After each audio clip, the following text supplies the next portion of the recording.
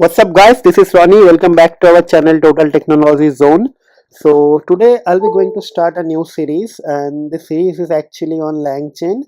In past month actually I have got multiple requests that students are actually looking for some LangChain tutorial.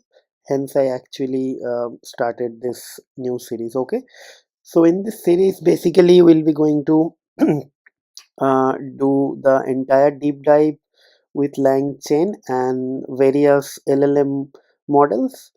Of course, we are going to use Python actually. And if you have any other like recommendation or any other use case or suggestion, or probably many of you already started working on some project or some company, so uh, during your job or during your training, or maybe you guys are maybe some of you are already doing some masters, so maybe if there is any project where you actually come across some LangChain use cases, please feel free to DM me or drop me a message, so that we'll try to include all those things in our tutorial. So basically this is going to be a kind of practical approach. I'm not going to do a like a lot of theory or documentation kind of a thing. Yes, of course, while doing the coding, I will explore the documentation. I'll show you how to reuse the documentation for various reason, but more or less it will be like 90% to 95% will be completely coding approach, and I'll try to actually keep the things very simple, and I'll try to align every um, like tutorial with respect to some practical coding approach, or maybe some use case oriented way. Okay, so hence let's start with our actual slide. So yes, so if you check here, what is LangChain? So basically LangChain is a powerful framework for uh, developing some AI powered application with the help of multiple language models. So what do you mean by language model? So language model means is actually an basic or nearest or very simplest example will be ChatGPT. So basically ChatGPT is a language model developed and maintained by OpenAI. So there are various other language models are available, so you can use them as well with LangChain to create your AI driven application. For example, Google has Palm 2, Facebook has Llama, and so many other language models are available here. Okay, so I just took a screenshot from this link. So if you want to know more about LangChain, this is the documentation link. You can actually explore and feel free to actually start reading it. So I will highly recommend all of you guys to actually spend at least 5 to 10 minutes every day. If you are learning something new at the initial stage, it is actually a good idea to go through the documentation. Okay, so this is the link. You can actually go ahead and start doing the your own research. Okay, next thing is actual installation is actually very much straightforward and simple. So pip install LangChain. So basically like this, and with the LangChain in our tutorial we'll be going to use the ChatGPT, so that is why I use the OpenAI module from Python. And once the installation is done, then we'll be going to set up the API key. Okay, from the OpenAI. So basically let me open my browser, and I'll just go here, and we have to go to this link. Okay, Python docs, and then you have to click on installation. All these installation links are available here. And next thing is actually quick start. Here if you see, it is saying that we need an API key from OpenAI. Okay, so I'll go here. You will get this page. Okay, I will copy this link as well here from this. Okay, let's save it. Okay, so I have couple of keys are available here already. Let me delete all of them. Okay, and let me delete this as well. Okay, let me create a new key so we'll have an idea. Okay, so create a new secret key. Just I'll give a name test. Okay, done. So this is not the right way of showing everyone my like API key, but trust me, I will delete it. But when you are going to do something for your company or for your client or for any sort of production related activities, try to make sure you are using or exporting this key from an environment variable. If you don't know how to do that, maybe you will you go to our channel and search for other videos. Maybe some of the videos I have already shown how to actually export that API key. Okay, copy. Okay, so it's done. So now what we'll do, we'll try to actually start writing our first code. Okay, so let me check what else is there. Okay, nothing else there. First code. Okay, so I'm using Jupyter notebook, so maybe make it a little bit bigger. Okay, so first thing is we have to import from from LangChain dot LLMs import. So OpenAI. Okay, so now what will happen, I'll try to create a LLM using this OpenAI, and I will intentionally do a mistake. So it is saying that you need this thing, right? Okay, so I just copy it and like this, and what will happen, I will copy and I will paste it. Okay, then next parameter will be temperature, so I'll try to make it little bit little bit random. Okay, and then I have to select my model. Okay, so model will be I'll be going to use the latest model, so maybe if I go here, okay, settings, maybe rate limits. Okay, so I'll try to use this model maybe.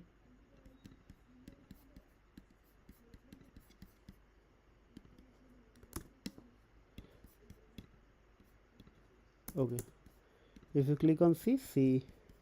Okay, okay, so now what will happen, what you can do actually with this thing, so basically we can predict any we can actually predict the answer of any question. So if I just do LLM dot like predict, and after that maybe I'll do a simple thing, what is the RGB color code for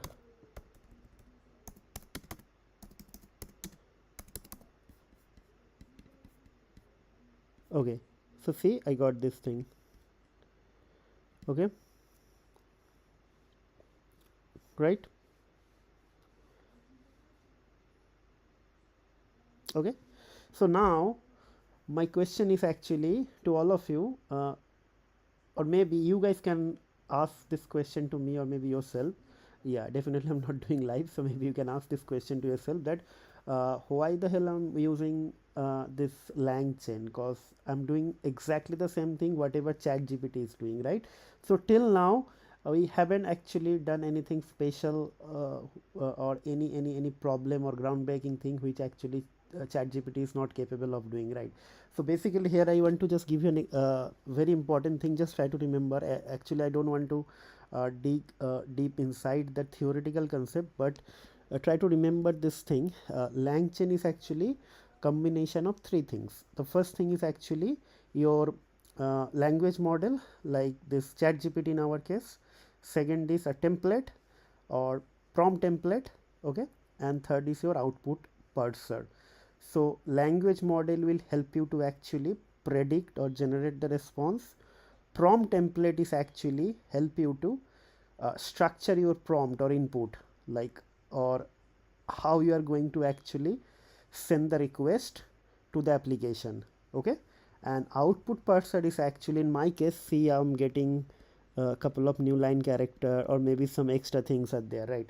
So output parser is actually going to parse the output and give you the meaningful answer out of it, so that you can actually send that answer to another application for different sort of processing, right? So ultimately the world is actually the combination of multiple integration, right?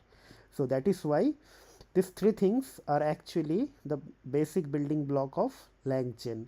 One more thing, time, your LLM or language model, prompt template, and the output parser. So we have actually seen the use of LLM. Now we'll be going to see the use of prompt template. What exactly the prompt template is actually, and why this prompt template is actually something special which ChatGPT cannot actually solve as a standalone kind of a thing, right? So now actually let me define a list, or here,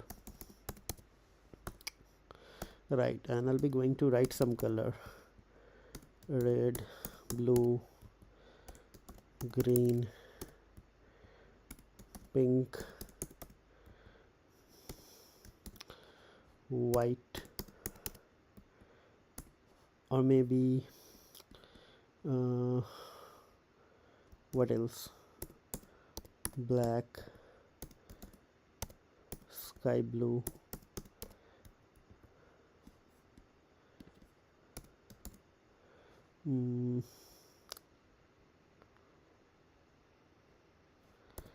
brown. Okay, now suppose if I want to actually get this thing, get all the color code of this thing using ChatGPT, it will be a little bit difficult. But if you can you can actually closely look into this part is actually same, right? Only I need to change this color with every element of this list, means it is forming a template, right? And the template structure is actually up to this part is static or constant, and this part is only a string variable, right? So hence we can actually create a template, and after that we can easily use this template to get the answer like this. Okay, so for that we have to create some chains. Okay, so it will be from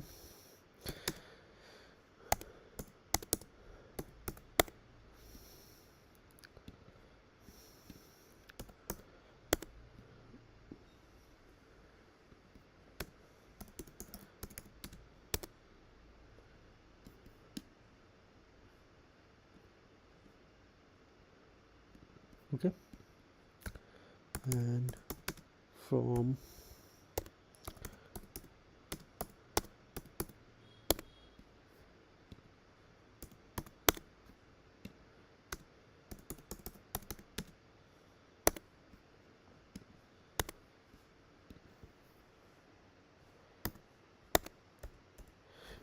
why this is not coming, cause I need to import the chain, but it seems it is not coming. I'm using tab, but strange, this is not giving me anything.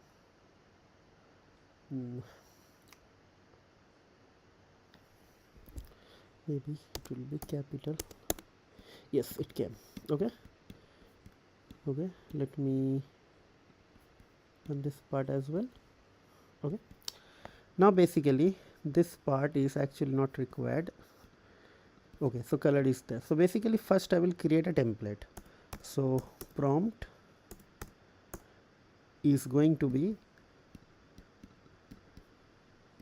copy.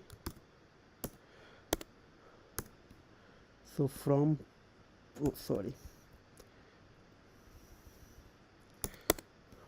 from template. Okay, and here I'll be going to write the same thing but a little bit different way. I'll be going to templateify this thing. Okay, see, copy and like this, and I'll try to change this thing as a variable. Okay, right, and then I'll be going to create a chain. Chain is going to be this LLM chain, and it will accept two parameter. One is LLM, means what model it is going to use. So my LLM is actually this one, right? This line, this one, this second line, the LLM, and I have to use a prompt. So this prompt is actually going to get the value from this prompt. Okay, done. Okay, and let's see whether I'll be going to get the actual thing. So if I do this thing, and here I'll be just going to do something. Okay, so we'll do chain invoke, but before that let's execute this thing. So I'm not getting any errors. What I'll do, I'll be just going to invoke this chain to get our answer, but I'll be going to using a for loop. So it will be for color in colors. So print chain dot invoke, and I'll be going to use this color. Color means every color of this thing, and this will be replaced by this thing. Okay, okay, let's see. Okay, so this line is not executed, so because of that. Okay, see. Okay, perfect. So invoke means it is going to give you the input and it is going to give you the output, but if you just want to get the input, you have to just do run, and let's see. Okay,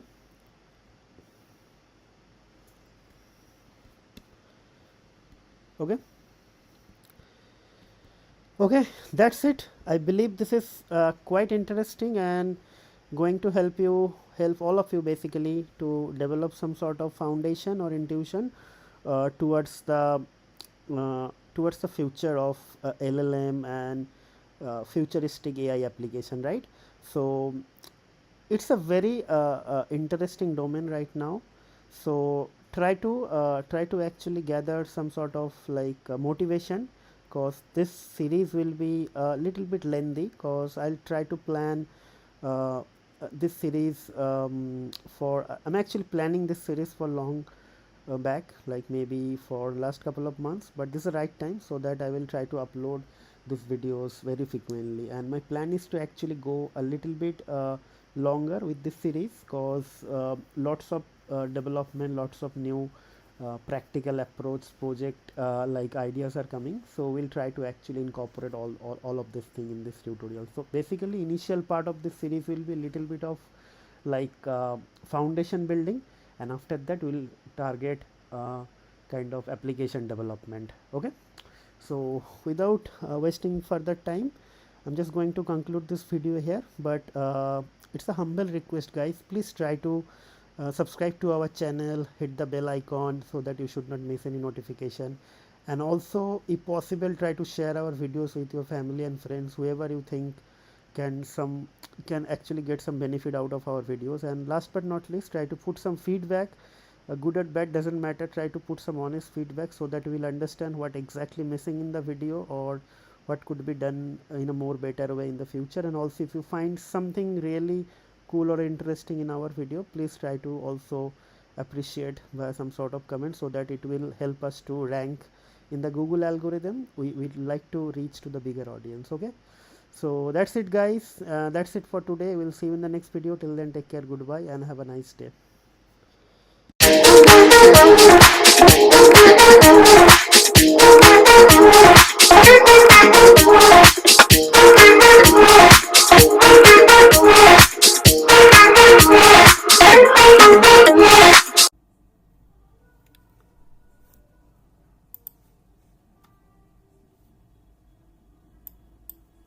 What's up, guys, this is Ronnie. Welcome back to our channel Total Technology Zone, and today's topic will be how to get a transcript from an YouTube video using LangChain. Okay, so from the name itself it is clear that we'll be going to do something with YouTube video, and we'll be definitely going to use LangChain. So without wasting further time, let's actually or let me explain you the exact like goal of this video. So definitely we'll be not going to cover or explore the entire use case, but as I told you, initial videos are going to be very simple. So let me tell you what exactly we are planning to do. So we are actually planning to develop an question answering bot or a knowledge graph from a YouTube video, and definitely we'll be going to use some language model, and of course we'll be going to use LangChain. But if we combine all these things together, maybe it will be a very complicated and a messy topic for a beginner, right? So that is why what I do, I will first try to target the small or very fundamental areas of LangChain, and after that we'll be actually going to extend our knowledge to reach that expertise level. Okay, so first I will show you guys how to get the transcript from a YouTube video, and in the later on, maybe in the upcoming videos or in the future videos, we'll be going to use that transcript to create a knowledge graph, or maybe we'll be going to develop some sort of AI driven question answering bot, or maybe we'll be going to do some sort of analysis, or maybe we'll do some vector search embeddings, lots of things, right? NLP related projects, but those things will become after some time. At this moment, just because we are starting our LangChain, I'll try to actually give you guys some sort of intuition and get a concept, like what are the things are evolving around this LangChain, like LangChain module, right? So let's start the tutorial. Okay, so there is not much in that slide, so what I'll do, I'll just go ahead with the VS Code, right? So maybe I'll create a file, let's say. Okay, so there are two things we'll be going to cover. First, we'll be going to cover using a single video how to get a transcript from a single video, and another tutorial in the same video, in today's topic, we'll be going to cover how to create transcript from multiple videos. Okay, of course we'll be going to use the YouTube URL at the driving factor, but we'll see it. So let me give a name, single underscore URL.py. okay, so like this. Okay, so now let's make it a little bit bigger. Okay, it's bigger now. Okay, now it looks nice. So first thing, from LangChain, then document loaders, we'll be going to import YouTube module. Okay, YouTube. Okay, so we'll be going to, let's execute this thing. Let's see whether we are getting any error or not. So we're not getting any error. It means everything is working fine, right? So basically this is a module and this is a sub module. Okay, so now from the sub module, if you see here, this is a sub module and this is also a module, but this is actually a sub module. Okay, so now what we'll do, we'll be going to create a variable called loader, and it should be YouTube, and it should be YouTube loader. So basically this is a class now. Okay, and inside the class definitely there will be a method. So from YouTube URL, and there will be going to pass the URL, right? And after that, what will happen, we'll be going to create another variable, docs equals to maybe loader.load. okay, and what we'll do, we'll just going to print. So basically from the YouTube URL we'll be going to get the transcript, but the transcript type will be LangChain document. Okay, so docs. Now let's go ahead in the browser and try to get an URL. Okay, so this is my YouTube channel, so maybe let's copy this URL, copy link address. Okay guys, so this is my YouTube channel. If somebody is watching this channel for the first time, please try to subscribe to our channel and hit the like button on any videos if you like it, and try to share our videos with your family and friend, and also don't miss to hit the bell icon so that you should not miss any notification in the future. Okay, it's a humble request.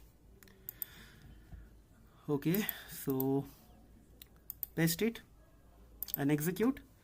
So basically it is saying something is missing, please install.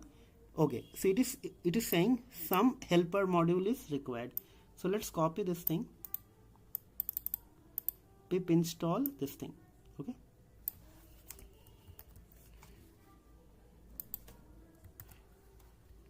let's execute.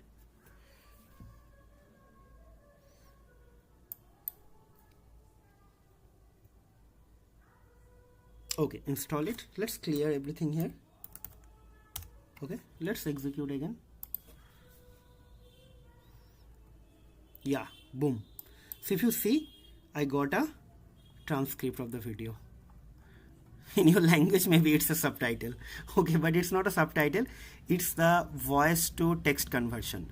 Okay, so as I told you, this is a list. Okay, inside the list what is the content? So maybe docs is a list, so maybe I can simply write now for doc, just because I have only one URL, so it is definitely going to be a single doc. For doc in docs and print doc, right? So let's clear everything and try to execute again. Okay, so basically now let's see what is the type of this doc. So definitely it will be a LangChain document. Okay, TYP. So guys, actually I'm using a new keyboard, so that is what lots of typos and spelling mistakes are happening in the keyboard, so sorry for that. Okay, so if you see, it's a LangChain schema document. So how to get the text or string version of this thing? So basically it has an attribute called page content. Yes, so basically this is going to give you the string. Okay, now this is a simple string, right? So now you can write this thing into a file. So what will happen, we'll be going to actually write import IO, and then what will happen, we'll do with IO dot open, and we'll be just going to write, okay, trns transcript dot txt,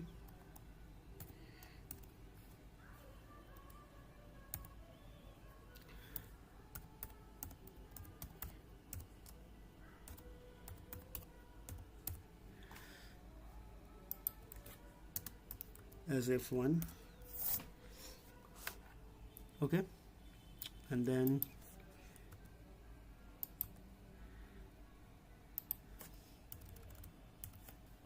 f1 dot write. Okay, and then what will happen, we'll just going to write, it's very simple, f1 dot close, right? Okay, so let's clear and let's execute. We'll see here is a file with the transcript.txt. Okay, so let's do. Okay, it's done and it's there. Okay, right, all done. Now what we'll do, as promised, I'll be going to do the same thing for multiple URLs. Okay, so first let me copy this thing, because I'll be going to just copy the code and a little bit I'll be going to change. Okay, so it should be multiple dot URL multiple underscore URL dot py, right? So let's copy this thing, but here I'll be not going to use any static thing here. So let me copy this thing first, and I'll be going to create something called URLs, a list, and inside that I'll be going to place all the URLs. So let's go back to my channel. I'll be going to copy this tutorial, copy link address. So maybe simply I write this another tutorial I'll be going to get. Okay, so maybe, okay, right, and then what will happen, we'll be going to do for URL in URLs like this. Then what will happen, we'll just fix the indentation with a tab, and then this, then this, and this will be here, of course, right? And here it will be URL. Right, now we need to change the name. The name cannot be like this, right? So what will happen actually, so if you see the name, this is actually the video ID, right? So I'll be just going to get this thing for creating a name. So basically what will happen, so name will be going to substring split using this thing, and then dot 1, because if I split this thing, this part will be 0 element of the list and this will be the first element. 0th element means first element, index 1 is actually going to be second element, so I'll be going to use the index 1, and after that I'll just write name and string concatenation. That's it. Okay, hopefully this is done. This will create 3 files. Okay, let's execute. So first file created, right? Second file created, and third file created. So let's open. Everything is here, everything is here, and everything is here. Okay, that's it. I believe this is very simple tutorial. So what I'll do, I'll just copy this thing and put it into the slide so that you guys can take a reference, but don't worry about this thing. I will of course going to create it's already created. I'll be just going to upload this thing into the GitHub repo, and I'll be going to share the GitHub repo link from the video description or the tutorial description. Okay, so that's it, guys. Now I'll be going to conclude this video, but before I conclude this tutorial, I just want to ask you guys a couple of favors. So it's an humble request, guys, please try to subscribe to our channel. We would like to reach bigger audience so that our channel will get at the highest ranking for the YouTube algorithm to promote automatically, because ultimately these things are going to give us some sort of motivation, and this is the kind of inspiration for us to do more and more video on daily basis, right? And next thing is actually try to share our videos with your family and friends, so that indirectly and directly you will get another kind of viewers from that channel as well. Okay, and last and most important thing, guys, when you are watching some video, try to actually put some comment, good or bad, doesn't matter, it has to be honest, so that we'll understand what is actually not correct in this video or what could be done in a better way, so that we'll come up with the highest quality or the better quality in the next video, right? And very important thing, don't just watch my videos blindly. Try to watch the videos first, maybe 1 time or 2 time, 3 time, whatever, then try to actually write your own code by your own within your laptop or computer, whatever you are using. Unless you are not writing the code, you will not get the confidence, and from the confidence only you will be able to think out of the box. Like, see, I'm just creating a small tutorial, but the world is not actually going to evolve around this small thing. You have to do a lot of things in the industry. So how you are going to get towards that channel or that part? When you start writing the code, you will start thinking, and thinking is actually going to help you to go to the next level. Okay, so that is why coding is important. Okay, so that's it, guys. That's it for today. We'll see you in the next video. Till then, take care, goodbye, and happy learning.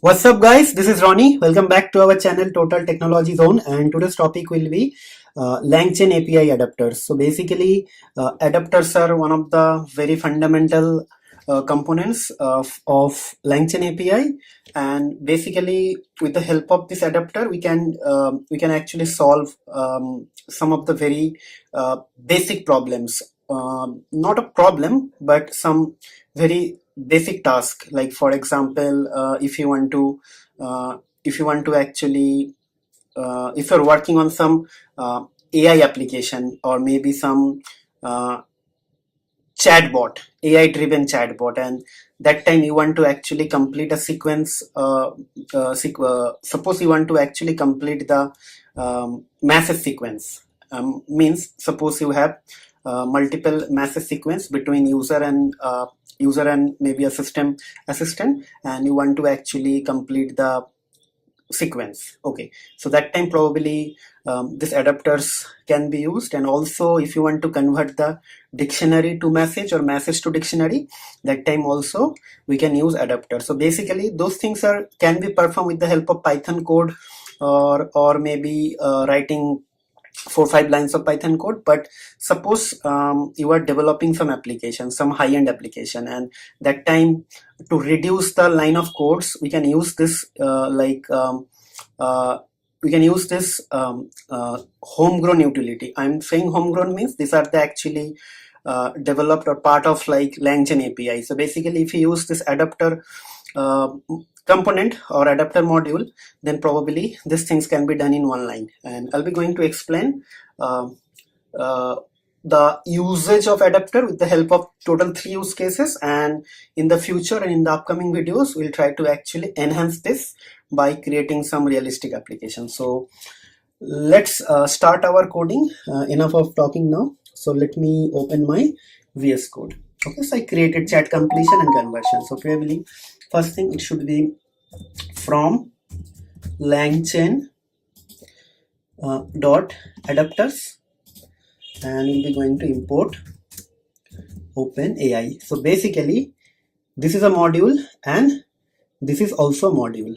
Okay, so now what will happen, I'll be going to complete the message, or I'm going to complete the sequence of chat messages. Okay, so maybe I can just write msg equals to OpenAI dot chat completion. So basically this is a class, and inside that there is a method called create.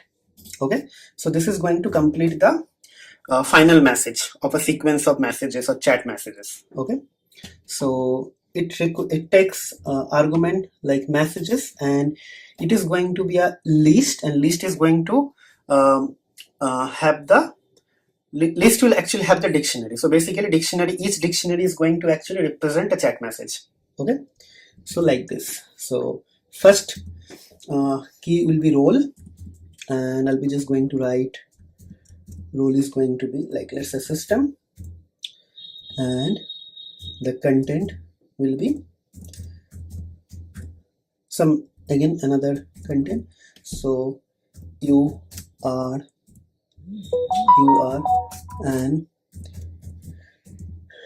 an intelligent assistant who can answer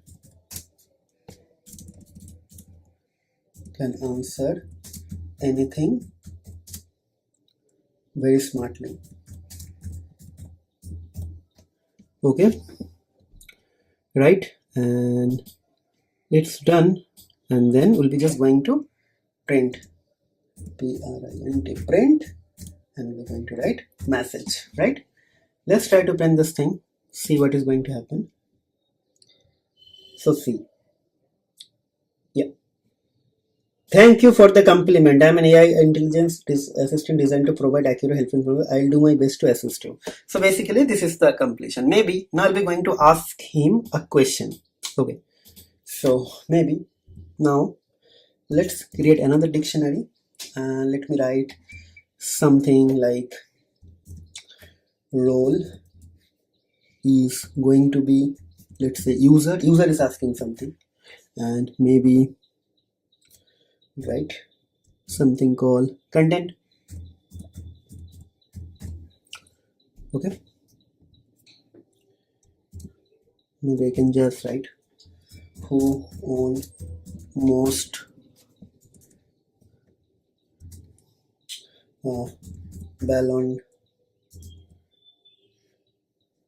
most number of Ballon d'Or. Maybe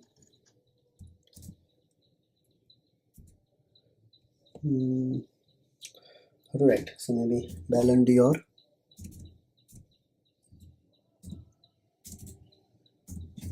Right, and let's try to see whether it is able to answer the question or not. Okay, so go here. Okay, oh, there is a spelling mistake. Hopefully it will be able to do it. Okay, some warning is coming, just ignore. So as of my knowledge, Lionel Messi won the most number of Ballon d'Or. He won the prestigious honor record 7 times in 2009, 10, 11, 12, right? Then 15, then 19, and then 21.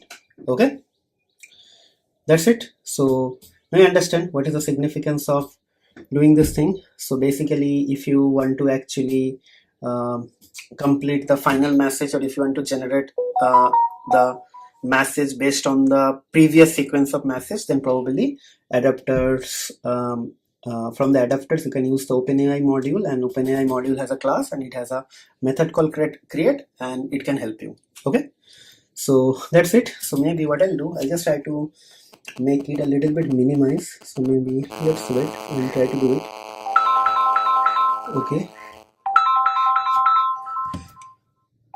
Okay, so what will happen now?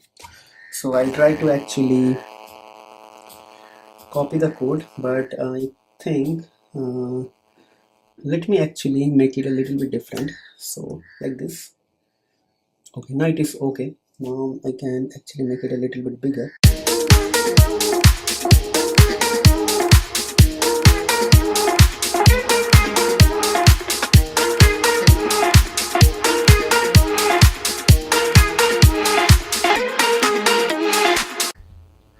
Okay, one more bigger, and I'll try to actually move it like this so that I can try to get everything like this. Okay, and I'll try to do it a little bit formatting. Okay, and this. Okay, so the formatting is done. So hopefully, let's do it. Hopefully this will work. Yes, so let's copy this thing. One code is done, so just copy and I'll put it here, right? Okay, done, right? Chat completion, maybe you write something like that. The next thing, dict to message, how to convert a dictionary to message. So basically I'll just going to convert this thing into dictionary to message. Okay, so basically conversion, so maybe I can just write from LangChain dot adapters import OpenAI, right? So in the OpenAI, basically what will happen, in the OpenAI there is a module. OpenAI is a module. Just hold on, I'm just getting a call, just give me 1 minute.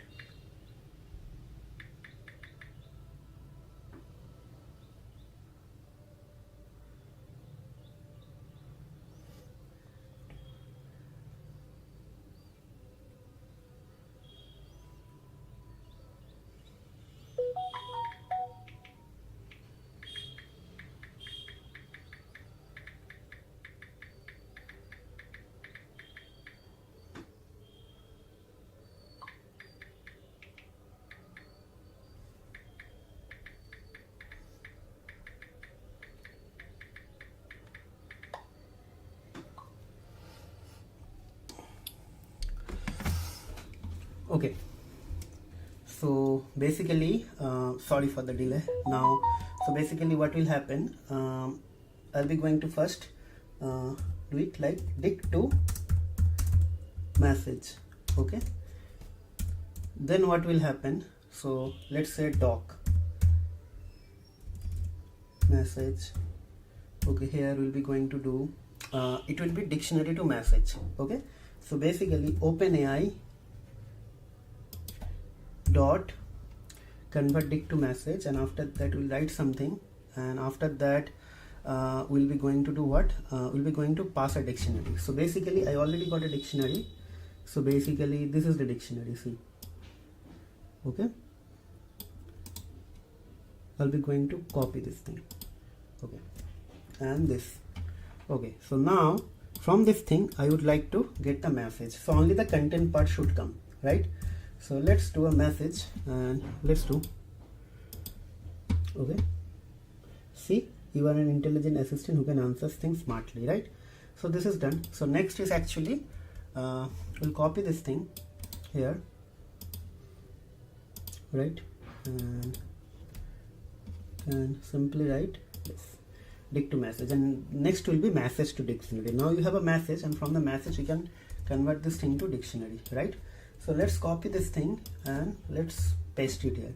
So basically I can just simply write dic and it will be convert message to dictionary, right? So I can just write message to dict, and here I'll be just going to pass a message. So basically my message is this one, right? So what we'll do, I'll just write into content. So this message, right? I'll be just going to pass this message. So what will happen, I will just pass msg, right, from the previous. So let's see if I get the dic and if I'm going to get the dict or not. See, I got the dictionary as well, right, the role, right? So though it's the only one line of code, and you can think that okay, I can easily parse this dictionary, or I can easily parse this dictionary, or I can easily add a role and I can do it. Yeah, it's possible, but just imagine if you are if you are actually developing a large scale application, and maybe that time you have to actually do these things multiple times, right? So that time probably it will be maybe extra 3 lines of code for every time you are going to do some functionalities related to this conversion or chat completion. But if you are going to use the adapter, it will be done in 1 line. So for one feature, if you are going to write 3 lines of code, and if your code is maybe 10,000 or 20,000 lines, and that time 1 line of code is also very important if you try to actually reduce the line of codes, right? So that is why though it's very basic, but it has a very huge impact when you are going to develop some large scale application. So my initial objective is I'll be going to actually cover all the components from LangChain API. I'll try to come up with small use cases so that you guys can easily get into the this LangChain API ecosystem, and after that we'll try to actually do some project, and that time we'll be going to use the same concept, right? So it will easier for you guys as well, and it will be easier for me to also connect the initial understanding into a project, right? So that's it for today. I hope you guys are enjoying the series. Please before I conclude this video, I'd like to request on 3 things. Guys, please subscribe to our channel, hit the like button if you really like the video, and also try to hit the bell notification so that you should not miss any notification in the future. And second thing, guys, please try to share our videos with your family, friends, whoever you think will get some benefit out of it. Please try to share our videos, because we would like to we would like to reach bigger audience or larger audience, so that our videos can be ranked in the topmost category in the YouTube algorithm.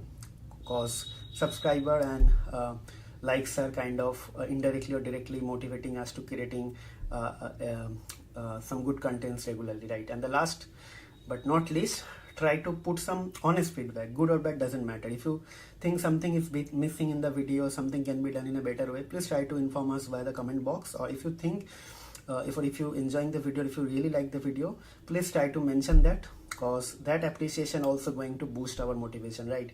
So enough of talking, guys. I'm going to conclude the video here. We'll see you in the next video. Till then, take care, goodbye, and have a nice day.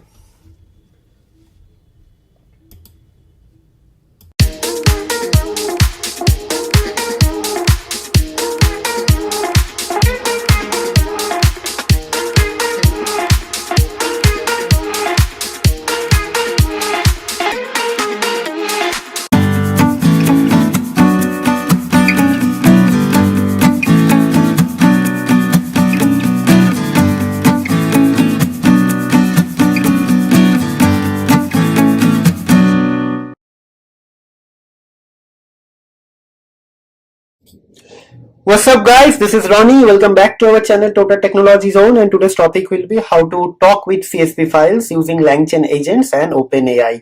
So let me explain the tutorial within a few minutes. So basically, suppose you have one CSV file, or your personal CSV file, or maybe a CSV file which is local to you, not available or not a CSV file on online. Okay, why I'm saying this thing online or offline, I'll explain this thing maybe in the later tutorials, but try to understand the concept of this tutorial first. Suppose you have one CSV file which you already stored or save on your computer. Now you want to actually get some facts out of the CSV file, or maybe you want to actually know some information from the CSV file, or basically you want to do some data analytics tasks, but you don't want to write the Python code by your own, so that you will just ask some question and it will give you some answer, and based on that you can create your report just like a boom. Okay, so that is the fundamental objective of this tutorial. So now why LangChain agents and why why OpenAI LLM? Cause OpenAI LLM means under the hood it's kind of a ChatGPT backend, right? So basically with the help of ChatGPT you cannot actually use a CSV file to talk with the CSV file. Yeah, definitely there are multiple plugins are available, you can do it, you have to browse it, then you have to upload the file, and after that you can do it, but that's a different part. Here we are going to use the pure vanilla Python code to talk with our own CSV files with the help of LangChain agents and OpenAI LLM. There is a new term you guys are hearing now, so that is agent. So basically it's a LangChain component. It's a component of LangChain, or basically it's a class which will help you to take some action based on some sequence, right? And what will be the sequence? It will be decided by the LLM, or maybe the input from the or maybe the output from the previous sequence, or maybe the input. Okay, so suppose you have a CSV file and you have LangChain agent and you have OpenAI LLM. So LangChain agent will use the OpenAI LLM to do the sequencing, or to develop the sequence based on the reasoning, right? So suppose you ask some question. Now LangChain adapter will read that question, and then it will use the OpenAI LLM, and after that it will do some analysis based on the CSV file, and then it will generate some sequence 1, sequence 2, sequence 3, sequence 4, whatever, and every sequence it is going to take some action. The sequence and the actions are going to be the responsibility of the LangChain agent. So LangChain agent is actually going to take some actions based on the sequence, based on the input you provided, and the LLM. LLM is basically used to do the reasoning, means it will help you to generate the right sequence and generate the right action and generate the right answer. Okay, so enough of theory. So here a little bit from the LangChain documentation. So the core idea of agent is to use LLM to choose the sequence of action to take. So basically what I said. So basically a LangChain agent is actually going to use LLM to take some action, okay, based on some sequence. Okay, in chain, sequence are hard coded. In agent, language model is used to reasoning the users and reasoning engine to determine which actions to take and which order. So basically LLM is actually going to use to develop the sequence and develop the action, or perform the action. Okay, right. So enough of talking. Now I'll be going to do the coding. So talk with CSV file using CSV agent and OpenAI. So there are multiple agents are available in LangChain adapter, CSV agent, maybe normal file agent, Excel file agent. So we'll be going to see all of them in upcoming or future videos. But right now I'm just focusing on CSV file in this tutorial because I got so many requests. So I thought of creating this tutorial. But I just want to highlight one thing.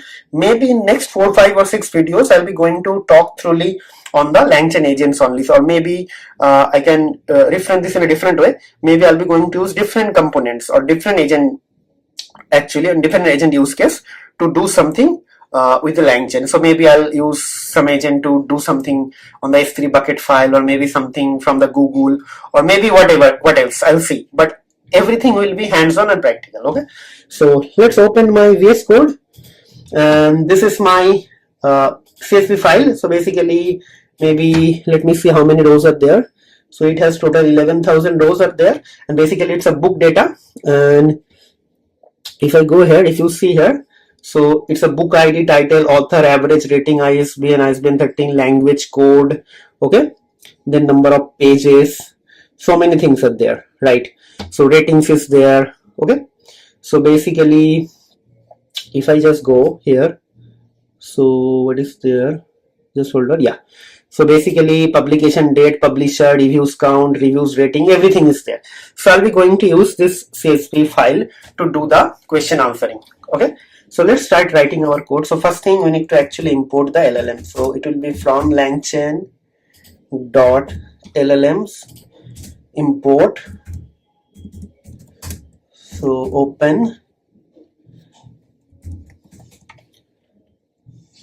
AI, right? So maybe let's see.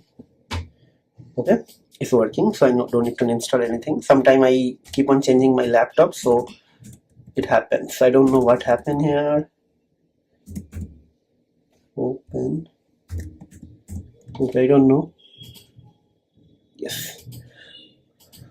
Okay, now let's go to the next line. So it should be from LangChain dot agents dot agent types import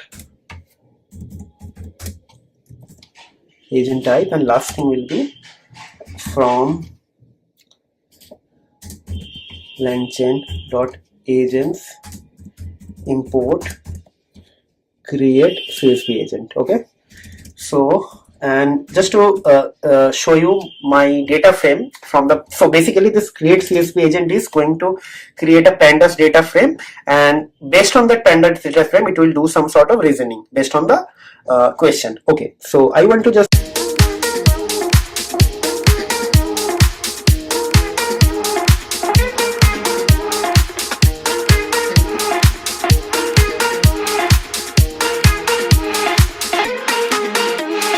show you guys that how this file looks in a data frame, vanilla data frame format. Okay, but it is not mandatory, right? So just to show you guys, I just import pandas as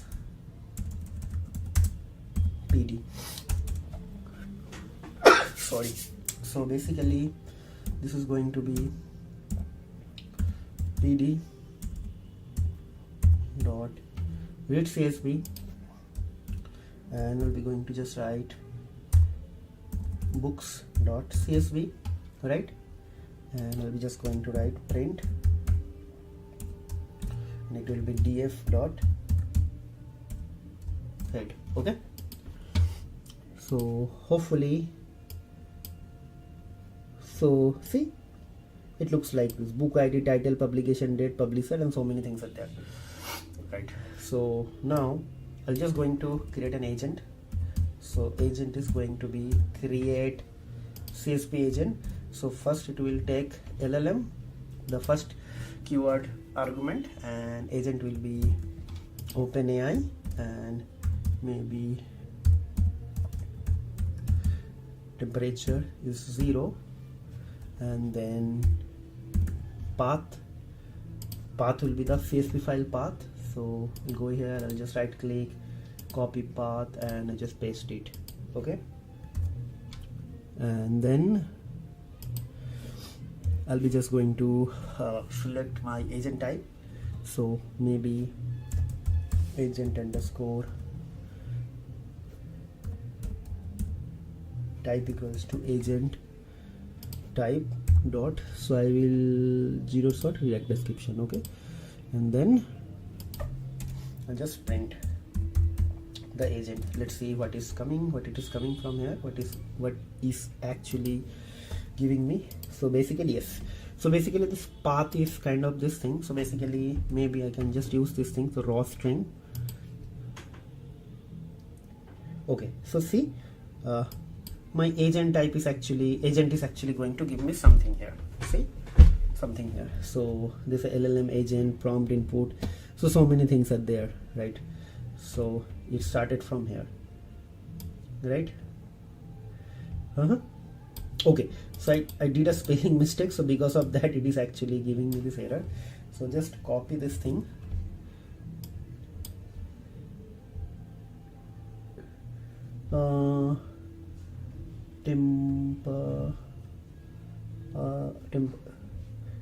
was transferred. Please confirm the temperature is what you intended. When temperature is not a default parameter. Temperature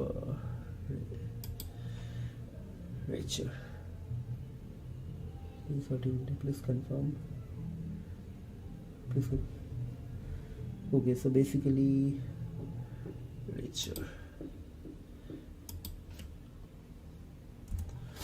Okay, so hopefully this will work now. Yes, so it is working. Okay, sometimes small spelling mistakes are going to give you some error. Now what is actually going to happen, I'll be going to ask some question to it, right? So basically I will write something, so maybe print agent.run, and I'll ask some question. Okay, so how many, okay, so let me check what are the things. So title authors, how many authors are mentioned in the file. Okay, so it is going to give me how many distinct.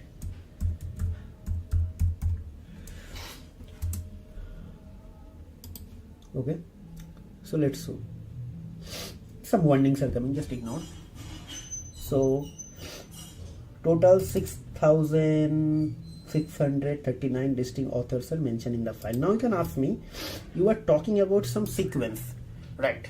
So I want to see the sequence. So for that, what is actually going to happen, you have to mention something called verbose equals to true. So maybe I can just write it here.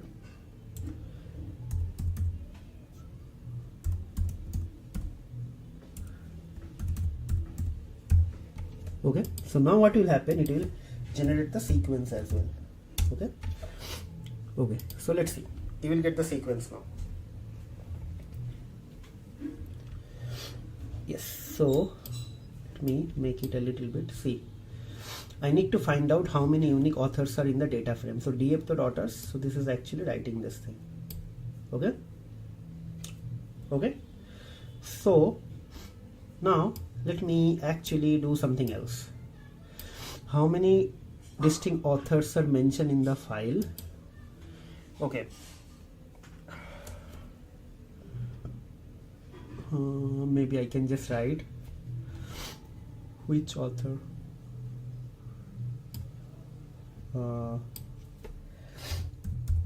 find the author who has most number of books. Find the author who has the most number of books. Let's see.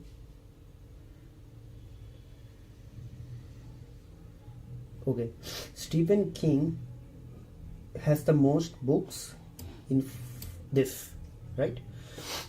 So, and all these things are actually mentioned here. If you want to see the thing, see dear books value dot counts, it is going to give you, right? Now or maybe now I will write it is in a different way. Question, find the author who has most number of books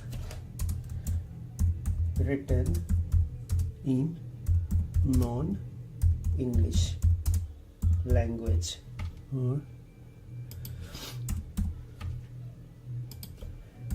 A little bit tricky. Okay, clear, and let's do.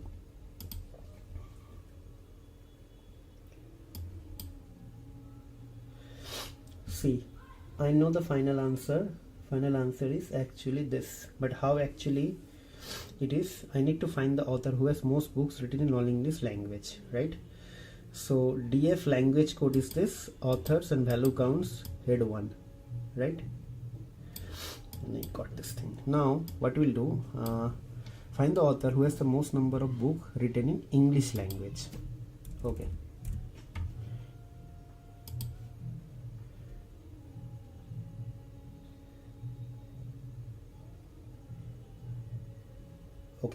see,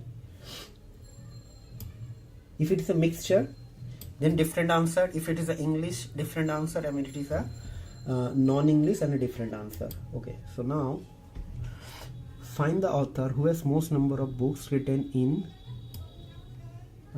year, who has most number of books published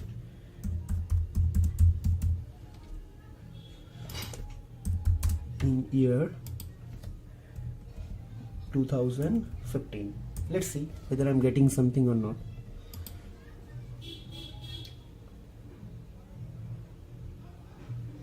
It's a very tricky question now. Okay. See.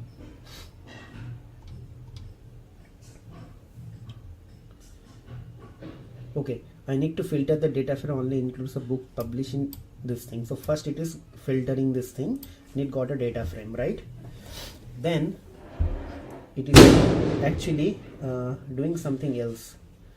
Okay, see, now I need to find the author who MOOC is publishing this thing. Then actually it is again doing this thing, right? So it got the answer. So basically this is really interesting thing actually, right? So, and why I am selecting this agent type, because it is actually using some reasoning for taking action, that is why I'm just taking this thing. Okay, and if you want to actually know more about this thing, just go to the LangChain documentation and search for LangChain agent types in the Google, or maybe if you just write LangChain different agent types, then it will give you the complete answer, right? So I believe you guys enjoying this tutorial now, and you thoroughly enjoyed the concept how to actually use the CSV file for talking or chatting, or rather than getting some insight out of it. Or maybe suppose you want to develop a utility. I'm just giving you a very heavyweight example. Suppose you are working for a data analytics or data engineering firm, right? So there your company like executives, like executive category means suppose your board of director or managing director or maybe very senior level, like a person who belongs to a very senior level, right? So he wants to actually get some insight from the data. You are definitely not going to teach him the coding, right?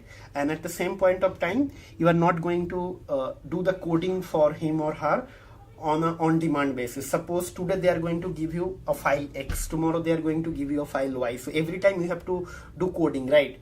Now, if you want to actually develop this utility, I already developed this utility in 5 lines of code. Right now, your job is actually you have to create an API, right, from this thing.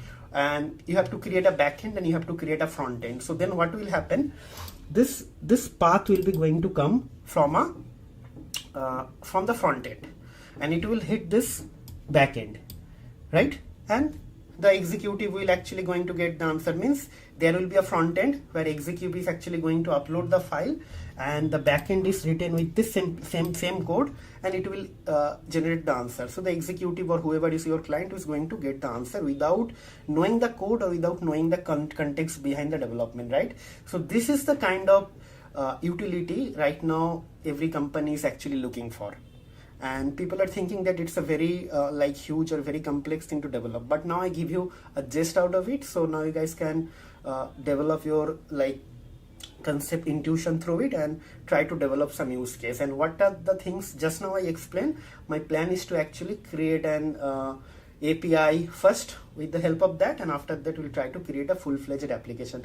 So creating an API, I'll try to do it in the next tutorial, but creating a full-fledged application will require some sort of backend knowledge and some sort of like front-end knowledge. Backend knowledge, we can use it using this thing with a Python fast API, and for front-end we can use any JavaScript framework. So that will be done maybe in the future when I will start the project work. But I'm just going to give you an example that how these things can be integrated with some real-world industry like specific use case. Okay, so that's it, guys. Now I'll be going to conclude the tutorial, but before I conclude the tutorial, I would like to request you guys on three things, right? First thing, please try to subscribe to our channel, hit the like button, and also hit the bell notification so you should not miss any notification regarding our future videos, right? Second thing, guys, please try to put some honest feedback on the comment box. Good or bad doesn't matter, it has to be honest. If you think something is missing in the video or something can be done in a better way or something you don't like in the video, please try to inform us so that we can actually improve our quality and come back with a better quality in the next time. And if you think something is helpful or something is helping on this video, just try to inform us with that appreciation, because this sort of appreciations are going to motivate us. And also if you put some comment, it will actually help us to align with the Google algorithm, and Google algorithm will help us to actually reach the larger audience, and that will ultimately boost our motivation as well. And last but not least, try to share our videos with your family and friend, whoever you think will get some benefit out of it. Okay, that is also indirectly help us to reach the larger audience base, right? And most important thing, it's a recommendation. Don't just try to watch our videos 2 times 3 times, and after that whatever just now I did, try to do the same thing by your own. Means try to write the coding by your own and try to do something different. Okay, so that will help you to actually gain some confidence, and you will push yourself to the next level. And ultimately the more code you write or more coding you will do, it will help you to reach the expertise level sooner. Okay, so that's it guys, we'll see you in the next video. Till then, take care, goodbye, and have a nice day.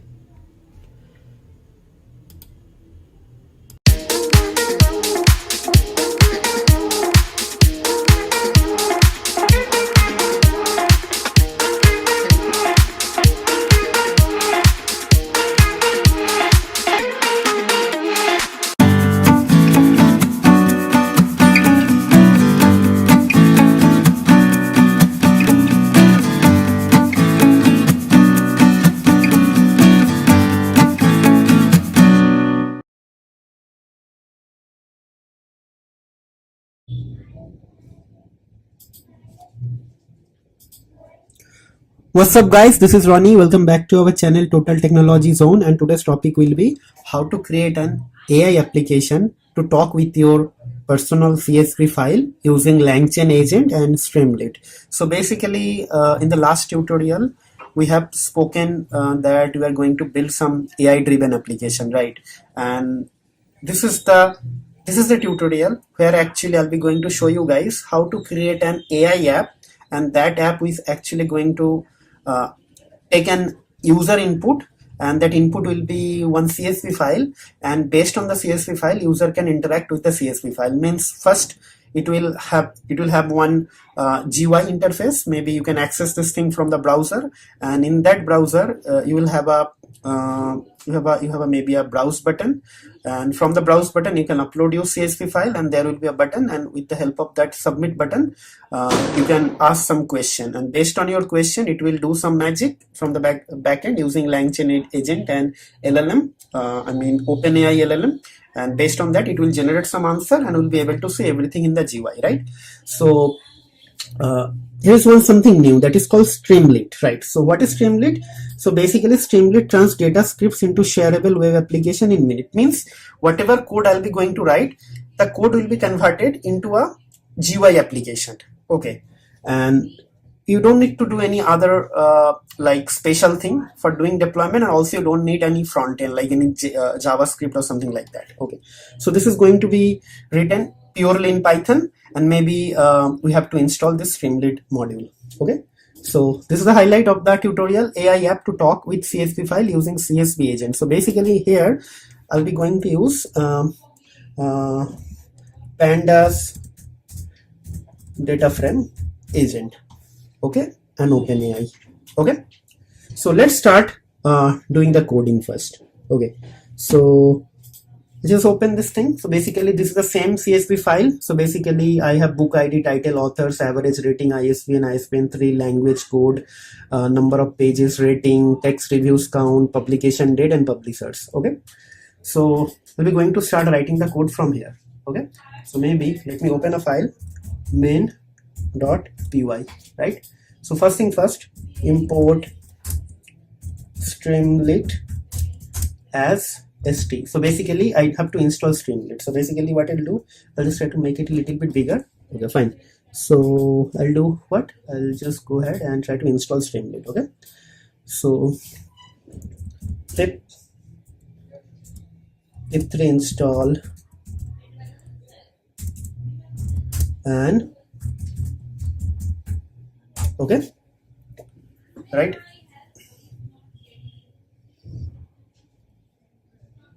Right.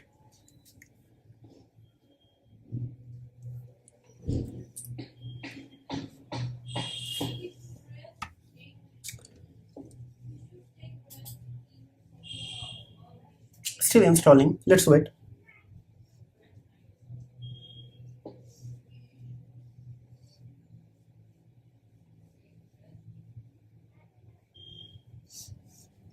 Okay, so it's installed. Let's try to build our code. Okay, so let me just show you guys what exactly Streamlit does. So st colon set and set page config, and inside that I'll be going to use a title, so maybe page title, and I'll be just going to like AI app to talk with CSV. Okay, and I'll be going to use an header st dot, there is something called header. Yes, header is there as well. So maybe I can just write ask anything. Okay, now what I'll do, I'll be just going to start this thing. So basically what will happen, this is going to generate a page, right? So let's execute this thing, but here execution is a little bit different. So clear, and the command is actually Streamlit, then maybe main.py. So let's see.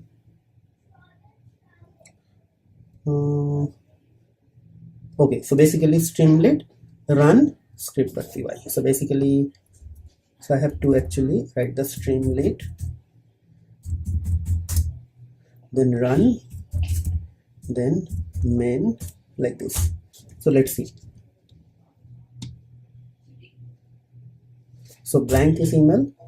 Yes, so basically allow access. So basically what will happen, it will open a page, and if you see, it is giving me something here like AI app to talk with CSV, right? And maybe the header is not coming here. So let's see why the header is not coming.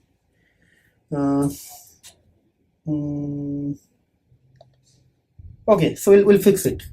So let me check, go to the page source and check. Maybe, okay, so okay, let's just ignore it, we'll see somewhere. Okay, so our page is ready. So in that page we'll be going to do something. So first thing, we'll be going to create a CSV file upload button, right? So let's see, CSV underscore file is going to be, let's see, we can simply write st dot file uploader, and here I'll be just going to write something like upload your CSV file, and there should be another parameter. So maybe I think there's something called type. Let's see, yes, type, and it should be in double quote CSV. Okay, so let's execute our code again. So let me, I think how to close this one. Yes, it's closed. Then again rerun this thing. Yes, so you can see upload your CSV file. I got this thing and it's browser. Okay, fine. So this part is developed. Okay, so now we'll be going to actually create our other part. So basically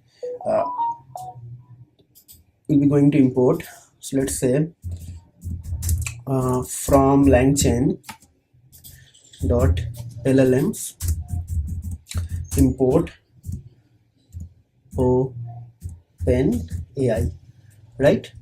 Then from LangChain dot agents import create, is that create pandas data frame agent, right?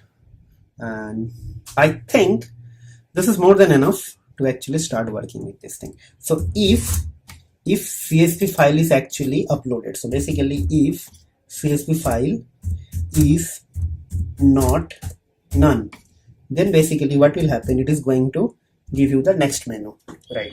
So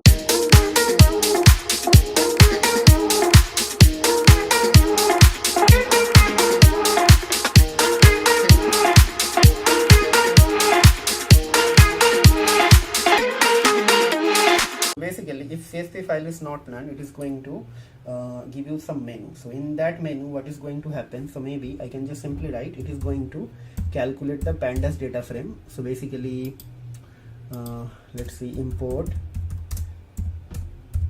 pandas as PD. So basically PD dot read CSV, and I'll be just going to pass this book CSV. Okay, books dot CSV, right? And done. Now we'll be going to start creating our agent, right? So basically this is done. Then we'll be going to create the agent. So basically I can simply write agent equals to create pandas data frame agent. So basically create pandas data frame agent. So this is going to take LLM, and LLM is actually going to be from our OpenAI. So OPEN, open and AI, and this is going to take temperature TURE equals to 0, just to avoid any noise. OpenAI, and okay, change to OPEN and AI. Okay, done. Then basically we have to pass the data frame. So df equals to this df from line number 12. Okay, and then what else? Let's see.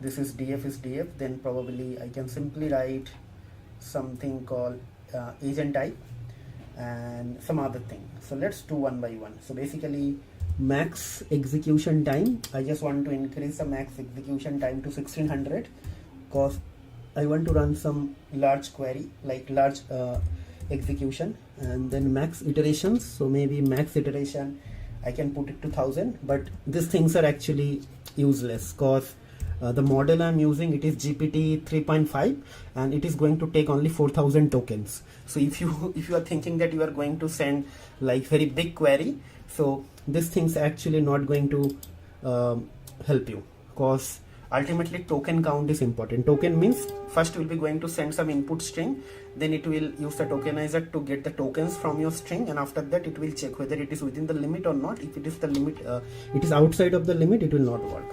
Okay, so that is why those things are important. So those things will be discussed in detail in the later on, but just because I got so many requests, you guys want me to actually create a tutorial on this thing, so that is I'm creating. So okay, so another thing I just forget, so there will be something called agent type. So from LangChain .agents .agent types, import agent type, right? So here this will be agent type dot 0 short React description. Okay, so I'll be going to use that agent. Okay, so now we'll be going to create a variable called query, like user query. Okay, query. So basically query is going to be a text box, so it should be xt dot text input, right? And here we'll be going to ask the user to ask anything. Ask question to your CSV, right? So let's try to do this thing. Up to this point everything is working or not, let's see. Okay, so again executing. Okay, so done. So this part is done, but this button is not coming, like this query part is actually not coming, right? So basically let's see why this is not coming. So okay, so basically why I'm saying this is not coming, why? I have to upload something, then it will come, right? So basically what I'll do, I'll go here and I'll go here and I'll go here and I'll upload something, then this thing will come. See, the moment you upload this thing is coming, right? Do you understand? If you don't upload this file, this button will not come, right? So makes sense, right? Okay, so everything is handled up to this part, everything is fine. Okay, now what will happen? We have to actually put a button. So basically if st dot ht dot button, right? So you need a button. So basically there will be a button. If button is pressed, okay, if button is pressed, then what will happen? It will go and check the it will do something like, let me do, if the button is pressed and submit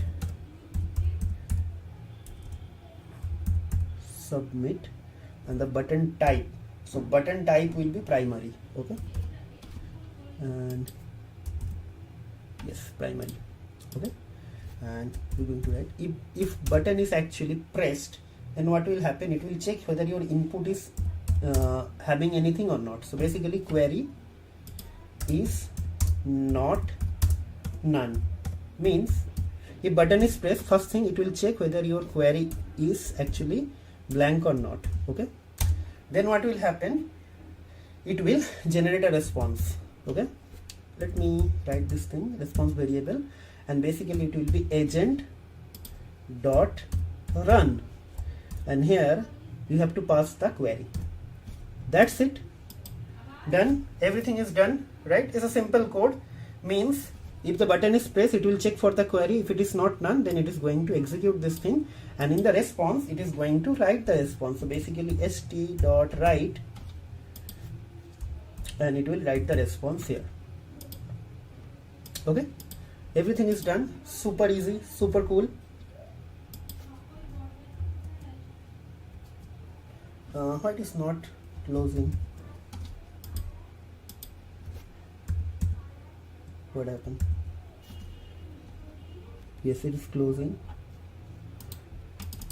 I don't know.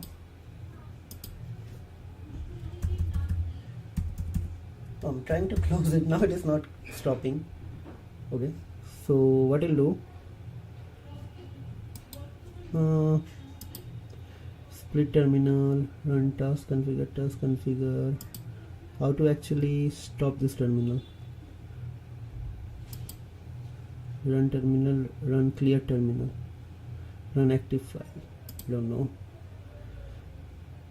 okay. So it is running, so just hold on.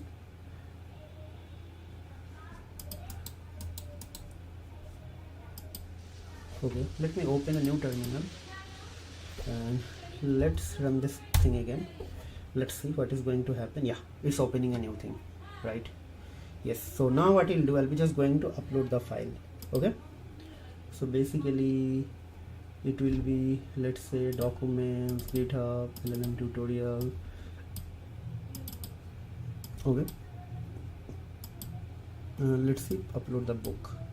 Okay, done. I'll be going to ask some simple question first. How many rows are there? Right, some simple question. So maybe it is doing something. Yes, right. So how many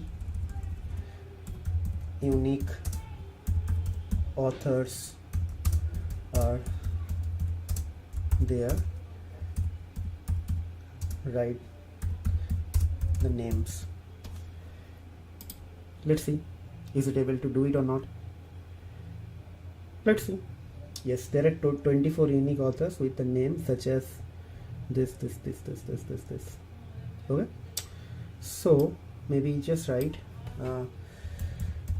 which book has the most maximum pages, has the maximum pages. Let's see which, okay, I just did a mistake, which books I did. The book with maximum pages is this thing, and also mention the number of pages, right? Let's see.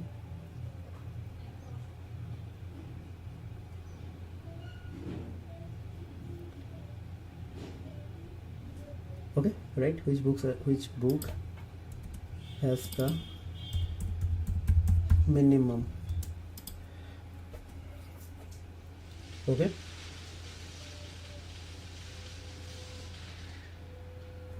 it says 0 pages. So basically the 5 love language journal by Chapman, 0 pages, right? So maybe something is there. So which non-English language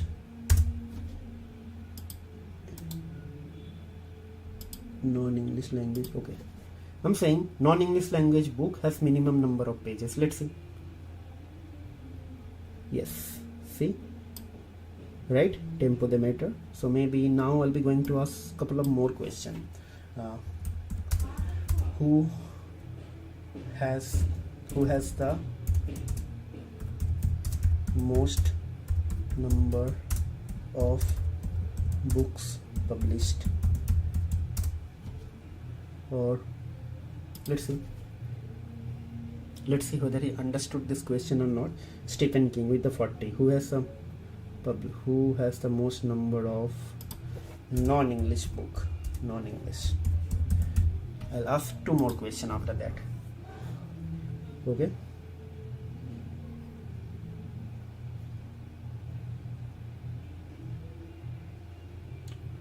Who has the most number of non-English book? The language code with the most number of non-English book public is ENG with something it is not able to understand, right?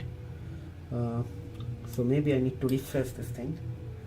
Who wrote most number of books in non-English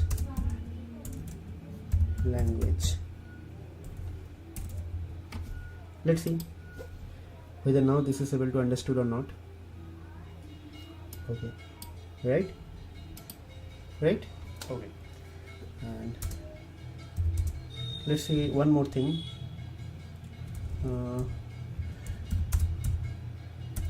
Which book has the maximum number of ratings?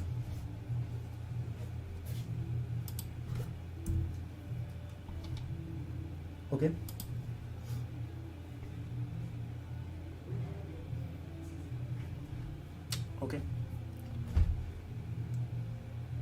Okay, right. And last question, maybe let's open this thing. Then number page, ratings count, text reviews. Okay, so maybe I can just simply write publisher. Okay, so let's try to write the publisher. Okay, so name the publisher who published most books in 2010. Let's see. Okay, books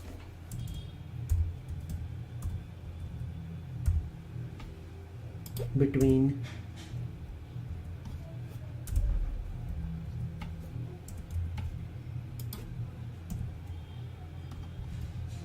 okay, let's see.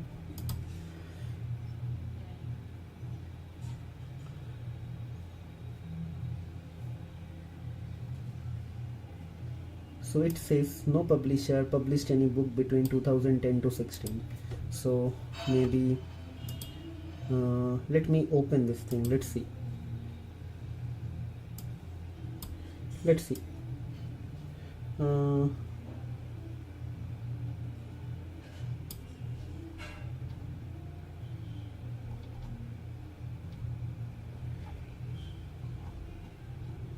2006 is there. Okay, so 1986 is there, 2000 is there,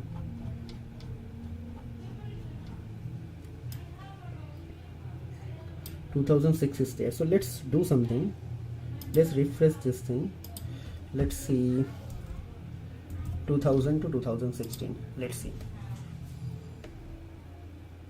Something will come, right?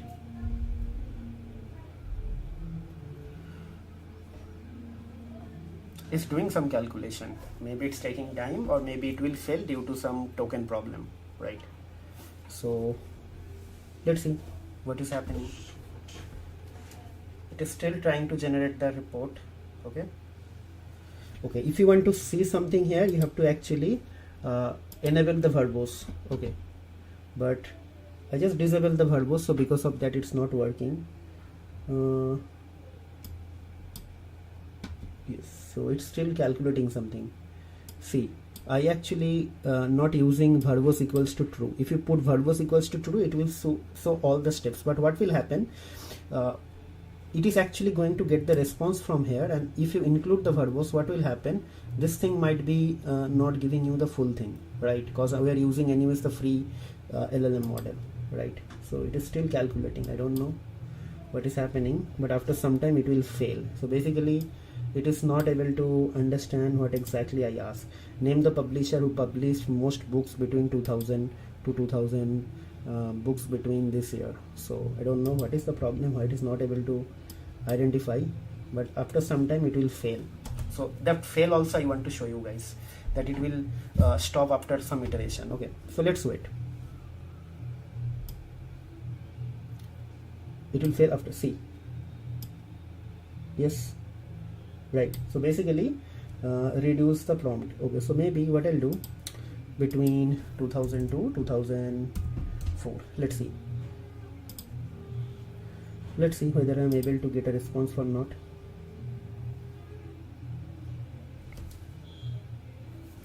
Still it is not able to get it. So basically what is happening, when you are actually trying to do it based on the year, it is not able to do it. So means it is not that much intelligent to actually parse this thing from year to date, right? So because of that it is getting failed, right? So what I'll do, I'll now try to actually enable verbose equals to true here, and I'll try to show you guys what exactly happening. Okay, so verbose, so maybe the OpenAI LLM has to be more intelligent enough, right? So let it fail, and after that we'll try again. Let's see. It is still not able to do it.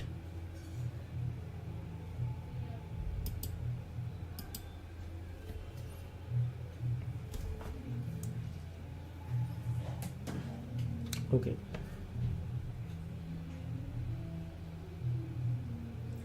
Let's see, it is stopped actually. Okay, no publisher has published any book between 2000 to 2004. This is strange, right?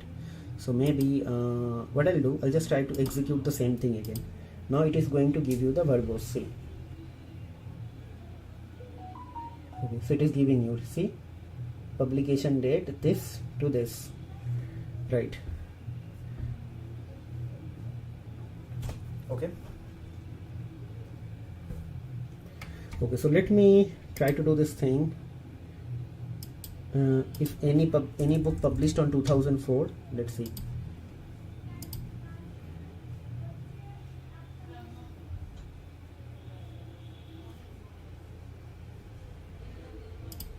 Vintage, right? So basically in 2004 some books got published, right? So basically what is the problem? See here, the problem, see here, actually here our dates are like this, right? Here it is calculating based on like this, and because of that it's not working. So you need to actually, so your LLM is actually not intelligent enough to understand this thing with that thing, right? So but it is actually able to do it because 2004 is there, right? So maybe I can just do something like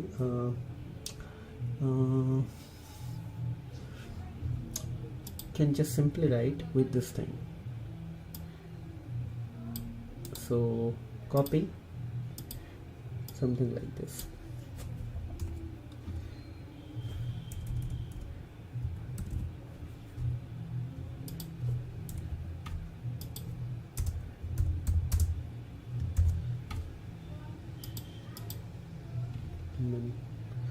So basically in how they are calculating, let me check actually.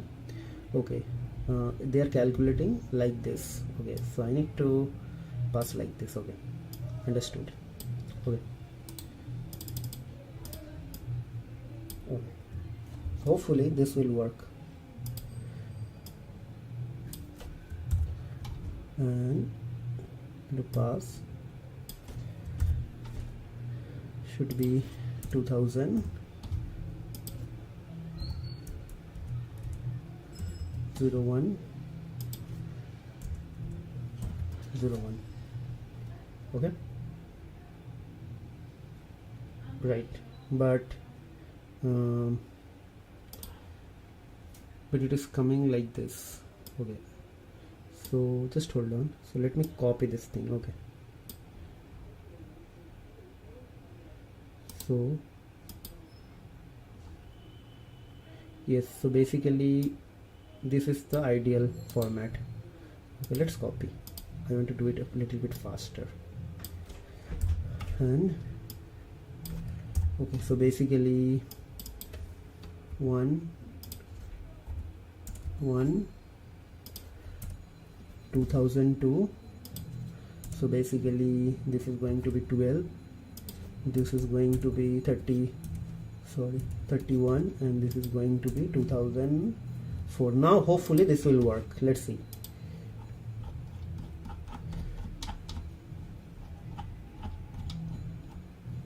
So it got, yeah, vintage, right? So basically if I increase the count, maybe let's say 1980. Okay, so last thing, so it's doing.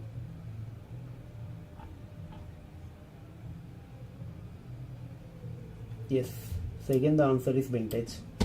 So final answer is vintage. There is a company called Vintage which publish the most number of books. Okay, so that's it guys. So I believe it is a very compact and very easy-going tutorial, and most of you already requested and sent me lots of emails, so I thought of creating this tutorial now. But again, from the next tutorial I'll be going to continue with the generic like LangChain part, whatever we are following. Like in the next part we'll be going to explore some more LangChain agents, like maybe some normal documents or files, or maybe PDF or Google Docs or AWS S3. I don't know, whatever, I haven't planned, but yeah, I will come up with something new. Okay, so that's it guys, that's it for today. We'll see you in the next video. Till then, take care and goodbye, and don't forget to actually subscribe to our channel and hit the bell notification, so you should not miss any alert or notification in the future for our upcoming videos. Okay, so that's it guys, we'll see you in the next video. Till then, take care, goodbye, and have a nice day.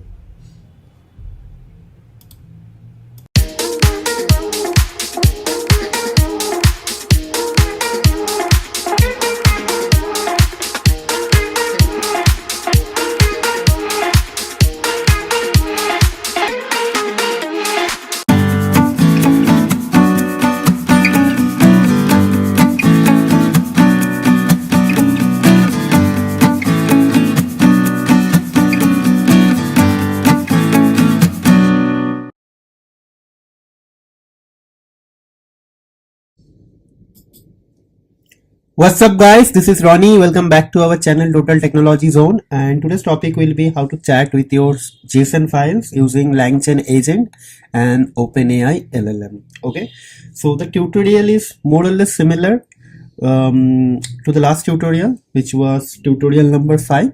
So in that tutorial what we did, we actually have one CSV file and we ask some question to that CSV file, and based on our question our LangChain agent read the file and did some magic with the help of LangChain CSV agent and with the help of OpenAI LLM, and it will it gave some answer, right? So we'll be going to achieve the same thing here, but the difference is only here we'll be going to use JSON agent and some LangChain toolkits like JSON toolkits. So these toolkits are used basically is being used to do some parsing of the JSON file and to create a structure with respect to key and value pair, right? And after that LLM is actually going to answer your question, right?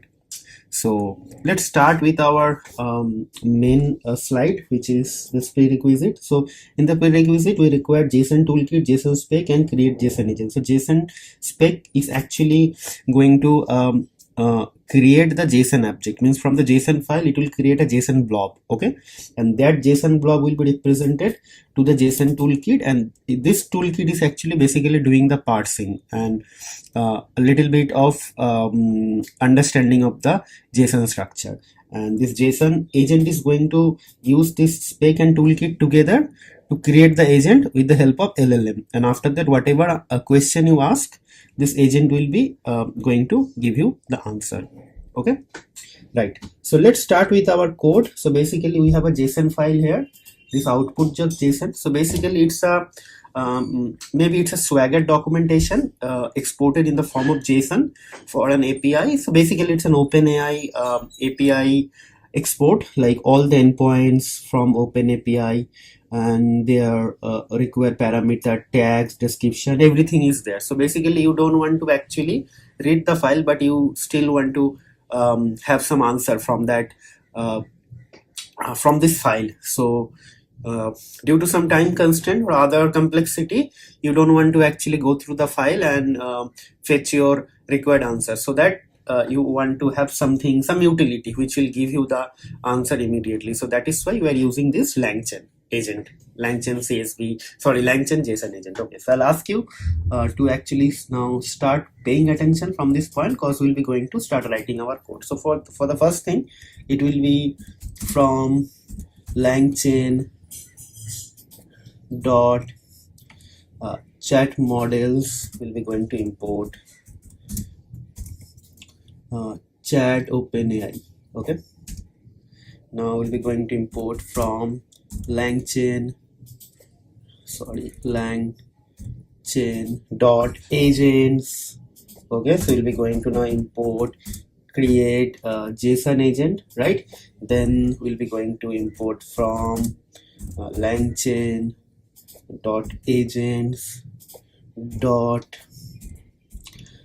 so basically agent toolkits, and we'll be going to import JSON toolkit.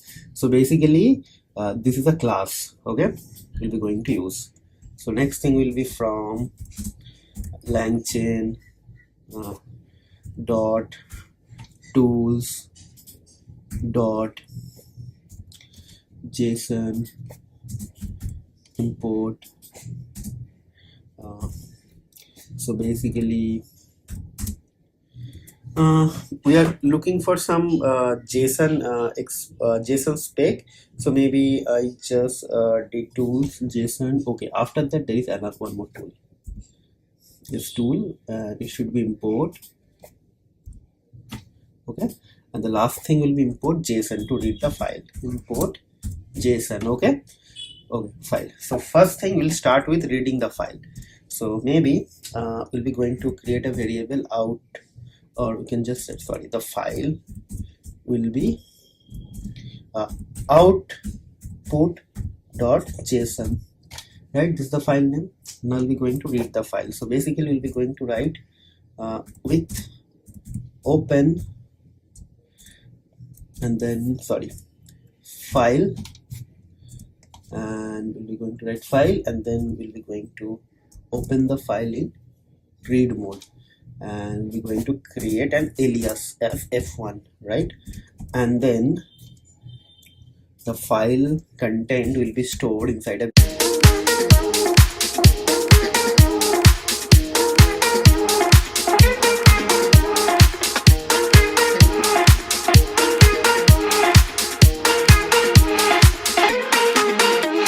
variable called f1, right?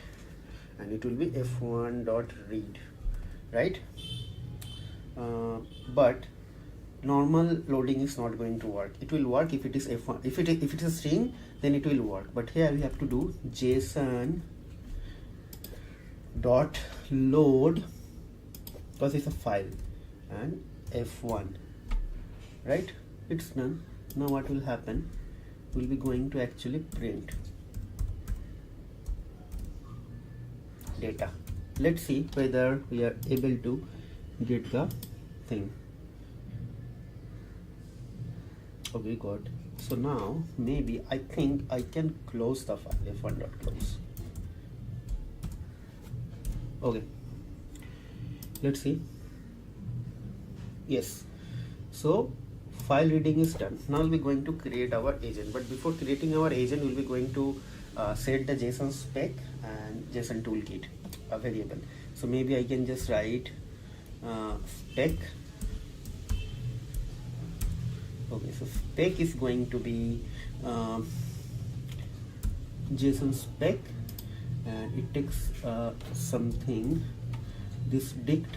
So maybe I can just write dict underscore dict. This dict is equal to this data, and it is looking for something called max value length. So maybe max value length, I just keep it 4000. Okay. Okay, now next thing we'll be going to create a toolkit.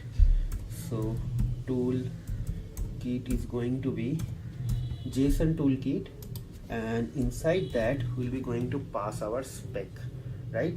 So spec is actually here, so it takes an argument called spec. So spec, this spec equals to this spec, right? Okay, right. So this is done. Now we'll be going to create the agent.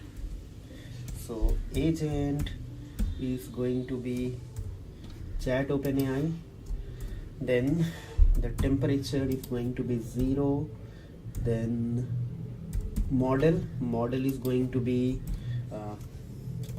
GPT-4, right? I believe this is more than enough. Now what will happen? Now we'll be going to actually ask it some question, right? Sorry, no, not question, sorry. So this is done. So up to this part is done. Then maybe here, and then we can write toolkit. Toolkit is going to be toolkit, right? It is done. Then next thing will be max iterations. We can just write it 1000, and verbose equals to true, so that it will continuously give you the heads up like whatever is happening. So this is actually here. What is this? Must separated by new lines. So basically agent equals to chat OpenAI. So up to this point is done, and there should be this started here, and maybe I think okay. So now everything is fine. Now what will happen? We'll be going to execute. What is this? This was closed here, and this was closed here, but still it is saying something is not closed. Let me recheck this thing. What is happening here? Create JSON agent. Oh, I did a mistake. Sorry. So basically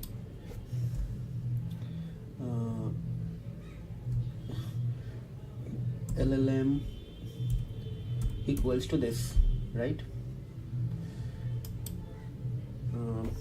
You have an LLM for your agent, and it is going to be this, and after that it should be this, and then you have to write create JSON agent. Okay, fine, I forgot that part. Okay, right. Okay, then print, and inside that we'll be going to pass agent dot run. We'll be going to ask some questions. So what question will be going to ask? We'll be going to ask some question related to this documentation. So maybe you can see there are multiple endpoints are there. So you see this is an endpoint, this is an endpoint, multiple endpoints are there. So we'll be going to ask how many endpoints are there. Okay, okay, how many endpoints are there?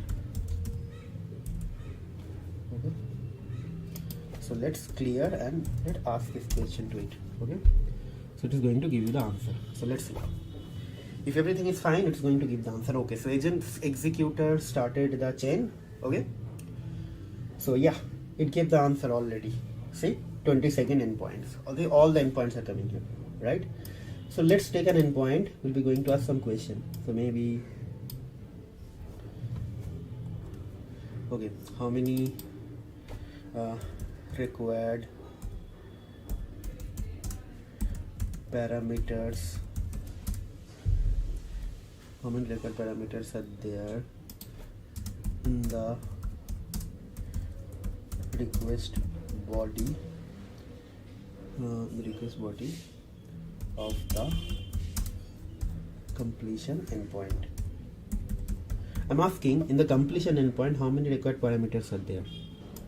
So let's see. So started executing the chain. Let's see how it is doing. Okay.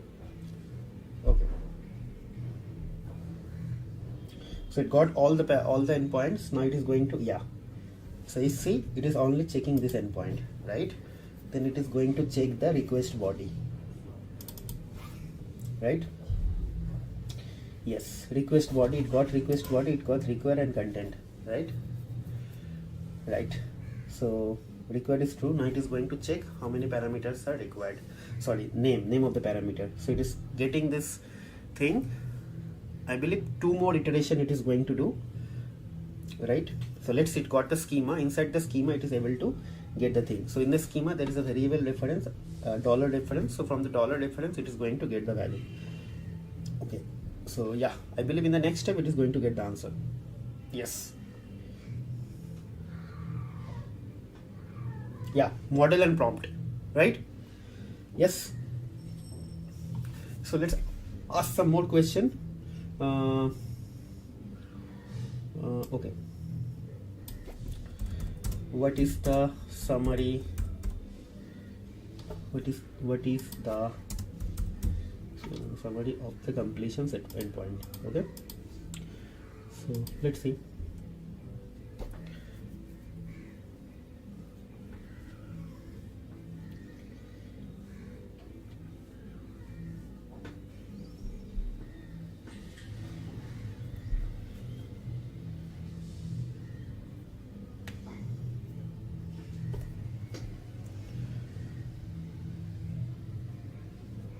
Yes, see, the summary of the completion endpoint is to create a completion for the provided prompt. Okay, and maybe I can ask something different now, a little bit different. So maybe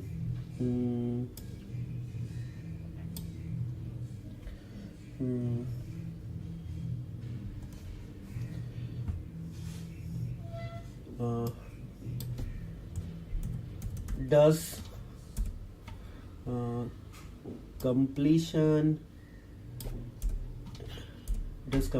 endpoint use post as request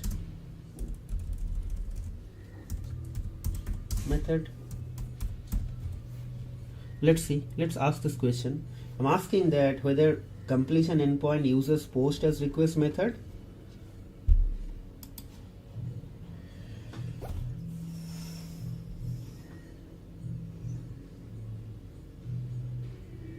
Let's see. Yeah, let's see it is able to get the answer or fail. Yes, completion endpoint uses post as a request method. Okay, so let's try to actually ask some more question. Last question maybe.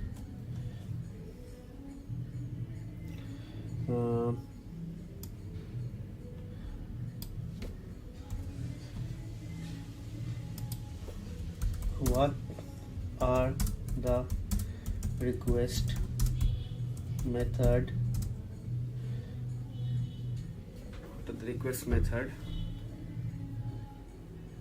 for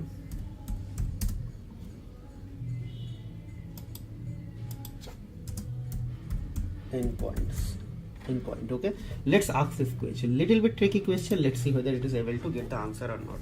I'm asking what are the request method used by this endpoint? Okay,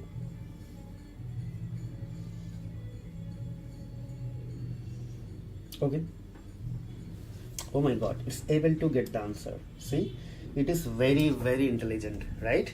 So whatever question you ask from the JSON, it is going to give you the answer. But now, suppose you ask some complicated, complex question would requires multiple iteration and would requires multiple tokens to continue the iteration. That time it might fail because this LangChain, sorry, not LangChain, then OpenAI LLM has some limitation on the toolkit and some limitation on the iteration limit and timing. So for those complexity in big, whenever you are going to do some big operation or large scale operation, that time probably we use LLM chain, multiple chain wise operation. One chain is actually going to give the answer to the next chain.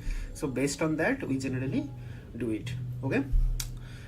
Okay, so I believe you guys enjoying the series, and hopefully in the next tutorial I'll be going to come up with some more like use case, like we completed CSV, completed JSON. So maybe in the next tutorial we can do something on Excel or PDF, whatever. I'll see it, but definitely something interesting will be coming for sure. Okay, now before I conclude this video, I'd like to request you guys on 3 points. So first point is, guys, please try to subscribe to our channel, hit the like button, hit the bell icon, so you should not miss any notification from our future videos. And we also need subscriber because we would like to reach to the bigger or larger audience, and that will help us to grow. And only growing with respect to audience base will keep our content at the top like tier with respect to Google algorithm, right?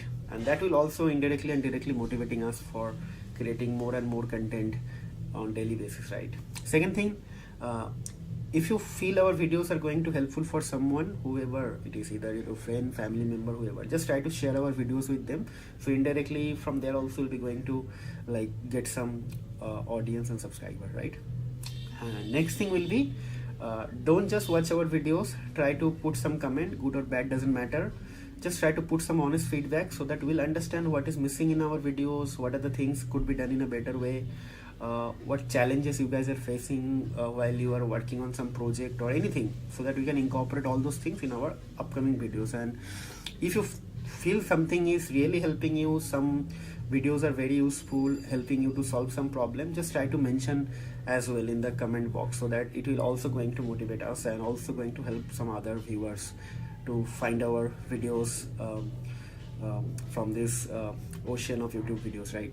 Okay, and one recommendation with respect to your study, guys, don't just watch our videos, just try to write the codes as well, because until and unless you are not writing your code by your own, it will not going to give you any confidence. So once you complete watching the video, just try to write the code, because writing the code will maybe going to give you some confidence, and also will help you to think beyond the video. Because see, in the video I'm just going to give you a small use case, but the entire thing is actually bigger than this thing, and that bigger thing has to start from your mind, right? Okay, so we'll conclude the video over here. Thanks for everything. We'll see you in the next video. Till then, take care, goodbye, and have a nice day.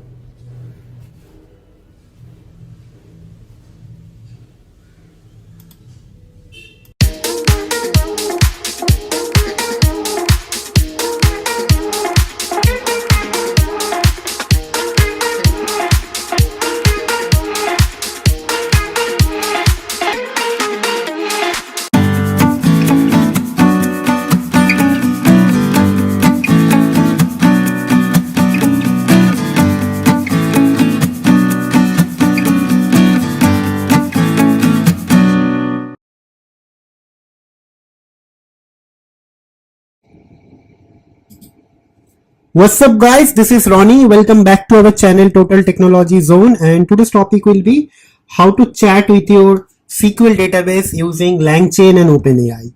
Okay, so the name itself is going to give you some sort of context, like what exactly you are going to do, but let me explain this thing again. So basically we'll be going to like interact with the SQL server using LangChain. And interaction means we'll be going to ask some question, and those answer will be generated by some sort of SQL query, and the SQL query and everything will be written by your code, or maybe you can say that we'll be going to use a special agent called SQL agent from LangChain, which is going to take the help from OpenAI LLM, and it will generate some sort of like reasoning within itself, and based on the question it will be able to generate the SQL query, and based on the SQL query it will run the SQL query at the background and will get the answer, right? So in the last tutorial we have done the similar thing with the CSV file, and again we have done the same thing with JSON, but in this tutorial I'll be going to use a SQL server, Microsoft SQL server, and the SQL server is already loaded with some sort of dummy data. And what I'll do, I'll be going to write a sample code and I'll show you how to interact with a SQL server, Microsoft SQL server, with the help of OpenAI and LangChain. Okay, so two things you have to remember. The SQL server I'm actually using it from my local machine, but you can actually do the same thing from a remote machine as well. Okay, so installation of the SQL server and the data loading, I'm not going to do it in this video, or else the video length will be a little bit longer and maybe you guys don't like it. So what I'll do, I have already installed the SQL server and I already loaded the database, but I'll be going to share you the 2 SQL file and I'll show you how to do that, and you guys can do it by your own. So first thing, let me open my SQL server.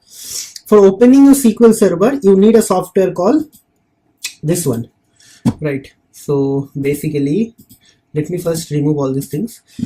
Okay, so basically, you need something called Microsoft SQL Server Management Studio. So what I'll do, I'll just going to exit it and then I'll again open it.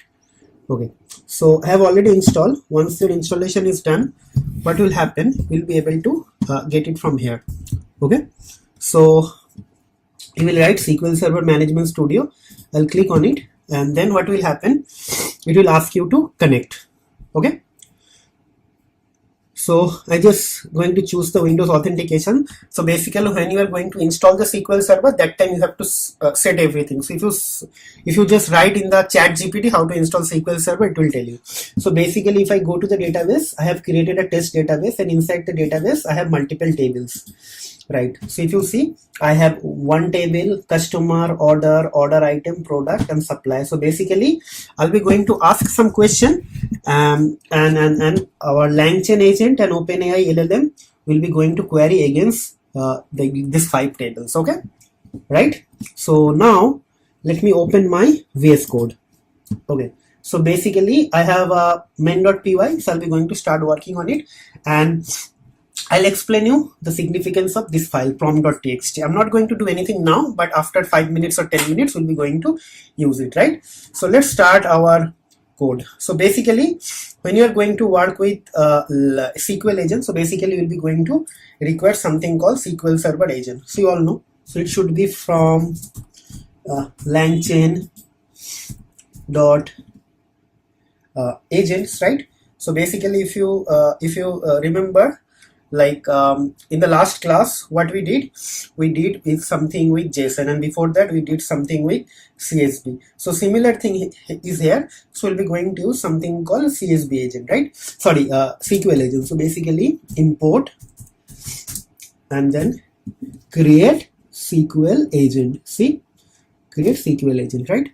Then what will happen? Then we'll be going to do something called from LangChain dot agent. Then we'll be going to actually import some toolkit. So basically this will be SQL toolkit, right? So SQL toolkit, right? SQL database toolkit, right? SQL database toolkit. Okay, right? So then we have to import LangChain dot agents dot agent types, import agent type, right? So agent type is also included. Now what will happen, we'll be going to import something chat OpenAI, right? So from LangChain dot chat models, import chat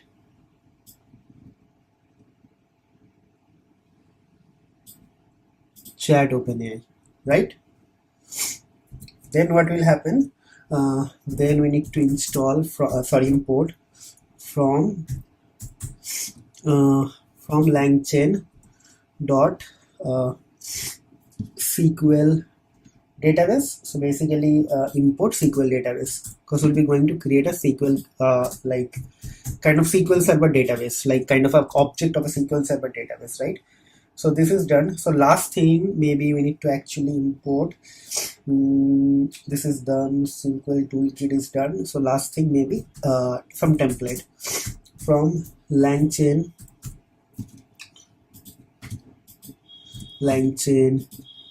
dot I think LangChain dot prompts, right? Dot I think chat. Yes, import chat prompt template.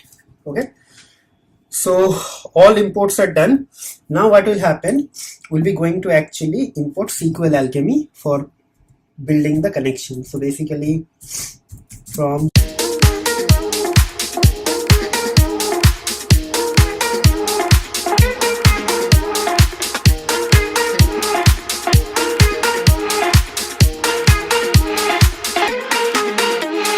SQL Alchemy import create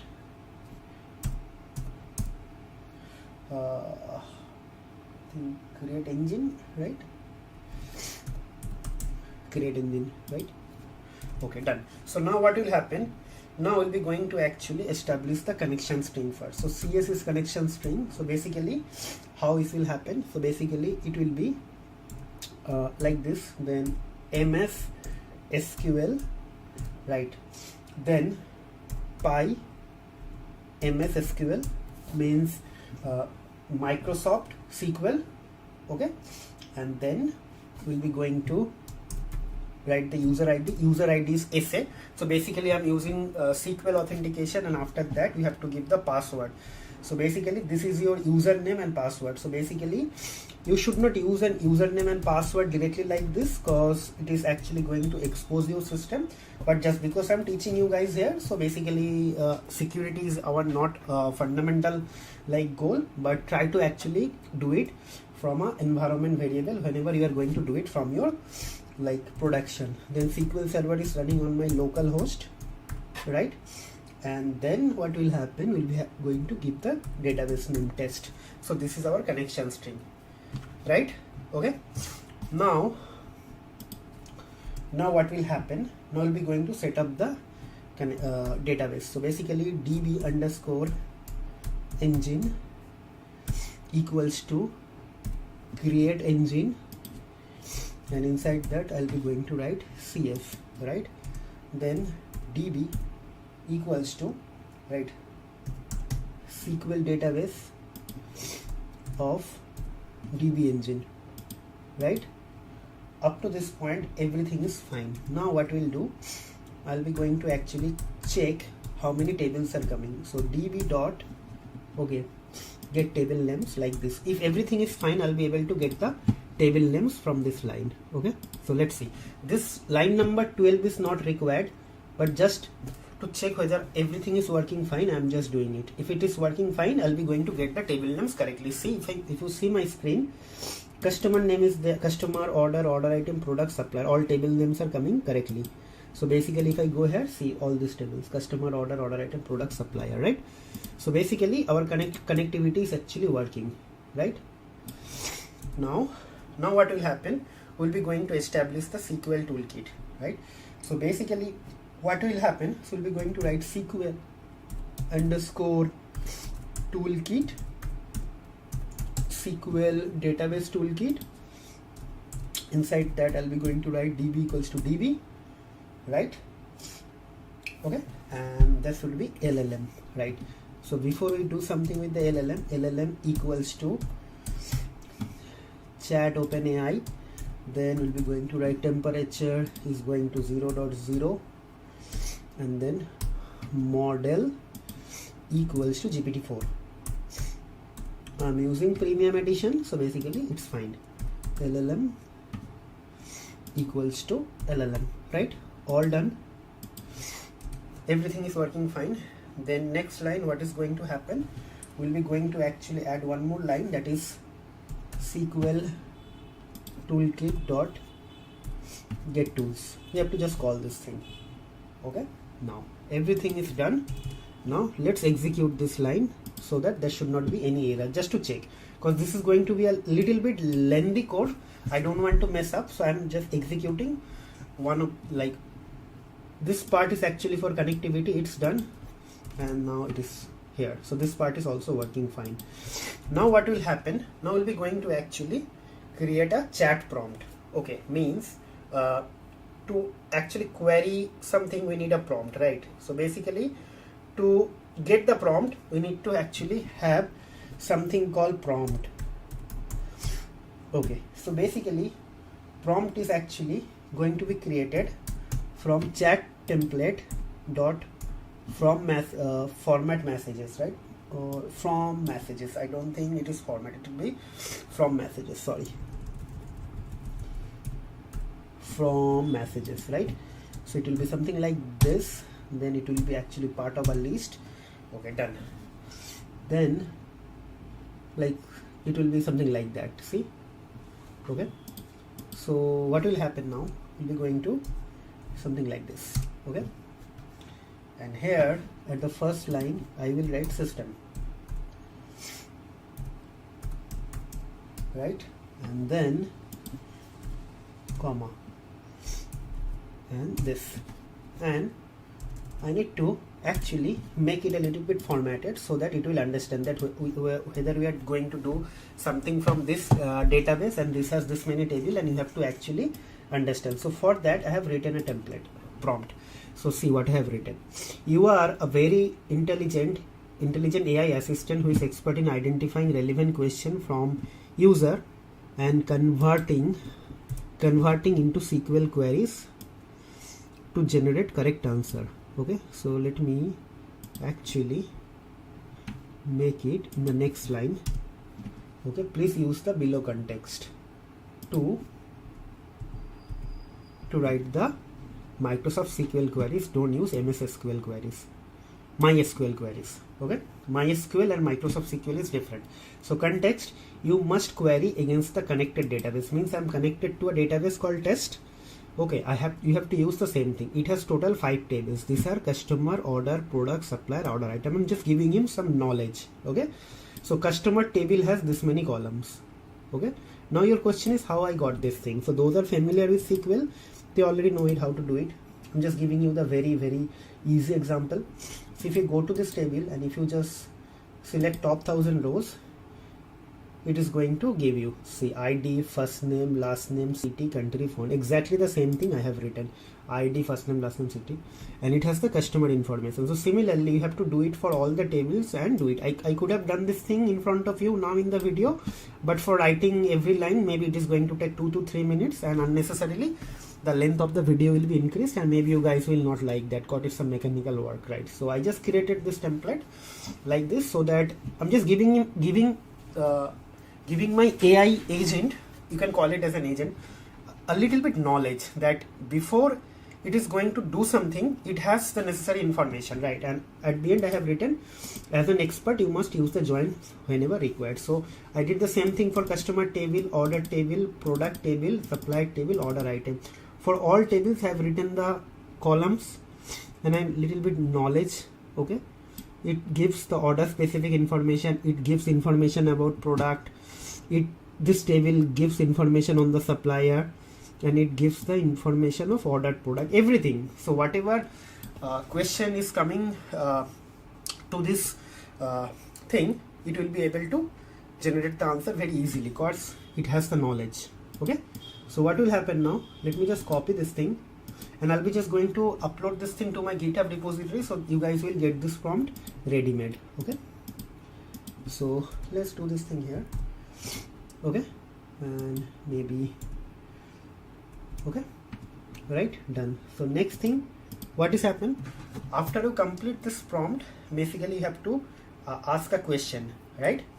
So how this question is going to come, so basically after this thing, this is completely done here, and you have to put a comma here, and again you have to create a new bracket like this, and the first thing, the user question, right, and then like this, okay, like this, okay, and question, then new line, okay, everything is working fine, new line, and then space, and it will be AI colon space like this, okay.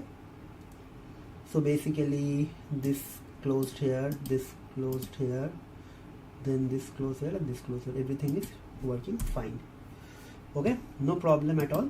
So our template is generated. Now what will happen, we'll be going to create the agent. So basically I'll just write agent is going to create SQL agent, right.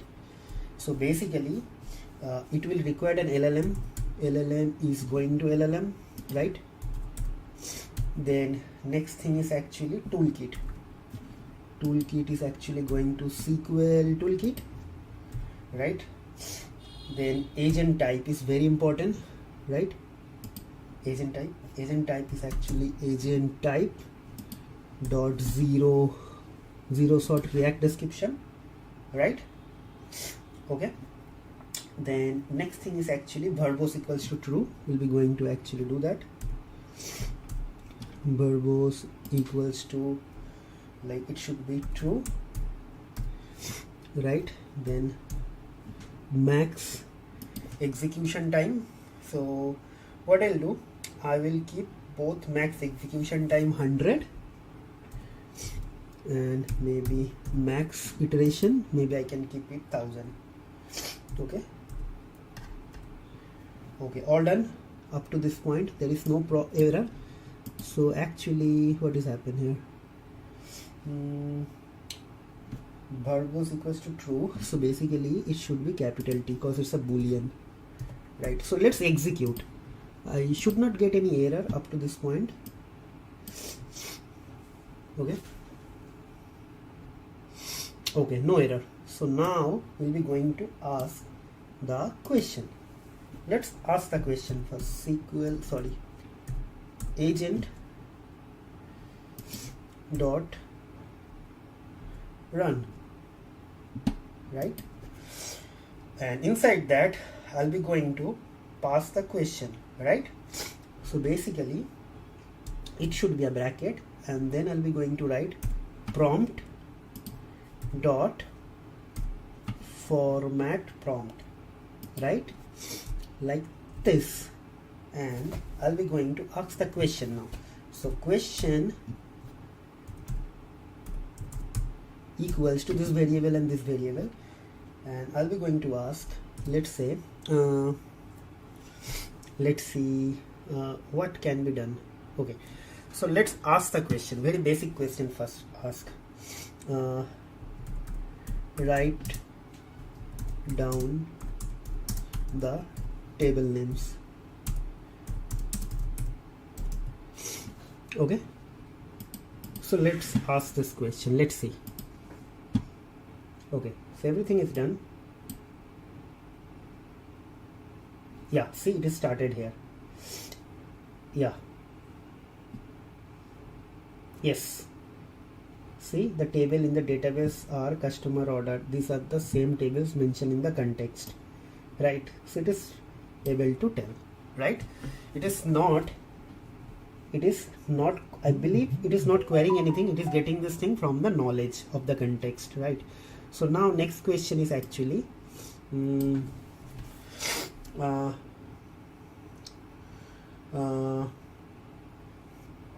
let me ask from the customer table. Let me just go ahead here and let me check something from the customer table. So customer table has a country.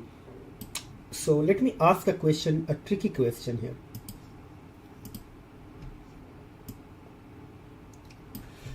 Which country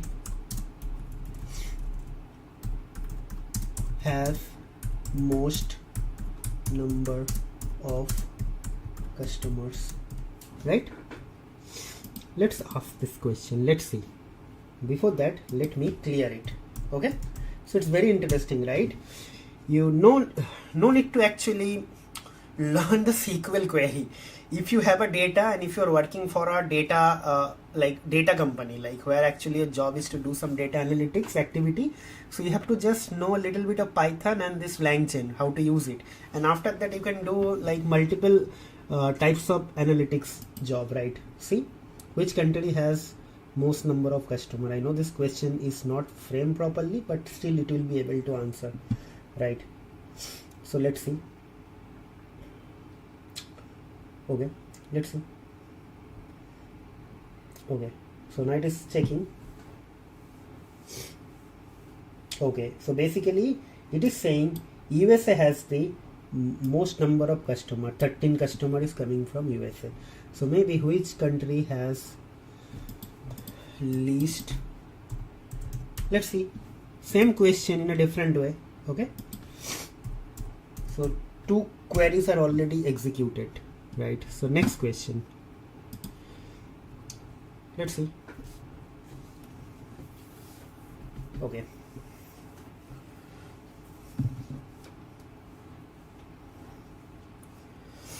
okay, still working.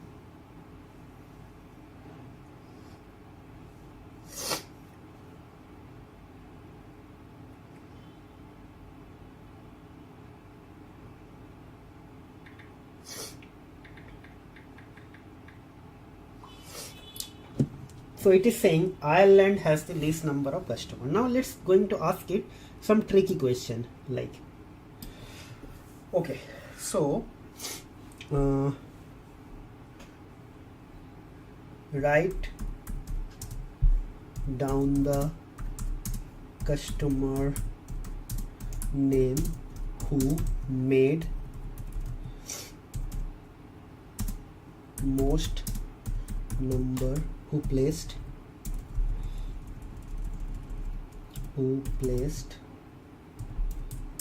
most number of orders, right?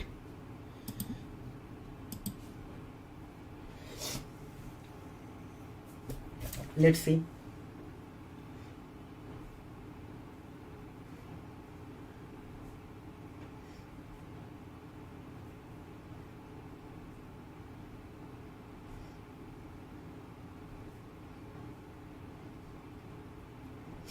It's running the query as it is. Okay, it's joining actually. If you see, it is using a join. Okay, and it is getting an error here, and I believe it is going to fix the error as well, right? And I think yes, so it got the answer. So Joe's something, Joe's Pavarotti 31. So basically it is saying Joe's Pavarotti with 31 order. Okay, so maybe now I can see, write down the customer who placed maximum value of order in terms of let's see, let's check the product first. A little bit tricky question. Okay, so maybe maybe order, let's see, yes, total amount in terms of amount. Okay, so who made the maximum amount of orders? Sorry, I got cold actually. Write down the customer name who plays highest, who plays maximum order value in terms of amount.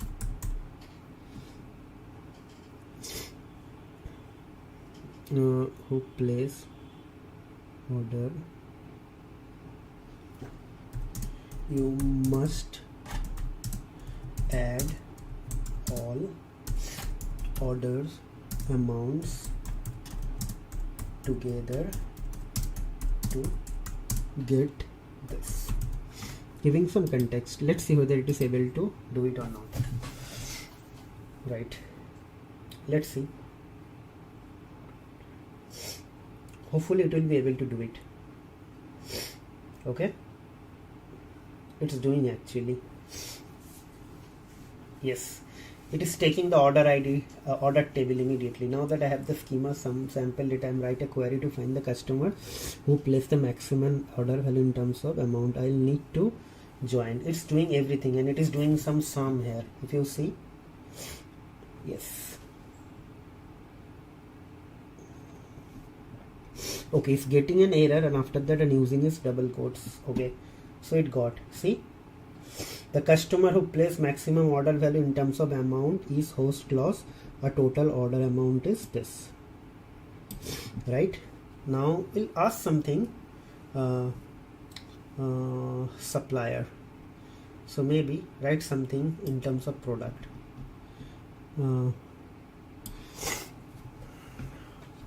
Write the customer who placed the maximum order value for a single order in terms of amount. So single order with the highest amount, and who placed that. Okay,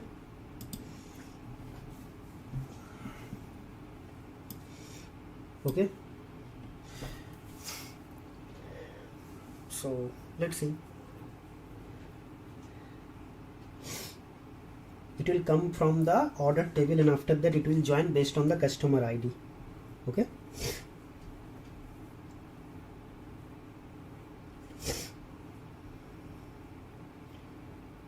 let's see.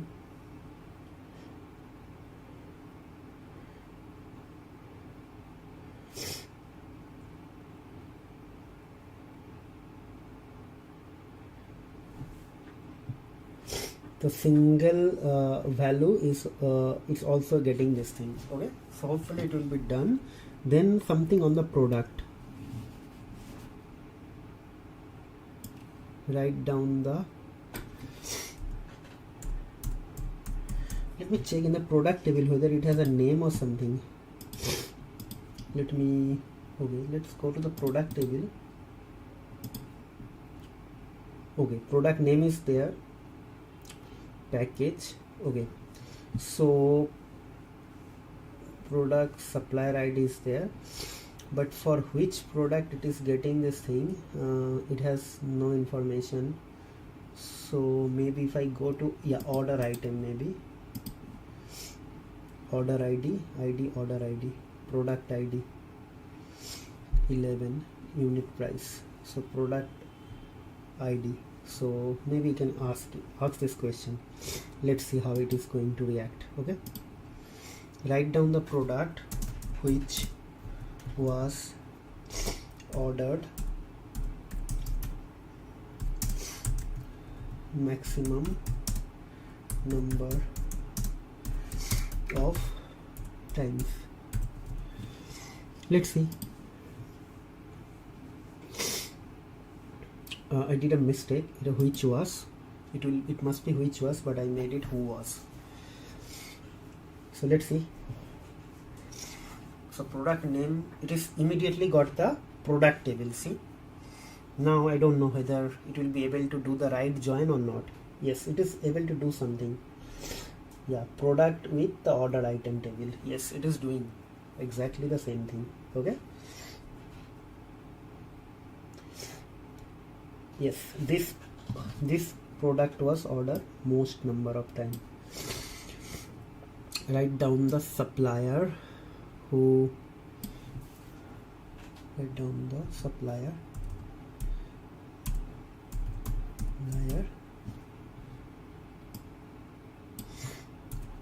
who has maximum supplied, who has maximum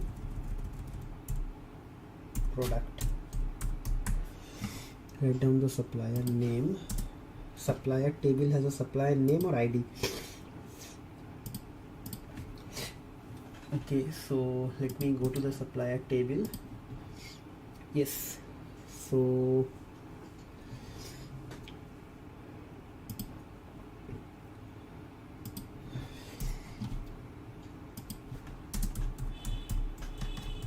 number of products. This is the last query, and this will work as well. Okay.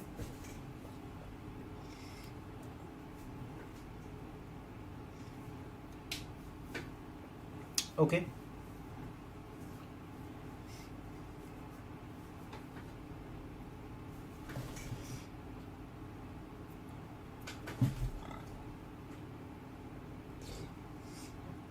Okay, everything is working fine. Yes. So basically, yes, Pavlova Ltd with 5 products. Okay.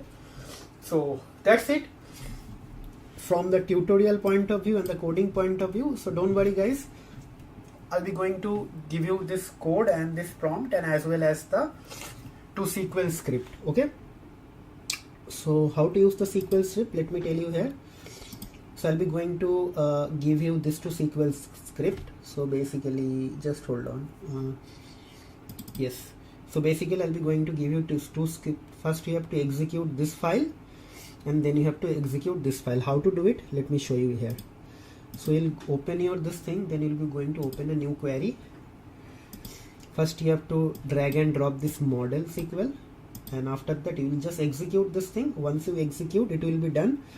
Then you will delete everything, and then you again open this thing, and you just drag and drop this thing and execute. So first it will create the table schema, and after that it will create the record, right? Like very easy. And after that you can play around with this code. But if you are already familiar with SQL and having little bit knowledge about SQL database, so you can create your own data and you can use the same code. But remember, if you are using your own code, then you have to change this prompt. This prompt will never work, right? Because this context is actually based on the data and the tables I have created. But if you are having your own data, just change this prompt, but more or less the coding will be same. And if you have your own database, then only you have to change the table names. Remaining things will be same, right? So I believe you guys are enjoying this series. This is the 7th tutorial, so many more to come. But before I conclude this tutorial for today, I would like to request you, and this is my humble request, guys, please try to subscribe to our channel with highest number. Try to share our videos with your family and friend, and if you really like our videos, please hit the like button. Also try to click on the bell icon, so you should not miss any notification in the future. And last but not least, if you really think that video is actually helping you in your study or in your project or your job, and you are learning something valuable, please try to put some valuable feedback, so that it will give us the motivation, and also it will help us to actually crack the YouTube algorithm. Because until and unless you guys are not interacting and engaging with us, YouTube will not promote our videos. So we would like to actually reach to the larger audience, so that it can actually give us a little bit like direct or indirect motivation, and so that we can come back hard in our next content. So it's a humble request, try to subscribe with highest possible rate, and try to share our videos as well. And from a recommendation point of view, guys, please once you watch the video, don't just watch the video. Once you finish the video, just try to write the code by your own. If you do not write your code by your own, you will never gain any sort of confidence, or you will never grow. Cause see, here I am actually just giving you little bit intuition and little bit kind of idea and how these things are work. But the bigger picture is when you are going to start working in a company, and that time the job will be completely different. But the idea or concept you are getting here, it will help you to push yourself towards the like bigger picture. So once you learn this thing, try to do something different. Try to like extend this use case. Try to come up with some sort of like custom use case. And if you are getting stuck any point of time or anywhere, just let us know. We'll try to help you, and we're always there to help you. Okay, but don't just rely on the video, that if you watch the video you will learn something. Until and unless you are not writing the code, you will never gain any confidence. Okay, so enough of talking, guys. We'll see you in the next video. Till then, take care, goodbye, and have a nice day.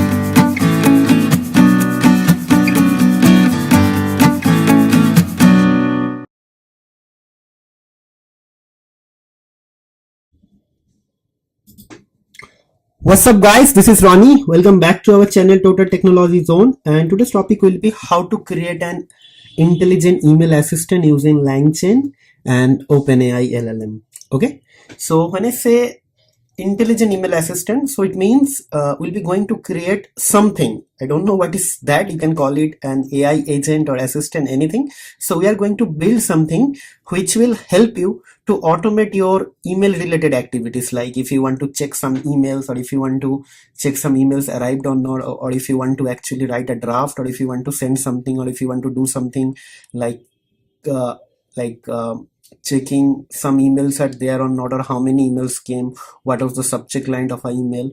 So like similar things, like you don't want to open your inbox, but still you want to create a kind of utility which is going to help you to do all these activities. So this is going to be really interesting, like when you are going to build something for your company, like for your client. Not a company is not a very good word. So suppose you are working for a company which is actually developing some sort of intelligent application for generic to solve some generic business purpose, like email box automation. So the automation is going to be a very like small term in this sense. So basically it is not only doing the automation, it is also going to uh, inject some sort of intelligent capabilities, just like a human brain, right?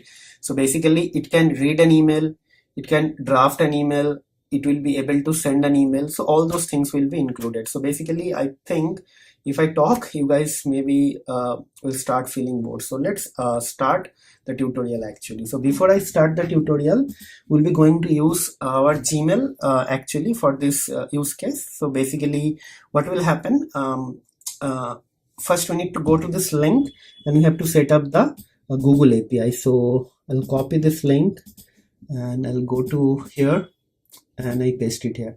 So basically what will happen, if you open this link, after that you have to go to credential and you have to set up a credential. So basically I already create a credential. You have to create a credential from here by create credential, and after that you have to select this one and you will be able to get a credential. So I already created, and once you create this credential you will be able to get a credential.json file. So something like this, see, like this. Okay, so it is going to ask you what type of application. You have to select that, then you have to give a name, and after that you have to create. The moment you create, it is going to give you an credential.json file. Okay, and after that what will happen, we have to just place your credential.json file here, right? So I'm not going to upload this credential.json file in the GitHub, but I'll just going to make it blank. So you will remember that in the credential.json file you have to actually get all the details from your project, right? So basically that is the thing. So when you are going to configure this thing, you'll be able to get this file from here, and after that you have to just put it here. Okay, and don't share this file with anyone, or else what will happen, somebody will be able to access your Gmail API. I mean, it is going to actually help him to get access over all your emails, and he can read anything. Okay, so now without wasting further time, let's move on to here. So we'll be going to actually first set up the Gmail client. Okay, so how we are going to set that, I'll first show you. Okay, so basically first we'll be going to set our Gmail API. Okay, so let's do it first. Okay, so first thing what will happen, we'll be going to actually inject the Gmail toolkit. So it should be from LangChain, right? Then agents,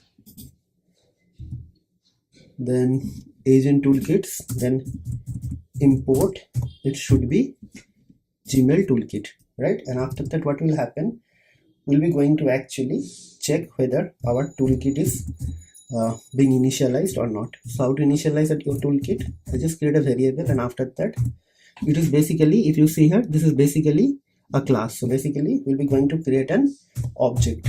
So basically like this. So if you don't have this file, what will happen, this will not work. So let's see. Okay, so see, it is not giving any error here, right? It means everything is working fine. Now I'll be going to show you something. let me actually rename it with something else. So credentials.json.old. Well, let's execute this thing. So it's giving an error. See? So basically, you have to have your credential JSONs ready here, or else it will not work. So let's rename it. Okay, like this. Okay, so you can see I just showed everything here, but don't worry, I'll delete this file after some time. Okay, you also never shared this information with anyone. Okay, so all done. Now let's try to import some other necessary thing. So from LangChain, then chat models, import chat OpenAI, this one. Then what else? We'll be going to require Gmail toolkit, and I believe what else is required? I think we need just an agent type and initialize agent. So it should be from LangChain, okay, dot agents, import agent type and initialize underscore agent. Okay, so that is more than enough. So now first thing what will happen, we'll be going to create an LLM. So it should be chat OpenAI, right? So temperature will be 0.0, right? Then it will be the toolkit, right? So toolkit means this one, right? So how the toolkit is going to be decided with the tools. So basically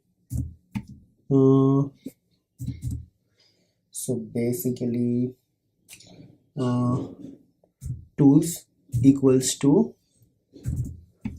toolkit dot get tools, like this, right? So this is done, right? Then LLM equals to LLM, right? Then verbose equals to true, right? Then max token. So basically max token is not required. Max iteration. So basically max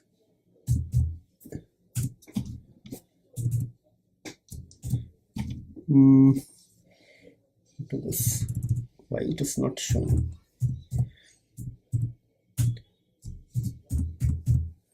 Max iteration. So max iteration is going to be what I'm thinking. Max iteration is there, and something called max execution time. So let's see, max iterations 1000, and then max execution underscore time equals to solo 1600. Sorry for my Hindi. Okay. So then what is this LLM? Okay, so like this. Then agent equals to initialize agent, like this. And then agent, what is agent type? Agent type dot chat, and here it should be something like this, agent underscore type. Okay, so I believe up to this point everything is fine. So basically I think, let's see, this should be only agent. Yes, so let's execute this thing, right? There should not be any error. Let's execute. Yeah, so it is giving some error. You need to install this. Okay, so let's execute this thing. It is complaining that some tool something we need to install. Okay, so whatever they say we need to follow, right? So it should be pip3 install. Okay, yeah, it's working. Just wait. Okay, let's see.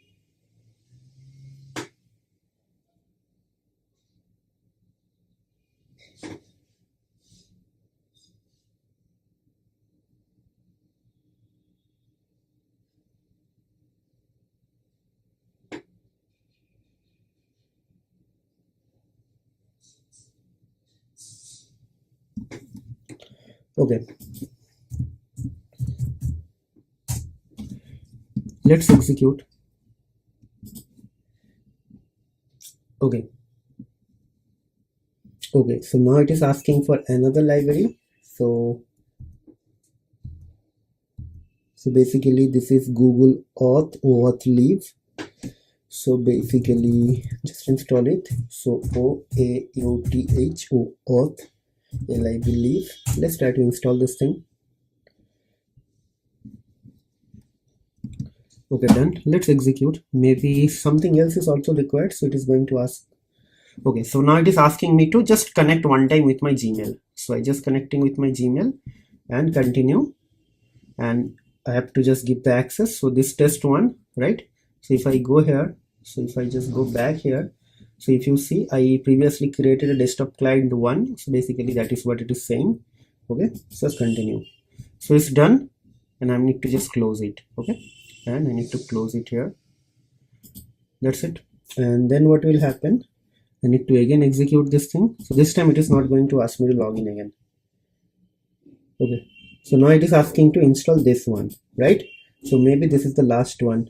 So it is Google API Python client. Let's install Google API hyphen Python hyphen client. So basically it is installing a Python client. So let's install. Okay, so all installations are done, hopefully. Okay, now execute. There should not be any notification or any error. Yeah, everything is done. So now it is saying in which line there is an error. This is saying this line has an error. Okay, so basically line number 8 has an error. It is saying temperature 0 tools equals to so basically this is the toolkit.get tools is fine, LLM is LLM. Okay, so basically the problem is here actually. Okay, so cut. So I just forgot to do that, right? Then model is going to be GPT-4, right? So it means it will start from here. Okay, let's execute.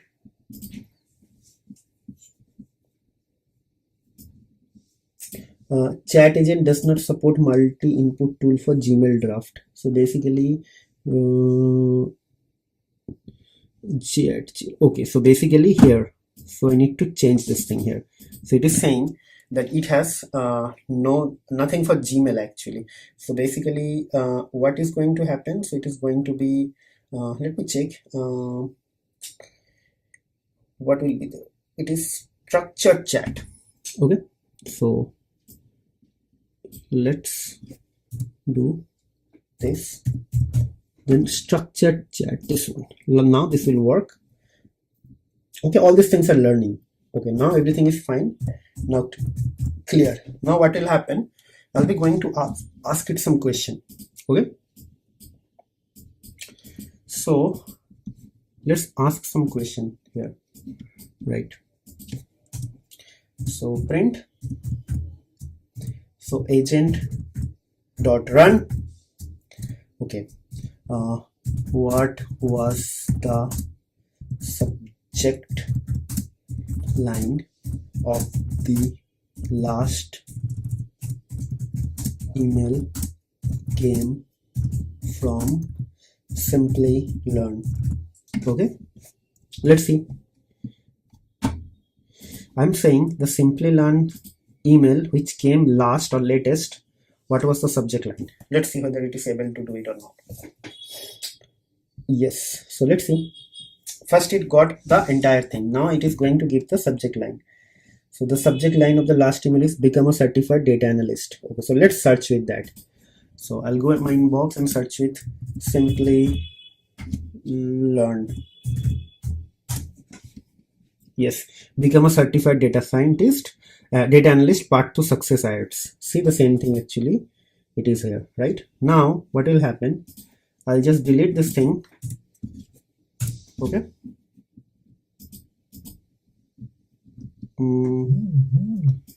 Okay, like this. Now let's ask it something different. Okay.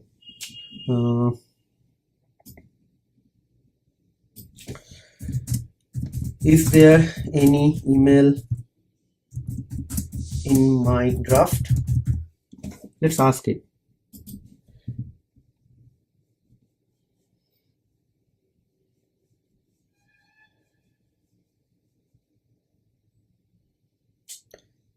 I have no email actually in my draft.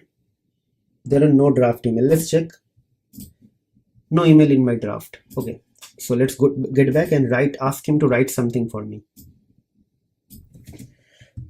Draft an formal invitation email for sending to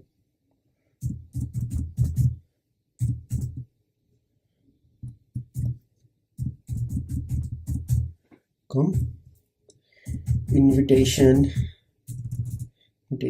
is for a dinner get together on my house on 27th November 2023. Okay, so let's see. I'm asking it to draft an email for an invitation, formal invitation. Let's see whether it is going to do it for us or not. Okay, so draft created. So let's see. Okay, so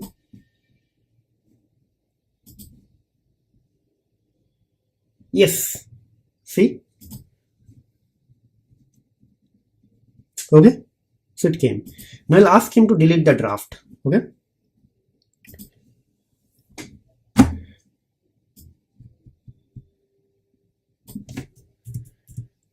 delete all emails from my draft. Let's see whether it is able to delete it or not, or whether that permission is there or not. Yes, right? Okay, right, it cannot delete, so it's a harmful thing. So that is why deletion is not possible, but maybe in future they will actually inject these capabilities as well. So let's see it is able to send any email or not. Okay, so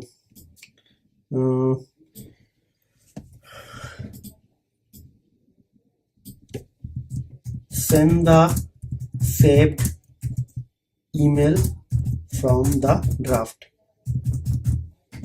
Let's see. So whether it is able to send the email or not, let's see.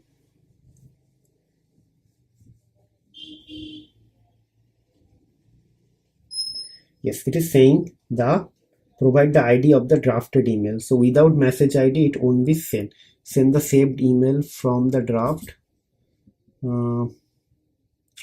Okay, first I need to know the ID of the draft. Since I don't have the information, I'll ask for the user to provide it. So it is asking for the draft. Okay, so maybe check for any emails in my draft. If found, just send. Let's see. So for sending email it is okay. Let's see. So I try to prompt in that way, so it's automatically, yeah, okay. So email has been sent. So basically if I refresh this thing, it's still here. Yeah, so just saying that it is actually able to send. So the draft email has been successfully sent. I will now inform the user about this. Okay, but it is not saved. So there is some limitation as well. I don't know why this is not working. So yeah, though it is saying that it is able to send the email, but it is still here, right?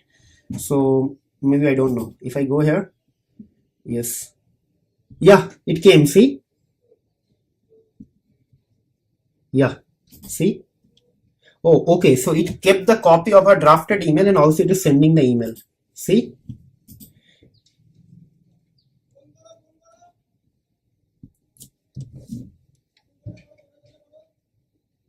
Okay. Yeah. But it is sending the email to me only. It is not sending the email to the user. So that is something. Yes. Right. So it is sending the email to this user. Okay. So let's try to actually reform the prompt. Check for email. If found, just send it to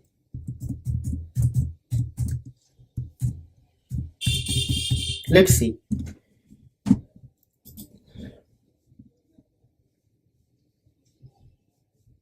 Let's see whether it is able to do it or not.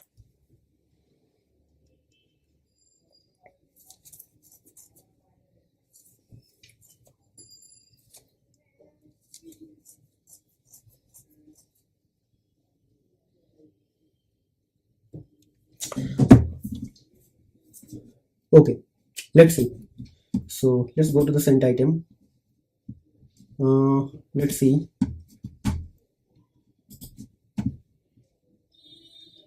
Yes, it came. See. Yes, now it is working.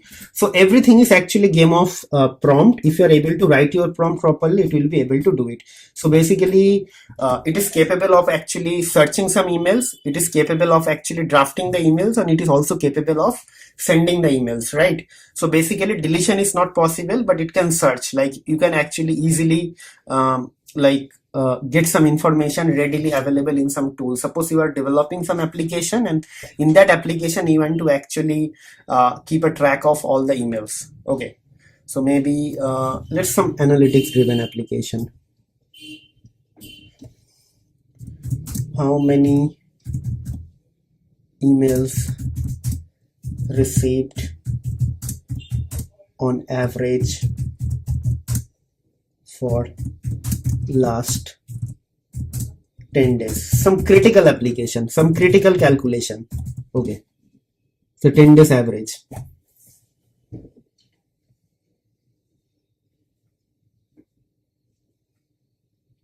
Okay, so let's see whether it is able to do it or not.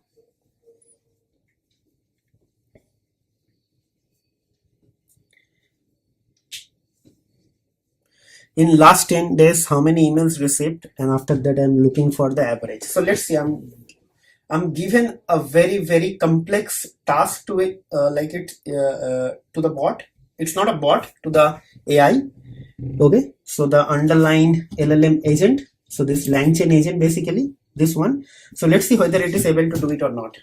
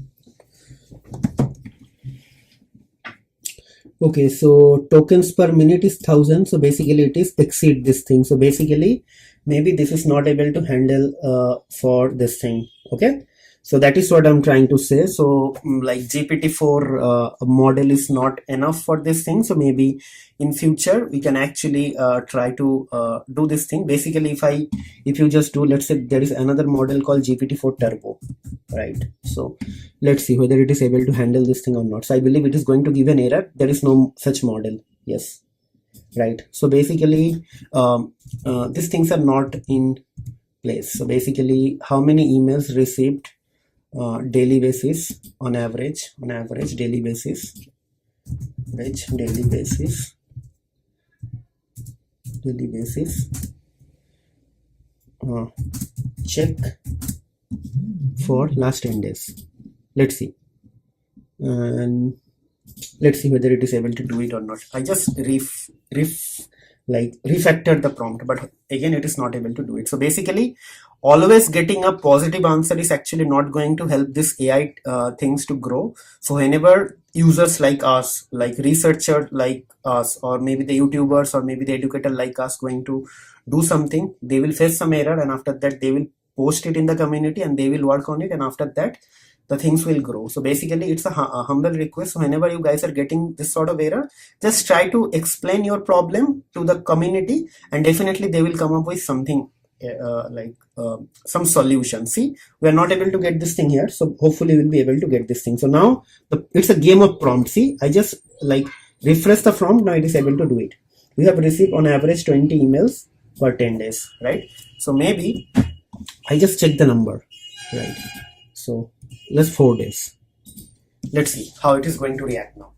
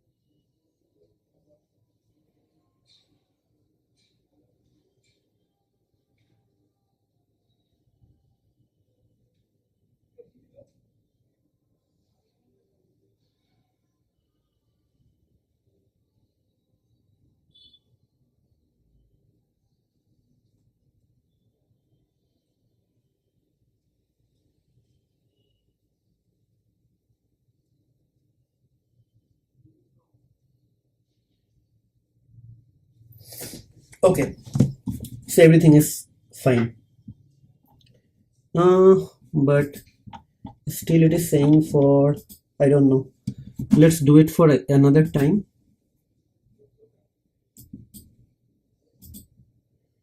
It is saying finish chain, but it is not finished yet here. I know I want to respond now, but it is not working. So let's see. Let's try to actually close this thing. Terminal. Maybe I need to kill the task.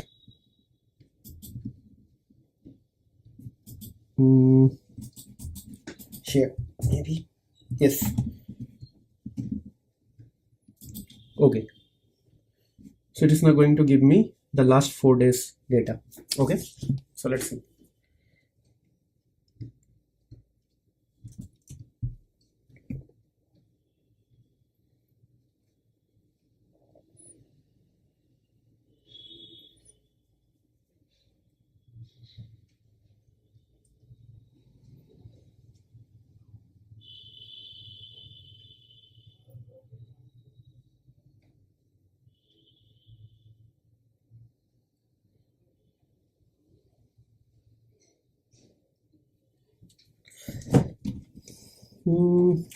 Again, it is not able to do it. So some token limit for 1000, so we need to wait for some time. Let's execute it again. So I know I'm dragging the tutorial a little bit long, but I just want to actually like touch base on each and every use case, so that you guys, like when you guys are going to do something, you should not try these things, because these things anyway is going to give the error, right?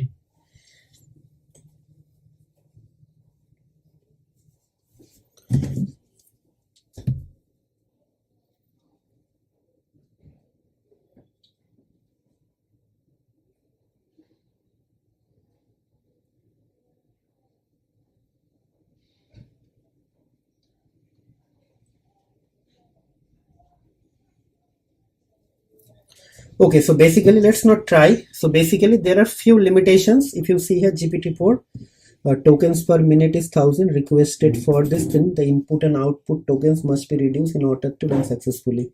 Okay, so basically it is saying that in my case the limit is actually 10,000 per minute, but I requested 50,000 token per minute. So as a result, what is happening, I'm not able to do it. So basically to run this thing, it requires like multiple tokens, right? So that is why it is not working. Okay, so maybe you should, we have to use some other what do you say, like some other model, but that model is still not supported by LangChain agent. So when LangChain actually develop or comes up with their newer module, and that time probably we can try it. But for the time being, if you're facing some error, the error stack trace will be written here. So don't worry, it's still a new technology, it's still improving. So we'll keep checking on this thing, we'll improve. But meanwhile, some very basic to intermediate task where you don't require lots of calculation or lots of like mathematics, maybe you can easily solve it, right? Okay, so that's it for today. We'll see you in the next video. Till then, take care, goodbye. But before I conclude this video, I would like to request upon a couple of things, like guys, please try to subscribe to our channel, hit the like button if you really like the video, and also try to share our videos with your family and friend if you think this video is going to help someone big time. Okay, and also last but not least, try to put some positive comment, good or bad, doesn't matter. If you think that something is missing in the video, something can be done in a better way, just try to let us know. We can come up definitely with some better content in our next video. And also if you think some part of the video or the entire video is actually helping you in your project or in your study or whatever, just try to let us know. So these positive words are actually going to help us to create good contents again and again, right? And also don't just watch our videos, because watching our videos are not going to help you. So while you watch the video, try to write down the code by your own, because until and unless you are not writing your code by your own, it is not going to help you, because these things are very small. Like in the tutorials are very small, so tutorials are actually going to help you to develop some intuition. But if you want to become an expert, or if you want to work for a product company, or you want to build some AI driven application, so you need to actually like earn the expertise, and the expertise will come by practice. And practice means you have to write the code, or you have to try something. Like this is a small tutorial, you can extend the tutorial by your own use case or own thinking, right? So try to do this. If you are going to like face some issues or difficulty, just let us know so you can solve those problems. And the last thing, we would like to reach the larger audience, because YouTube algorithm is actually not going to help us if you do not reach a larger audience. So only one thing, please try to subscribe to our channel, so that it will help us to reach a larger audience. Okay, so that's it for today. We'll see you in the next video. Till then, take care, goodbye, and have a nice day.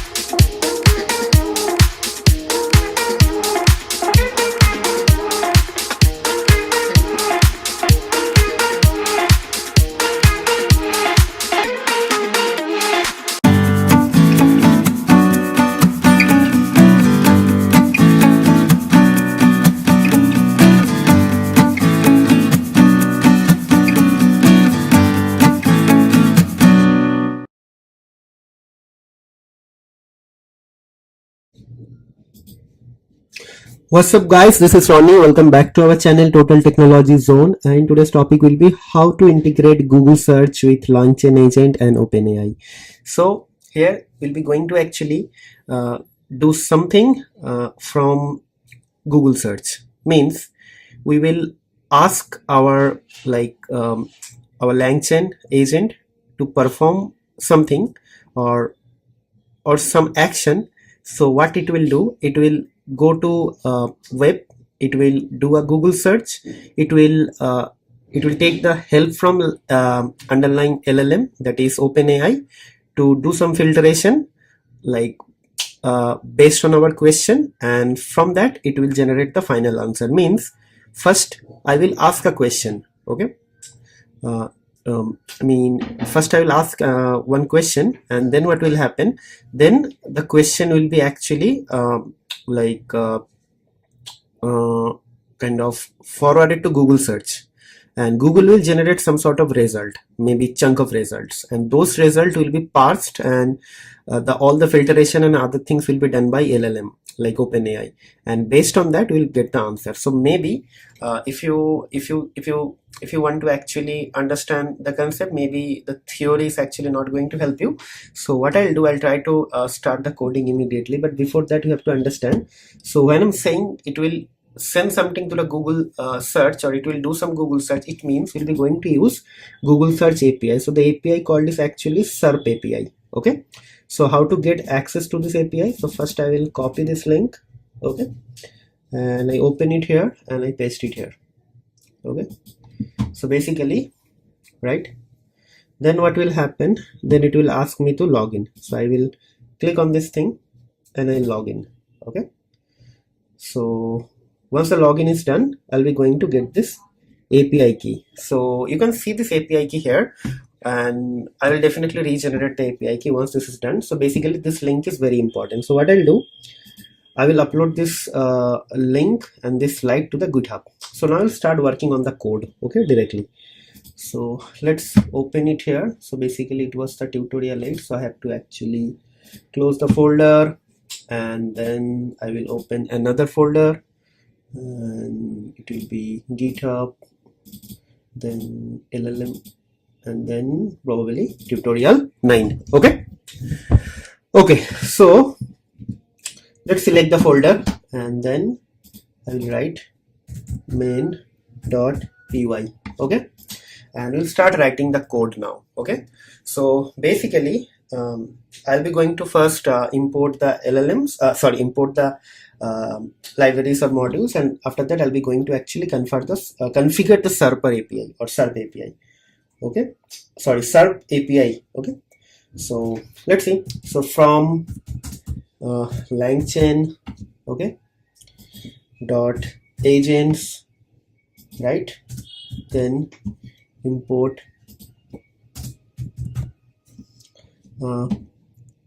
agent type, and then tool, and then initialize agent. Okay, right, then what will happen, from LangChain dot LLMs, okay, import open AI. So basically, okay, just leave it. So what I will do, I'm thinking I can use maybe I can use chat models. Okay, and I'll be going to use chat OpenAI. Okay, done. Then what will happen, then we'll be going to actually import the SERP API wrapper, so which is part of LangChain utilities. So we need to import OS actually for setting up the API key. So import OS, and then okay, like this, and then from LangChain dot utilities, LangChain utilities, then SERP API wrapper. So why this is not coming? So let me SERP API. I don't know.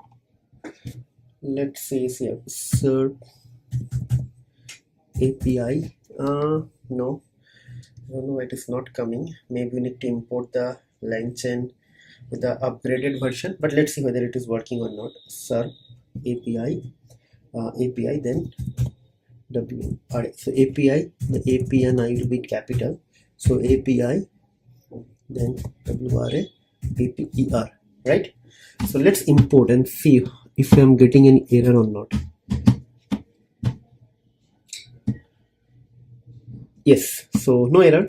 So first let's set up the environment variable. So basically, so OS dot environment, but don't try this set at the production environment, because in the production environment you should not actually expose your API key indirectly in the source code. So for that you definitely have to use something from the config, like environment config, like which will be going to set directly on your environment, not in the code. Okay, or you can use some config file.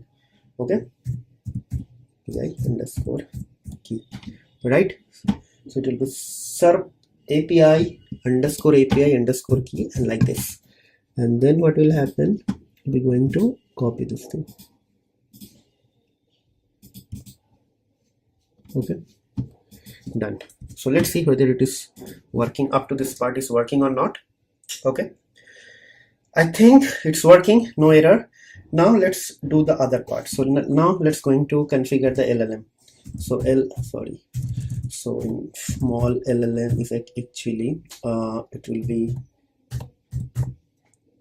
chat OpenAI, then temperature is equal to 0.0, and then model equals to GPT-4, right?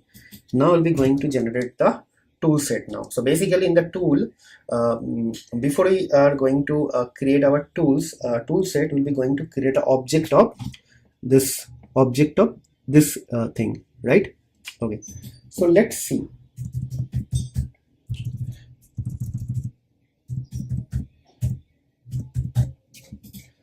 Okay, let's see whether I'm getting something or not. Yeah, now it is saying SERP API which contains it or pass it. So basically, okay, so SERP API underscore key did not find any. So basically, actually it is giving some error here, but I did a mistake. It will be ACRP, SERP API. Okay, so yeah, it's working, but due to some spelling mistake it gave me the error. Okay, so now it is saying it is working, but it is not able to create this object because I need to install this thing. Okay, yeah, so let's install this thing. So pip3 install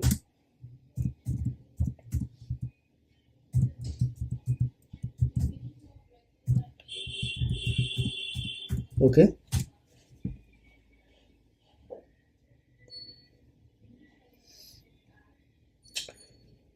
Okay, let's see.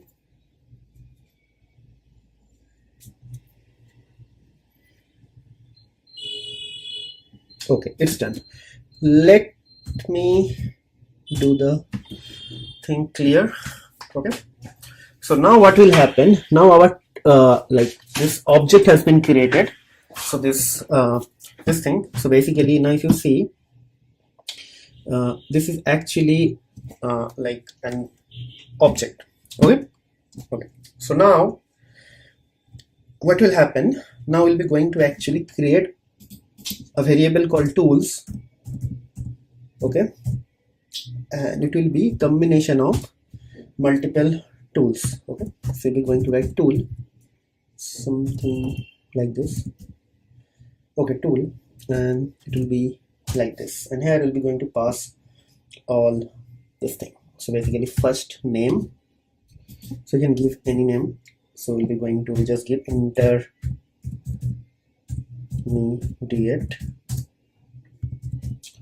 answer.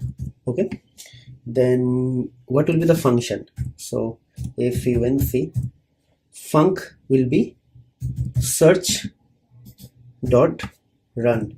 Now you will ask me from where I'm actually getting this thing. Is a function, so I'll be going to run this thing, and we'll be going to give a description, right? So description and name, you can give anything.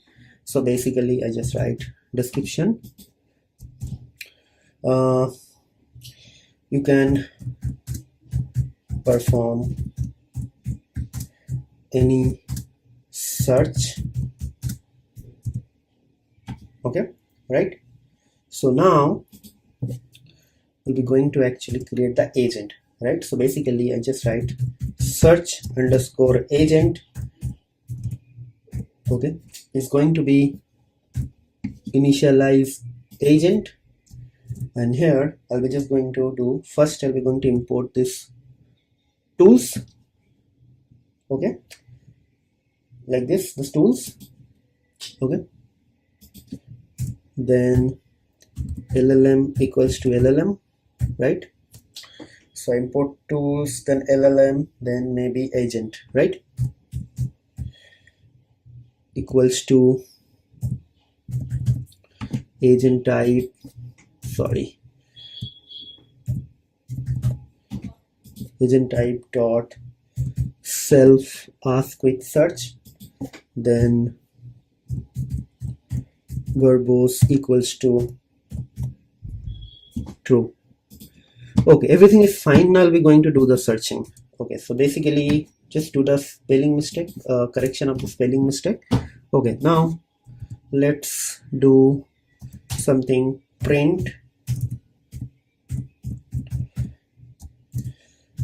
search agent dot run, and there will be going to ask some question. Okay, so what is the birthday of the last last World Cup finalist goalkeeper? What is the birthday of the last FIFA World Cup finalist goalkeeper from winning side? Let's see. It's a complex thing, but I'll try. I want to try. Okay. So Amy Martinez is the goalkeeper. Okay. So basically it is saying an output error occurred, so handle parsing error in the agent executor. Okay.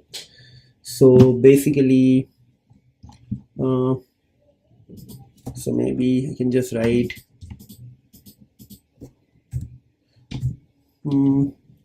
agent executor, and maybe I can just write something here. So maybe agent executor dot handle parsing error. It has to be true, right? Let's see. Okay, let's see it is working or not. Parsing error occurred. In order to pass the error back to the agent, it will try again. Pass handle parsing and agent executor. This could not parse output. This is the error, could not parse the output. So basically it is saying that it is not able to parse the output. Okay. So I'm just thinking how to actually deal with this thing.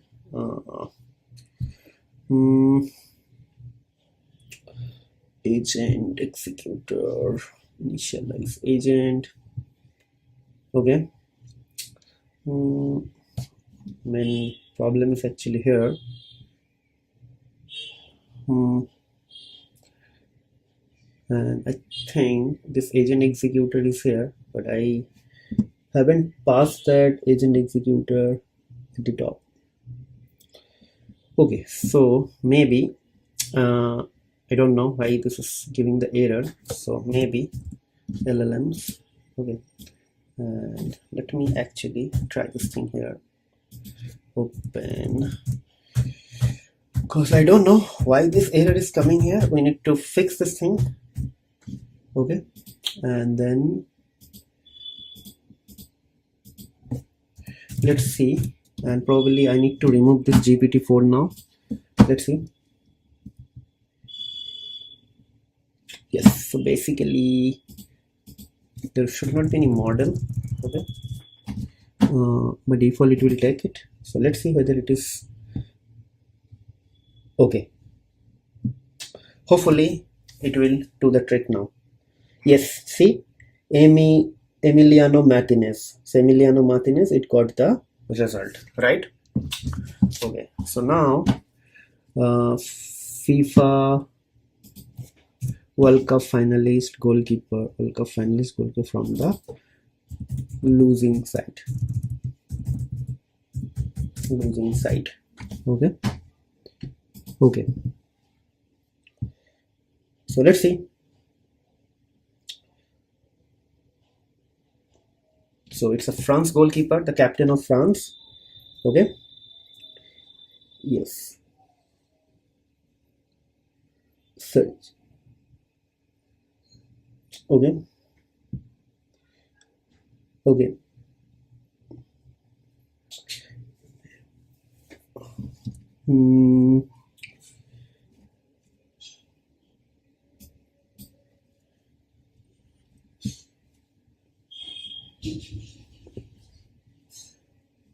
FIFA World Cup 100% the highest score, most in the team.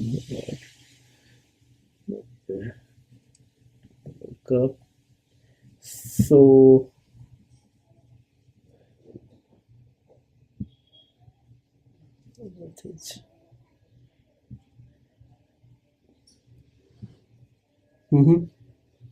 okay, so maybe maybe I can just ask something here. Let's see. Let's ask in a different way.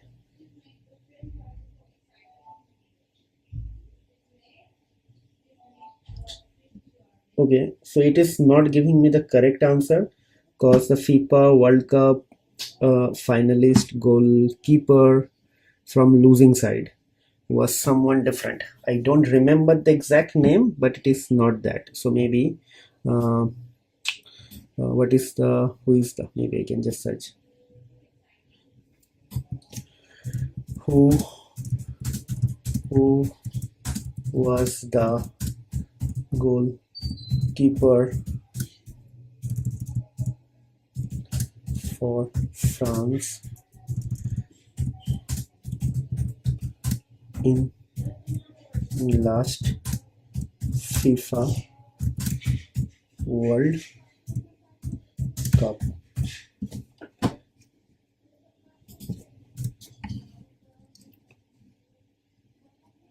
Okay, let's see.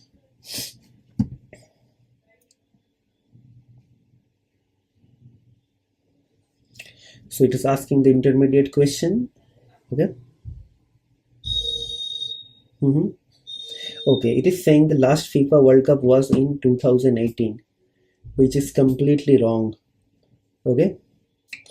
Last FIFA World Cup was actually in 2022. Yeah, Hugo Lloris is correct. The goalkeeper for France, Hugo Lloris. Yes, but it is giving me the wrong answer. Okay, it is not who was the goalkeeper for France in last FIFA World Cup in Qatar. So let's ask some intelligent questions. So it is not that much of intelligent. So if somebody from the LangChain team is watching this video, so hopefully you guys understand like what it is lacking still and what needs to be improved, right? So now it is able to do Hugo-Loris, right? So I have to do some more filtration. It is not that much intelligent to understand, because if I remove this Qatar, then it is not giving me the correct answer. So basically, guys, it's a platform where actually you guys can explore and learn many things by the mistakes. You can learn it from your own mistake, and also you can learn it from, I cannot call it as a mistake, sorry for that, because there's a huge team working on this thing, right? So basically it's a bug, and every new bug comes with certain new opportunities for the next release. So basically I believe definitely they know this fact and they will work on it. But again, it's an amazing tool if you want to do something related to Google search and generate some filtered like result or answer. Definitely you can try this API, and you can use it with LangChain and as LangChain, so that you can easily integrate with the API, and whatever results we are generating, we'll be going to parse this thing and do some filtration by this LLM, right? It will do some question answer and everything with the help of LLM. So let me ask some different question. Okay, who was the president of USA when 9/11 happened? Okay, so let's see.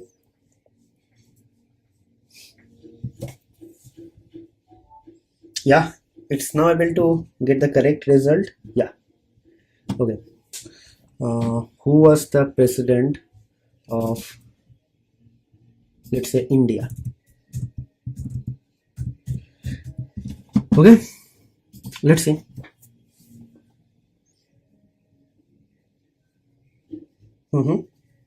Let's see.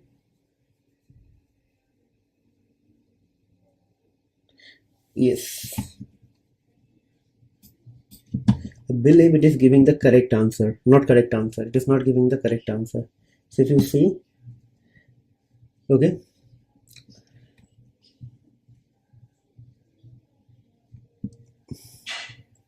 Oh, okay. It's giving the correct answer to office. So maybe it's not able to parse this thing. That is a something they need to work. Okay. Okay. So now maybe some more question. Who was the prime minister?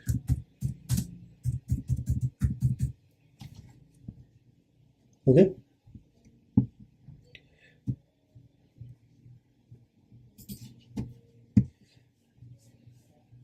Okay, let's see.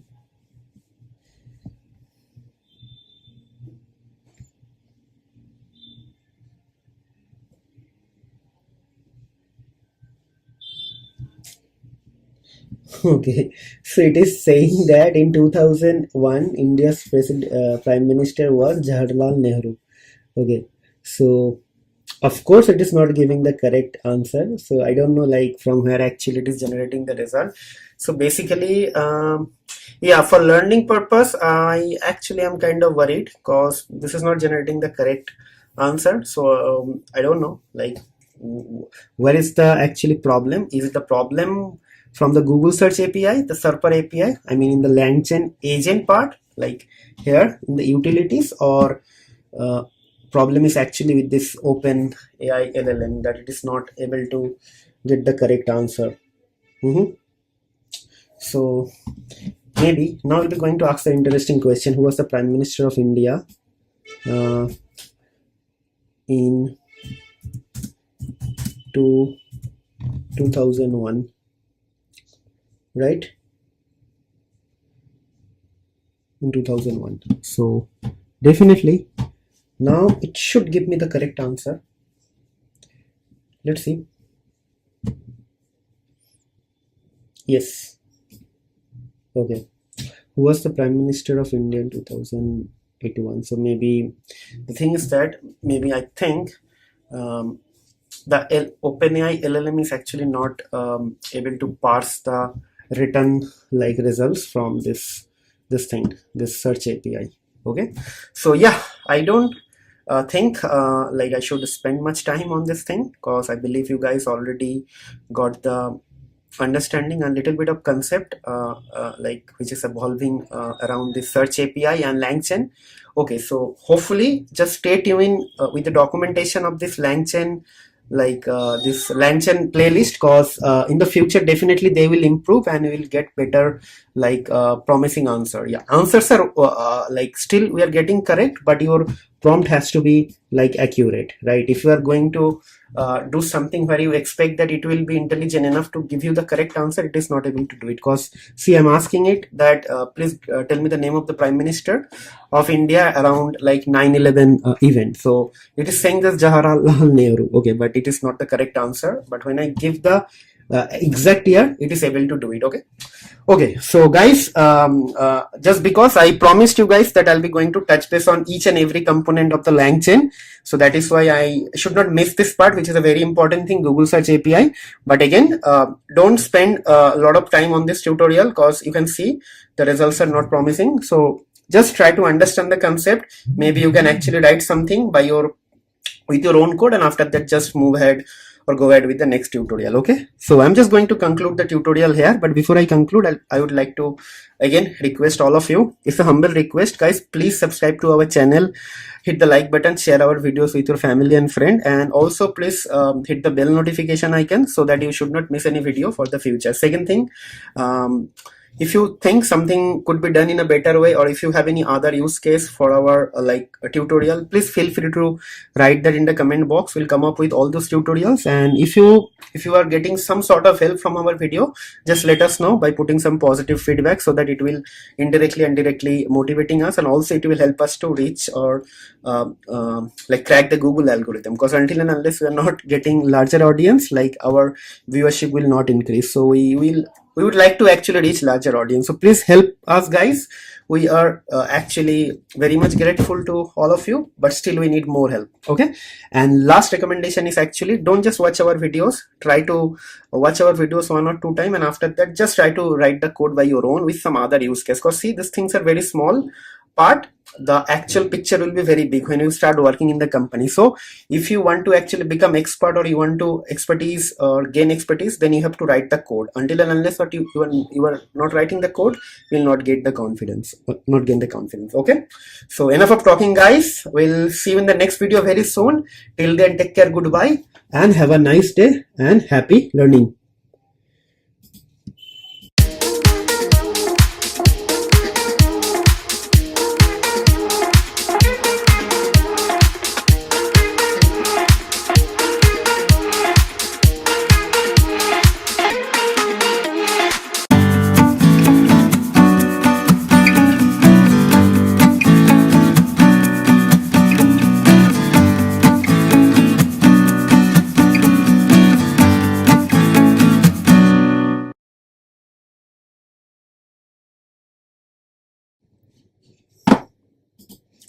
What's up guys, this is Ronnie. Welcome back to our channel Total Technology Zone, and today's topic will be how to save your chat message history into a AWS DynamoDB using LangChain. So basically the requirement is actually, suppose you are building an application or utility, or probably you are developing very small or lightweight AI agent or anything.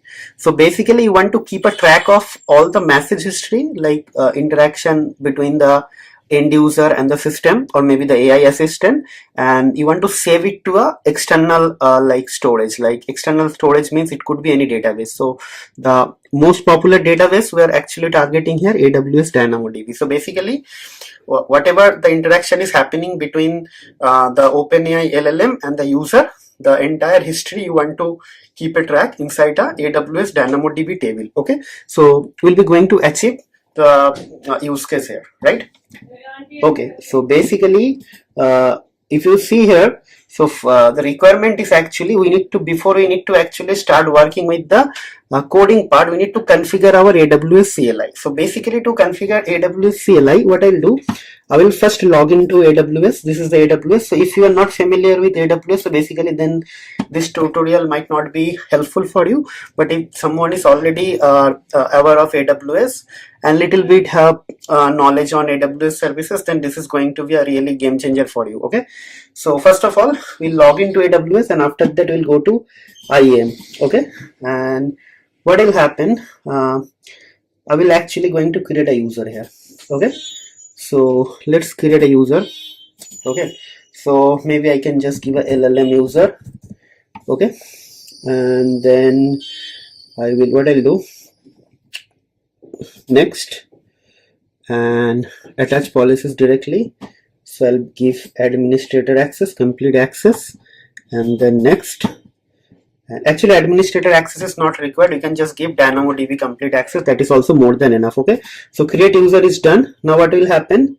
Where is the user? This one. So I'll click on it and I'll scroll down a little bit, and I'll go to security credential and I'll create access key. Okay. That is the second thing. And then I'll be going to click on this one and this one and create access key. So access key is done. Then what will happen? I will try to actually configure this thing. Okay. Okay, so for that you have to actually check whether AWS CLI is installed or not. So basically I'll open command prompt here and I'll just write AWS. So it is saying AWS is not recognized. So what will happen? You need to install. So what you'll do, you'll go to Google, you'll write AWS CLI Windows install version 2. So it will take you to this link, and from there we'll be going to click on Windows and we'll be going to click on this thing. Okay, and then what will happen? Let's open this command prompt and paste it and just it. So basically it is saying it is not working, so just hold on. Okay, oh okay, sorry, so it should be this one. Okay, so like this. Yeah, so now this will start the installation. We could not verify the package exists that actually can contact the application. Okay, so basically it is saying I cannot install this package. So what will happen? I need to download it from here. Okay, so let's click on this thing. So it's getting downloaded here.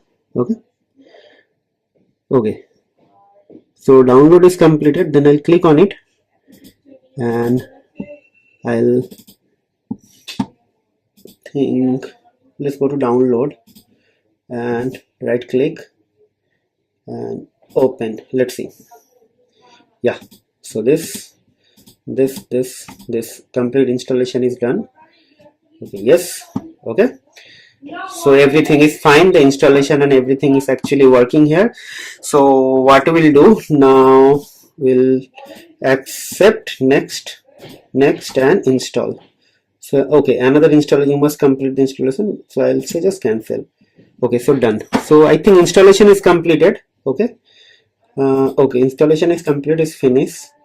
I actually clicked 2-3 times, so that is why it is done. So this part is done and this part is also done, right? So now set up using AWS configure command. So what I'll do, I'll open this thing and I'll just write AWS configure, right? And basically what will happen, it will ask me to enter the access ID.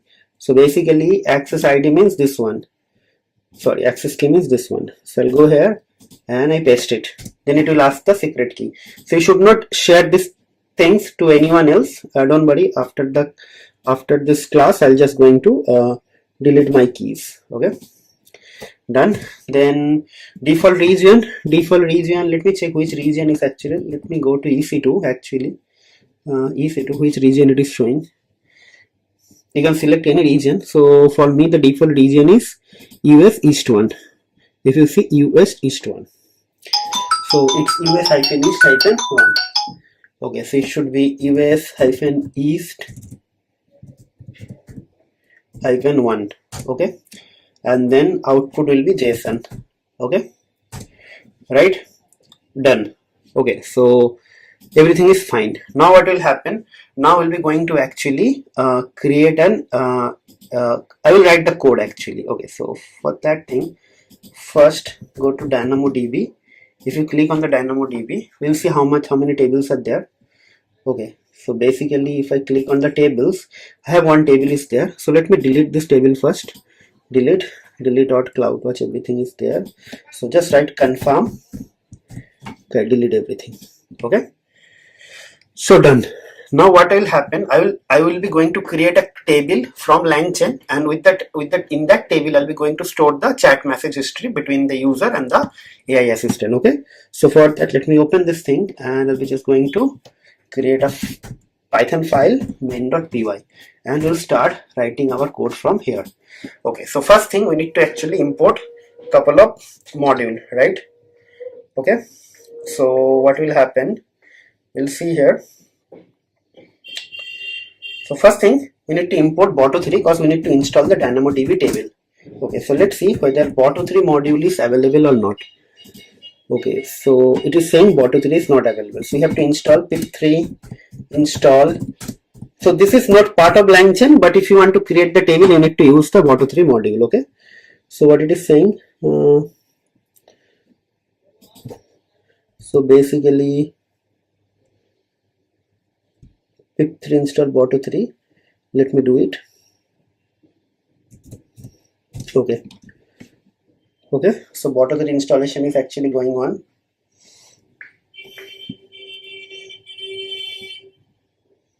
Okay, let's see.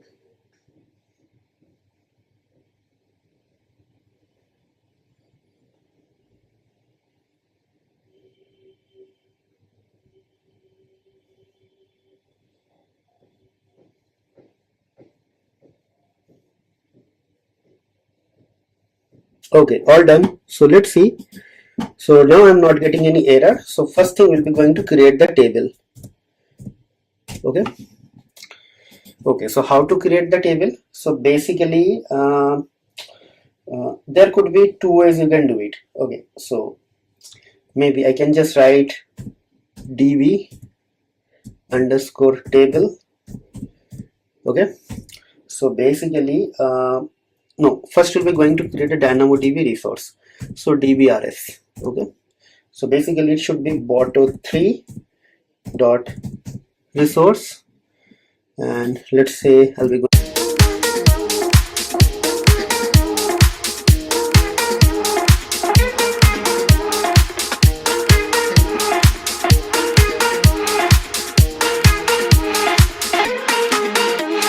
going to write here, let's say DynamoDB, right? And after that, we'll be going to create the table. So basically table is equals to, so dbrs dot, so basically create underscore table, right? So now we'll be going to give a name to the table, right? So basically table name is equal to, let's say I'll be going to write msg, a message table. We can just easily write it's a message table. Okay, it's a message table. Okay, fine, this is a message table. Okay, right, then what will happen, then we'll be going to write key schema is equals to, okay, key schema means what will be the primary key. Okay, so basically you have to give the attribute name and the attribute type, right? So basically it will be a list key schema, and I'll be going to pass a dictionary.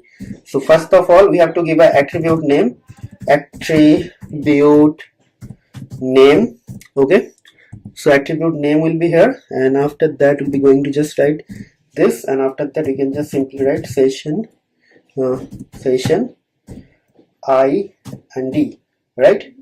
And then what will happen, we'll be going to write something called key type. Okay,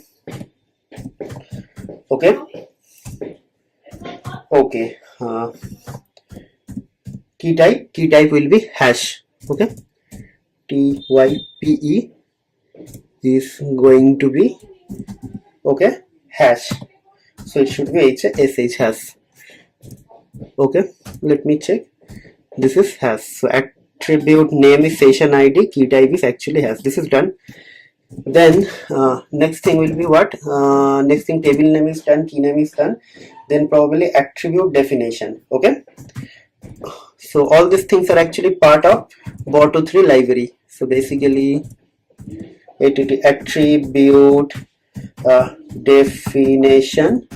So basically attribute definitions will be actually going to be something like this and this. Again, we have to give the attribute name, session ID, and attribute type will be S. So basically I can simply copy this thing. Okay, I can simply copy this thing here and then here, and I can simply write this thing. So session ID and attribute name, and it will be attribute type. Okay, like so, attribute type. Okay, so attribute type will be S. Okay, right, so it should be capital S, right? So something like this. Okay, then what will happen? Billing mode. Okay, like this. Billing mode will be actually pay per request. Pay per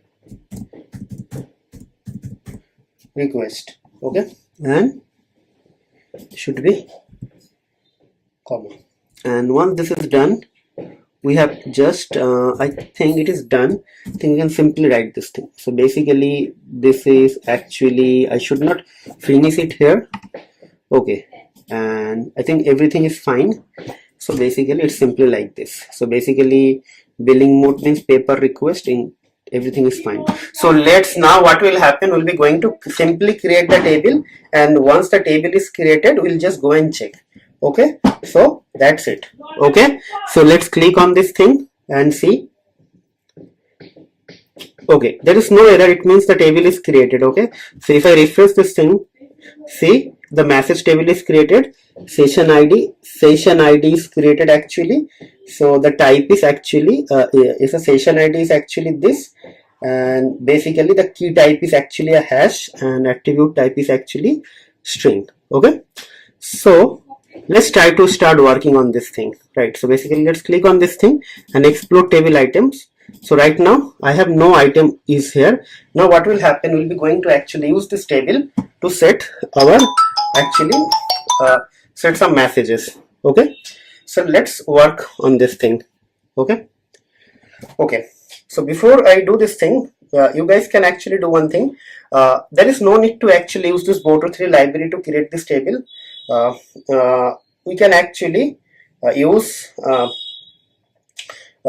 manual method to do this thing. Okay, means just right click, create table and everything. So basically let me show you something what I'm trying to say. So basically you can click here and we can click create table, and from there you can do it. Okay, okay, okay, okay, okay. So let's do this thing. Okay, so this part you can actually okay, I can do one thing. I can just rename it to table.py. Okay, so it should be table.py. Okay, done. And then I'll be just going to write down the main code. So it should be main.py, right? So let's see. So first of all, we'll be going to import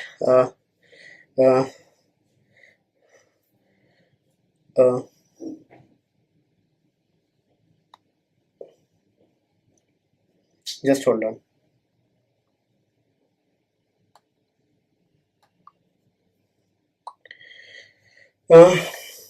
So what I'm trying to say, how to actually set up the context. So basically what we'll do, we'll try to first create some dummy message and set, and after that we'll be going to create some realistic example. Okay, so for that first we'll be going to import something. Okay, so let's see how this is actually going to work. So basically we'll be going to actually import from LangChain.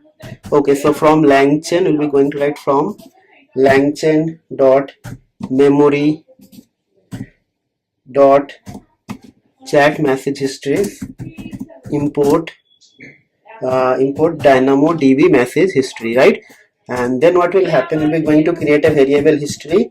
History is equal to basically it should be DynamoDB chat message history, right?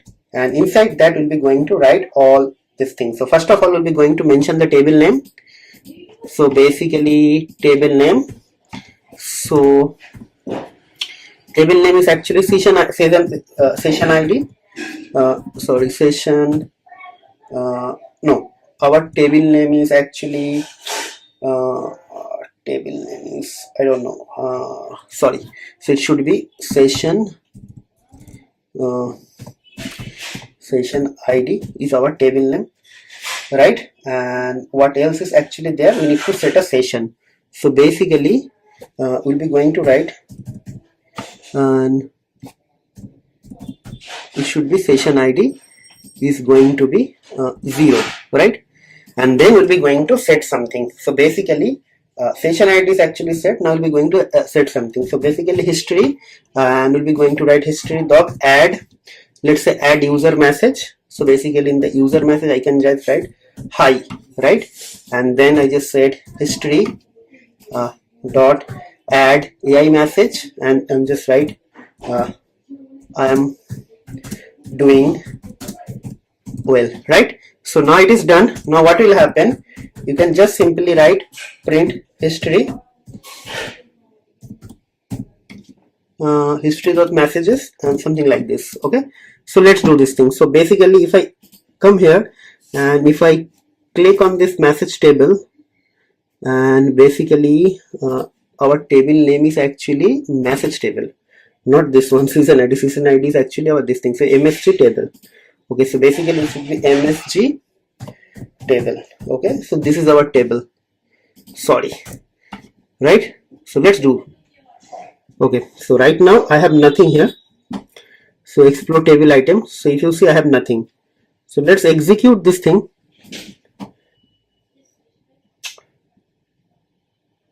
It's working. Okay, so list object is actually not callable. Oh, okay, so it is actually a history of messages. So let's see. Let's see. So basically it will be done 2 times. Provided key element does not matches the schema. So basically provided key element does not match the schema. So MSG table, what else is there? The key element, that is something is not clear to me. Our table name is actually given. Table name is given. I think nothing else is required, so I don't know. So MSGTABLE, let's check what is here. MSGTABLE, this is my table, MSGTABLE table. So here is something, some problem is here. That is something I don't know. The season ID is actually here. Okay, season underscore ID, but the problem is actually here. So okay, so provided key element does not match in the schema, type mismatch of the season ID expect S and actual N. Okay, so basically it is saying that season ID I pass, it is actually a S string, but I pass the numeric. So understand this thing, it is very important. See, I say here season ID is actually S means string, but here I am passing it as a number, so it should be like this. Okay, like this, then it will work, right? Okay, so let's check.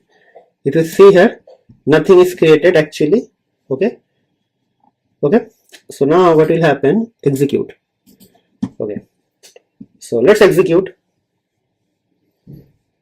Yes, if you see, there are 2 messages, human messages and AI messages, and if I click on this thing, refresh, it is also going to season ID 0, and this is the thing. So if I copy this thing, and let's say let me actually create a file here, sample.txt, right, and let me paste it here.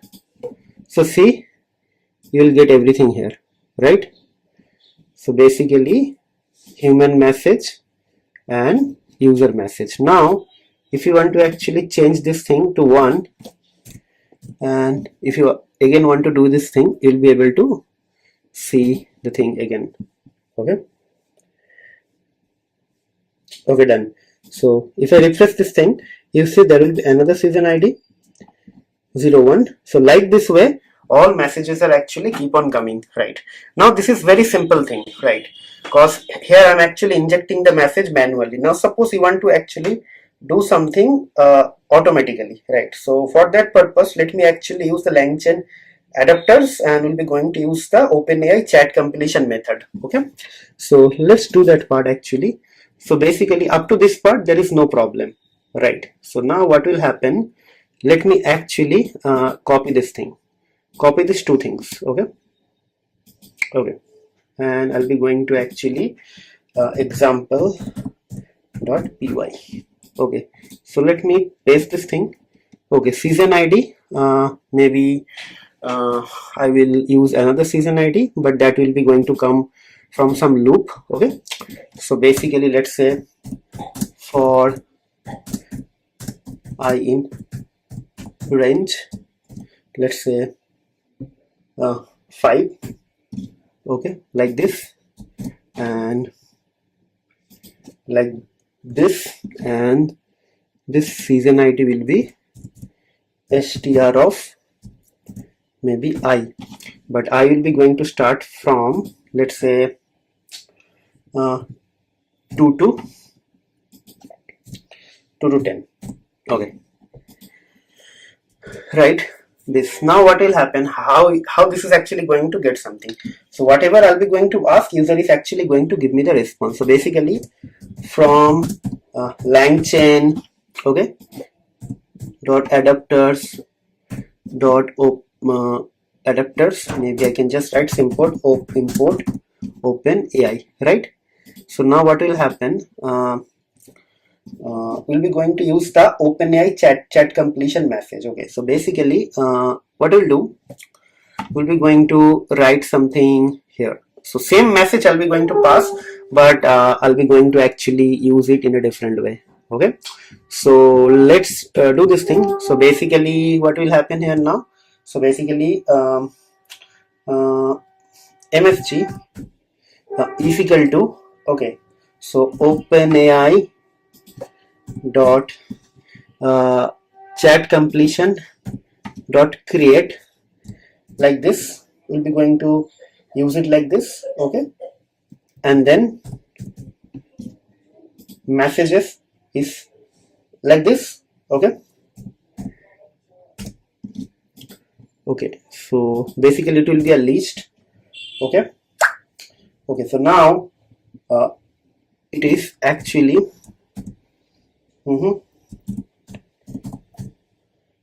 role is going to be system, right? Okay, and maybe I can simply write the content is actually going to be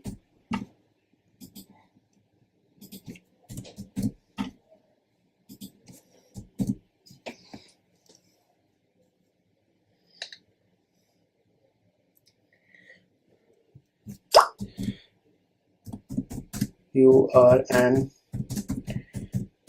intelligent assistant who can answer anything with intelligence. Okay,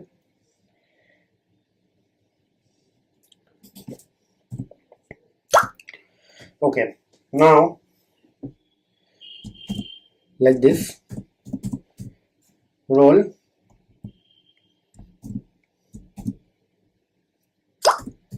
user. Okay, then content,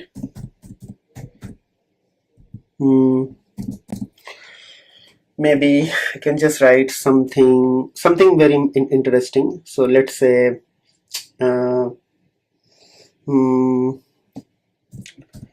what is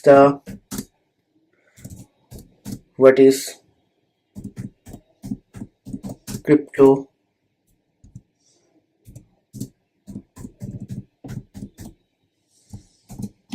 Okay, so that is something I can do it, right? And now, so basically this content you want to actually save it to somewhere.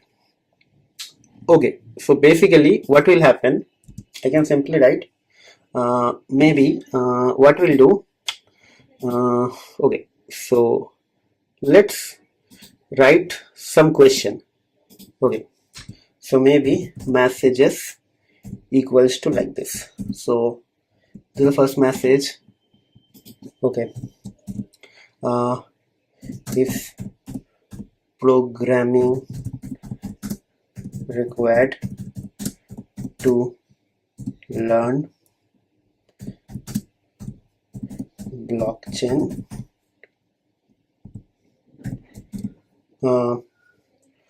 what is the future of blockchain? Okay, so basically I can easily write for, just hold on, so for, you can simply write for message in messages like this. And so basically now we need to actually check this thing, right? So basically here how we are going to actually manage this thing, that is the main part. Like we'll be going to create another session and we actually like to do this thing. So basically we can easily write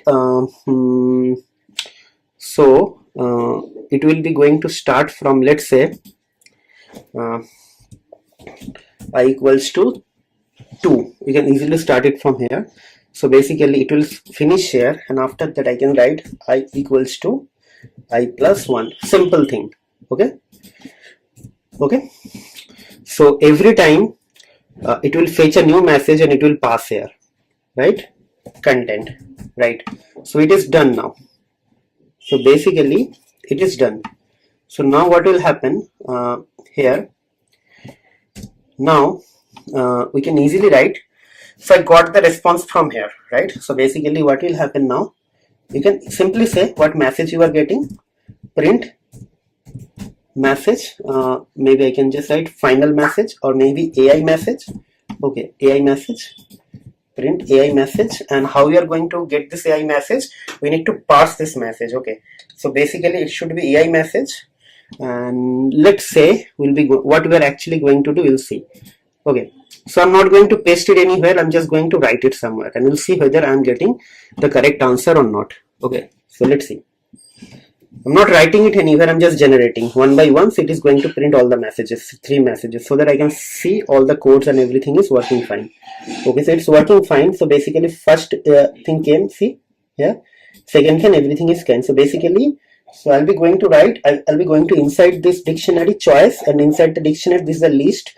So it's the first item. So choice, I'll be simply write it's something like this, CHOICES, choice, CHOICES, then it will be a list 0, and after that inside that message and then content. Okay, so basically message, and after that you can simply write content. Okay, it is done. So basically let's see whether I'm getting the only message or not. Okay, so hopefully this will also come. Yeah, so right, so first thing is coming. Okay, so let me okay, let me show you something here. So it will come here, just wait.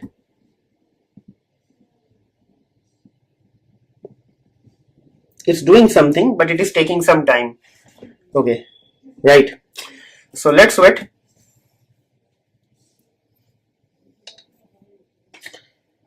Okay,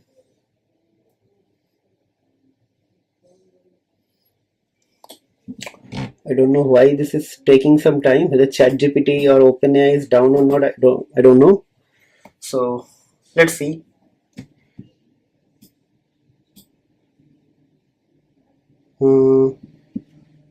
What is this? Why something is not coming? I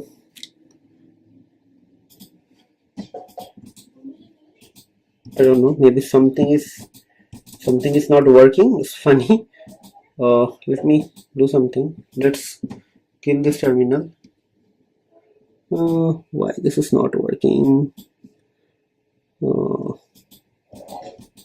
Okay, so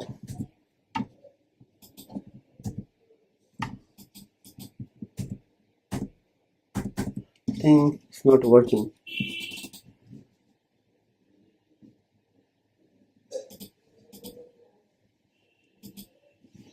Something is problem with the VS Code, or I don't know. Let me open a new terminal and let's execute this thing. Yeah, so I started the execution, but it's not working. It's funny.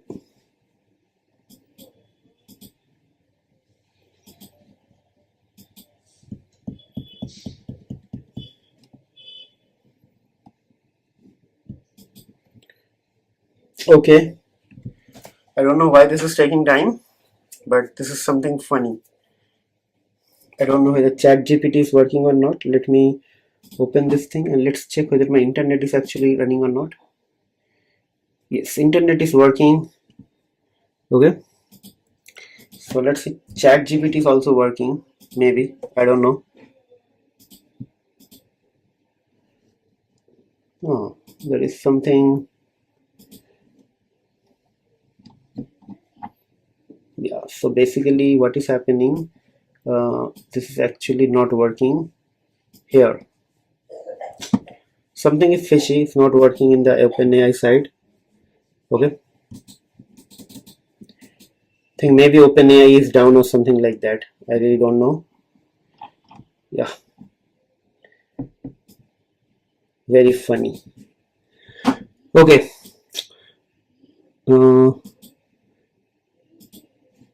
let's open this new terminal. Okay, clear everything and let me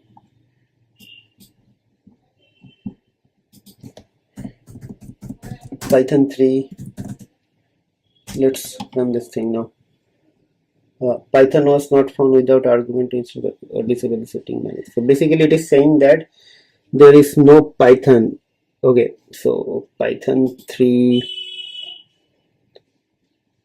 Okay, tutorial 8. So it is saying Python 3 is not found. Very funny. Python. Yeah. Hopefully this will work now. Let's see.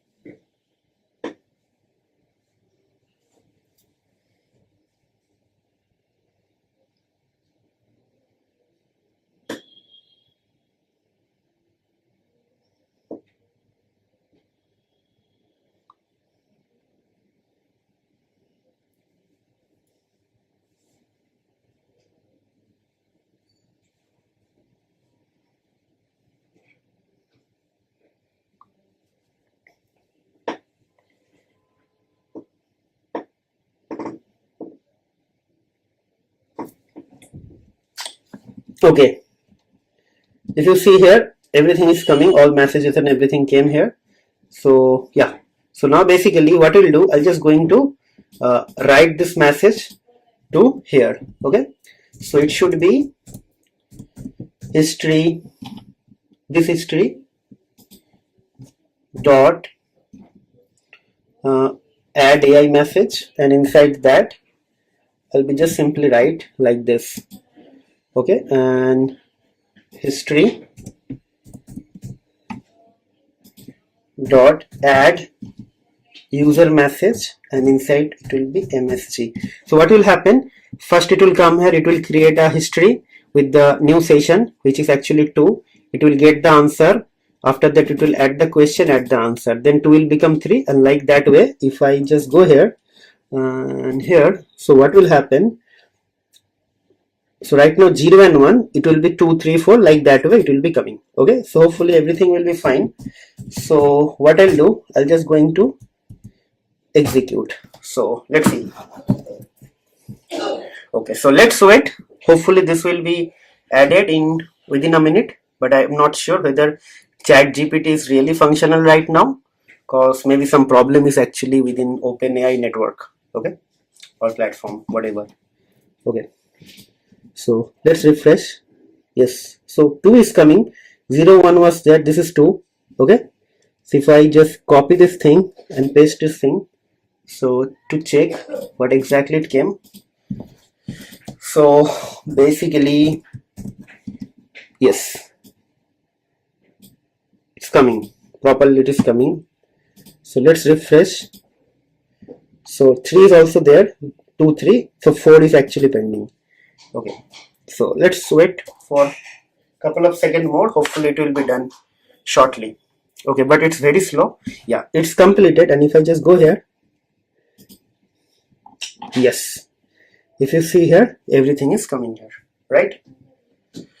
Okay, that's it. So this is the way where actually, if you want to keep a track of your all messages within a system, and if you want to actually refer to those messages in the future for better training for your model, then definitely this is the approach. So basically, when we are sending some messages to ChatGPT, so for future betterment or future improvement, ChatGPT definitely going to, or their OpenAI team is definitely going to store our messages in a historical format. Means what exactly user is asking after which question, or what is the sequential order of any question. So that is called something called advanced like training model. Like something is already in the production, and again for the enhancement or improvement, they keep on training their model. So for that thing, you definitely need some like extra or added data, right? And that data is actually coming from where? That data will be coming from the user interaction or the AI behavior. Suppose you are asking something and AI is actually going to give you an answer which you are not happy. Probably you will be again going to ask him in a different way, or maybe more refined prompt. So at the future, what will happen? The team or the developer team will understand, okay, so if user is asking this thing, then the next question is actually user is asking again with this refined format. So maybe they will assume or presume that maybe user is actually looking for this specific answer, so they will create the prompt in a better way, right? So these things are very much like helpful, right? So whatever I'm just giving an example, this is just a very small thing, but actual research and development work will be way more than this thing. But the entry point of like knowing this thing on doing this use case is actually to store something for the future reference. Okay, because there is no point, right? You are going to do something where actually will be not going to use this message in the future, right? Yeah, definitely historical data, governance policy, or maybe some security feature, like if this AI is actually going to inject any private public like personal information or not, or leaking something else, whatever. So for that purpose, definitely a team will be working or already working, so they are actually going to monitor this chat messages. Okay, so I believe you guys are enjoying this series. So what I'll do, I'm just going to give this code, and let me actually copy this code already to my this slide. So I'll be going to actually give this code to all of you. So hopefully there won't be a problem. Okay, and before I actually conclude this tutorial, I would like to request you guys, basically it's a humble request. So guys, please try to subscribe to our channel, hit the like button if you're really enjoying our videos, and try to hit the bell icon as well. So in the future, whenever we upload something, you should not miss those videos notification, right? And the next thing, if possible, try to share our videos with your family and friends, whoever if you think will get some benefit out of this video. And last but not least, guys, please try to let us know what exactly you are liking in our tutorial, or if something is missing or something could be done in a better way. Please let us know via some sort of feedback or comment via the comment box, because more comment or more engagement will help us to actually crack the Google algorithm, and also it will help us to reach to the larger audience. So try to comment and try to subscribe to our channel. And next thing is actually from the recommendation point of view, don't just watch the video. You can watch the video 1 or 2 times, and parallelly you can start writing the coding. Actually, if you don't do the coding, what will happen, eventually you'll forget the things, and if you forget the things, you will never gain the expertise, right? So see, this thing tutorials are very small, and the actual use case could be way bigger than this thing when you start working in the company. So my objective or my target is actually giving you guys an intuition, so that you will understand, okay, this is the LangChain, this is the thing where you can save the historical data, but you can use this piece of code or this piece of example to enhance your knowledge, and that will actually make you the expert in the future. Okay, so enough of talking, guys. We'll see you in the next video. Till then, take care, goodbye, and have a nice day.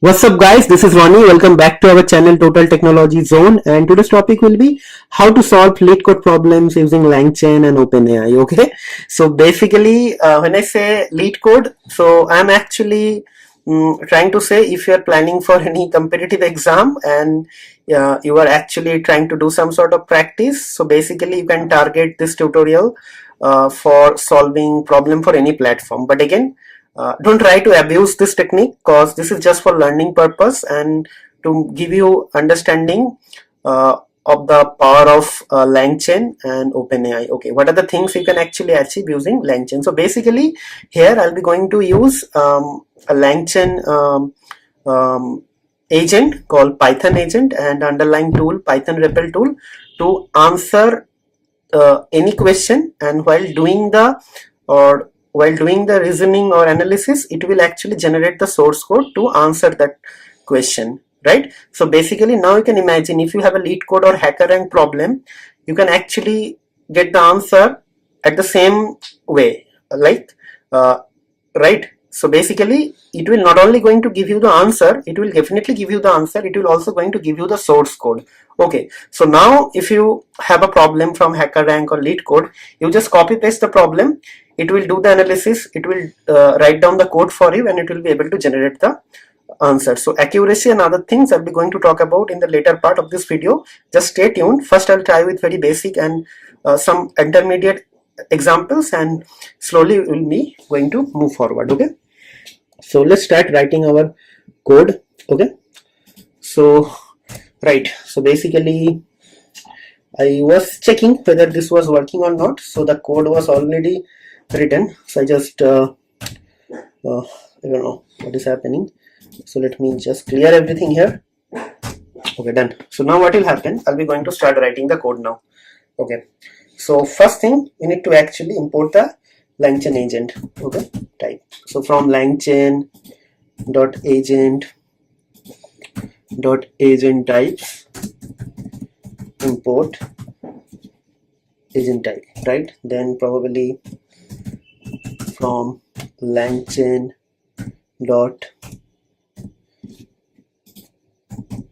LLMs OpenAI import OpenAI, and then from LangChain experimental. Okay, dot, I'm just thinking after experimental what exactly I need. Experimental like tools dot Python. Is it like this? Just thinking. Agent experimental tools Python tool Python.tool import Python REPL tool, and then we'll be going to import the agent. So basically from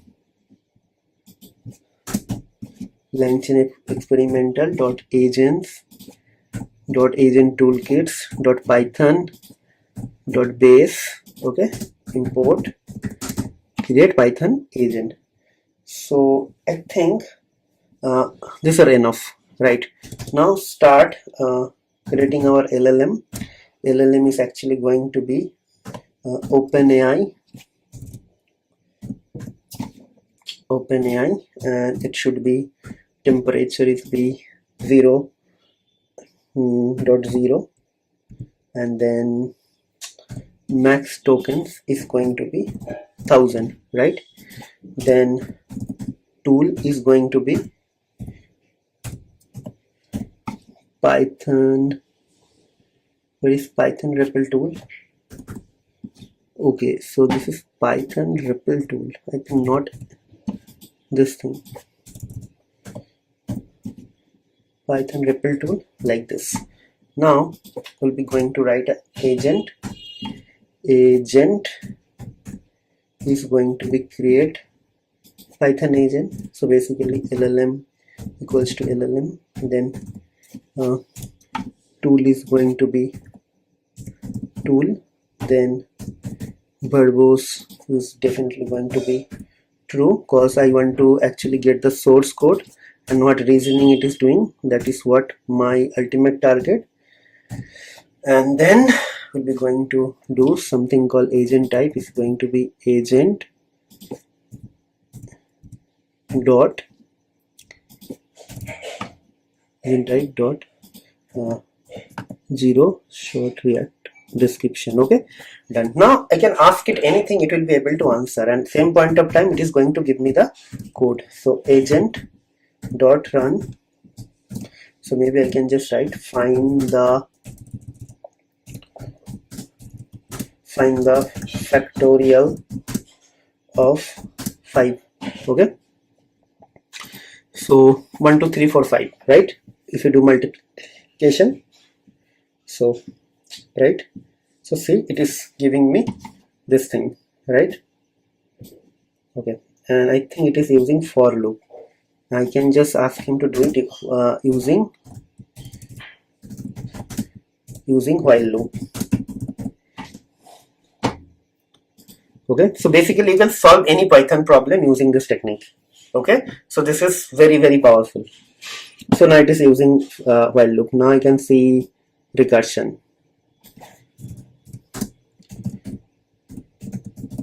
Okay, let's see. So it is using recursion now, right? So maybe find the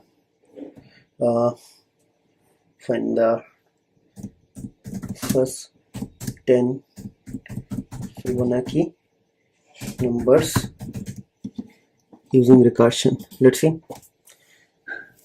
So it is not only generating the answer, it is also going to give you the code. See, it generated this thing. Okay, right? So maybe I can just write find the Armstrong numbers between 100 to 500. Yes, so Armstrong number means actually the cube of the number is equals to the number. Okay, the sum of the cube of the number is actually equals to the number. So let's see. Yes, so see, it is giving me the correct answer. So let's 153. So 1 is 1, then 5. 1 cube means 1, 5 cube means 125, and 9 cube means it's actually 27. So 125 plus 27 plus 1 becomes 153. So it's an Armstrong number. So 370. So basically, if you do this thing, it is also going to give you the same answer. So it's super powerful and super deadly. And basically, actually, in 10 years back, it's not 10 years back, like in 2009 probably, sorry, 2007. Okay, in 2007, actually in my own college campusing interview, I got this question. Okay, and that time I wrote it, and after that I explained the interviewer, right? So now I think like it's quite funny now.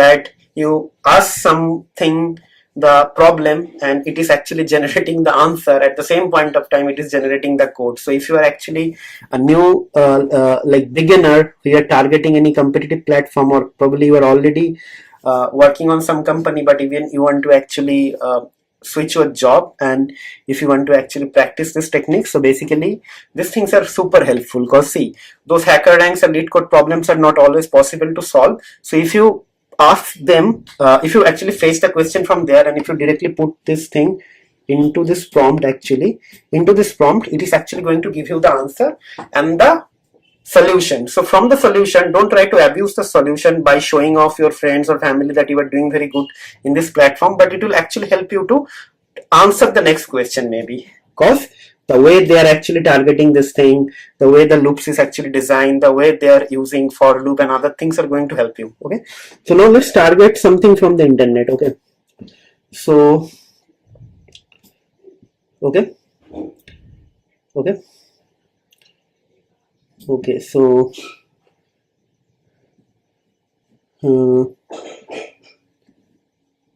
so maybe let's try to do this thing, whether it is able to do it or not. Let's see. Okay,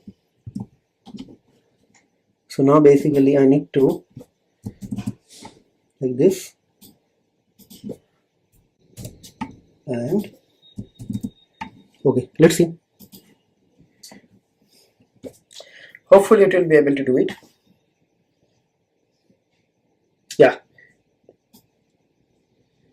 Okay, I think it's done. It is not only generating the code, but it is also giving this thing. So basically it is looking for the comma separated number. Okay, so comma separated number. Okay, number as okay. So basically it is waiting for the user to input, but again let's change this pattern. Our job is to get the code actually, so I need to tweak. So that is what I'm telling you at the beginning, like don't try to actually if you want to check the accuracy of this thing, maybe you need to actually tweak something in the prompt whenever actually you are targeting to answer some question from the hacker rank or LeetCode. Okay, so see, now it is giving you the answer. Okay, so this is the code, right? Write a Python program that expects a sequence of comma separated number as this and generated list and tuple of those numbers. Okay, so basically it's a list of numbers and this is a tuple of number. Okay, so basically it's a comma separated string, a sequence of program that accepts string accepts a string of a comma separated number. This, as string, it should be string only. Okay, because it's a string.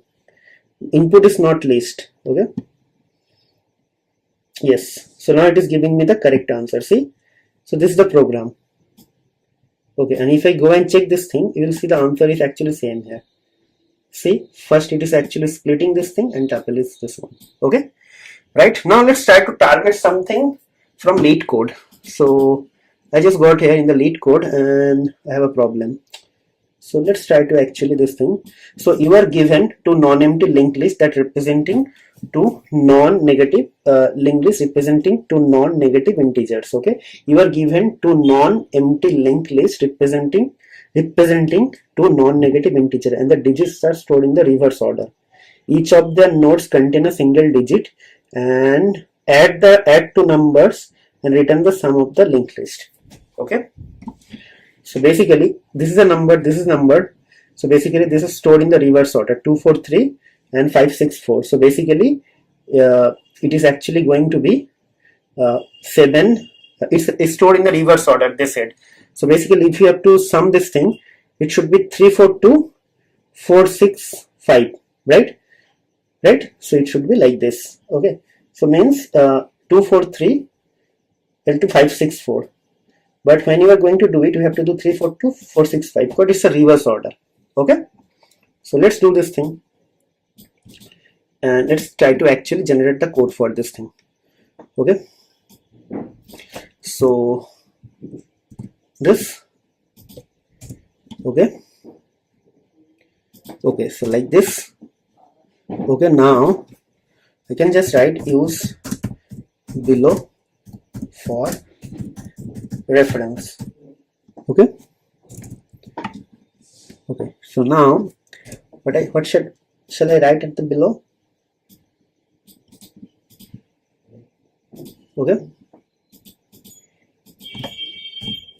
Okay, so now let's see it is able to generate the correct answer or not.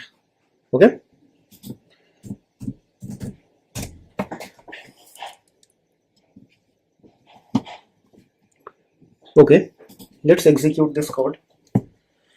Okay, so execution cycle has been started. So yeah, so it's generated.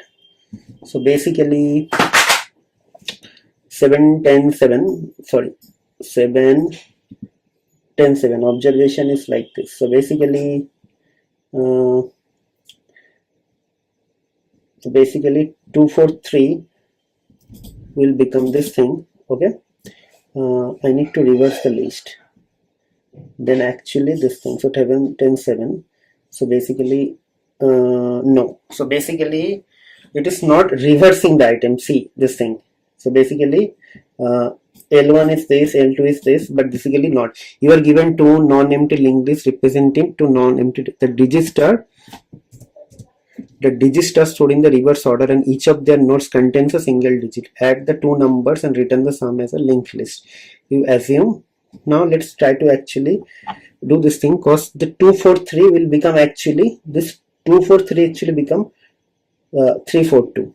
Okay, we're given two non-empty linked list represented to non-negative integers. These are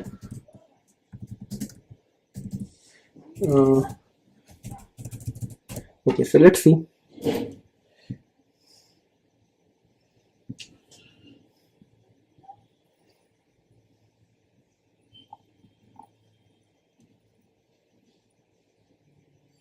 It is actually not reversing the item here, so that is the problem. So this 243 and this thing, input L1, input L1, input L1 in reverse order, L2 in reverse order. Okay, hopefully now this will able to give me the correct answer. Now still it is not going to give me the correct answer. The correct answer should be this one, 243 and 56. If you do this thing, say 7 10 7, something like that will come, right? So I'm not targeting that 708. So basically 243 will be 342 and this will be this 2. So basically I need to explain this thing here. Okay, so let's see. Okay, so now let's see, output 708 and basically 342 and 807.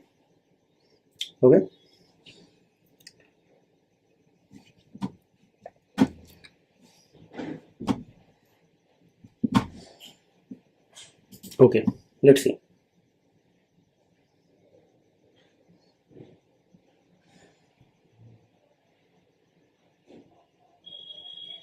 Yes, now it is giving me the correct final answer 708. Okay, final answer 708. Now this is the code. Okay,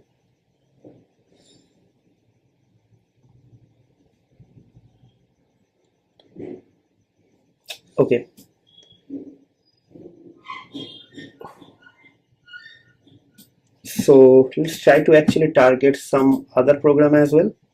Okay, let's see. Okay, so let's try to actually solve this problem. Given a string, find the longest substring without repeating character. Okay, so basically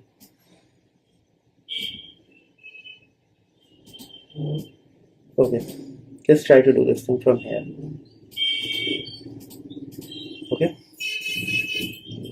Okay, so basically given a string s, in the s I'll just replace this thing with this. Okay,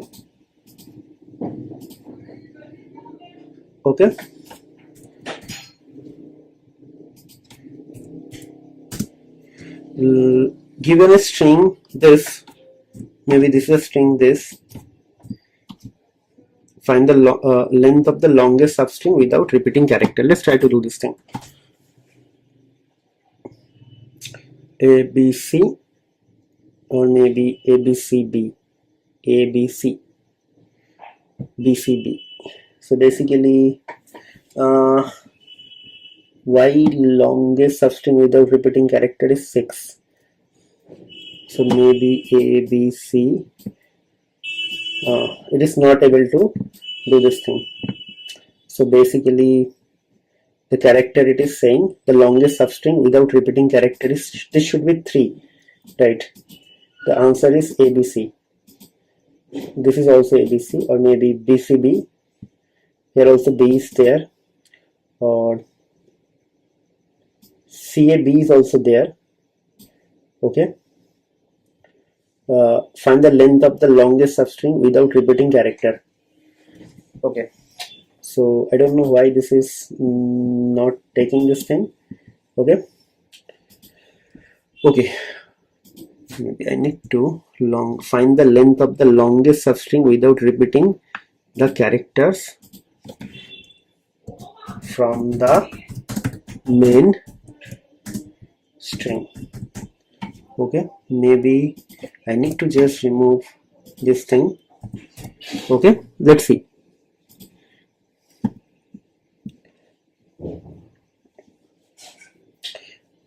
Just need to tweak. Yeah, the moment I tweak this prompt, it is giving me the correct answer. So that is what I was telling you guys, like whenever targeting something from HackerRank and LeetCode, do not just copy and paste the code blindly. Try to understand how you are writing the prompt and how AI is actually going to understand your prompt. Okay, it's still not that much capable of understand anything written in the competitive platform website, because as a human it is our responsibility to actually do some intuition or apply some logic right behind it.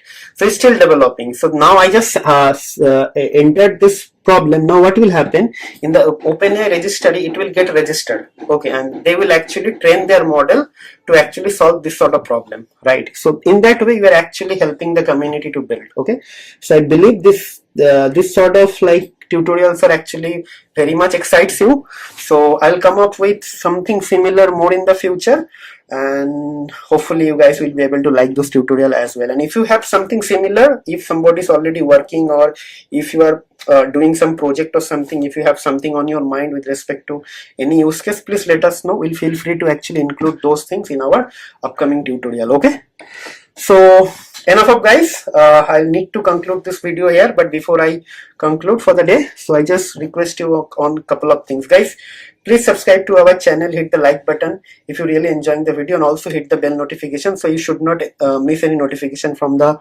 from our future updates. And last but not least guys, please try to put some comment, good or bad, doesn't matter. If you think our videos are helping you in any way, or anything like related to job or project, whatever, or if you are doing study, please let us know, because those motivational things are going to motivate us big time, and we'll come back with some more quality content. And if you think something could be done in a better way, or something is missing in the video, or something we can target in our next tutorial, please let us know, because this sort of engagement will help us to reach larger audience, and larger audience are also going to help us directly or indirectly to come back hard with some better and quality content. Okay, and one of the final recommendation from my side, guys, watching my videos are not going to help you. Only watching my videos are not going to help you, because you have to write down the codes after watching the video. So watch my video and after that try to write your codes by your own, so that it will help you to actually gain some confidence, and you will target something.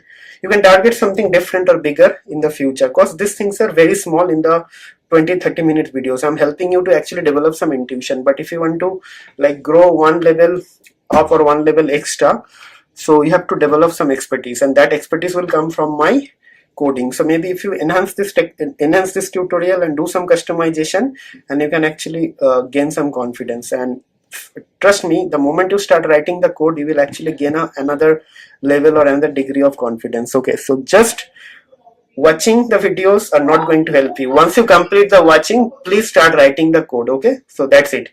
Okay, so that's it guys, enough of talking. We'll see you in the next video. Till then, take care, goodbye, and have a nice day. And don't worry, I'll try to upload this code in the GitHub tutorial, in the GitHub link. Okay, so all the best guys. See you in the future videos. Till then, take care, goodbye, and have a nice day.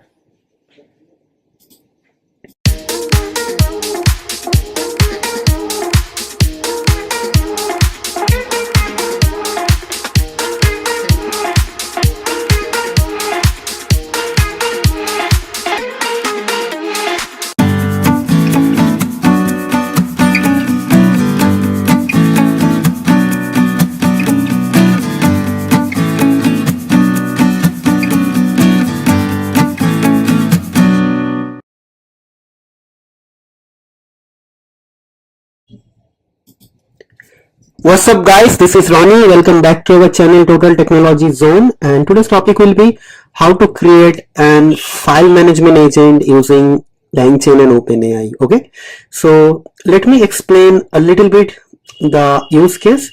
So suppose you want to actually create an agent which is going to help you to understand your file system intelligently or efficiently. So this is the tutorial. So suppose you are managing a very large computer system. When I say large computer system, I'm saying like in terms of the directory structure, or maybe the file structure, or maybe multiple files are there, or various logs files and different things are there. So basically this use case is very much beneficial for the admin people, like those are already working on some sort of administration job, or maybe some analyst kind of a role, maybe a guy who is actually working as a cybersecurity professional or cybersecurity analyst, right?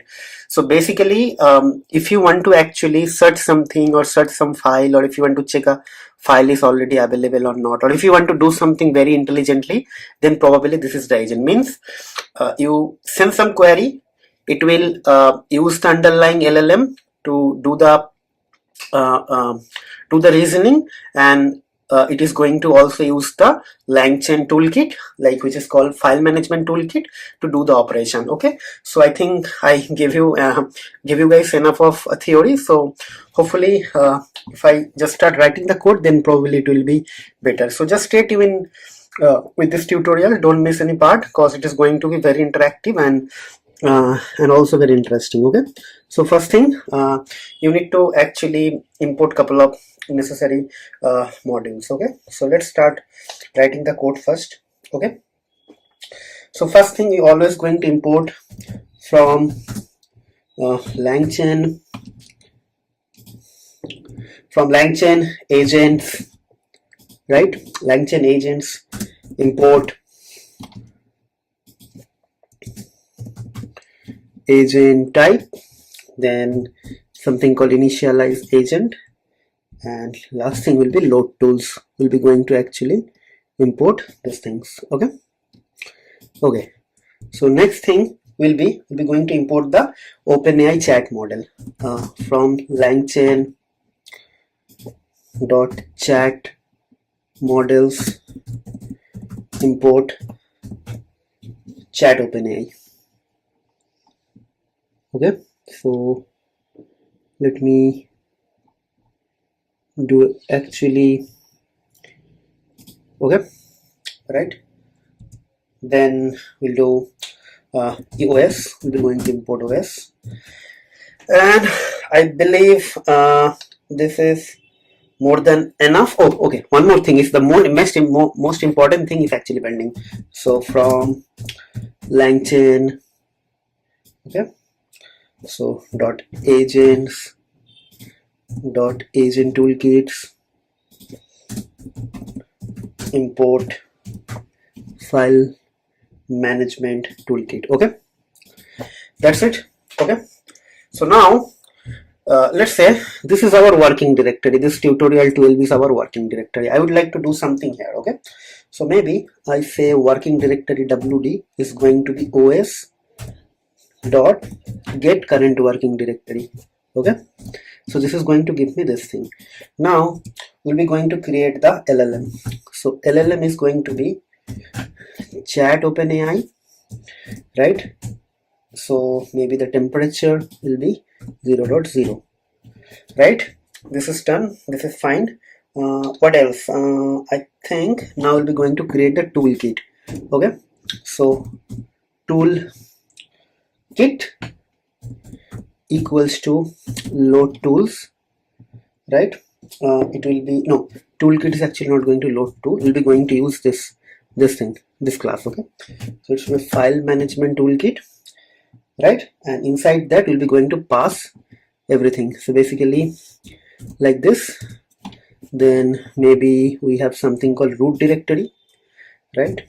Root directory will be this wd, right? Wd. Then what we have,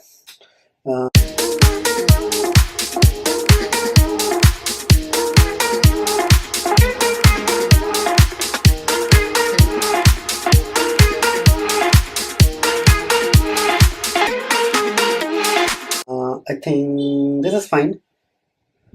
Okay, so maybe like this. Okay, then probably tools equals to toolkit dot get tools, like this. Okay, so what is happening here, we have created like an object of file management toolkit, and our root directory is this one, and after that I'm just calling this get tool methods to get all the tools. Now we'll be going to initialize our agent. Okay, so our agent is actually going to be initialize agent. So first we'll be going to pass the tools. Okay, this tools. Okay, tools, then LLM, right? Think initialize agent, this is fine, and then probably LLM, right? And then the last thing will be agent is equals to agent type dot OpenAI multiple function. Okay, verbose equals to true, then verbose equals to, right? And then next thing will be, can just write agent agent underscore executor underscore kwargs. Why this is useful, I'll explain you why I'm actually doing this thing. So basically something like this, and then handle like parsing errors, and you can just simply write true. Okay, I believe everything is fine. There should not be any error. So let me execute up to this part. Let's see whether I'm getting any error or not. Okay, so let's see. Yeah, no error. So now I'll be going to execute this agent. Okay, so what I'll do, print, right? So agent dot run, and here what we'll do, we'll be going to run something. So maybe I can write how many files are present in the current directory.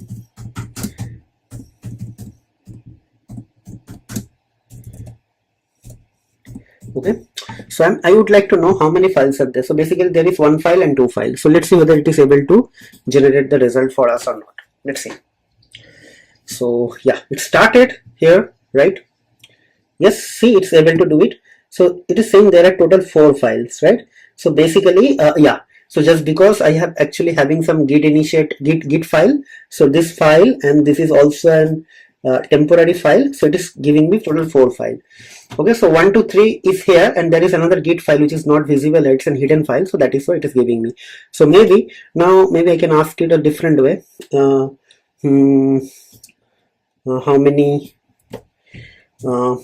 many Python files are present? Let's see. It's a little bit intelligent thing. From the extension, it is able to do it or not. Let's see.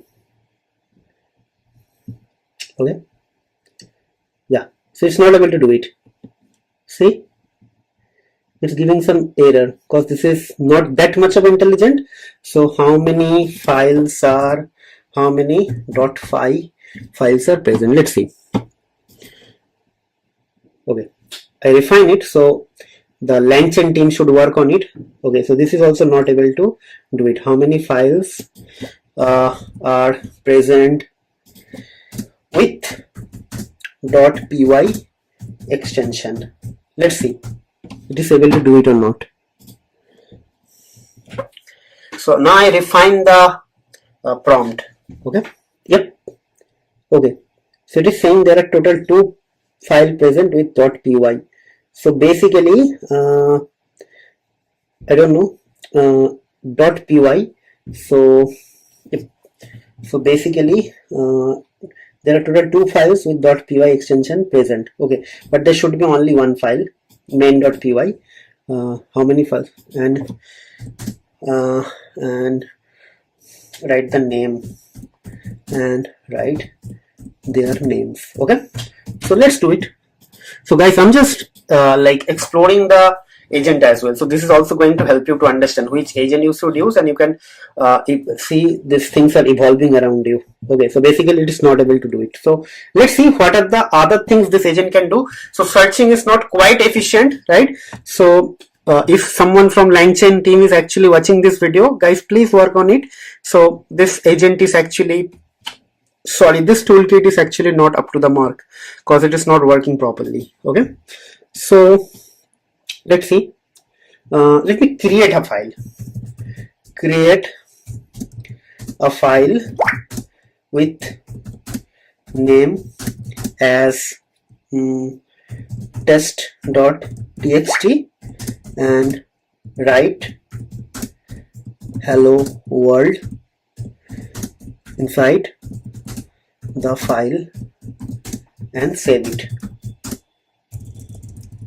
Let's see whether it is able to do it or not. Okay, let's see. Okay, it is giving me the error. See? Okay, so it is giving me the error. So what exactly it is giving me, don't know. Action. So basically here is the problem. Okay. Yep. Create a file with the name txt.txt. So maybe I just do up to this part.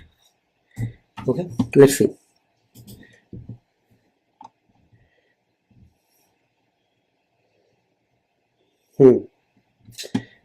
Okay, this is not able to do this thing properly. Okay. Okay. Create a file within in the directory in the present directory. Let's see. Okay.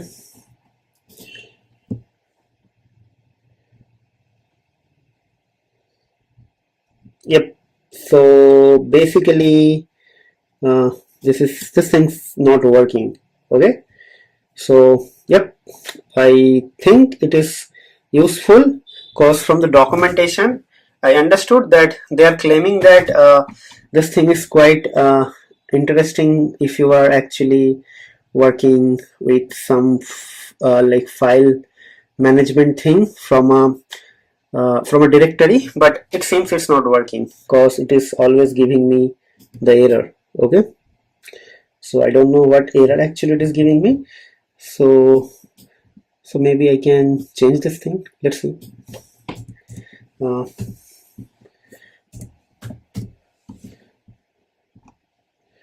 let's see. With this model, this is also this agent type, I think it is not going to work. Okay, zero shot agent does not support multi-input input tool copy file. So basically this is not going to work. So maybe let's see this one. Okay, this is also not working with this. Okay, so what else is still pending? Okay, like last one I can try. I think this is also not going to work. Okay, so what else?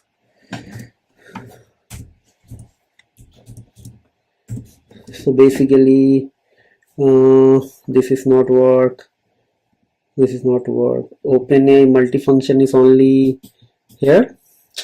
So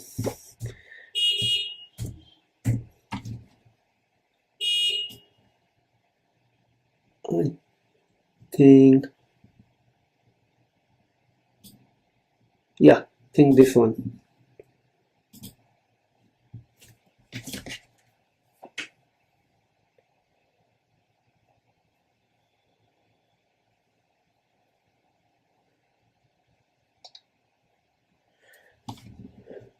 Yeah, so this is now working. Structured chat, this is working. Okay, so cool guys. So this is how we need to actually practice. See, so the right agent type is actually structured chat, zero shot, React description. Now I can do anything. So maybe maybe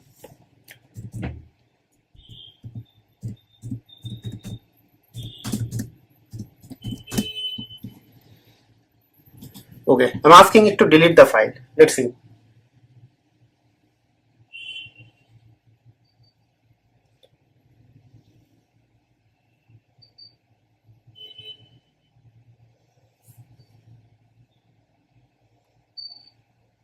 Okay,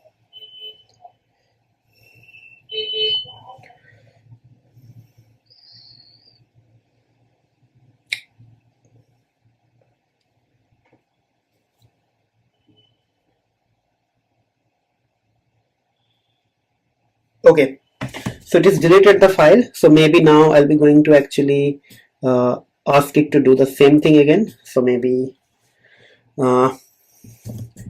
create a file with name text.txt,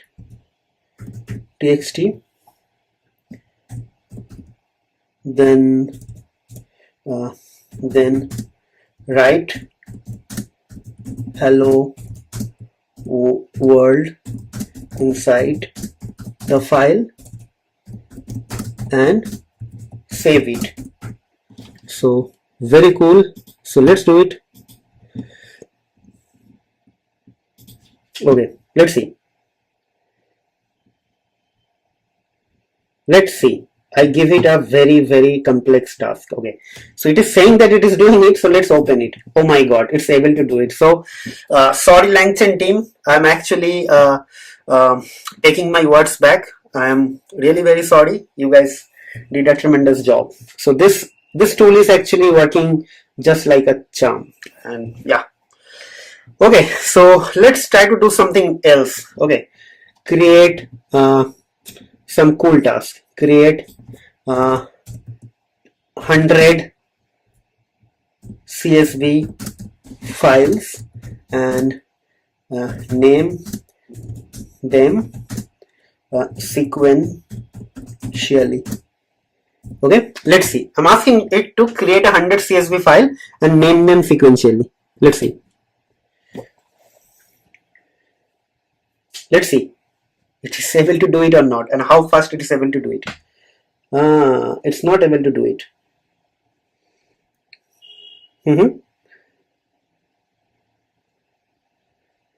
So it's saying file.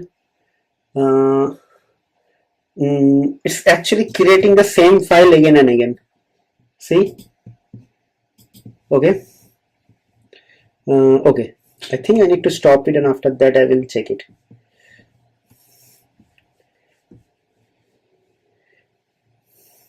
Okay. Isn't stop due to iteration limit, so maybe I can just write 100 CSV files and 100 files with .csv 100 CSV extension and all file should have unique name them sequentially. Okay, let's see. It's not a very intelligent prompt, but I'm just trying to play around with it. So let's see if it is able to create the CSV file or not. Yeah, file 1.csv created. See on the left side. See, it's created. File 2. Okay. It's very cool. Okay. I believe this will work. Okay, so up to some point it is going to be failed due to iteration limit, but I believe it will work. Okay, just work like a charm. Okay, so whatever we are trying to achieve, it's working. No problem with that. Okay, so basically iteration limit, max token, everything, if we increase, it will work. So maybe after 20 or 30, this will stop, right? Okay, yeah, it's fine. So length is not matter because it is able to do it. Now what I'll do after doing this thing, I'll ask it to delete all the CSV file. Let's see it is going to stop or not. Okay. Okay, I have successfully created 12 files. Now I need to continue creating the with the unique names. I can use a loop to iterate through it 14 to 100. So it is failed actually here. So due to iteration limit, so maybe I can just do it here. Just try to do it. Let's see. So before that, delete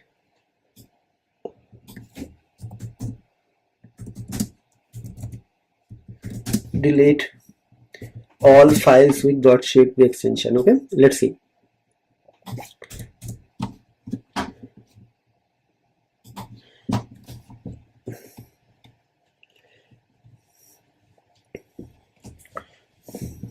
Okay. Okay, so it's deleted all files one by one. Okay, it's deleted file 12, it's deleted file 13, like that it is deleting.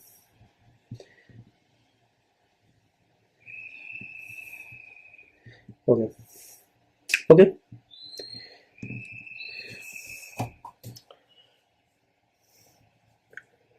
Okay, so this is super cool, guys. So just try to come up with some more exercise or use case and try to utilize this file management agent. This is going to be very powerful one. And if you guys remember, last month, OpenAI actually in the developer day, they have said that now you can create your own GPT. So basically try to create something based on this sort of things, which is actually going to help to solve some real world problem, because doing some file related operations are going to be huge. So maybe you can use something like that. If a file is actually not used by last 30 days, just delete the file, or maybe just you want to check the last modified date or last open date of a file, like something like that. Okay, so those sort of things are going to be very, very, very useful if you are going to actually try and test this out. Okay. Okay, so what I'll do, I'll just try to actually copy and paste this code to the PowerPoint slide, and also you guys will get this source code from the GitHub as well. So that won't be a problem. Okay. So now I'll be going to conclude this tutorial. I hope you guys are enjoying the series, right? So before I conclude this tutorial, I would like to request you guys to subscribe to our channel, hit the like button, hit the bell notification, so you should not miss any notification in the future. And also, if you like something from our video or from our tutorial, please let us know via some sort of feedback. And if you think something could be done in a better way, if you don't like something in our video, if you want us to like include something in our video, please let us know via some sort of feedback, so that we can follow your review and we can come back strongly for the next tutorial. And if someone is very new to our channel, guys, please go to our channel and try to search for LangChain complete tutorial playlist and try to start watching from the beginning, because this is the 12th tutorial, and before that we already created I think 11 videos, and all those 11 videos are very important, very very important. So if you are planning to start your career in AI or machine learning or any application which like any product company as an AI driven application developer or something like that, so probably this is the right time. You can actually start watching our videos so that you will get the intuition. Okay, and last but not least, it's a recommendation, guys. Don't just watch my videos, try to actually create something out of the source code, because source codes are given. So try to write down the code by your own, and based on your own study, try to create some more use case. Because see, these things whatever I'm teaching here, it is very small thing, and I'm only can help you to develop an intuition, like the conceptualize everything. But ultimately, when you start working in the company or on a project, then things are going to be changed, right? So if you don't write your code, you won't get some sort of confidence, and to become or to gain master or to gain expertise, you have to write your code. Okay, and if you feel something is problematic, if you have some use case, please let us know. We're always there to help you. Okay, so enough of talking, guys. We'll see you in the next video. Till then, take care, goodbye, and have a nice day.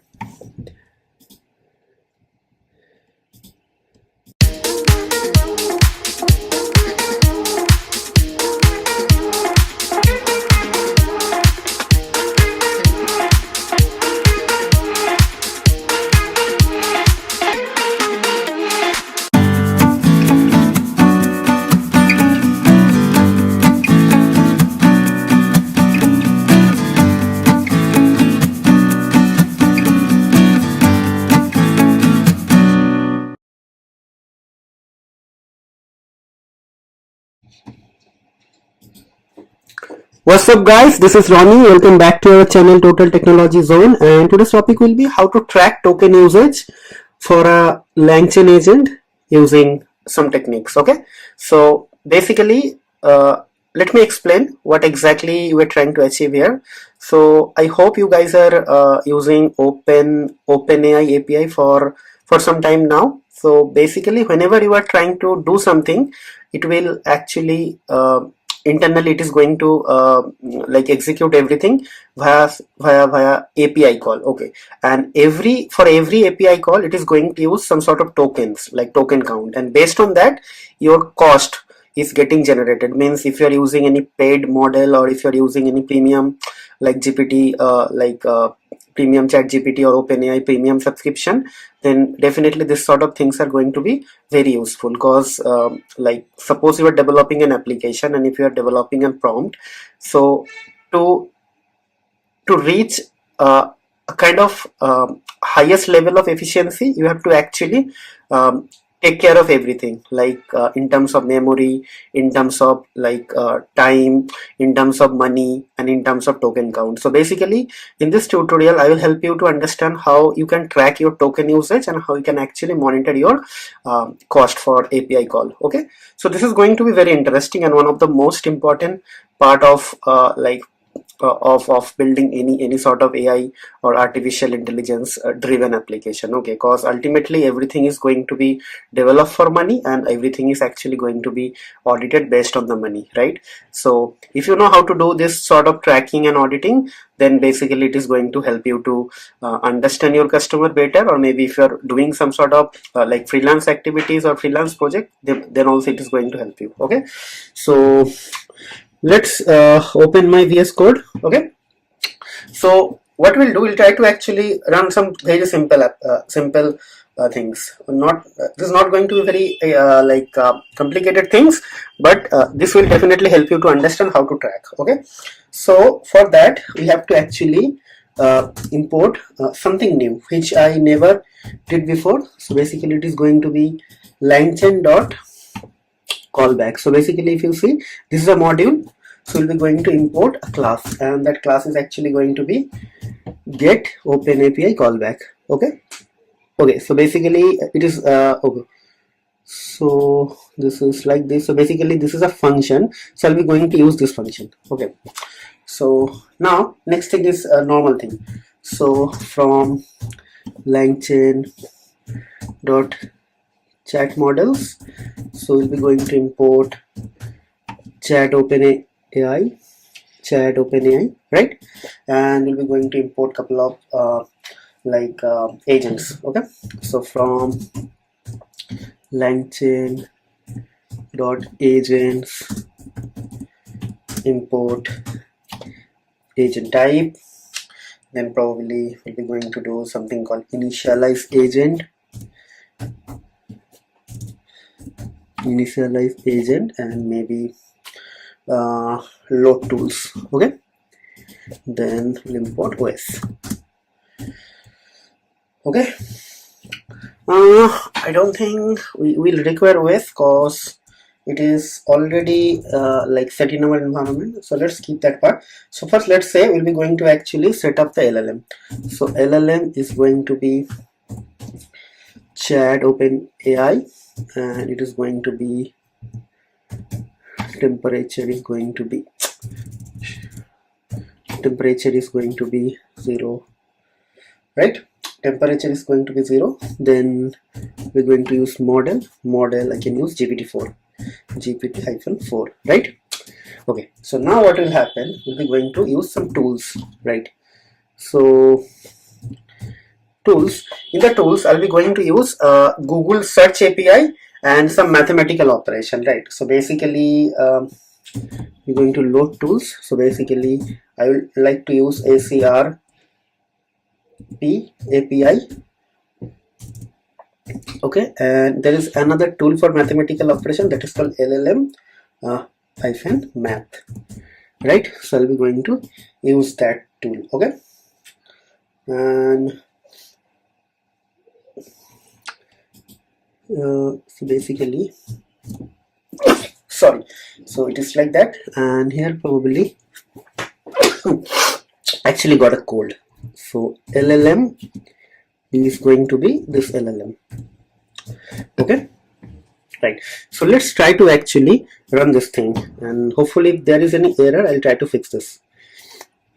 Okay, so basically it is saying that I need to actually inject this one. So basically if you remember, couple of class ago actually we did this thing, so I believe in the tutorial number 9. So let me go back to tutorial number 9, which is actually GitHub and tutorial number 9. So if let me open this thing, so there actually I explain.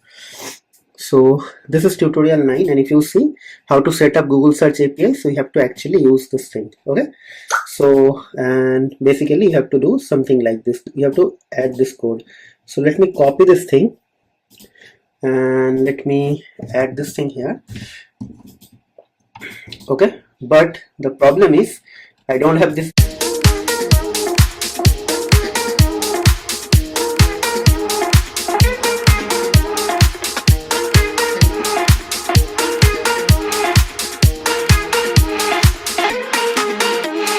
Value. So how to get this value? So basically I have to go to this URL. Okay, let me copy this thing, let's go here and paste it here. Okay, and it's there already, so let's copy this thing and paste it. So don't worry, after this tutorial I'll try to delete this thing. Okay, so now let's execute. So OS, yeah, I need to import OS, so import OS, right? Okay, so let's see whether I'm getting any error or not. Okay, so basically it is saying that for LLM math I need to import this module. So basically I need to install, so it should be pick3 install in num expr, right? It's saying here, see, and it is required to load this tool. Okay,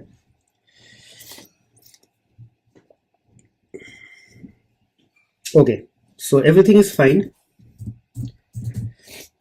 Now what I'll do, we'll be going to actually test. So let's will be going to run some very simple simple LLM operation. Okay, so with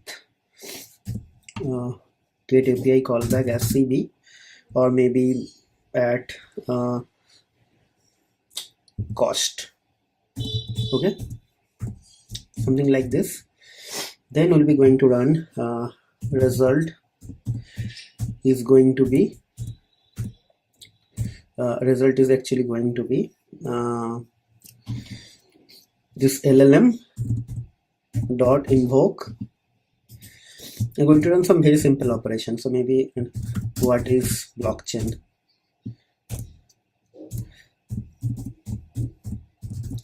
Okay, and maybe here I'll be going to just print cost.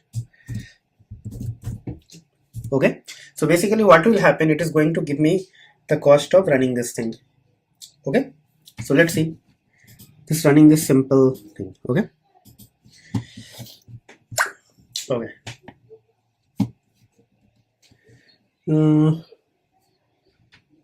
So right, I forget to actually, this is a function, so basically I have to use this. Okay, okay, so let's see.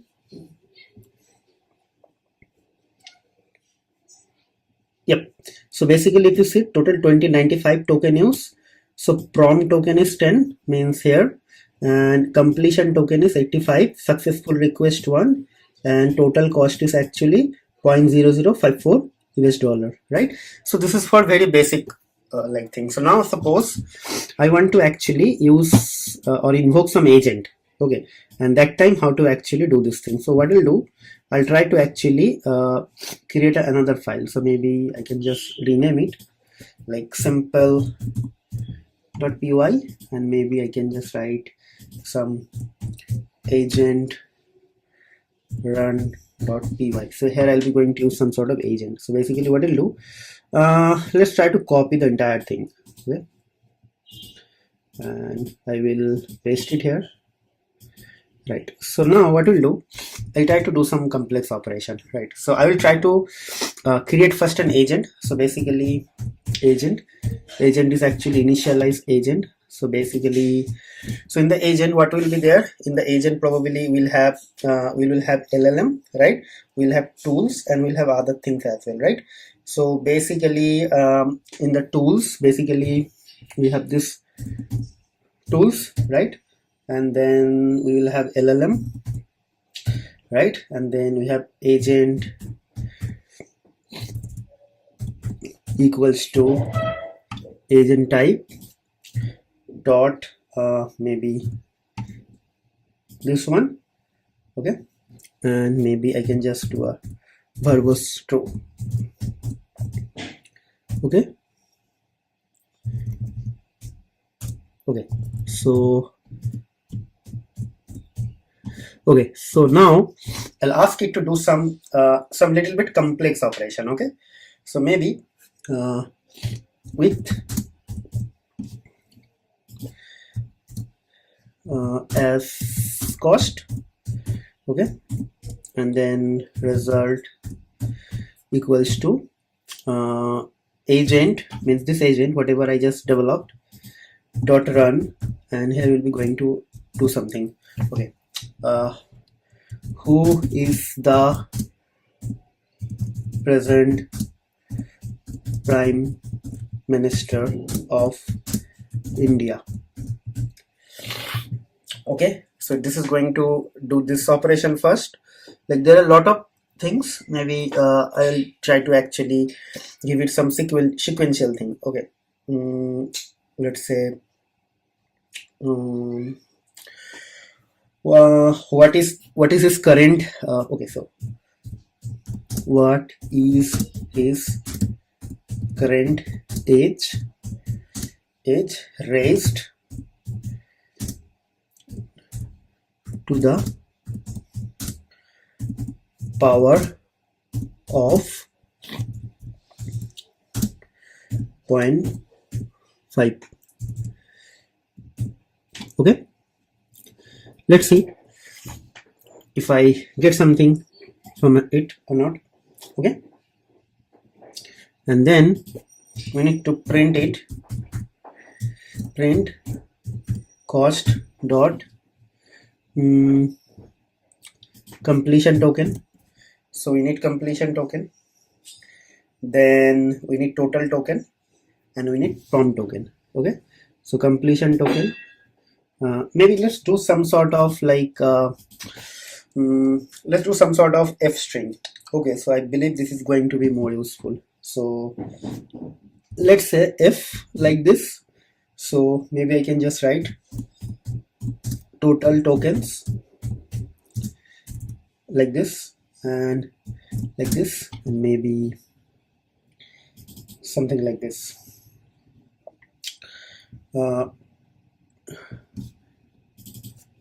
Just hold on.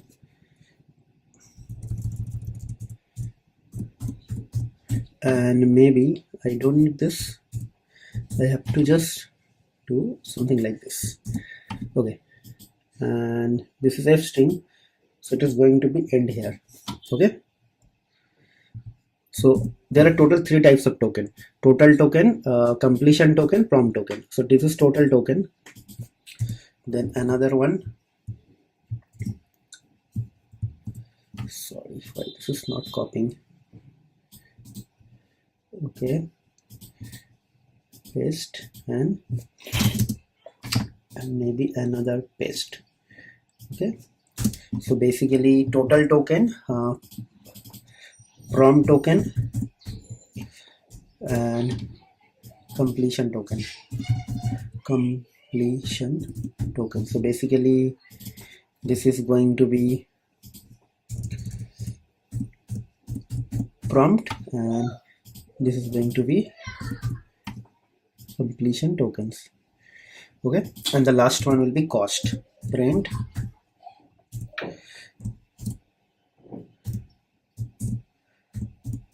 cost is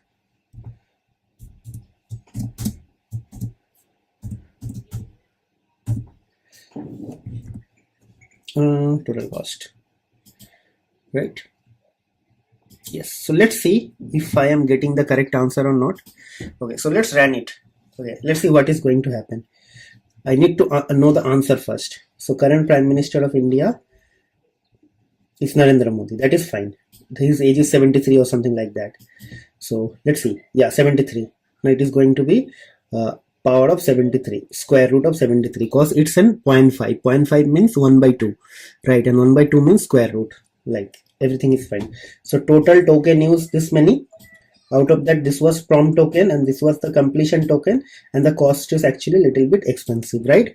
So this is how you can actually track everything, right? If you want to actually create a dashboard where actually you want to see, like suppose you develop an application which is keep on using LangChain agent and which is keep on using OpenAI LLM. So you want to actually keep an eye on all the cost, whatever is happening within your system, right? So basically for that, this sort of like arrangements are very useful. This is one of the most like important part for building any sort of application, whether it is artificial driven or it is non-artificial driven.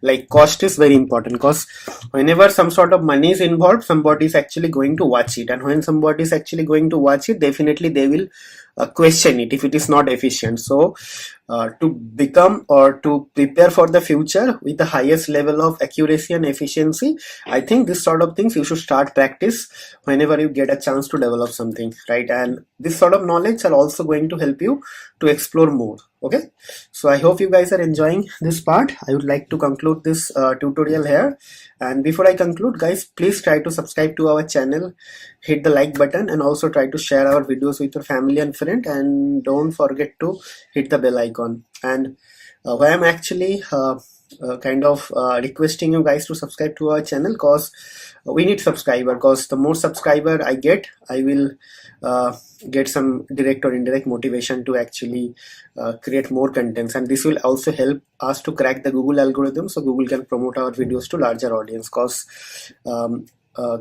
your single subscriptions are actually going to be so much valuable for us. Okay, and last but not least, guys, please try to watch my videos, and after that try to write down the code by your own, because watching only is not going to help you until and unless you are not writing the code by your own. Moment you start writing the code, you will gain some sort of confidence, and that confidence will help you to become expert. Okay, because see, this small 20 minutes 15 minutes tutorials are actually not enough for building something in the future, because I'm actually trying to help you to understand the concept, and you can actually use the concept to think about some sort of like or develop some sort of intuition, like what exactly the thing is and how you can use it. But if you want to actually explore this thing, try to use my code, write down the code, then try to analyze some more use case and try to actually tackle those use case using the same piece of code, and that will actually help you to gain the expertise. And if you feeling some sort of difficulties or understanding problem, please let us know, I'll try to help you. Okay guys, enough of talking, we'll see you in the next video. Till then, take care, goodbye, and have a nice day.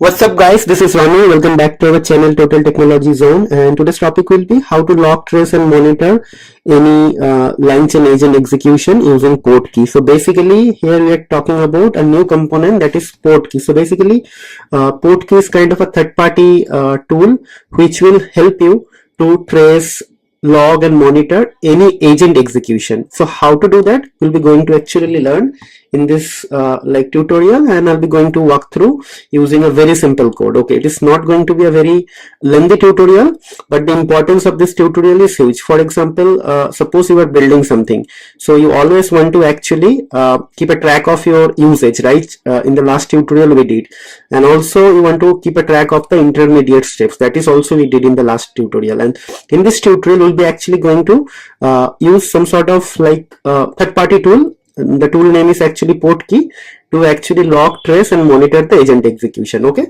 so this is also kind of a very useful from the support operation point of view or the future development point of view. Suppose you are working in a company and all the agents are running and there is no problem, and suddenly they have a requirement of actually enhancing something, right? So that time this logging, trace and monitoring kind of activities are actually help you to develop in a proper way or proper direction. Okay, so the prerequisite is actually I'll be going to use this port key.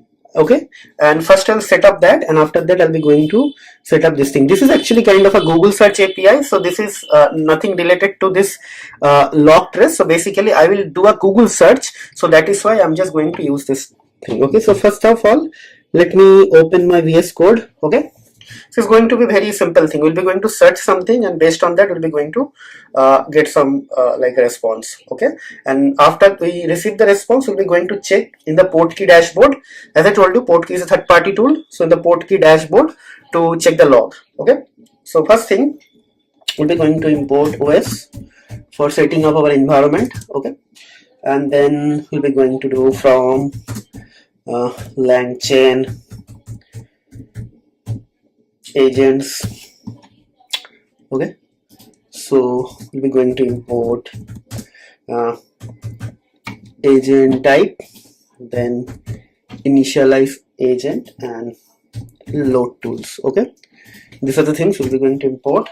Then we'll be going to actually import from LangChain chat models. Okay, import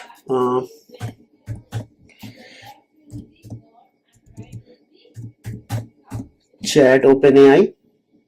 Okay, and the last thing we're going to do from LangChain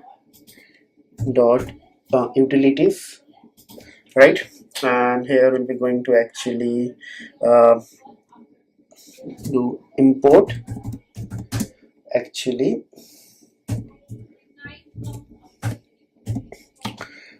port key. right? So I think we actually don't know why this is okay like this. So let me just run this thing to check whether I'm getting any error or not. What is the terminal? So there is no error, so it means all the imports are working fine, right? Now we'll be going to set up the Google search API key. Okay, so basically os dot environment, and then we'll be going to search the API key. So basically it will be serp search API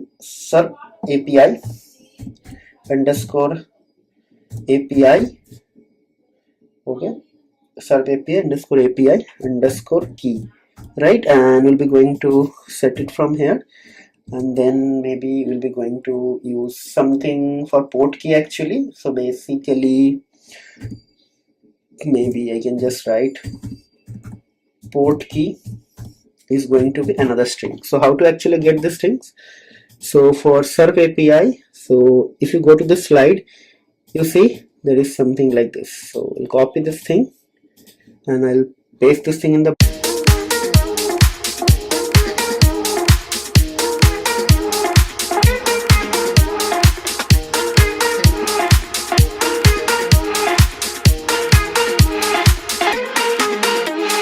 browser. I'll get this link and I'll just copy this thing. So don't worry, after the tutorial I'm just going to change this thing, but in the production this is not the way of doing it. You have to actually do it from the environment variable, but here our security is not the main concern. Our main concern is actually knowing the concept and everything, so that is why I can do it. Okay? And next thing is actually we have to copy this, copy and paste it here, right? So port key is actually set up. So I'll copy this thing here and then I will log in with this thing. Okay, so my port key has been set up, and if you go to the logs, you see some logs are there, so which I executed like this time. Okay, so December 13 5:46, but right now my time is actually 6:36. Okay, so that so new log will be coming and I'll be just going to change something here. Okay, so let's see. First you have to click here and you have to copy the API key and you will be going to paste it here, right? So this is the thing. Okay, it's done, right? So now what will happen? Now we'll be going to actually write down our next part of the code. So basically we have to set a trace ID. So trace ID is actually going to help you to check your execution. So basically trace underscore ID is going to be, maybe I can just write, this is my tutorial 15, so I just write tutorial 15. Okay, so you'll always remember that it is tutorial 15 like this. Okay, so this is my tutorial 15. Okay, so now what will happen, we'll be going to create a header, just a header variable, header. So headers equals to, it is going to be a like what do you say, kind of a config. So it is going to be port key dot config. Okay, like this, right? And here I'll be just going to pass to keyword argument. So the one is actually API underscore key, and this API underscore key is actually going to get the value from port key. Okay, like this. Okay, and I'm just going to paste a copy, and then after that the second one will be actually the trace ID. So trace ID I'll be just going to paste. So trace underscore ID is actually going to be trace ID. So let's say, so trace ID. So I think up to this point there is no error. So let's try to actually execute this thing, because I want to check whether this line is actually getting any error or not. Okay, so the tuple object has no attribute config. So basically it is saying that there is no attribute called config. So basically I need to make it capital case. Okay, so now what will happen, if I do a capital case, it will work. See, okay, so there is no such error, so everything is fine. Just clear everything here. Okay, so now what will happen, I'll be just going to actually create an LLM. Okay, so LLM, let's see. So LLM is actually going to be chat OpenAI. Okay, and then we'll be just going to write temperature. Okay, temperature is actually going to be 0, and then model equals to, we're just going to write GPT-4, right? There is no such error, right? Okay, so now our LLM is actually generated. Okay, then what will happen, we'll be just going to actually do a tools, and in the tools I'll just going to write load tools. Okay, and in the load tools I'll be just going to actually import couple of new tools. So basically we're just going to use a SERP API. That's it. I'll be just going to do this thing, and here I'm just going to write LLM equals to LLM, and also I'll be just going to do some mathematical operation. Okay, so what I'll do, I'll just going to write, let's say, LLM hyphen math. Okay, right? Up to this point there is no error, so let's execute again. I want to check whether this line is working fine or not. Okay, so basically it is saying there is unknown tool SERP API, so it is SERP. Okay, so this spelling mistakes you always need to check. Okay, everything is fine. Now we'll be going to actually create the agent. Okay, right? So now we'll do the agent execution.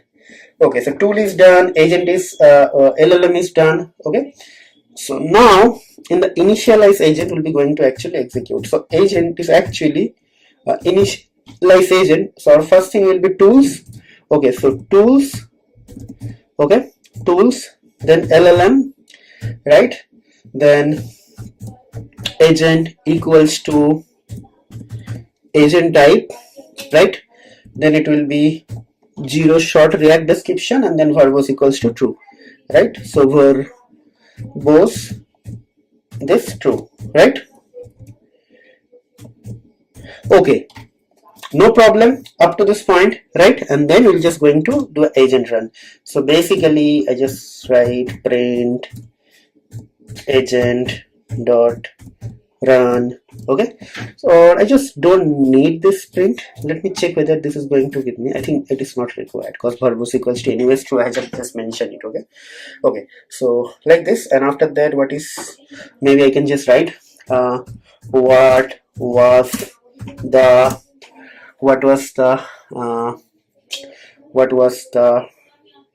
maybe what was the coldest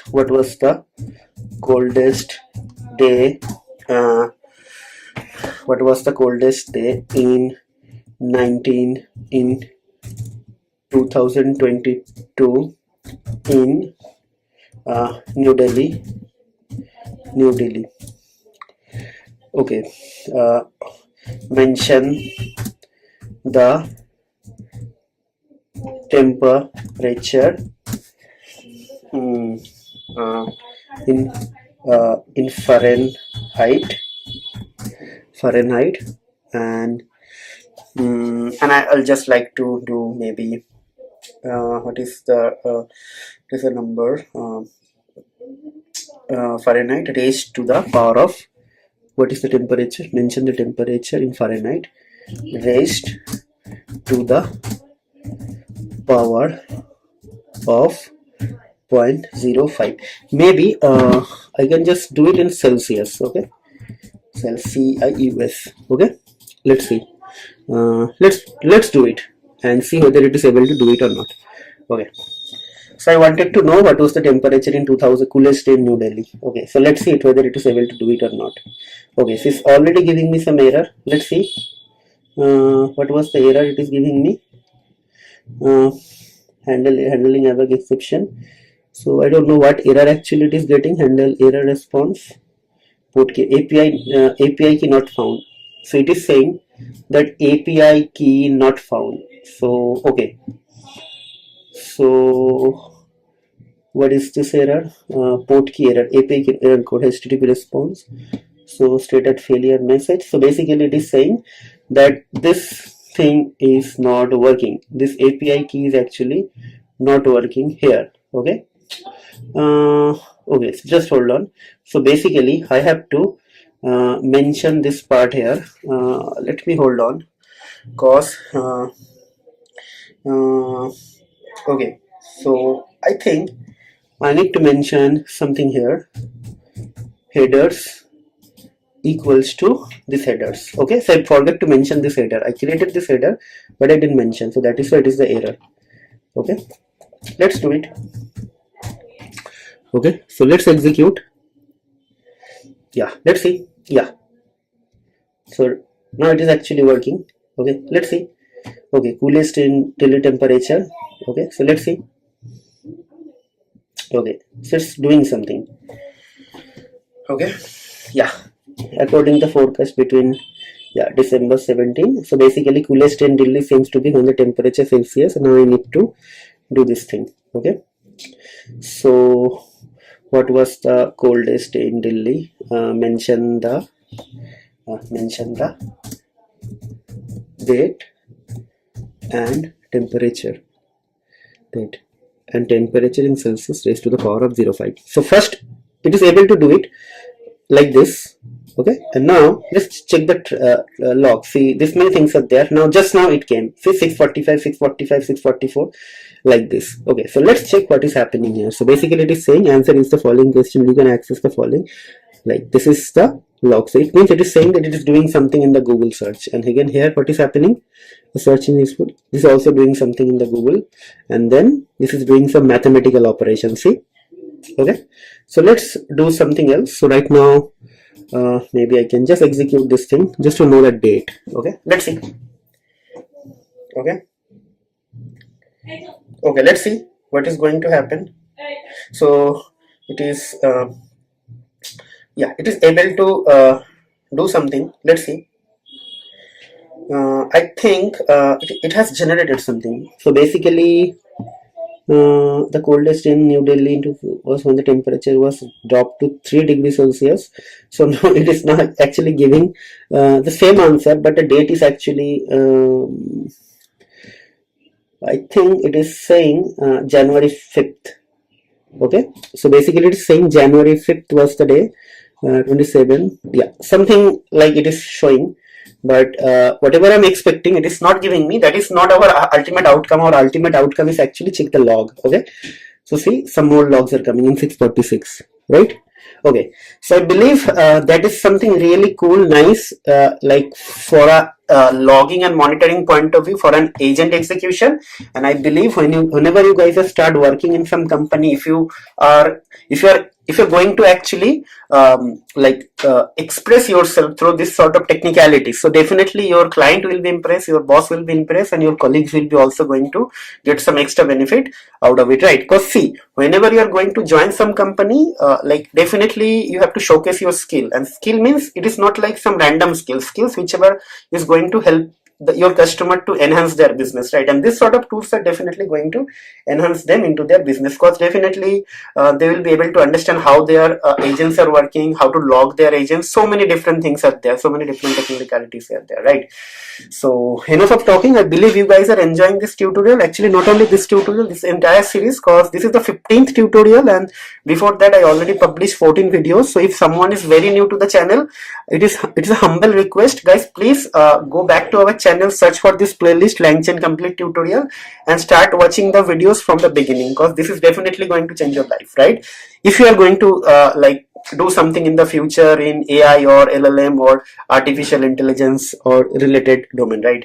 And last but not least, guys, please subscribe to our channel, hit the like button, and also hit the notification icon so you should not miss any notification from our future updates. And also try to subscribe our channel and try to encourage your family and friends, whoever, or if you think they are going to get some benefit out of it, because ultimately we'd like to reach larger audience, and from your subscriber count we'll be going to achieve that goal. So it's a humble request, please help us to actually reach the larger audience, guys. Okay, and from a recommendation point of view, don't just watch my videos, cause watching is not only going to help you with the watch, after the watch maybe, or during the watch, whenever you are watching, try to actually write down the code in the same way whatever I'm doing it, because until and unless you are not writing the code, you won't get any benefit out of it, or you won't get any confidence, right?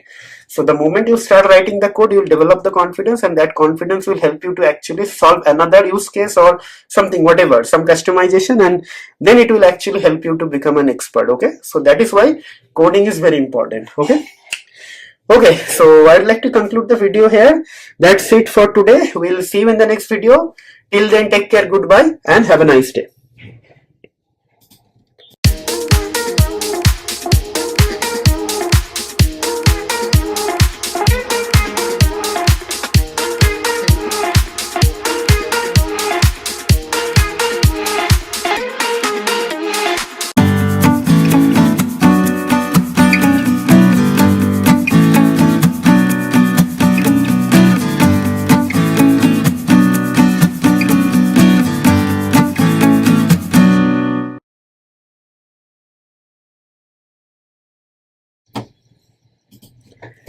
What's up guys, this is Ronnie. Welcome back to our channel Total Technology Zone, and today's topic will be how to use file callback handler with LangChain. Okay, so basically in the tutorial 14 or 15 we have seen that callback handler are kind of very useful when you want to actually keep an eye on the usage, like how many tokens are used, what type of tokens are used, and what is the total cost of a single API call. The LLM API call, because LangChain is kind of a external utilities which is internally use the open AI API to do all the intelligent stuff, right? So whenever you are going to do some sort of operation or agent execution, it is at the backend, it is actually back and forth calling the API, right? And every API is actually going to use some sort of cost, or maybe API is actually going to incur some sort of cost, and that cost is actually getting calculated based off the token. That is, we know, right? So with a simple callback handler, we can actually keep a track of all those things. And if you want to actually write back something as a log file into a file, as a log into a log file, then basically you have to use this file callback handler. So file callback handler is actually going to be like used to send a log message or write a log message to a log file, right? So uses of file callback handler. So basically this tutorial shows how to print logs to a file. It shows how to use file callback handler, that is already you know, right? And okay, so it shows the use of file callback handler, which does the same thing of the std out callback handler, right? And but instead of writes to the output file, it also uses log group library to log other outputs that are not captured by the handler. So basically std call out handler is actually not useful. If you want to actually log something extra, you have to actually use this module. So internally file callback handler is actually using this library. So if your code is actually going to throw some error that this module is not found or something like that, then probably you have to install that using pip installer. Okay, so without wasting much time, let me start writing the code. It is going to be a very fast forward tutorial. Okay, so main.py, right? Now I'll be going to start writing down the code. Okay, so basically it should be from, okay, so I think there's a problem in the rename. It should be, okay, so it should be from LangChain dot callbacks to import file callback handler. Okay, then from LangChain dot chat models import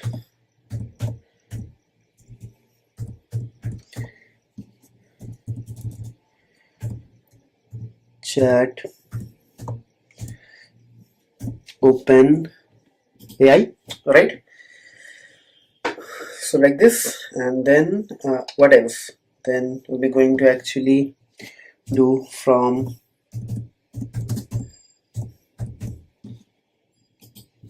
LangChain dot agents import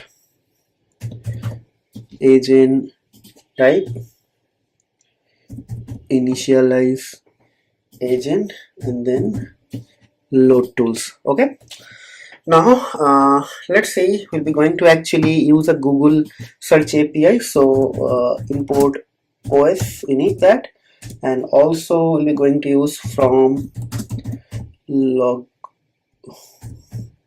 Okay, I think this module is not available, so I need to install this module from the log group. Import logger. So this is not available, so what I'll do, I'll be going to install this module. So it should be pip3 install. Okay, let's see.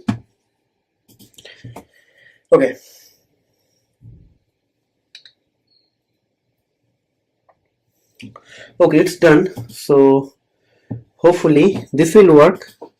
Let's execute this thing. Yeah, it is saying that there is no such module available. I don't know. I install this thing here. Let me pip3 install log. Okay, let's see. The last time the installation did not work actually. Okay, so it's working. Now it's working. So let's see. They should not give any error. Okay, there is no such error. Let's do a clear. Okay, everything is fine. Now first thing, we'll be going to set up the Google search API key, right? So it should be OS, because we'll be going to use some search. Okay, so it should be serp API pi underscore key, right? And let me open this thing. So okay, so I'm just repeating myself again. Here the security is not the important part of this tutorial, just the functionalities and the use case is important. So whenever you are going to do something in the production, you should not actually load the API key like this. So you have to do it from the something hidden, like from the environment variable, OS label, or maybe you can do it from the config file. Okay, so now we'll be going to load our tools. Okay, tools equals to load tools basically. So in the load tools, we'll be going to use some sort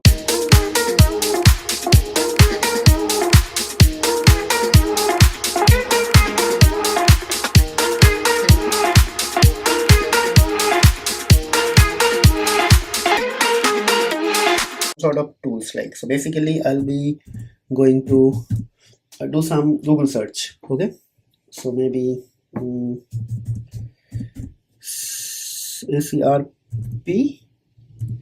serp API, that's it. And okay, I need to actually insert the LLM actually, right? LLM equals to chat OpenAI, and this is going to be temperature is actually going to be 0, and let's say model equals to GPT-4. Okay, like this. Okay, now what will happen here,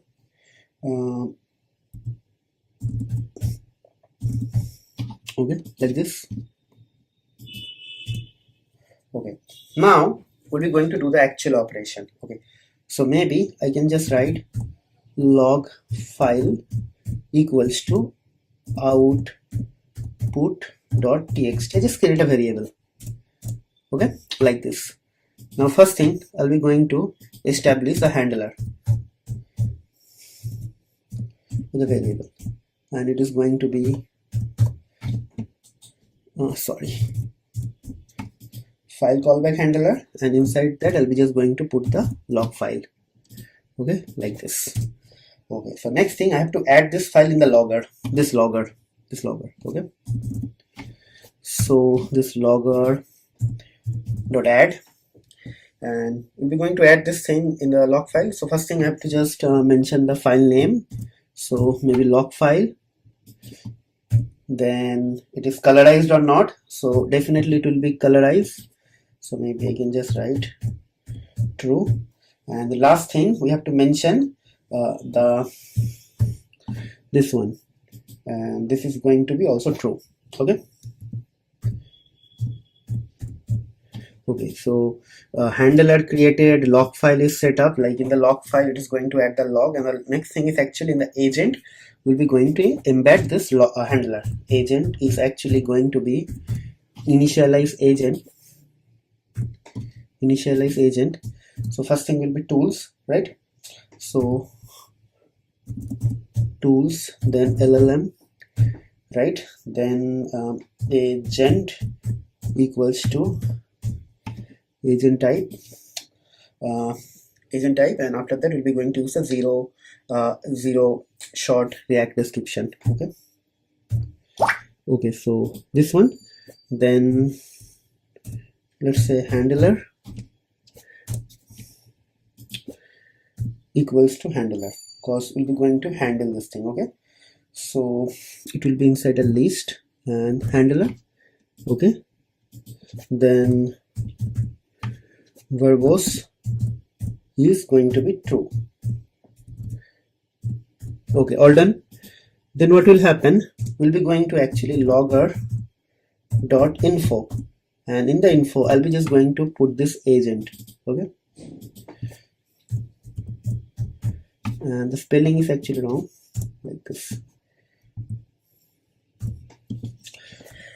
Okay, so I think all are fine. There should not be any error. Let me just actually do this thing like this. Okay, just separate everything like this. You'll understand. Here the import, here we are just setting something.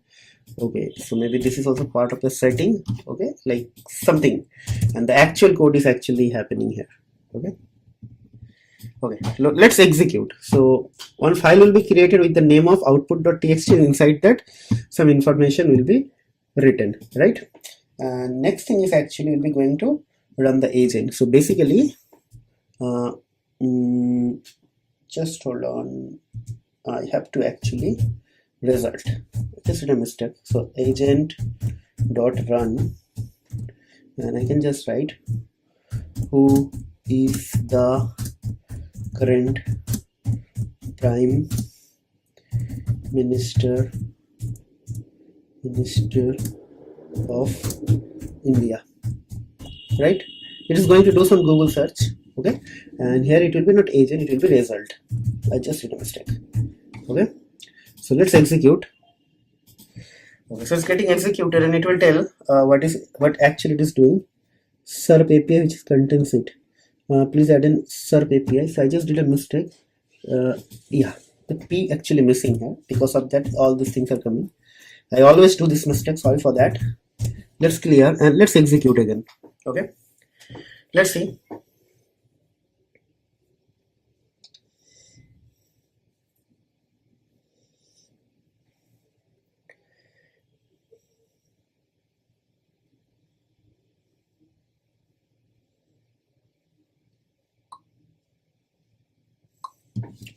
Okay, so if you see, the answer is Narendra Modi, and it is actually giving this thing here. And basically, if I open this file, it is also going to give you the same thing. Okay, and with some colorized information. Okay, so let's try to actually do something else as well. Who is the Prime Minister of, let's say Australia? Okay, so let's see. Yeah, it's doing it. Okay, it's done. So let's open this file. You see, it's keep on logging here, right? So all the timestamps are there, right? Everything is there, right? Okay, so that's it. This is very important. Like when you are going to work in some company and you want to actually build an enterprise grade application. So all enterprise grade applications are actually having some sort of logging features are available. Yeah, so just because you know this file called handler, now you will be completely now know how to do this sort of things, because I believe this is not the end of the thing. because this tutorial is only going to help you to actually develop some sort of intuition towards file callback handler, how to use it, what is it, how to actually log something in the file, right? But after watching this video, if you actually practice doing some coding and all, you will actually get some sort of like idea behind it, and based on that idea you can actually start thinking about different use case. And after that, my recommendation is actually try to tackle those use case. If you are not able to solve it, you can always come back to me, I'll help you. But try to write down some code actually, and try to think and analyze and visualize those use cases, and then try to solve those problems. In that way you will actually become an expert. Okay, enough of actually talking, guys. So before I conclude this video, I just want to know how you guys are feeling with this tutorial, how you guys are finding the concepts behind this. Just let me know if I have some sort of feedback, good or bad, doesn't matter, but it has to be an honest feedback. And last but not least, guys, please try to subscribe our channel, hit the like button if you really enjoying the video, because this is the 16th tutorial. Before that you already placed 15th more tutorial. So if somebody is also new to this channel, for them also it is obviously recommendation that try to go back and start finding the playlist from our channel and try to start watching from the beginning. Definitely this 15 or 16 tutorials are going to help you to like enhance your knowledge in terms of like LLM, LangChain or OpenAI integration. Okay, so that's it for today. We'll see you in the next video. Till then, take care, goodbye, and have a nice day.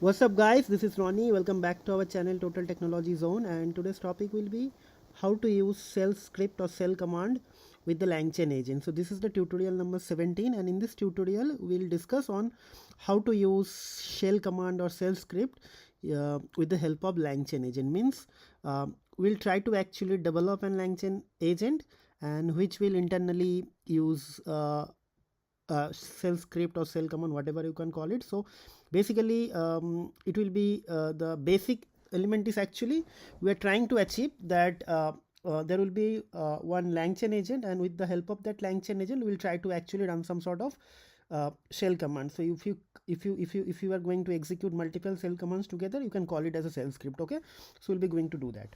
Okay, so without wasting time, let's move on to the next slide. So what is this exactly? So giving agent access to the shell is powerful, but there is some risk involved, right? So the LLM can use it to execute any shell commands. A common use case for this is letting the LLM interact with your local file system. So this is an example. So the main important part is actually this sort of LangChain agent you cannot use in the Windows system. Okay, so cause it is internally going to use the terminal, and in the from the terminal it is going to actually run the shell script or shell command, and shell basically works on Mac or Linux operating system, right? So let's start with that. So first thing, we have to do some sort of import. So same thing, we'll be going to import agents. Okay, so from LangChain dot agents, we're going to import, let's say, agent type, then initialize agent and load tools, right? Then what else? We'll be going to import from LangChain dot chat models, import chat, I think chat OpenAI, this one, right? Then from LangChain dot tools, import shell, I think it will be shell tool. Okay,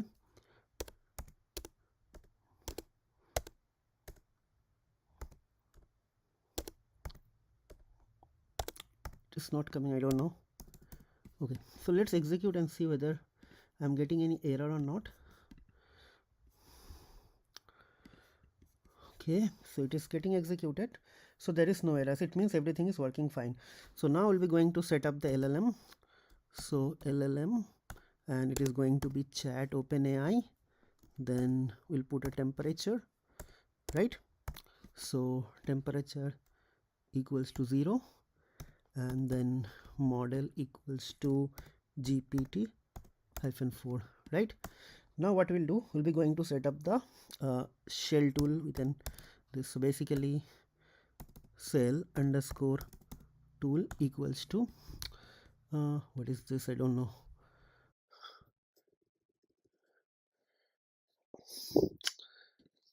What is this?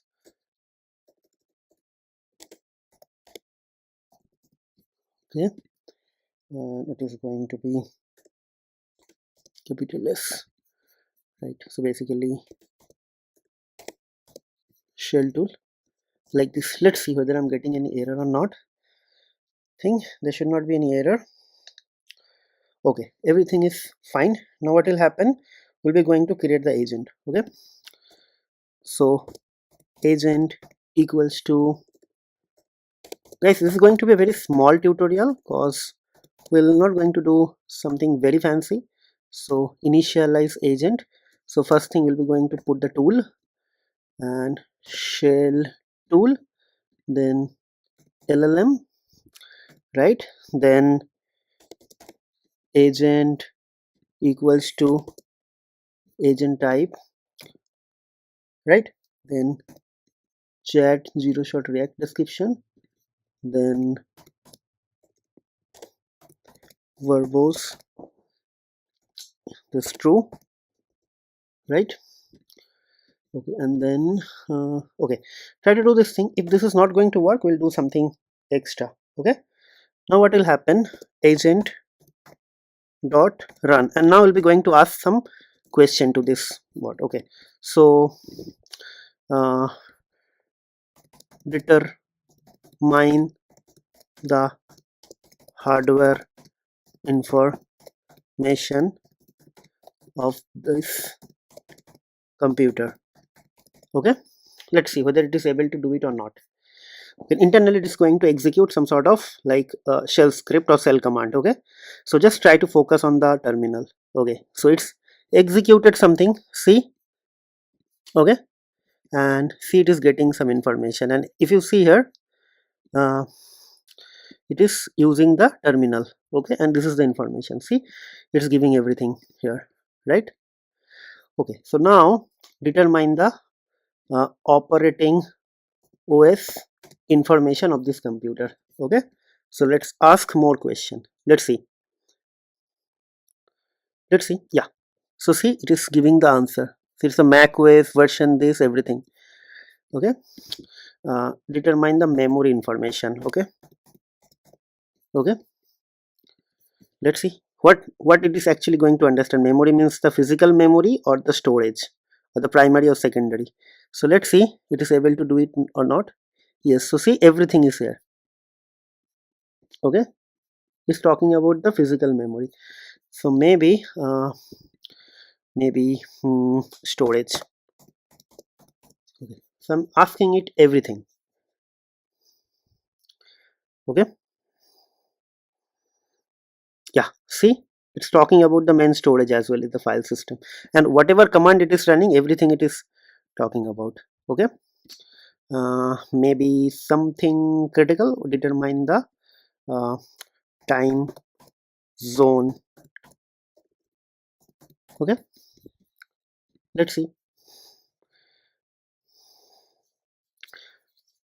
Yes, time zone.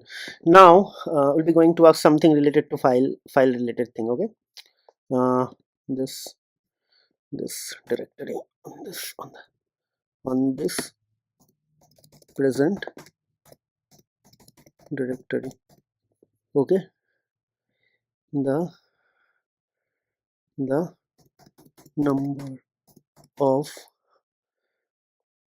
number of elements on this present directory. Let's see, it should run ls-l. Okay, Let's see. So it is saying 3 elements. See, 3 elements, 1 2 3. So ready, write down the name. Okay, let's see whether it is able to do it or not. Yes, it is giving me all information. Now what we'll do, we'll try to actually do something, some sort of write operation. Okay, create a text file on this present directory. Okay, so let's see whether it is able to do it or not. Yeah, it's able to do it. See, okay, create on this present directory, write some random paragraph into it. Okay, so let's see. I'm asking it to create a file and write something randomly. Okay, still it is doing. Yeah, this is a random paragraph, something. It's all done. So let's open it. So this is a new file .txt. Yeah, this is the file name, random paragraph.txt. Done. So now what we'll do it, I'll ask it to delete all the text file. Okay, delete all text files from this present directory. Okay, so all operation I'm trying to do it should delete everything, these two files, this. Let's see whether it is able to do it or not. Yeah, it's deleted. Now let me ask it to do something, some complex operation. Okay, um,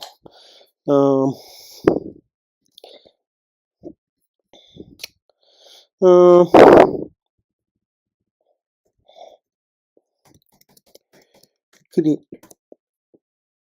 create 30 text files uh, on this directory. Name the files randomly. Okay, let's see it is able to create the 30 files or not. Okay, whether it is using something differently or not, just try to see it is using the shell script only. Yeah, this is a shell script. See, right? Yeah, all created. See, super cool, right? So it can do anything. Now let me ask it to do something overwhelming. Let's see whether it is able to do it or not. Create 30 like dot jpg files on this present directory. Name the files randomly. So random, I missed the spelling, then also it is actually did it. Okay, so let's see whether it is able to do it or not. Yeah, some jpeg files are created, but I don't know whether it has some information or not. Okay, so let me open the jpeg files. What is this inside it? Yeah, so it's just a file. Okay, nothing is there. I just said some file. Okay, so let me uh, ask it to delete everything. Okay, files from delete. This is the last thing. Delete all jpg and .txt files from the present directory. That's it. Okay, right?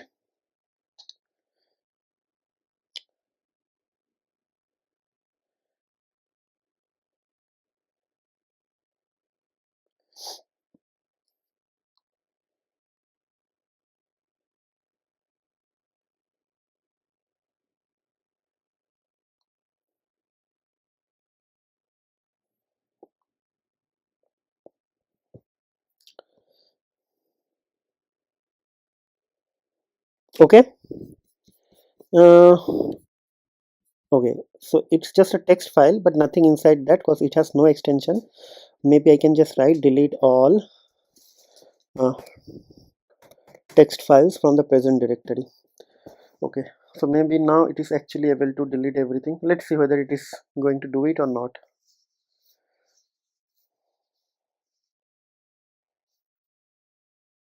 Because these files are having no extension, so that is why it is not able to do it. Okay, so maybe I can just say delete, where is my Python file, delete all files from the present directory except the except the .py file and the ppt. I mean I think the ppt file also it's deleted, that okay, so that ppt has been deleted, I believe. Okay, so where is that ppt file? I don't know whether it is. Okay, ppt file. Okay, let's see what is going to happen now. Okay,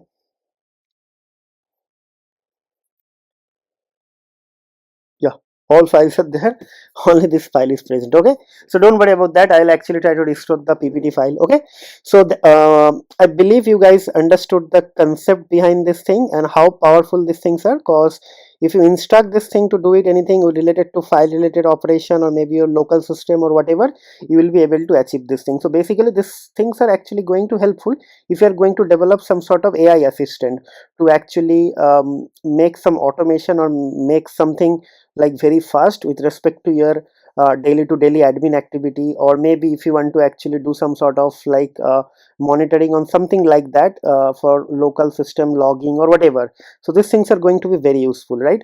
Okay, I don't want to actually stretch this video. This is going to kind of I believe this tutorial gave you a very like in-depth information and hands-on kind of experience related to this cell command and integration between cell command and the LangChain agent, and hopefully you guys will be able to actually extend this tutorial by integrating some more use cases. Okay, so before I conclude this tutorial, I would like to highlight few pointers here.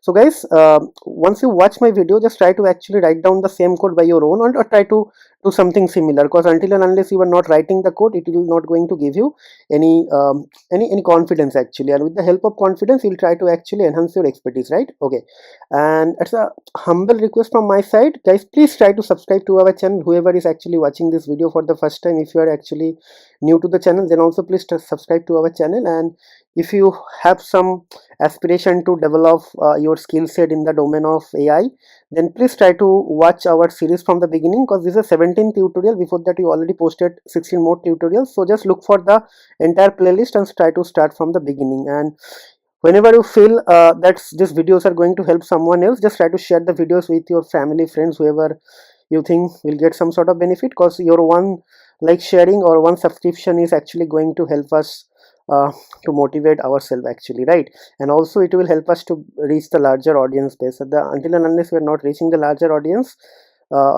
base, Google algorithms are actually not going to promote our videos. So we would like to crack the Google algorithm, so please help us to actually achieve our goal by subscribing to our channel with big time. Okay, so that's it for today.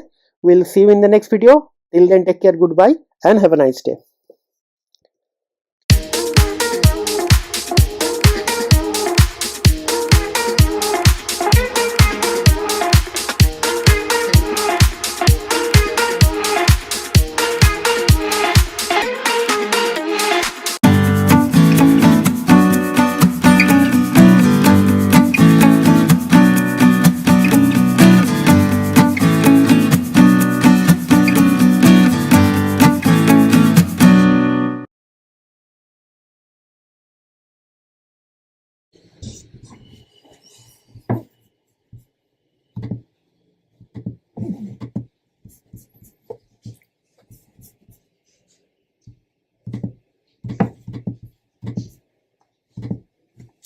What's up guys, this is Ronnie. Welcome back to our channel Total Technology Zone, and today's topic will be very easy. So how to use DuckDuckGo search engine using LangChain agent. So I believe at the beginning of this series we have actually seen how to use Google search with LangChain, and in this tutorial we'll be going to actually see another search engine, DuckDuckGo, to actually integrate with LangChain. So what I'll do, I'll just try to actually run a few basic queries from our LangChain agent, and there I'll be going to use DuckDuckGo as a tool. Okay, so this is going to be a very straightforward tutorial. I don't think it is going to take much time, but maybe if something is required, while executing the agent, we can actually discuss those things in detail. But I don't think something very complicated will arise. But let's see. Okay, so I have already created this file main.py. So what I'll do, I'll just try to actually write down the code. Okay, so let's see. So from LangChain, okay, dot agents.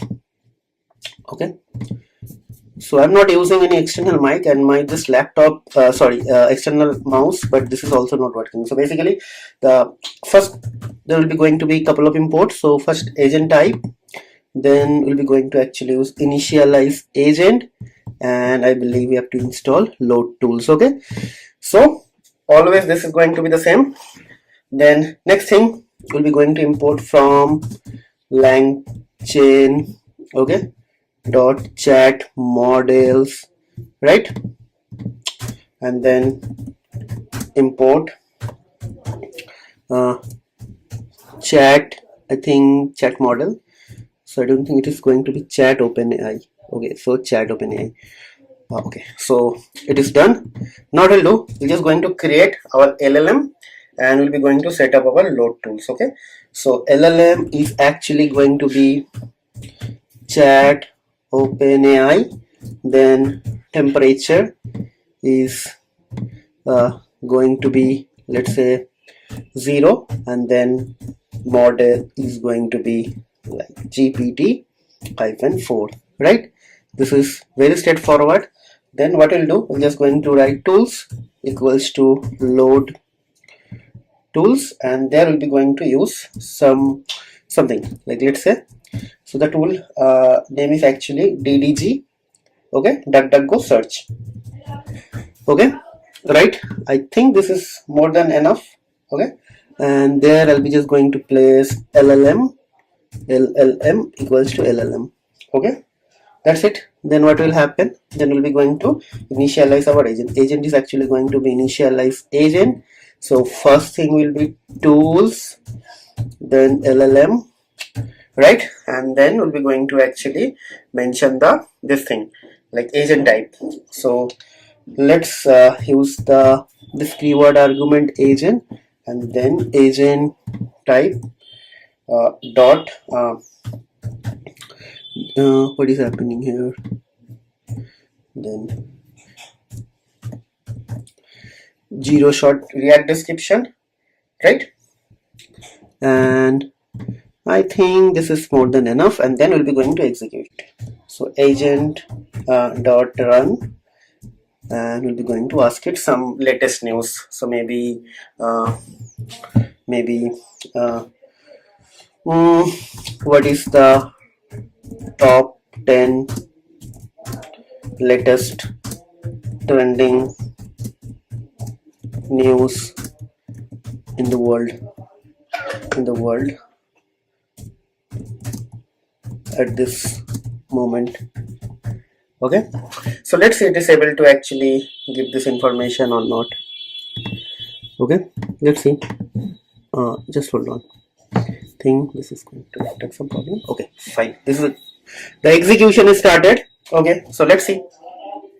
Okay, yep.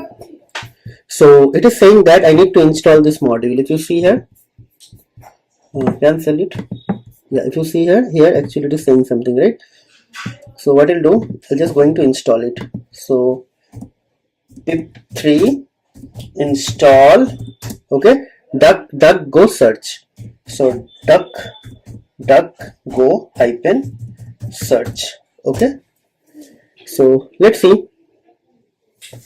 Okay, installation is actually going on. So these are the things, as I told you, like if something serious or something difficult or something arise, we can actually talk. So if your system is already having this module, it is not going to give an error, but in my system it's not there, so it's giving me an error. Okay, so let's execute. Okay, so the execution started. Okay, so I actually forgot to mention the verbose true, so it is only going to give me the output, not the like steps. Okay, so let's see, let's wait. It is taking some time because it is actually searching the trending news. Maybe it will fail or something like that, I don't know. Okay, so it's not giving me any output, right? Because I did not mention this. So what will happen? So if I just okay, just hold on. So maybe I just print it. Okay, okay, like this. Let's see.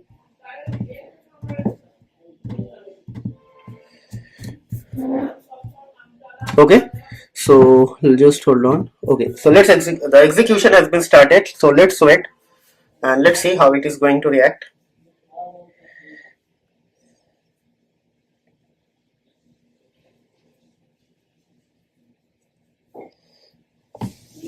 Okay, yep. So say some information came, like top 10 latest news in the world, UN climate summit, humanitarian crisis in Gaza, the mistaken killing of 3 hostages in Israel, forced death of Queen Elizabeth II, succession. Okay, so many things are there. Okay, so let's actually put something. What is the top 10 latest trending news in, let's say, in my country? Let's say. Okay, so let's put this thing in India like this, and I don't want to print this thing. Rather than what I'll do, I'll just going to actually let's print this thing. Okay, so let's execute. Okay, so execution has been started. So let's see how it is going to work. Okay.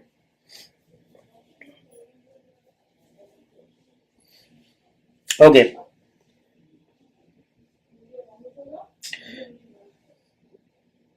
Yeah, it is saying, actually I click on that button 2 times. See, some of the latest trending news in India, it came.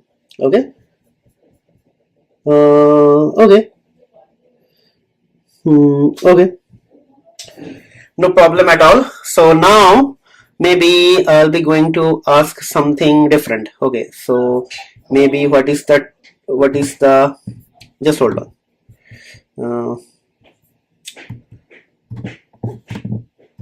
Okay. So maybe what is the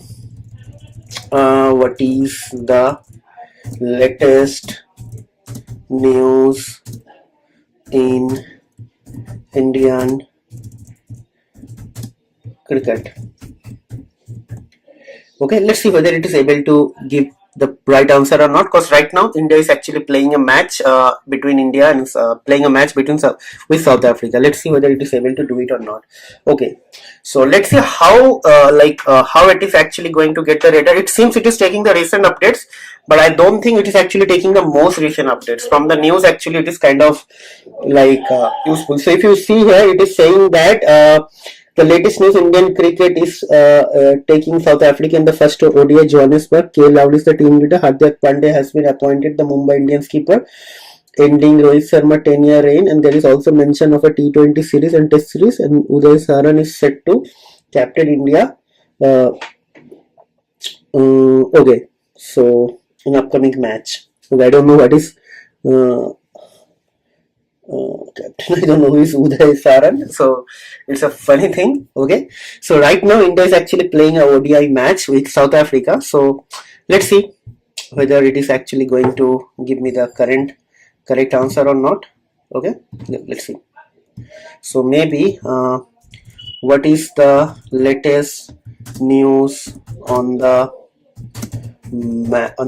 first ODI between India and South Africa? Okay, so let's execute. Okay, so the execution started. Let's monitor this part. Okay, I'm not using any verbose, so I'll just use a verbose, and after that I'll be going to execute the same thing again. Okay, so that is just for experience purpose. Okay, so on the first ODI in Johannesburg, CSRM Saishudarson's score 50 square. Target was 117 runs. Okay, so it seems it is working very well. So it is giving the right, like, latest reply. If you see here, okay, no problem at all. So what I'll do, I'll just going to actually this part, maybe, okay, this, and I'll just remove this part here. Okay, this, and what will happen now? So verbose equals to true, and now what will happen? I'm just going to execute this here. Okay, so let's see.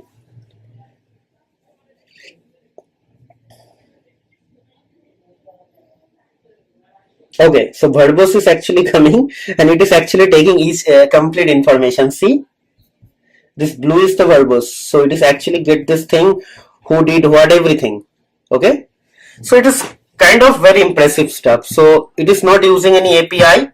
It is just using directly DuckDuck search. I don't know, maybe in their tool they have developed some sort of API.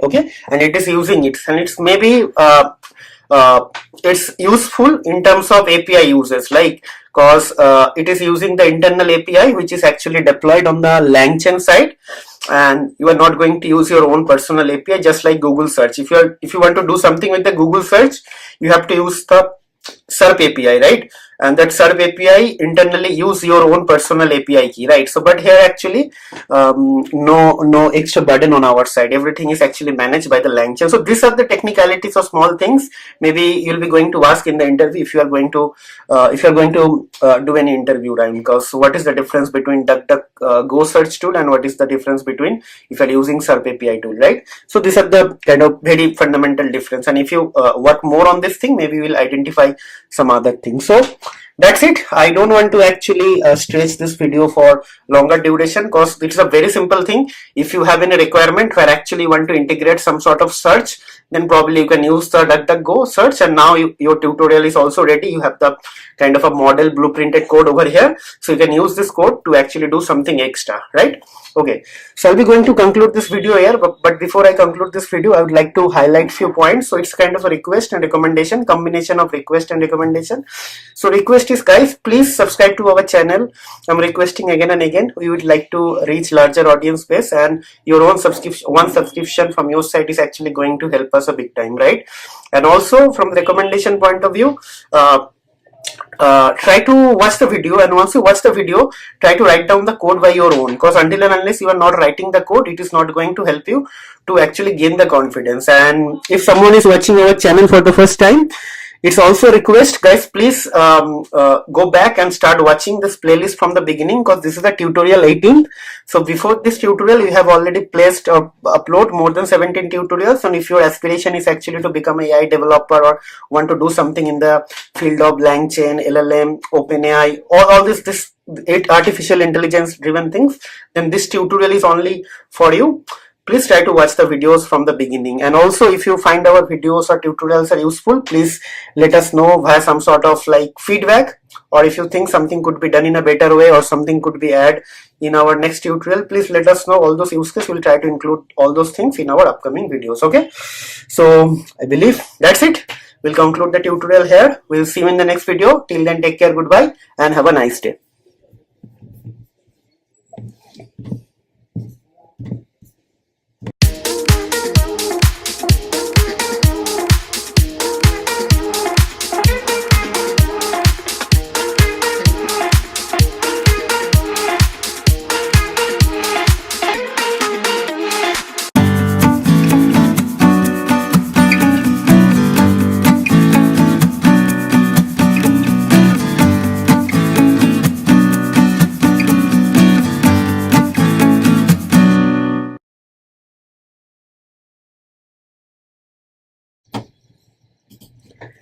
What's up, guys, this is Ronnie. Welcome back to our channel Total Technology Zone, and today's topic will be how to use file callback handler with LangChain.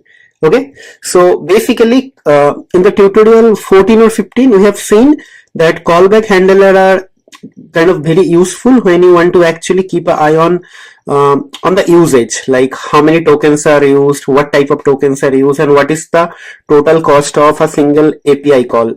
I mean, the LLM API call, because LangChain is kind of a external utilities which is internally use the open AI API to do all the intelligent stuff, right? So whenever you are going to do some sort of operation or agent execution, it is at the backend, it is actually back and forth calling the API, right? And every API is actually going to use some sort of cost, or maybe API is actually going to incur some sort of cost, and that cost is actually getting calculated based off the token. That is, we know, right? So with a simple callback handler, we can actually keep a track of all those things. And if you want to actually write back something as a log file into a file, as a log into a log file, then basically you have to use this file callback handler. So file callback handler is actually going to be like used to send a log message or write a log message to a log file, right? So uses of file callback handler. So basically this tutorial shows how to print logs to a file.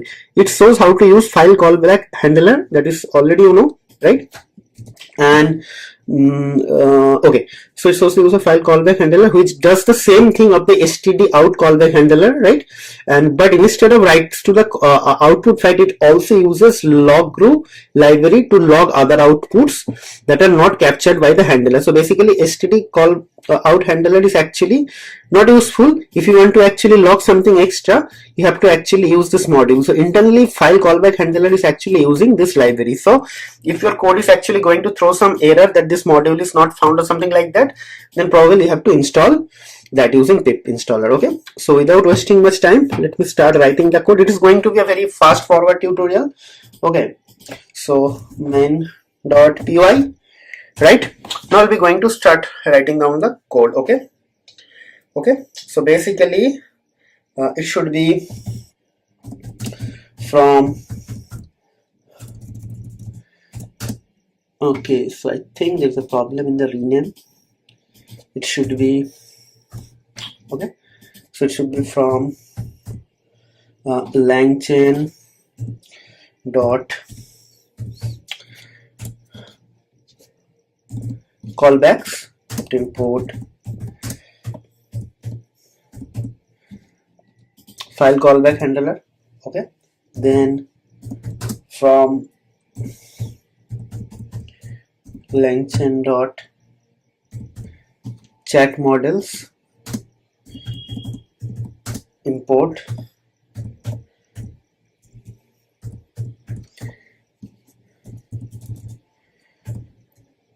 chat open AI, right?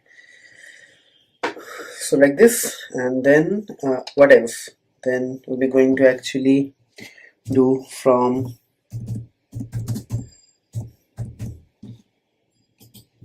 LangChain dot agents import agent type initialize agent and then load tools. Okay, now let's say we'll be going to actually use a Google search API. So import OS, we need that, and also we'll be going to use from log. Okay, I think this module is not available, so I need to install this module from the log group. Import logger. So this is not available, so what I'll do, I'll be going to install this module. So it should be pip3 install. Okay, let's see.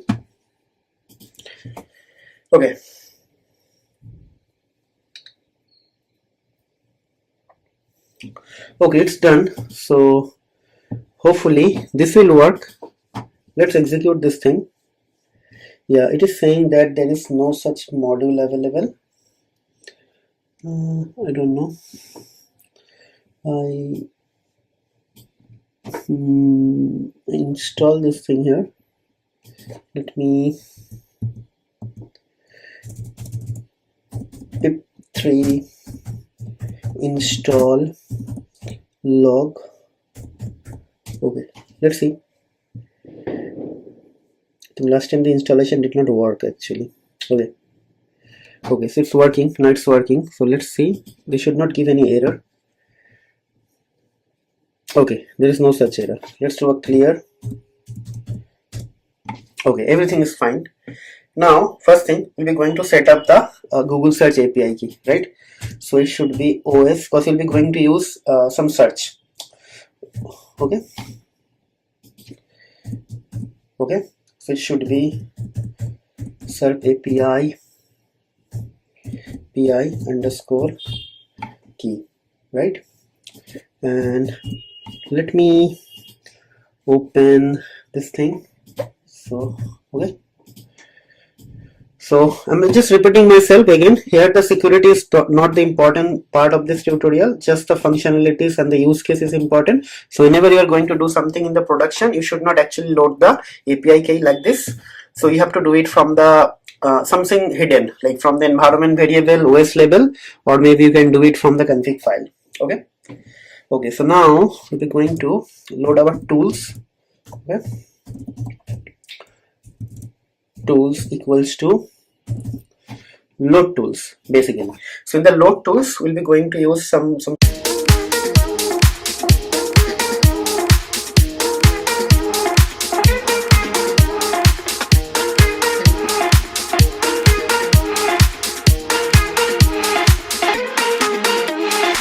of tools, like, so basically I'll be going to do some Google search. Okay, so maybe SERP SERP API, that's it. And okay, I need to actually insert the LLM actually, right? LLM equals to chat OpenAI, and this is going to be temperature is actually going to be 0, and let's say model equals to GPT-4. Okay, like this. Okay, now what will happen here,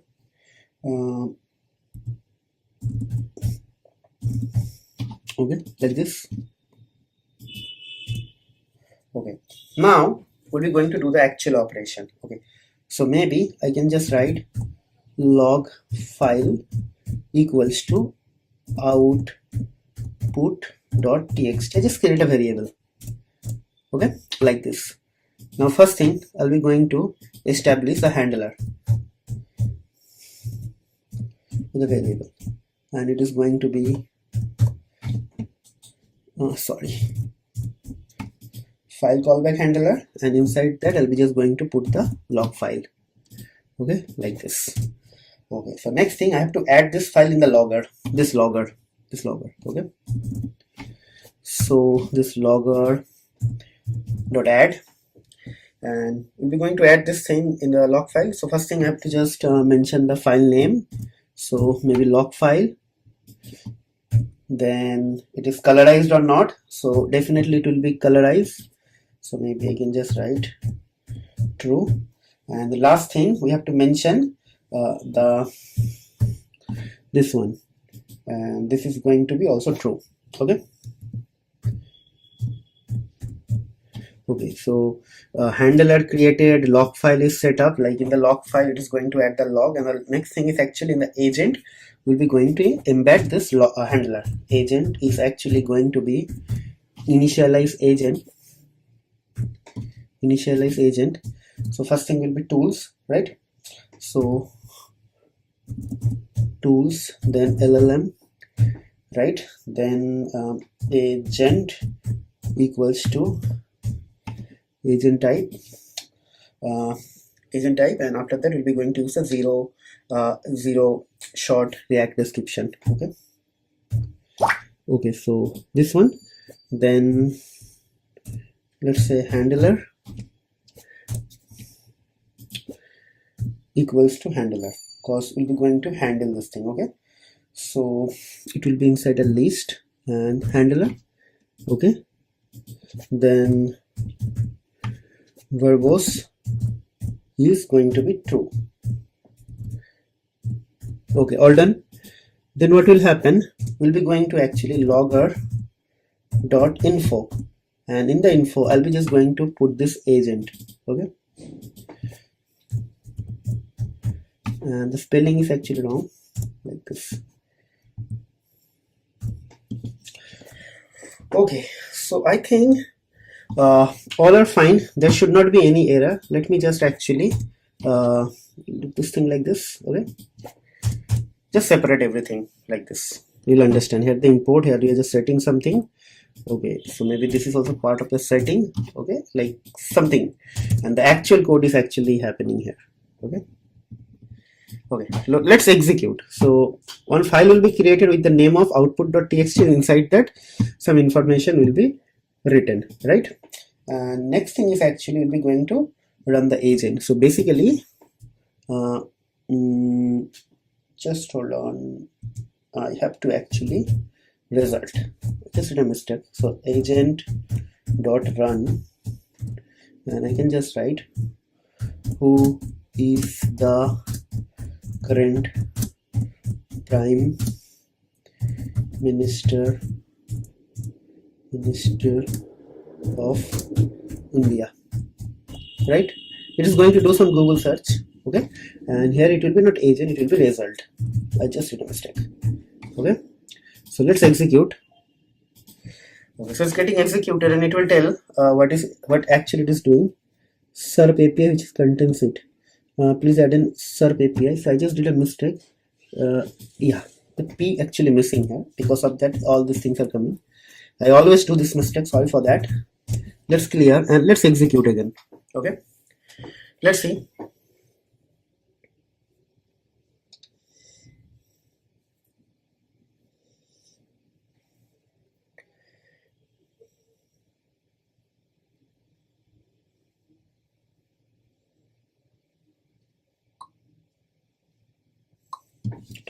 Okay, so if you see, the answer is Narendra Modi, and it is actually giving this thing here. And basically, if I open this file, it is also going to give you the same thing.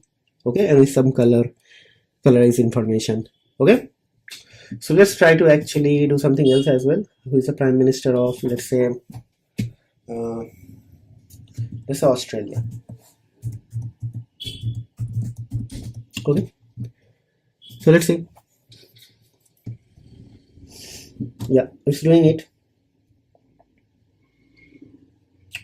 Okay, it's done. So let's open this file. You see, it's keep on logging here, right? So all the timestamps are there, right? Everything is there, right? Okay, so that's it. This is very important. Like when you are going to work in some company and you want to actually build an enterprise grade application. So all enterprise grade applications are actually having some sort of logging features are available. Yeah, so just because you know this file handler now, you will be completely now know how to do this sort of things, because I believe this is not the end of the thing, because this tutorial is only going to help you to actually develop some sort of intuition towards file callback handler, how to use it, what is it, how to actually log something in the file, right? But after watching this video, if you actually practice doing some coding and all, you will actually get some sort of idea behind it, and based on that idea you can actually start thinking about different use case. And after that, my recommendation is actually try to tackle those use cases. If you are not able to solve it, you can always come back to me, I'll help you, but try to write down some code actually, and try to think, analyze and visualize those use cases, and then try to solve those problems. In that way you will actually become an expert. Okay, enough of actually talking, guys. So before I conclude this video, I just want to know how you guys are feeling with this tutorial, how you guys are finding the concepts behind this, just let me know. Have some sort of feedback, good or bad, doesn't matter, but it has to be an honest feedback. And last but not least, guys, please try to subscribe our channel, hit the like button if you really enjoying the video, because this is the 16th tutorial. Before that, we already placed 15th more tutorial. So if somebody is also new to this channel, for them also it is obviously recommendation that try to go back and start finding the playlist from our channel and try to start watching from the beginning. Definitely this 15 or 16 tutorials are going to help you to like enhance your knowledge in terms of like LLM, LangChain or OpenAI integration. Okay, so that's it for today. We'll see you in the next video. Till then, take care, goodbye, and have a nice day.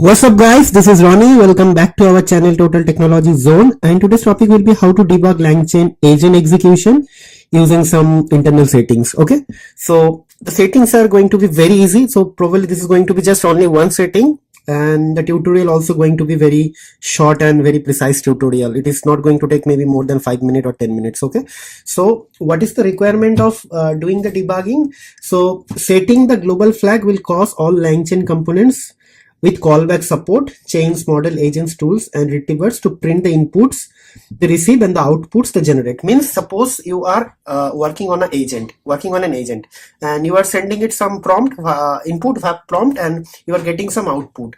So basically, we are very much interested for the final output. But if you want to actually working on some LLM and you want to actually check the execution of the LLM via some sort of agent, and after that you want to again go back and forth and you want to actually develop some capabilities within the agent or maybe within the LLM. So that time these debuggings are going to be very useful. So this is going to give you the complete control of the internal things are happening whenever a callback is kind of going to like when the callback is actually going to trigger, or maybe when an agent is actually getting executed via multiple chains, or maybe it's going to be a single input and single output. So all or maybe everything are going to be controlled via some sort of debugging. Means debuggings are actually going to give you the complete precise overview of each and everything whatever is happening within your agent execution cycle, within your LangChain agent execution cycle. So without doing further delay, so let me just go ahead and start working on the code. So it is going to be very easy. So first of all, you have to just write LangChain. Okay, so it will be going to be from LangChain. I don't know, like okay. Oh, it is now complaining about the Python version. I don't know what happened with that. So maybe let me from lang. Okay, so let's see why this is not working here. I don't know, like suddenly it is not giving me this thing. Okay, so maybe pip3 install, maybe say LangChain. Okay,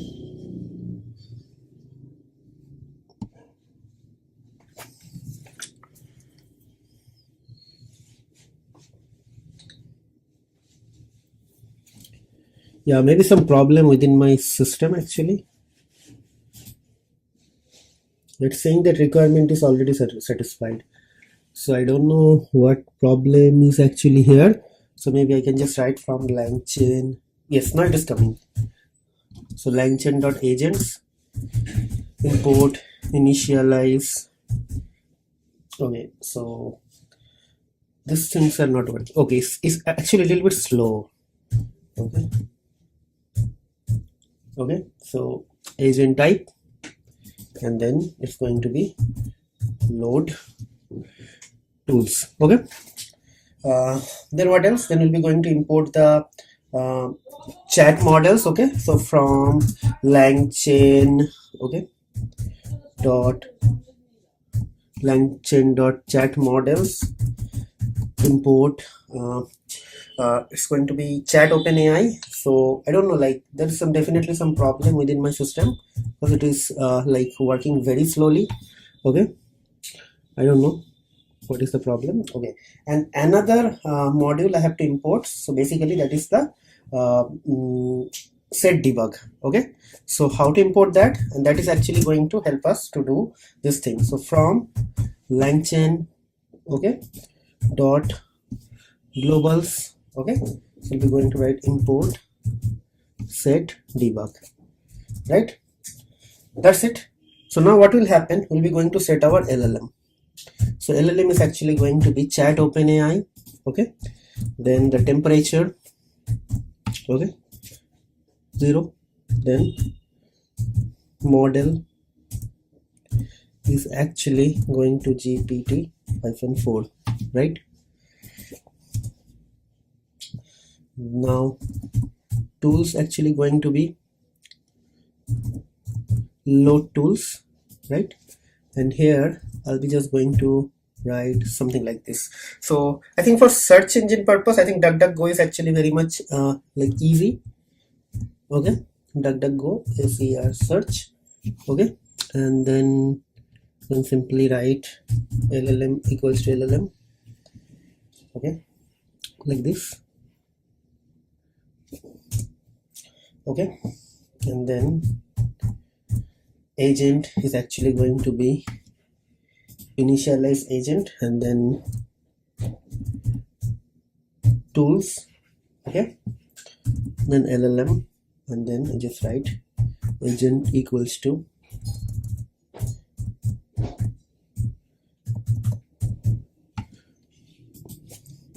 agent type dot, okay, like this. And maybe what I'll do, I will just like this, verbose equals to maybe true, right? And then I'm just going to do the same thing, agent dot run, and I'll just try to actually write down the current like Nasdaq or maybe some economic information on, I don't know, maybe top like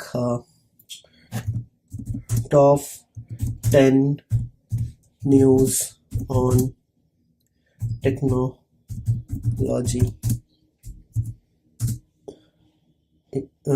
global top 10 news on technology in India.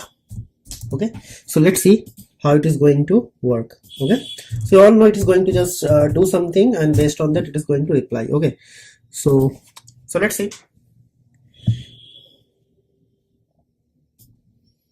Okay,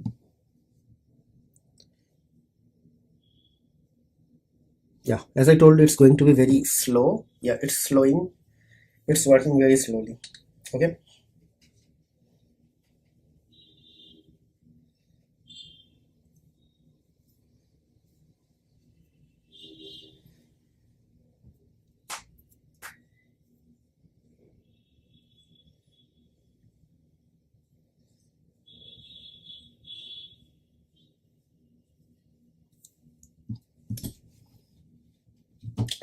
okay, so you see it's kind of very much like this. Okay, no information on the debug. Now what we'll do, we're just going to actually do the debug, like by enabling this debug true. Okay, how to do that? This is going to be very easy. So basically set debug, and there I'll just going to mention like this, true.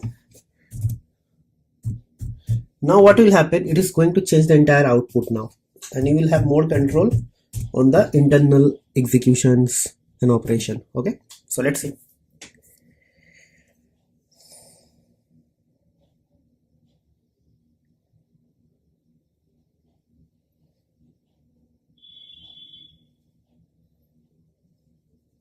Okay, so if you see the output and input, like whatever is printed on my terminal, it has actually a different format now, and it's more readable in terms of debugging or internal operation, right?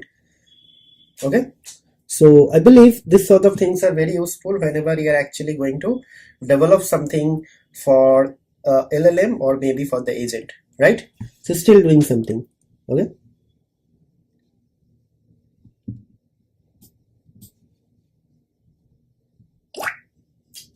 See, yeah, this is the debug information. Okay, it's still doing something, and after that it is the output top 10. Okay, so first it got 10 different news like this, 1 2 3 4 6 7 8 9 10 like this, and after that it summarized and put everything like here. Okay. Okay,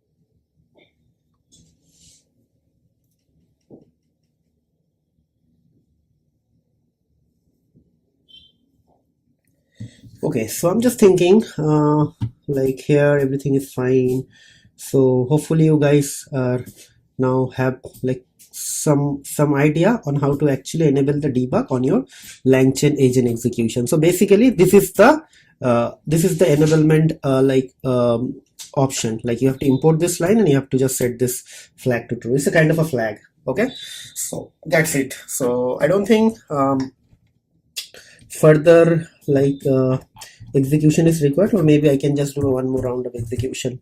Okay, so maybe, okay, what is the current weather condition in India across different top cities? Okay, so I would just want to know the different weather condition within India across different cities. Okay, so let's see how it is going to interpret and going to generate the result. Result is definitely going to be generated, and this thing is also important. Okay. Okay, yeah, started working. Okay, see what is the current weather in India in top different cities. So basically, and after that I need to search, right, this thing, right? First it will find the top cities. Okay, yeah, it's doing it actually. So it's first find out the city ranking in India. So if you see, the city ranking comes like this. Okay, New Delhi, Ghaziabad, like so many different things are coming. Okay, and after that it is taking the different weather condition. Okay, and hopefully it is able to generate everything, and let's see whether the token count has been executed or not. I don't know. Yeah, still it is doing. Yeah,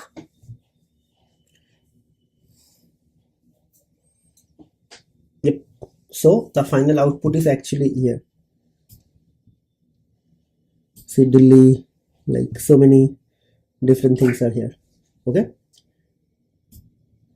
yeah, this Kolkata, Delhi, like that way everything is coming. Okay,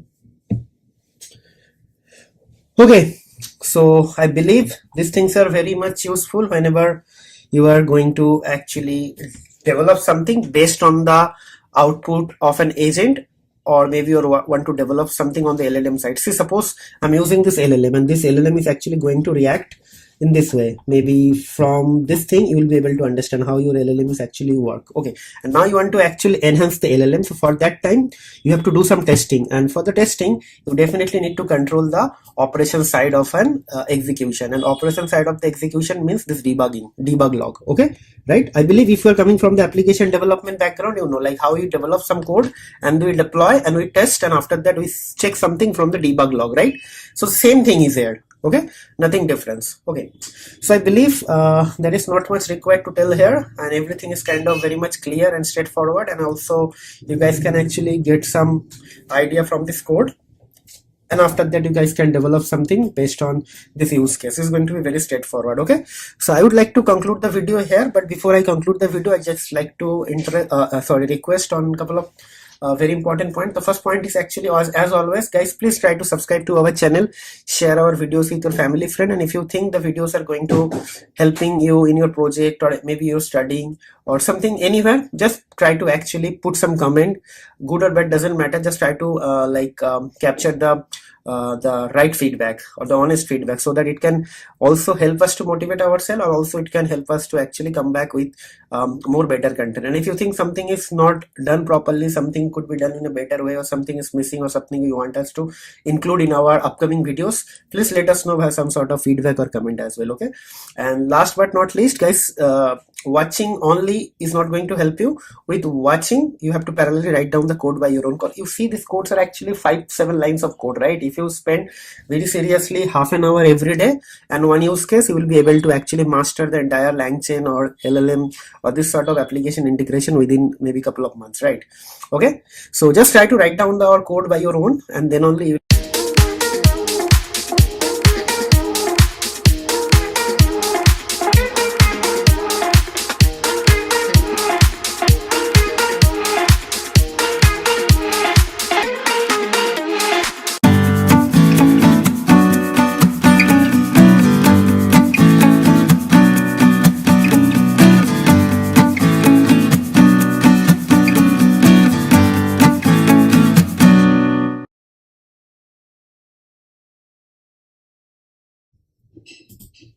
What's up guys, this is Ronnie. Welcome back to our channel Total Technology Zone, and today's topic will be how to generate better input and output log for an agent execution, or for a LangChain agent execution. So we already know how to actually get the better output or whatever is doing the agent using the using some debug flag equals to true. And in this tutorial we'll be going to actually understand how to actually see the log in a more better way or more formatted way. Okay, so let me go to the next slide.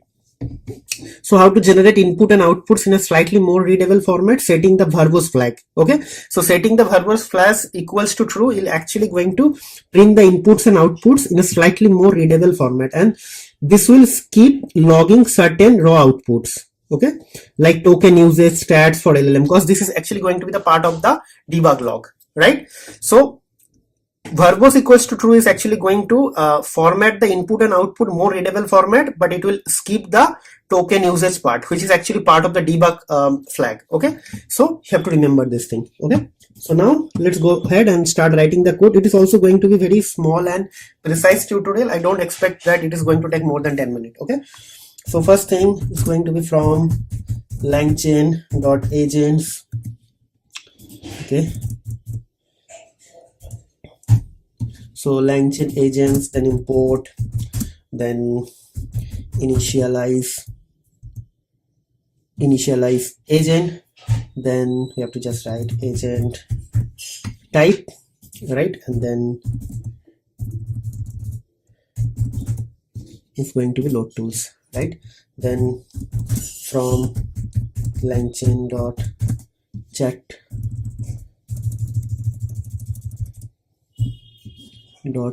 models, then import let's say chat OpenAI. Okay, and then from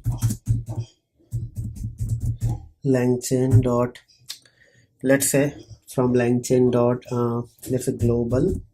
Okay, import set verbose. Okay, now what will happen, I'll be going to create the LLM is actually going to be chat OpenAI, and the temperature is going to be 0. And then what is going to be used, another thing is actually going to be use the model. So basically it's going to be GPT-4. So we'll be going to use the GPT-4 model, and then we'll be going to create tools. Okay, so basically load tools, and inside that we'll be going to pass an array or list, and then we'll be going to use DuckDuckGo search. Okay, and then we have to pass the LLM equals to LLM. So all are set now, right? And then what will happen, we'll be going to create the agent instance. So it's going to be initialize agent, right? So first thing, okay, then LLM, okay, LLM. Okay, so sorry guys, some announcements are going on at the background, so just excuse me. So you will find something, and after that maybe I'll try to remove that part, but I don't know whether I'll be able to do it, so excuse me for that. Okay, so then going to be let's say, okay, so going to be agent, okay, agent equals to, let's say, agent type dot 0 short react description, right? And I believe that's that is more than enough. And what is actually going to happen, we'll be going to actually execute this thing. So basically agent dot run, right? So agent dot run, and we'll be going to ask the same thing,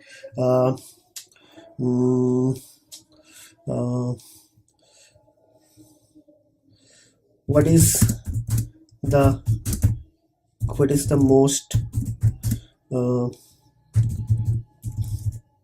top 10 trending news in USA right now. Okay, so let's execute this thing. Okay, and after that I can simply just do print maybe response like this, and after that I just going to write down the response. Okay, so let's see how it is going to work. Okay,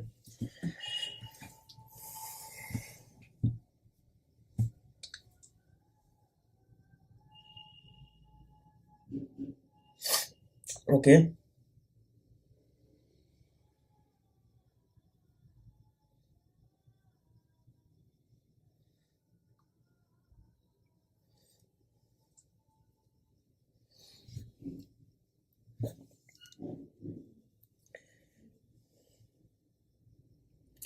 okay. So if you see, I got this response. The top 10 trending news right now are the war between Israel and Hamas, the Ukraine crisis. So something. So it's not important. So now what I'll do, I'm just going to actually set this flag is true. Flag equals to true. So set verbose and true. Let's see how it is going to work now. Okay. So let's see. Okay. So okay.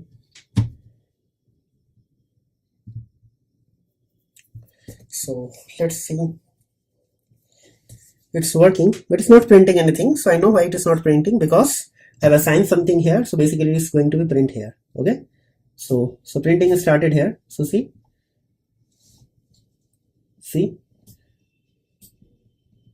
okay, so more better way, question final answer, question final answer, finish chain, and everything is here.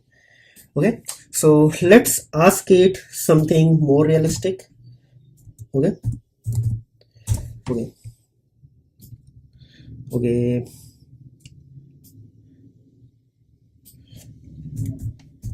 give me information on the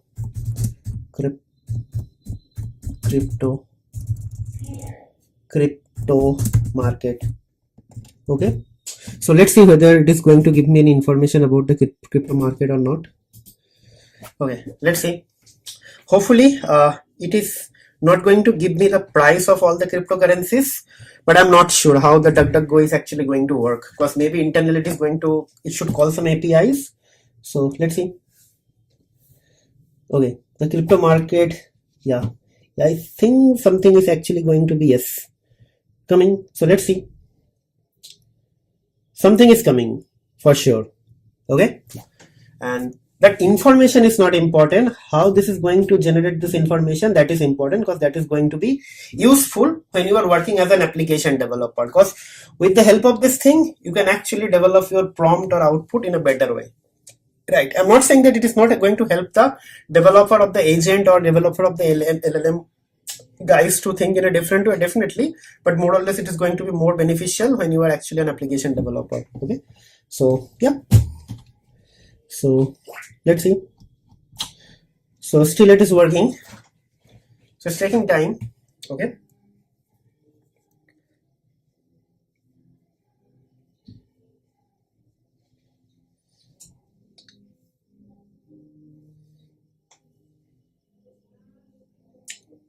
okay, so it's done. Okay, so I believe the output is not that much important, right? Yeah, so you see the latest information, crypto market significant in decline. So there is a decline of 5% lower. Okay,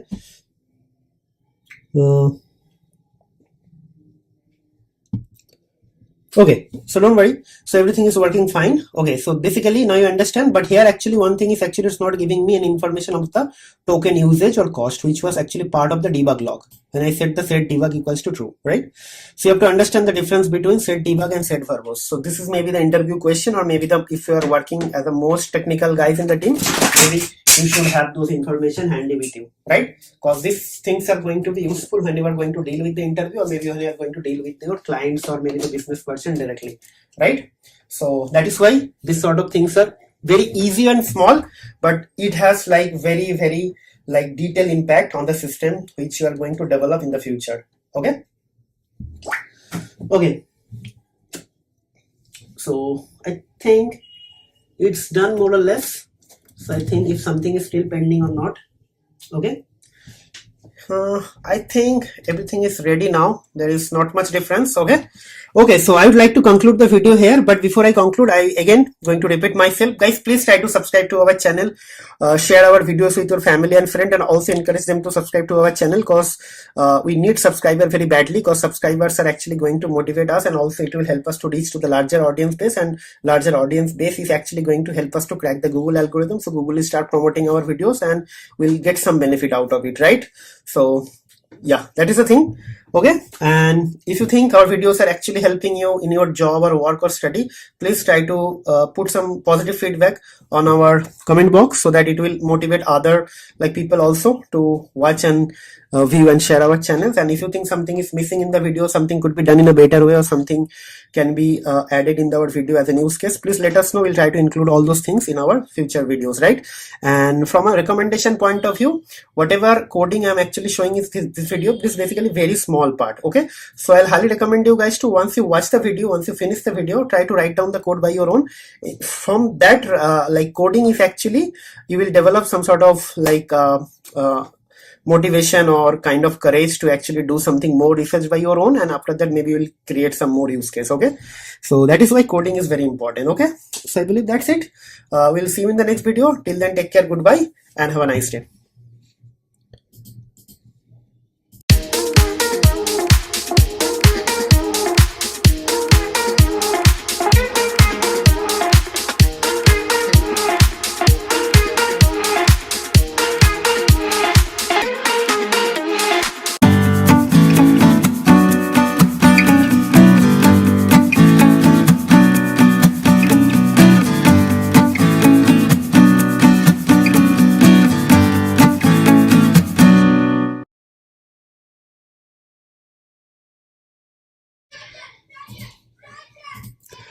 What's up guys, this is Ronnie. Welcome back to our channel Total Technology Zone, and this is going to be an introduction to LangChain document loader. So in this tutorial I'll be just going to start or going to give you guys a little bit introduction on the LangChain loader. I'm not going to do anything in detail, but rather than doing anything on detail, I'm just going to do some touch base kind of activity with LangChain loader. So this is the first tutorial on the LangChain loader. So I just thought of actually going very slow. So that is why I just created this tutorial to just give you guys a little bit of idea. Like for example, I'll try to load a very simple text file, and after that I'll just go and load one CSV file, and after that maybe I can do something like from a directory or folder.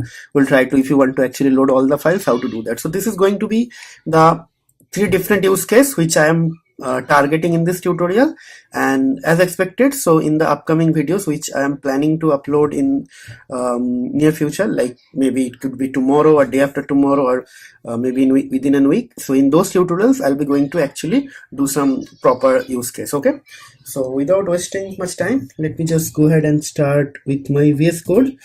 So before that, so what is LangChain document loader? So just hold on. Yep. So basically LangChain document loader helps us to actually do some sort of work based on the document loading. Means, for example, if you want to actually build an LLM application or LLM driven AI based application, where actually you want to actually give the user some sort of facility, that user might ask some question to something and get some answer, then probably first you have to actually generate the user data, load the user data, and this data could be coming from any different source. It could be a file, it could be a database, or it could be a website or blog post, or maybe even an YouTube video. Okay, so all these things will be part of the document loader, means the loading activity. So within LangChain you have multiple loaders are available. I will slowly go ahead with everything in the upcoming videos, but in this tutorial I'll show you by loading very simple text file and CSV file. Okay, so let me open my VS Code here. So it's going to be main.py, right? And first I'll be just going to load a simple text file. Before that, I'll just go ahead and create a simple text file. So maybe I can just write let's say simple.txt. Okay, so I just write this is simple text file. Okay, and maybe I can just write same line, maybe couple of times. Okay, fine. And what I'll do, okay, so here it will be very simple. So it should be from LangChain dot document loaders. So it will be import. So we'll be going to import the text loaders. Okay, so let's see. So should be import text loader, right? And we'll be going to now load. So basically let's say loader equals to text loader, and here I'll be just going to pass the document name. So basically my document name is actually simple.txt. It's very simple, very easy. Okay, it's done. And once you load, we'll be going to use a loader function basically. So maybe data equals to loader. So basically it is going to create a documentation. So maybe I can just write doc equals to loader dot load. Okay, so and after that let me print the doc. Okay, so this is going to give me the entire studio. Okay, load, let's execute. Okay, so yep. So it's giving me some error. So it is saying that no such directory or file. Yes, obviously I gave a spelling mistake, so like this. Okay, so let's execute again, and hopefully this time it will not going to give me any error, but let's see. Yes, it's done here. This is simple text file, this is simple text file, this is simple text file, everything is coming here. See, page content means within the page what are the things are there, new line is there, everything is here. So basically if you want to actually know the content of this thing, so maybe you can just write, this is a document, so maybe, so There's a doc, right? Dot maybe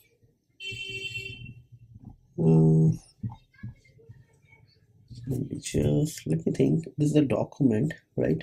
How to get this thing? Like this document and this is a metadata. So this is basically entirely a text. So maybe I can just write for d in doc, right? So print d. Okay. So if I do this thing, so this is going to print the entire thing, the page content. So basically now, if you just d dot, so basically page content. Okay. So basically this is a thing. Let's see whether it's a function or something. Okay. So maybe I believe this is going to be like this. Okay. This is not callable, so this is an attribute actually. Okay, not a function. Okay, so like this. Okay, yeah, everything is coming here, right? Okay, so now you guys easily know how to actually load a text file, and after that how to get the content out of the text file. Okay, so what I'll do, I'll just copy this thing and I will paste this thing here. Okay, document loader sample text file. Okay, okay, so duplicate slide, document loader simple CSV file, and here like this. Okay, okay, so this is main.py, so maybe I can just write simple text.py, then I'll just write simple csv.py. So I'll be just going to do something with the CSV file. Okay, so first clear everything and let's create a CSV file. So maybe sample.csv, and I'll be just going to write something. So maybe name, country,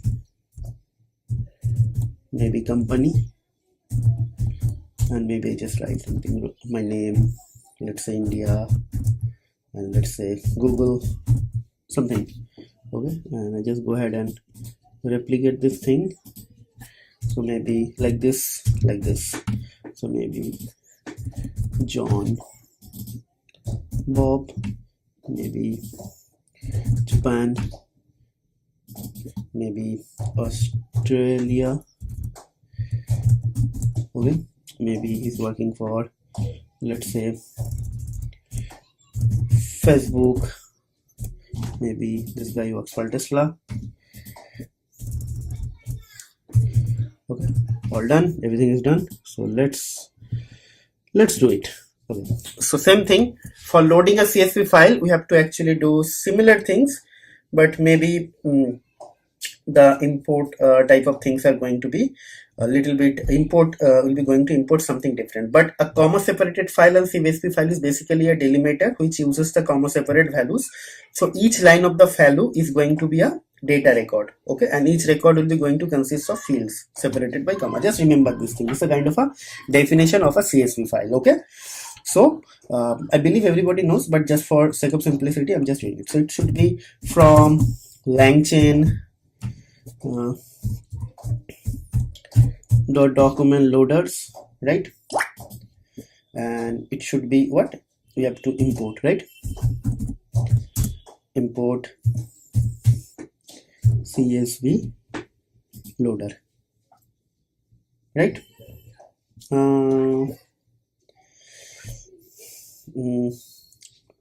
Loaders import thing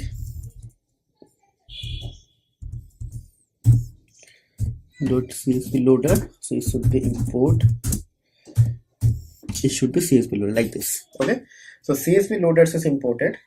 Now what will happen, we'll be going to just load the path. Okay, so same thing, first loader, we'll be going to create a loader, is going to be CSV loader, and here I'll be just going to give the path. Okay, so path is going to be sample.csv. Same thing is here, sample.csv, right? Sample.csv is done. Then we'll go ahead and do the same thing, doc equals to loader dot load, right? and let's print everything here. So doc, I believe everything is done. Okay, no problem, there should not be any problem at all. Okay, yes, it's all done. So if you see here, so the case content is actually here, so we'll do the same thing again from d in doc, right? Then print d dot page content. If I do something like this, okay, so you see it is kind of giving me like this. So this is amazing, right? Right? Okay. So that's it. And one more thing, suppose you are reading only one file here, so it is going to be very easy. But suppose if you have a directory and if you want to read everything from this directory, how to actually do that? For that, we'll be going to actually do a directory loader. Okay. Okay.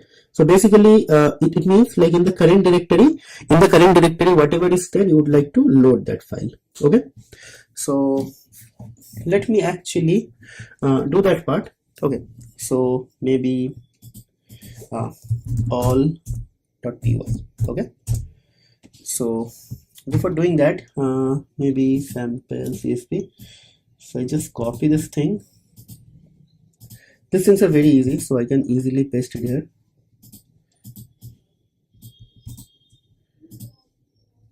No, I think,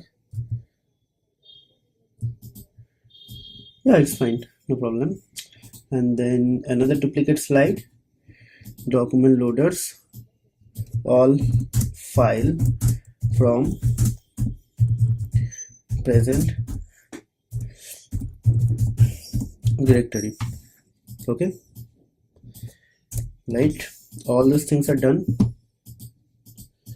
Okay, so let me just start working on this thing. Okay, so all py. Okay,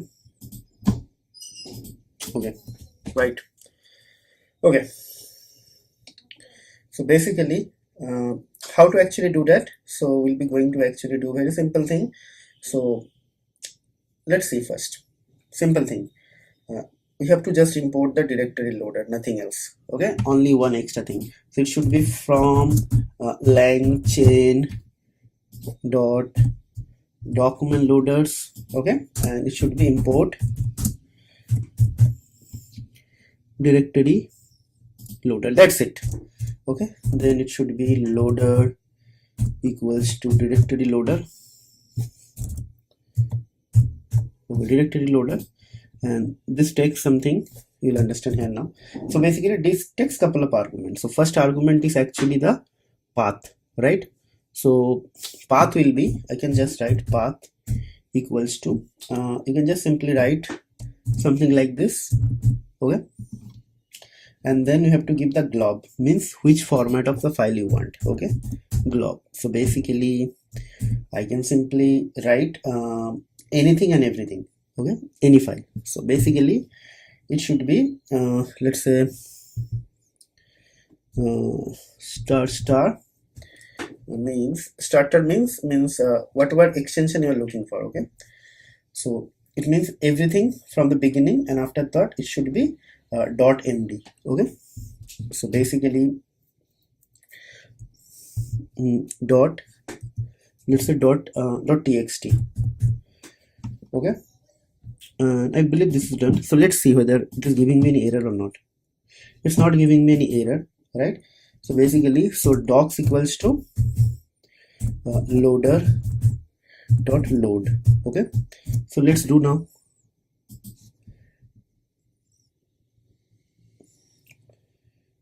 So yeah, it's doing something. Yes, it's doing so many things here. Okay, yeah, it's done. So basically in the docs all the documents are listed. So let's check the length of the docs. Okay, print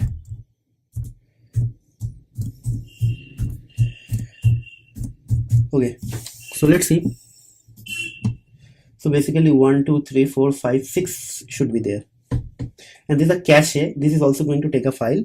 So it is, but it is showing me 10 files. Okay, so basically okay, so basically 1 file, 2 file, 3 file, 4 file, 5 6 7. It should read the 7 files, but here actually it is showing me 10 files. Okay, so so just okay, no, it should not give me 10 because it is actually taking it from where I don't know.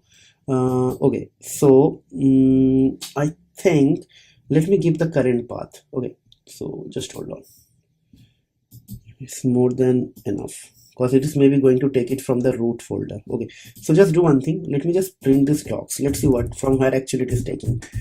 I think it is taking everything from the root. Okay, so like this. Okay, let's see. So it told 10 documents is written, it's reading all the text file. Okay, yes, I think yes, it is not taking it from here, somewhere different. Yes, so basically yes. Okay, so just hold on, just ignore it, we'll be going to do it from this path. Okay, so maybe I just copy this thing, or maybe in the path I just write something like this. Okay, so import OS, so it should be current working directory, os dot get current working directory, like this, and let's see. Okay, yes, so it's getting only one file. See now, so if I just do anything and everything, so basically like say any name, so start dot star. Okay, so let's see, it should now get all the files, all types of file. Okay, CSV file, py file, everything. So basically yes, so it is saying that we need to actually pip install unstructured like this. Okay, so it is saying that we need to install a couple of things. Okay, so that pptx is actually not supported. Okay, so that is something fine because I don't want to actually deal with that right now because it is actually trying to read the pptx file, so because of that it's coming, so it's always normal. Okay, so now if I just do, let's say I just want to let's say only CSV, so it should be .csv. So let's see whether it is able to do it or not. Yeah, the ppt is actually part of the unstructured pptx, so that is why it's not getting this thing. So this like exceptions I'll be going to discuss in the later part, but yeah, it's working fine. See, right? So if you have multiple CSV files, it will be able to do it definitely. So maybe what I'll do, I'll just copy this thing and I'll paste it here. I'll paste it here. So I'll create 9 CSV files, same CSV file 9 times. Okay, so let me just close this everything here. Okay, okay, this, and let's execute. So just clear and execute. Okay, let's see. Right, so all are coming here, right? And if you just want to check the length of the documents, so basically let's see, it's 10. So basically why 10? So basically 1 2 3 4 5 6 7 8 9, and these are 10. These are 10 actually. 1 2 3 4 5 6 7 8 9 10. Yes, absolutely fine. Okay, so I hope you guys are enjoying this tutorial or this this section actually, because this is going to be a very this is going to be actually a lot of fun in the future. Future means maybe tomorrow I'll be going to post some more videos, and that time I'll be just going to integrate this concept with some sort of integration. Sorry, I'll be going to integrate this sort of techniques with some sort of use case, so that will be more meaningful for all of you guys to understand. So I believe that video length is a little bit like longer than I expected, so I would like to conclude the video here.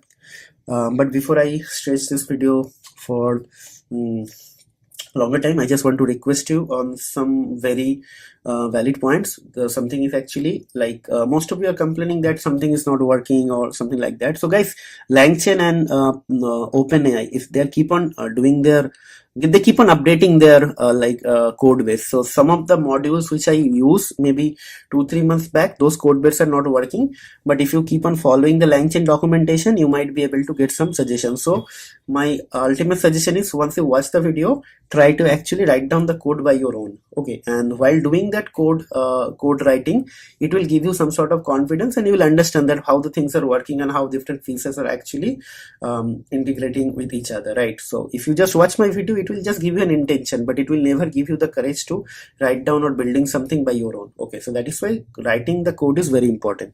Okay, and last but not least, guys, please try to subscribe to our channel, hit the like button if you really enjoy our videos, and also try to share our videos with your family or friend, whoever you think get some benefit out of it. And also try to hit the bell notification icon so you should not miss any notification from the future, right?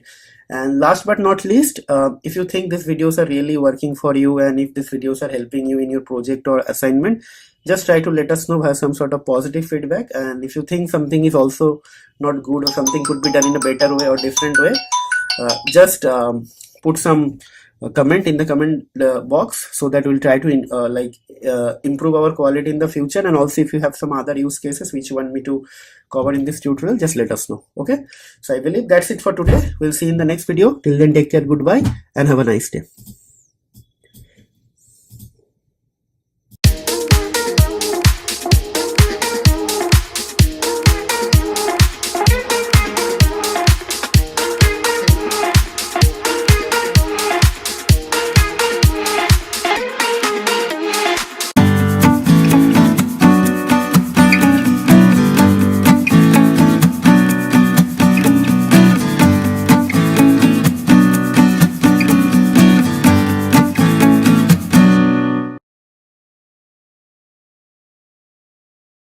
What's up guys, this is Ronnie. Welcome back to our channel Total Technology Zone, and today's topic will be how to use multi-threading while using the LangChain document loader. Okay, so in the last tutorial we have seen how to use LangChain document loader to load simple text file, then how to use LangChain document loader to load a CSV file, and also we have seen how to load an entire directory which contains multiple files. So all these three use cases we have covered, and in this tutorial I'll do similar thing but with the help of multi-threading. And before doing that, I will actually uh, uh, try to actually load an entire directory without using the multi-threading, and then I'll calculate the time. And after that, what I'll do, I'll try to actually load the same directory using multi-threading, and after that I will try to actually calculate the execution time, and we'll see what is the difference. Okay, so definitely there will be some difference, but again I'm going to use only 40 or 50 files. So I have actually I have created multiple files in this directory. So there are total 43, and it starts with 0. So there are total 44 files. So what I'll do, I'll try to actually load the entire directory, I mean this all CSV file, without using multi-threading, and after that I'll use multi-threading, and there will be definitely some difference, 1 second or 2 seconds. So you can imagine, for 44 files, if you have gained 2-second difference or 1 second difference, if you multiply this thing with 100 or 1000, maybe you'll be going to gain 100 seconds. So 100 seconds means almost 3 minutes, right? So this is going to give you the difference when you are going to do something bigger. But if you're not going to scale down your approach, then definitely simple multi-threading without simple document loading without multi-threading is okay. Okay, so first thing, I'll try to do it without using multi-threading. So it should be from LangChain dot document loader import directory loader. Then from what else? I think this is all.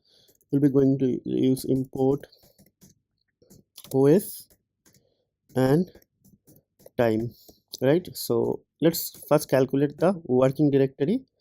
OS dot get cwd, and then we'll start calculating the time. St means start time equals to time dot time,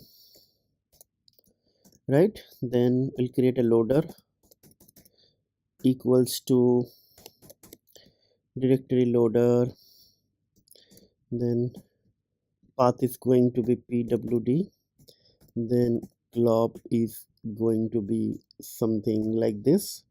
So basically star then star dot csv, right?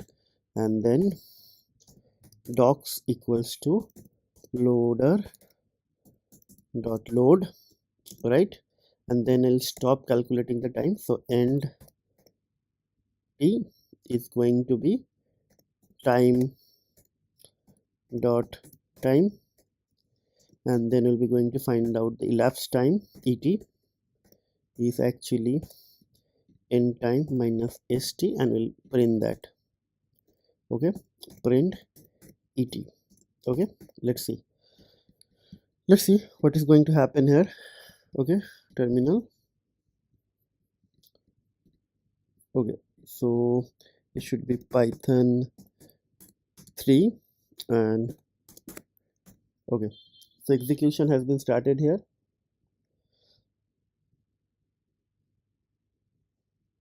Okay, so something is happening. I don't know the time difference, but let's see.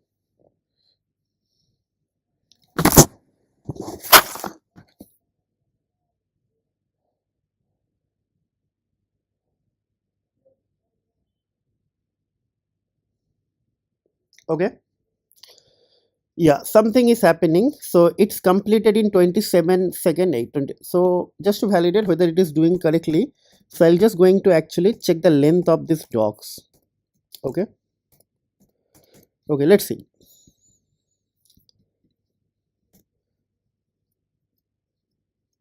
Okay, it should give me 44.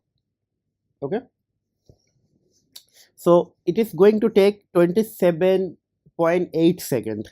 Okay, so now what I'll do, and now I'll try to actually include the multi-threading, and let's see.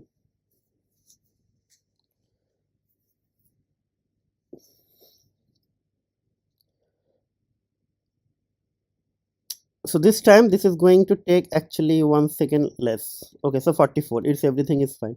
Now what I'll do, I'll just try to include a special flag, use multi-threading, and I'll try to actually make it true, and let's see what is the difference it is going to bring. Okay, let's see.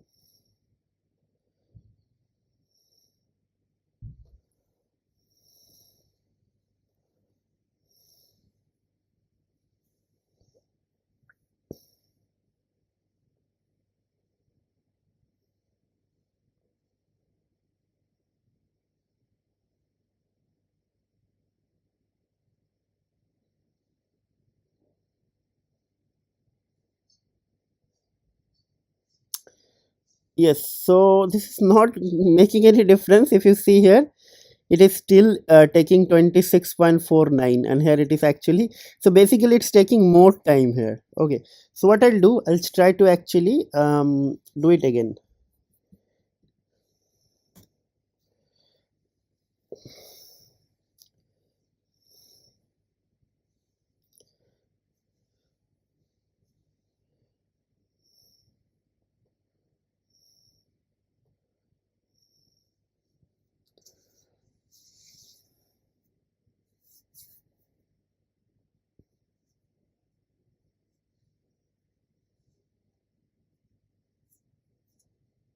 Yeah, now it is taking a little bit lesser time.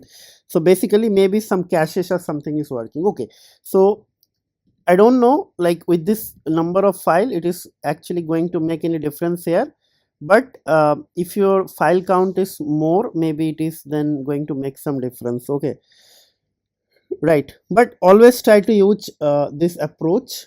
If you are having like multiple files, then definitely you will gain some like second. Okay, nothing else. This tutorial is going to be very easy, but again, just to give you guys all the bits and pieces of LangChain document loader, I just create this small videos, because everybody is not actually in advanced level. So many of you join this tutorial just as a beginner, so I just thought of creating this small component in a separate video to make it kind of a use case driven. Okay, so not much to say in this video. I believe you guys are following this video. This is the tutorial 23, and before that we have already created more than I believe we have created 20 we have created almost 20 two tutorial before this video. So if someone is watching this video for the first time, or if someone is new to our channel, please go ahead and try to find out this playlist from our channel and try to watch it from the beginning, because it is highly recommended to actually start the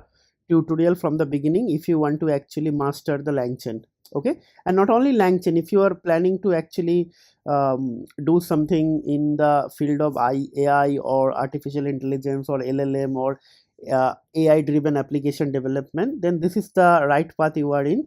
So please stay tuned with us. We'll keep on posting more videos in the upcoming days. Okay, so before I conclude this tutorial, I would like to request you a couple of things. Guys, please try to subscribe to our channel, hit the like button and share our videos with your family and friend, because you always want to reach to the larger audience base, as your one subscriber or your one subscription or your one share with your friends or family will give you a lot of things, lot of motivation, and also it will help us to grow, because by doing the subscription nothing will harm you, but your own subscription will bring joy and glory to our life. Okay, so please subscribe to our channel whenever you are watching this video. It's a request. And last but not least, when you are watching this video, after you finish watching, try to actually write down the code by your own, because without writing the code you won't gain any confidence or won't gain any motivation for doing something extra. See, these things are very small part of the LangChain document loader multi-threading, because here I just show you how to use the multi-threading. But if you, when you are joining the company, when you are start working for some client, maybe you will see the application of this multi-threading is completely different, right? So that time you have to actually apply your own logic, own sense to develop the solution for the customer. So that is why I want you to guys to think from now, like you watch this video, you write down the code, that is fine, and after that now try to enhance your knowledge by analyzing and by visualizing something by your own. If you're not able to do it, it's fine, just let us know, you can do it. And if you have some interesting use cases, also let us know, we'll try to actually incorporate all those things in our upcoming videos. Okay, so enough of talking guys, we'll see you in the next video. Till then, take care, goodbye and have a nice day.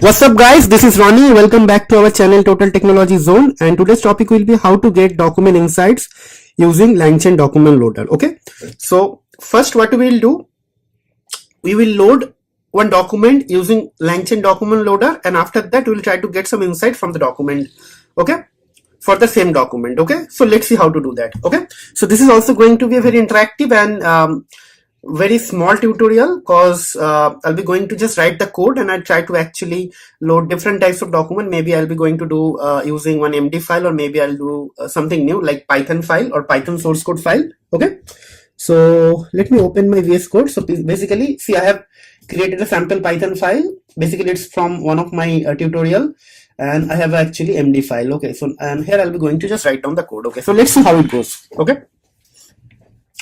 Okay, so let's see. So from LangChain dot document loaders import. Okay, so directory loader, right? And then import OS, right? And then pwd equals to os dot get. Okay, like this. Okay, so now what we'll do, it will be going to be loader equals to directory loader. Here I'll be just going to use the path equals to that pwd, right? Then glob equals to something like this, and this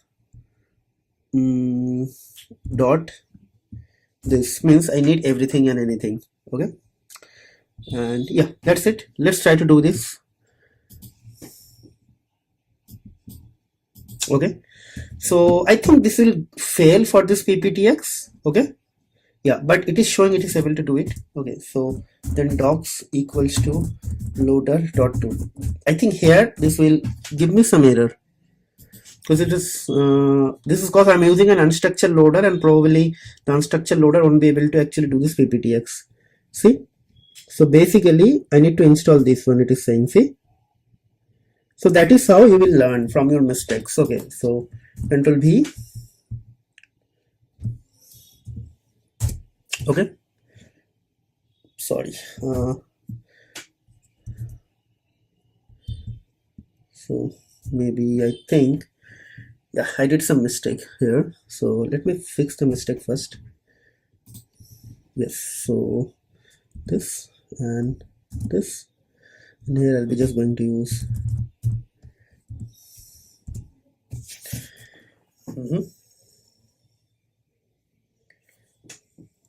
okay, so this is done.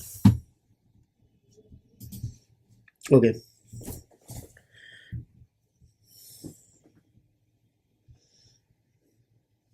okay, so now it is saying that there is a permission denied error here because this file is actually already open, right? So what I'll do, I'll just try to close the file. Okay, and I'll just try to do it again.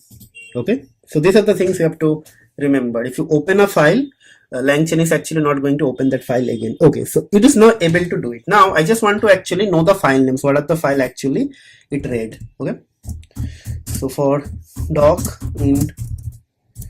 in docs, okay, then print, so doc dot maybe metadata. In there I'll be just going to use source. So basically this is going to give me the all file file path or file name, whatever. Okay, okay, so if you see here, it read this many files. Okay, right, so now what I'll do, I'll just try to create a separator. Means I just try to create the content of the file. I just want to actually know the content of the file. How to do that? So basically, let's say doc.page content, right? Just hold on. So maybe if I do this, this is going to like this. Yes, so everything is coming. So basically what I'll do, I'll just try to actually use a separator. So you will understand actually how it is actually working. Okay, so let's see.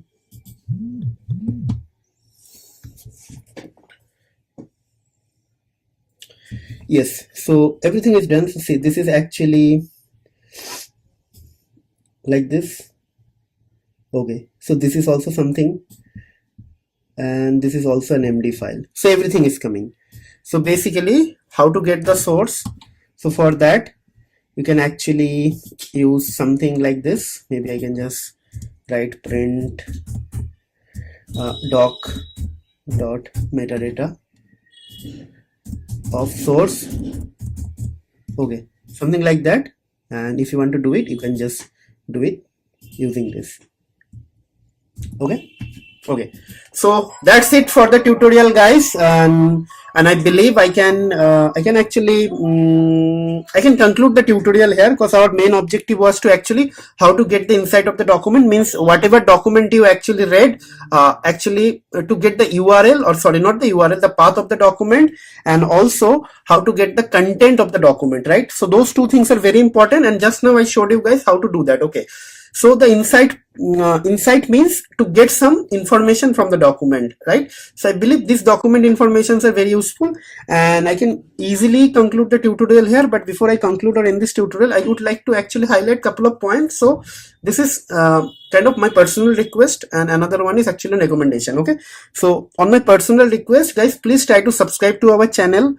Hit the like button if you really enjoying our videos, and if you think these videos are going to help someone else, like whether it your family, friend, doesn't matter. If you think these contents are going to help someone else as well, so please try to share our videos with them, because our ultimate objective is actually to reach a larger audience base, and to reach the larger audience base we need more and more subscribers, and more subscriber will come by your contribution, by your help, or by your indirect or direct support. So it's a request.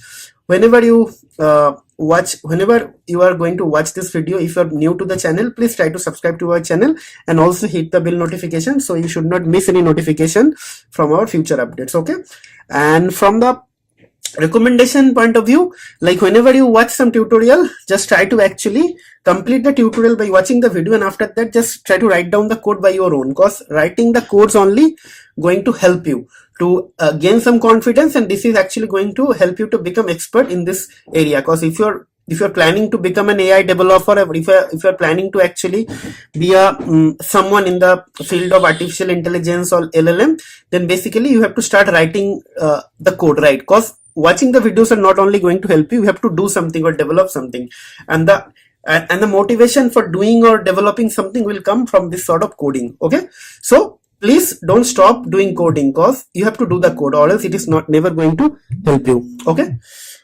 Okay guys, so I can conclude the tutorial here. We'll see you in the next video. Till then, take care, goodbye, and have a nice day. Happy learning.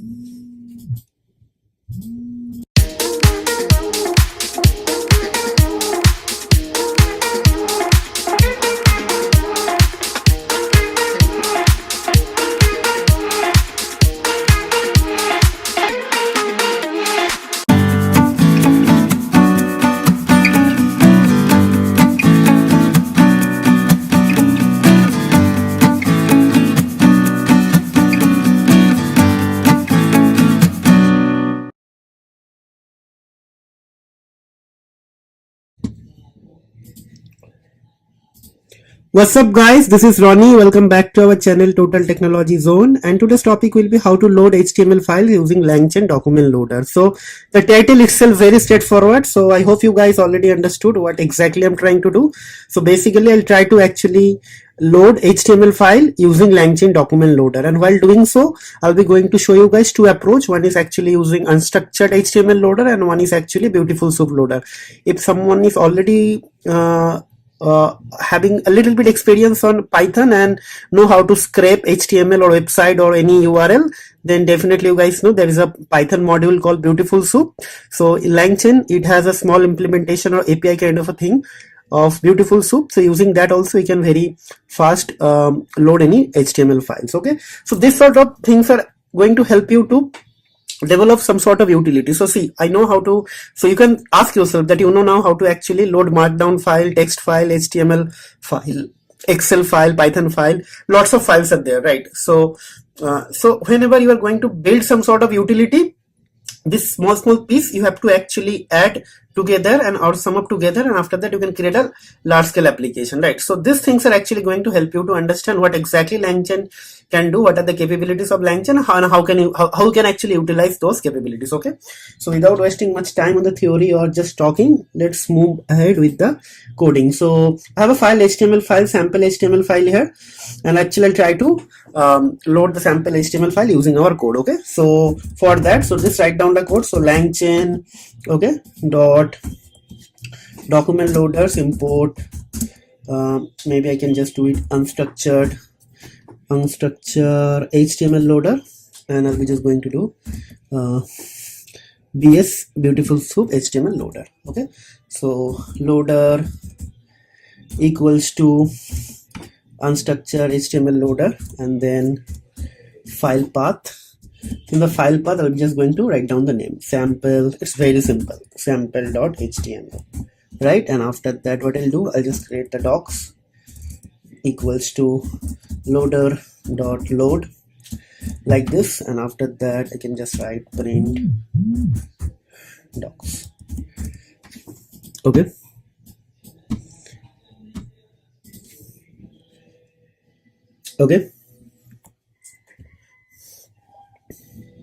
okay, so I got so many information here, right? This is very simple, so you can easily see whatever is written in the document that actually came. Okay, so now if you want to load the same thing using Beautiful Soup, maybe you can actually do something, but before that let me open this thing, and so like this. Okay, right, so now we'll be going to do the same thing using loading HTML files using unstructured HTML loader. Okay, and here it will be done using Beautiful Soup loader. Okay, BS bs html loader. Okay, so let's do it now. So basically how to do it, so maybe I just copy this code, or maybe I can just change this part here. So basically this line will be only going to be changed, so just copy the entire line here. Okay, and I'll just write one more line here. Okay, and you can just do bs html loader. Okay, and just comment this line because I don't need this line anymore. Okay, and let's do it again.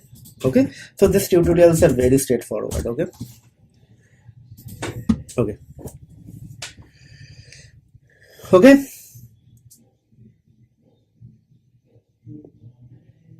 Okay, so it's done. Now the question is actually, if you have multiple HTML files, how actually you are going to do it. Okay, so that is also you can do it. Just hold on. Copy. Okay, so just remove this part. Okay, so maybe what I'll do, I'll just copy this file again multiple times. Paste. Okay, so I make this file multiple times. So now what I'll do, I'll just going to do it using directory HTML loader, directory loader. Okay, and after that what we'll do, I'll be going to actually just comment this line again here, or like this. So it will be again copy here. Okay, sorry. Okay, so and then it will be like this, directory loader. And so basically you have to give the path is actually my current path. So current path is actually, for that we need to import the OS module, import OS. Okay, and it should be os.get current working directory like this, and then glob equals to ****.html. Okay, and let's see whether it is able to actually do it or not. So if you have multiple files, you can do it, but maybe I don't know whether it will fail or something, but let's see. Yes, it's not getting fail, but there is another thing just to make sure that it is actually loading the correct HTML content. So basically there is something called loader class, and maybe there you can actually mention this thing, bs html loader. Hopefully this will make sure that it will load the HTML contents properly. Yes, it's very fast as well. See, it's very fast, lightning fast. And now if I just remove this thing, see, I'll remove this thing and I'll do it. See, now I'll do it by removing this thing. See, I'll just remove, and it is taking some time here. See, right? Because it is by default, if you do not mention any loader class, it will actually do it using unstructured HTML, unstructured text loader. And but here, the moment as I put this thing, it will be lightning fast. Means within a second it will do. See, I just click it and did it. Right? So always make sure whenever you are going to actually whenever you are going to load a specific type of file, try to actually change the loader class. By default, it is always going to use the unstructured loader. But if you are, suppose you are reading an HTML file, then try to actually use HTML loader. If you are going to use text file, text loader, so something like that. Okay, so I believe this is going to help you guys to do it. So let me actually copy this thing. Okay, so maybe duplicate slide, load HTML files from a directory. Okay, and this is the code. Okay, because I want to give you guys the code as well so that you can practice. Okay, so let me save it and I can conclude the video. Okay guys, so that's it. So you guys now know how to actually load HTML files, how to load multiple HTML files from a directory, and how to actually do the loading job very fast, kind of a lightning fast, right? So all these things are clear. So now I can conclude this video. But before I conclude this video, guys, if someone is watching this channel or watching to this tutorial for the first time, or if someone is very new to our channel, guys, please subscribe to our channel, hit the bell notification so you should not miss the future updates whenever I post some videos. And also you can see this is a 25th tutorial. So before this tutorial I already posted more than I already posted 24 tutorial. So please go ahead with my channel and search for LangChain complete tutorial. There will find all the tutorials from the tutorial ones, and this is highly recommend that you should watch all this tutorial from the beginning, because if your objective is actually become a AI developer or do something in the LLM or LangChain or language model in this domain actually, then please try to watch the series from the beginning. This will definitely help you and you will enjoy the series. And last but not least, guys, please try to subscribe to our channel, and also try to share our videos with your family and friend, or also make them or encourage them to try to subscribe to our channel, because our ultimate objective is to actually lead larger audience base, cause or viewers, cause ultimately the viewers and audiences are actually going to help us to grow slowly, and one subscription from your side is actually going to make a lot of difference. So this is a request, or kind of an humble request or personal request. Please do consider this thing. We really need your support to grow in this area. Okay. And last but not least, don't just watch our videos. Once you watch the videos, once you finish watching the videos, just try to write down some codes, because the same way I'm actually teaching you, the same way if you write down the codes, then only it is actually going to give you some sort of motivation, and also this will help you to build the confidence. And with the confidence, you can actually think something different, and you can actually extend or customize this use case so that you can actually become an expert in this area. Okay, so don't forget to write down the code. Okay, enough of talking, guys. We'll see you in the next video. Till then, take care, goodbye, and have a nice day.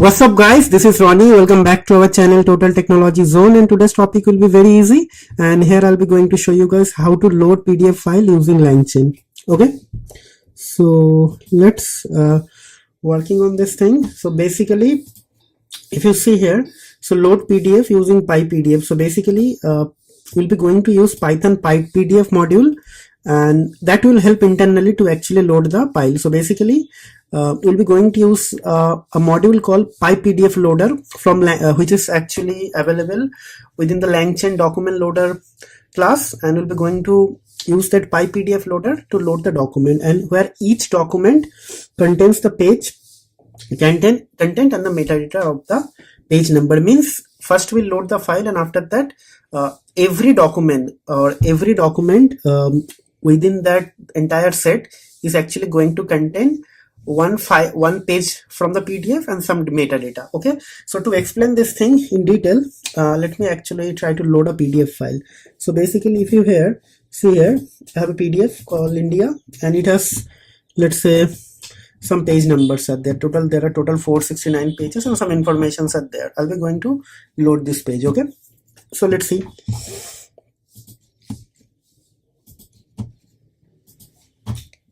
Okay, so first thing, let me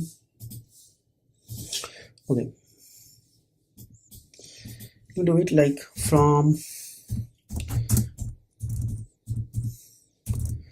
LangChain. Don't know, sometimes it doesn't give me this thing. Okay, LangChain document loaders, import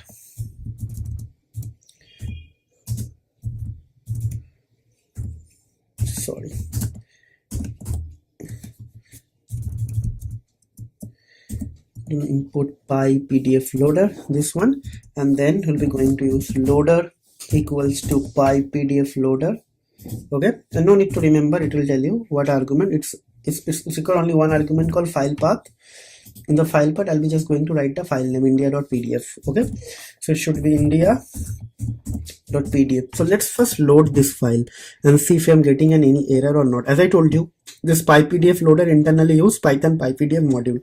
So if your system is already having this module available, it will not give you any error, but that if that module is not available, it is going to give you an error. Oh, interesting thing. It is saying that there is nothing called LangChain. Okay. So maybe just hold on. Okay. Okay. So now it is complaining pip install pypdf is missing. So I'll be going to install that. So pip3 install pypdf. Okay. So let's see. Okay, I'm just continuing the installation. So once the installation is done, I'll be going to execute this thing again.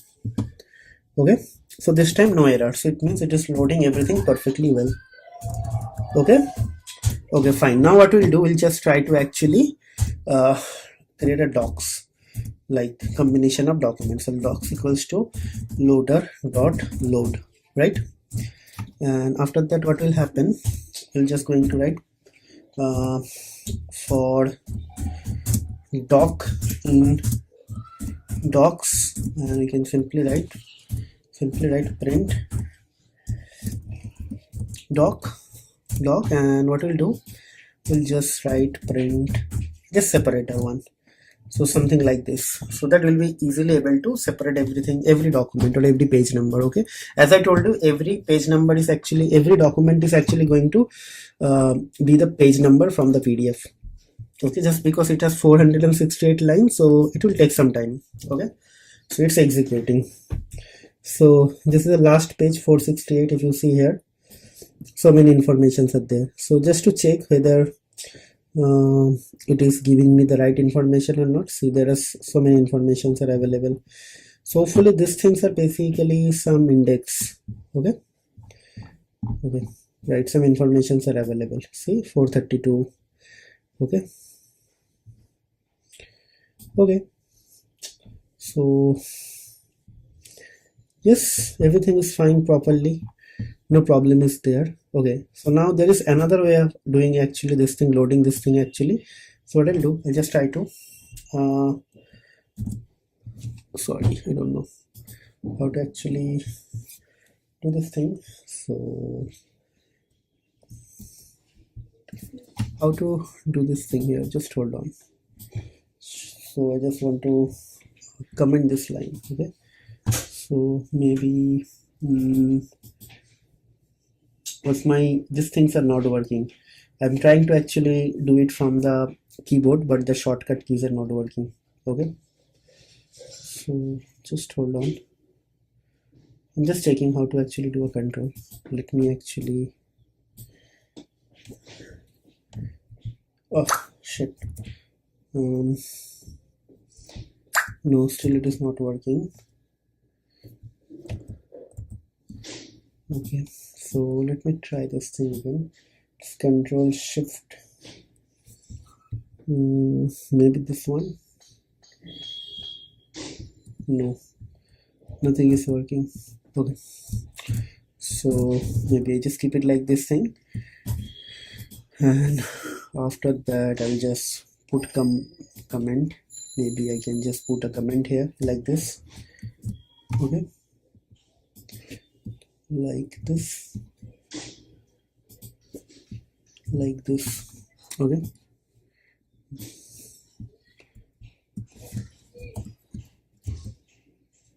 okay.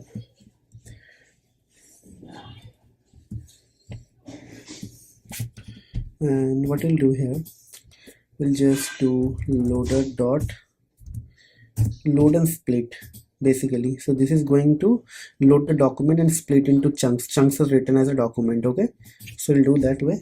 Okay, and then what will happen, we'll be going to actually print docs. If I just do this thing, what will happen, let's see.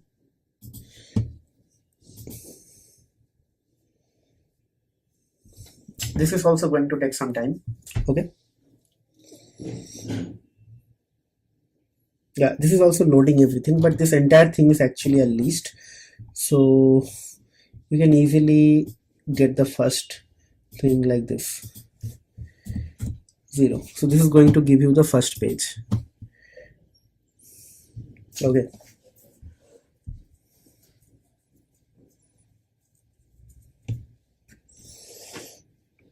Yes, so this is giving you the first page. See, like this way, this is going to give all the page. Okay, so now what is actually going to happen?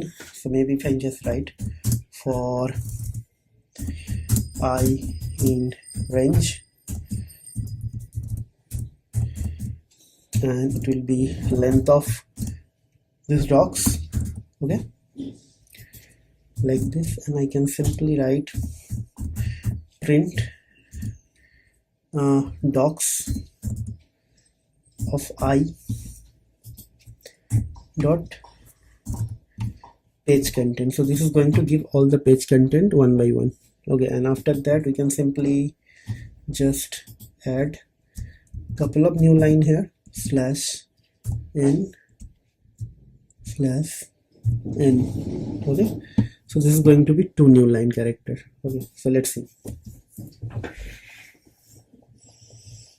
Okay, so this is also another way of extracting like information from the PDF. Okay. Okay, so let's see.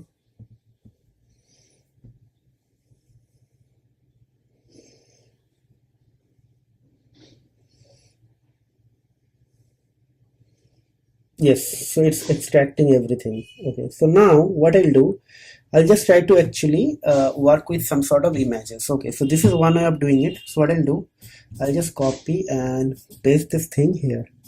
Okay, because this requires some sort of coding. It's done. So what I'll do, I'll just create a duplicate slide.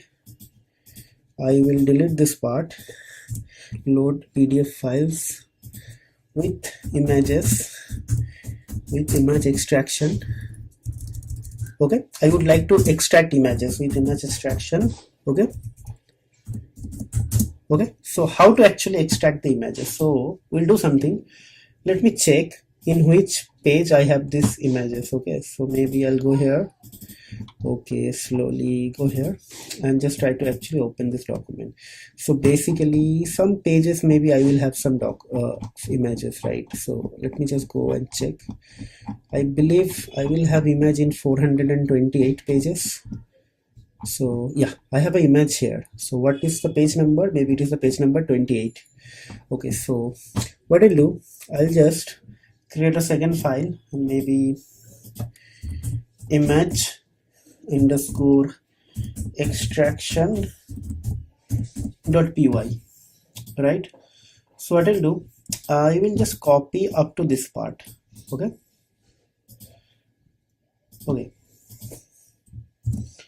and I will just write print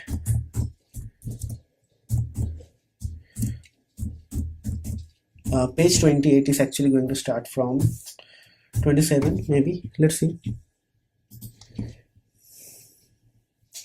how it is going to work.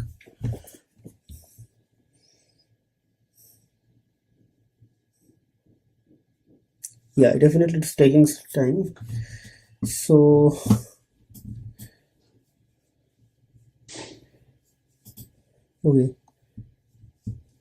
okay, so it is actually saying the page 31. So maybe okay, page 31. So let me check which page is actually it is now pointing. What is the page 31? 30. Yeah, this is page 31, but page 31 has nothing here. So this is actually page 32. Let me check. Okay, so basically it is showing me the content of the page 31. So maybe I can actually do page 24. Maybe page 24 is actually going to give me something. Let's see. I just would like to extract some images. Okay, so basically if you see, it is not going to extract the images because I believe image extraction is actually not part of this thing. Yeah, it is extracting the images. So basically page content map 1. So basically it is showing map 1, India today, Jammu Kashmir, Arunachal. So basically it is taking the image from page 27. So let's check page 27. Okay, so this is this one. Okay, so maybe this is one. So this one actually it is extracting. Okay, so let me check here. So yeah, I think this is, yeah, and with N Nagaland M these things are coming.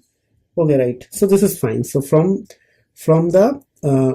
this thing it is also extracting this information. So basically what it is doing right now, it is actually trying to extract the image as an information. But if you want to do additional, you have to actually mention something additionally. Extract images equals to true. So what will happen, this will make sure that it will extract all the images as a text. Yeah, without that this is also doing, but to make this thing clear here or flag this thing true here, it is actually going to do it for sure. Okay, so let's see, but this time I'll be able to get some errors. If it is saying that this module is missing, so what you have to do, you have to copy this thing. Okay, these are the learnings, right?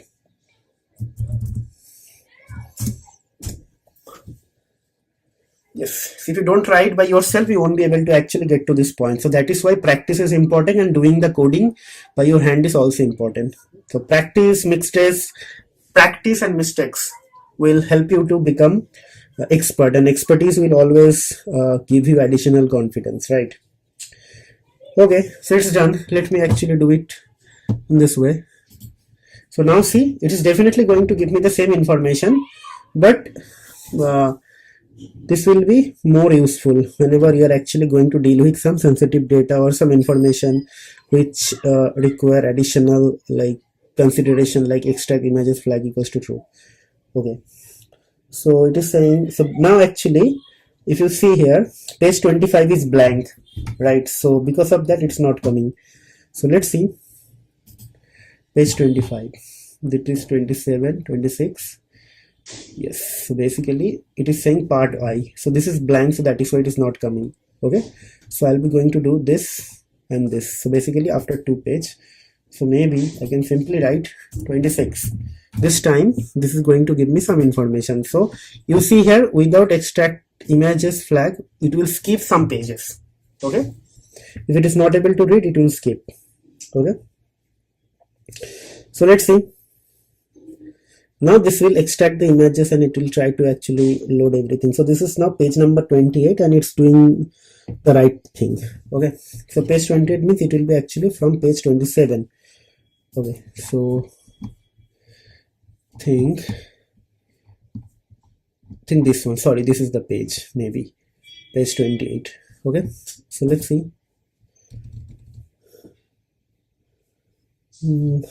Okay, okay,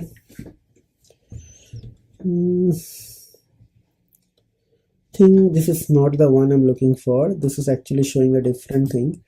So maybe let me check which page actually it is trying to show. Yes, I think this is the one.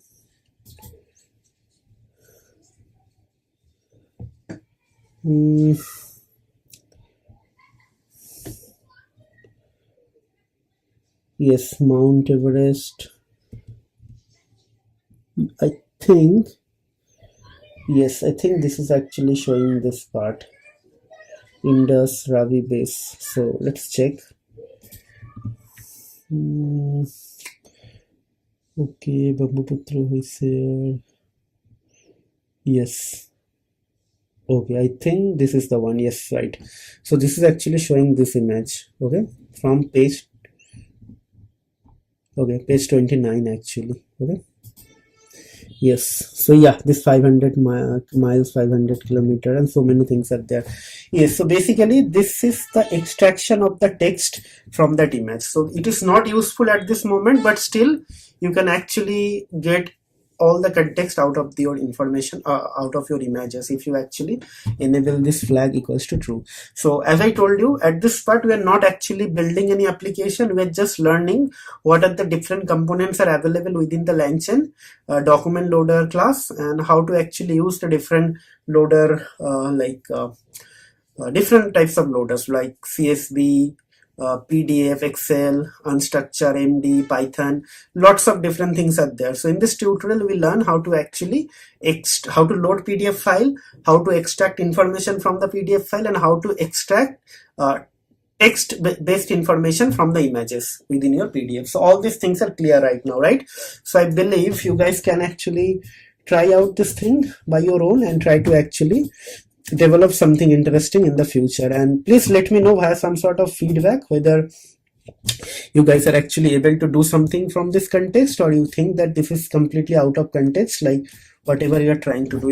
If most of you are not able to find any context out of this tutorial, so just let us know via some sort of comment. So I'll try to actually create some real use case based, because my objective was to actually do not concentrate on the foundation part and the use case part together. In this section, actually, I'll be going to give you guys little bit of idea about the different types of document loader, and maybe in the future or upcoming videos, I'll be going to tackle some or target some sort of like real use cases where I'll be going to use the functionalities from this different type of loader and try to build some real application. Okay, so that is why I just separate these two things from each other, so that you guys won't get confused, and it will not going to be kind of a very complex kind of a tutorial for all of you. Okay, so that's it. So let me know your feedback, and I'll accordingly proceed with the next videos, right?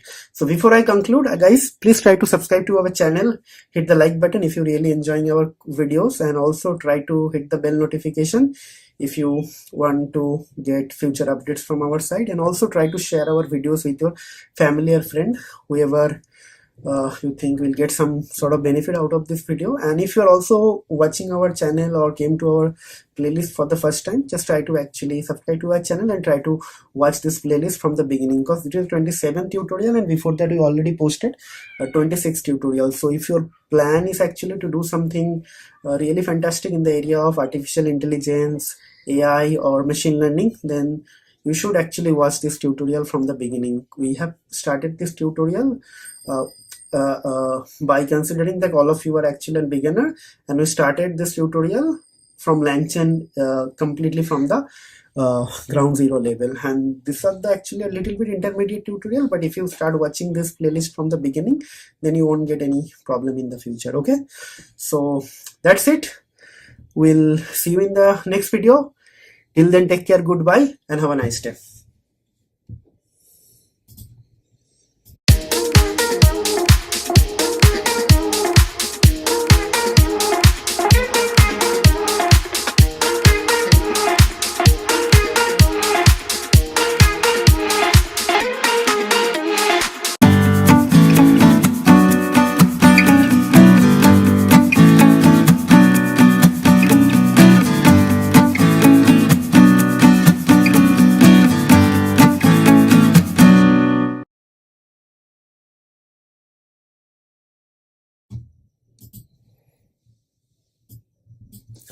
What's up guys, this is Ronnie. Welcome back to our channel Total Technology Zone, and today's topic will be on LangChain XSplitter. Okay, so this tutorial or this video requires some sort of theory.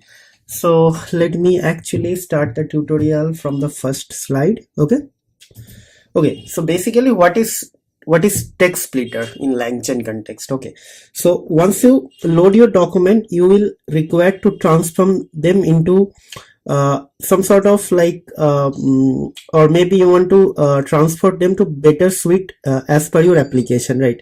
So simplest example will be, you may want to split a long document or large document into the smaller chunks that can fit into your model. That model could be any machine learning model or anything, right? So LangChain has a number of built-in document transformers, and that will help you to easily transform, split, combine, filter, or if you want to do manipulation, then also it will help you to do the manipulation, right? So basically all these things actually comes under something called LangChain document transformers. All these things actually comes under this header. So this consists of splitting of the document, combine of the document, filtration, and also the manipulation. Okay, when you want to deal with long pieces of a text, it is necessary to split them into smaller chunks of text. As simple as sound is, there is a lot of potential complexity here.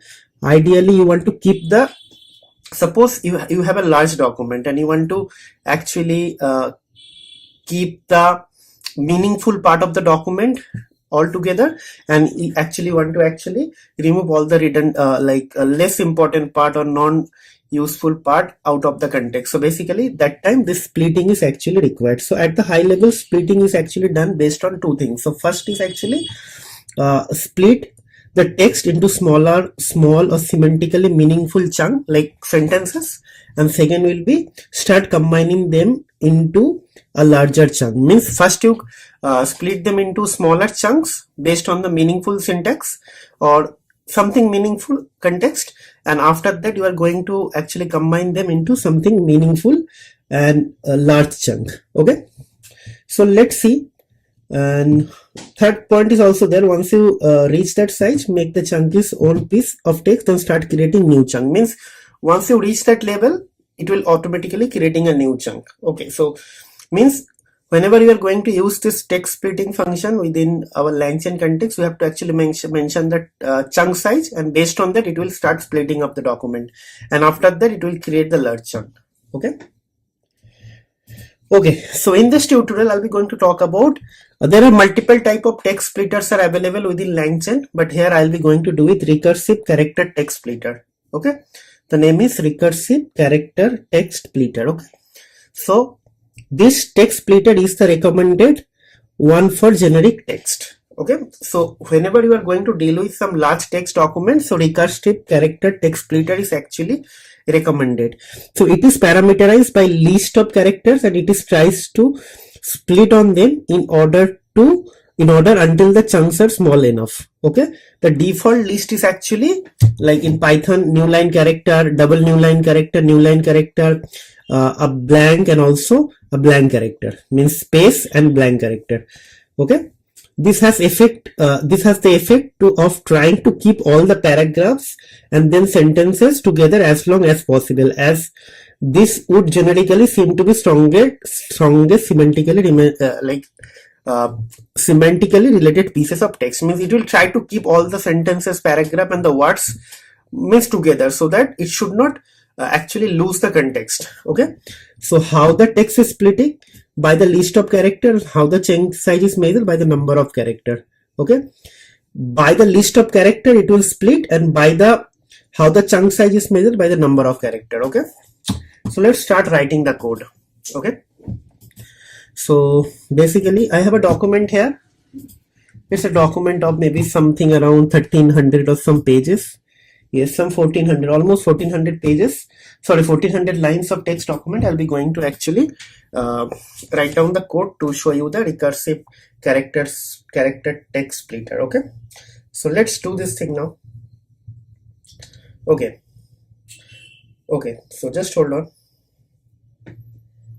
So first I'll be going to read the file, but before that we need to actually import something. So from LangChain, right? So LangChain text splitter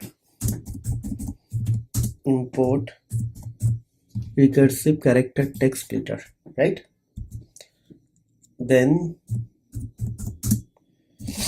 with open, then I'll be going to write down the name sample.txt, okay, as f1, and then I'll be going to write something called data equals to f1 dot read.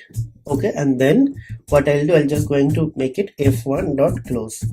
Okay, and what we'll do, I'll just try to check whether something is coming or not. So maybe what we'll do, I'll just write data. Okay, and let's see whether something is coming or not. Yes, so I'm able to actually read everything. Okay, now the LangChain part will start here.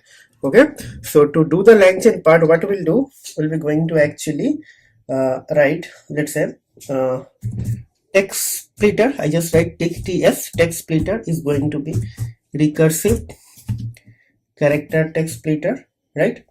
And there I'll be actually going to mention everything. So first thing, chunk size. So basically,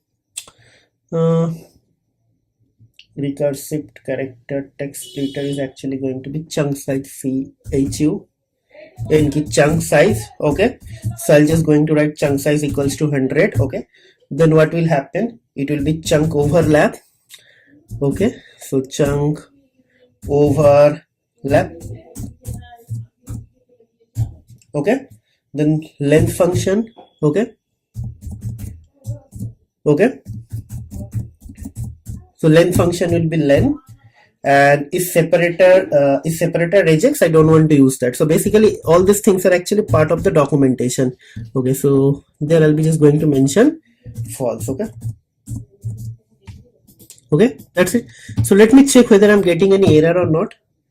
Okay, so basically there is a mistake. It should be chunk overlap.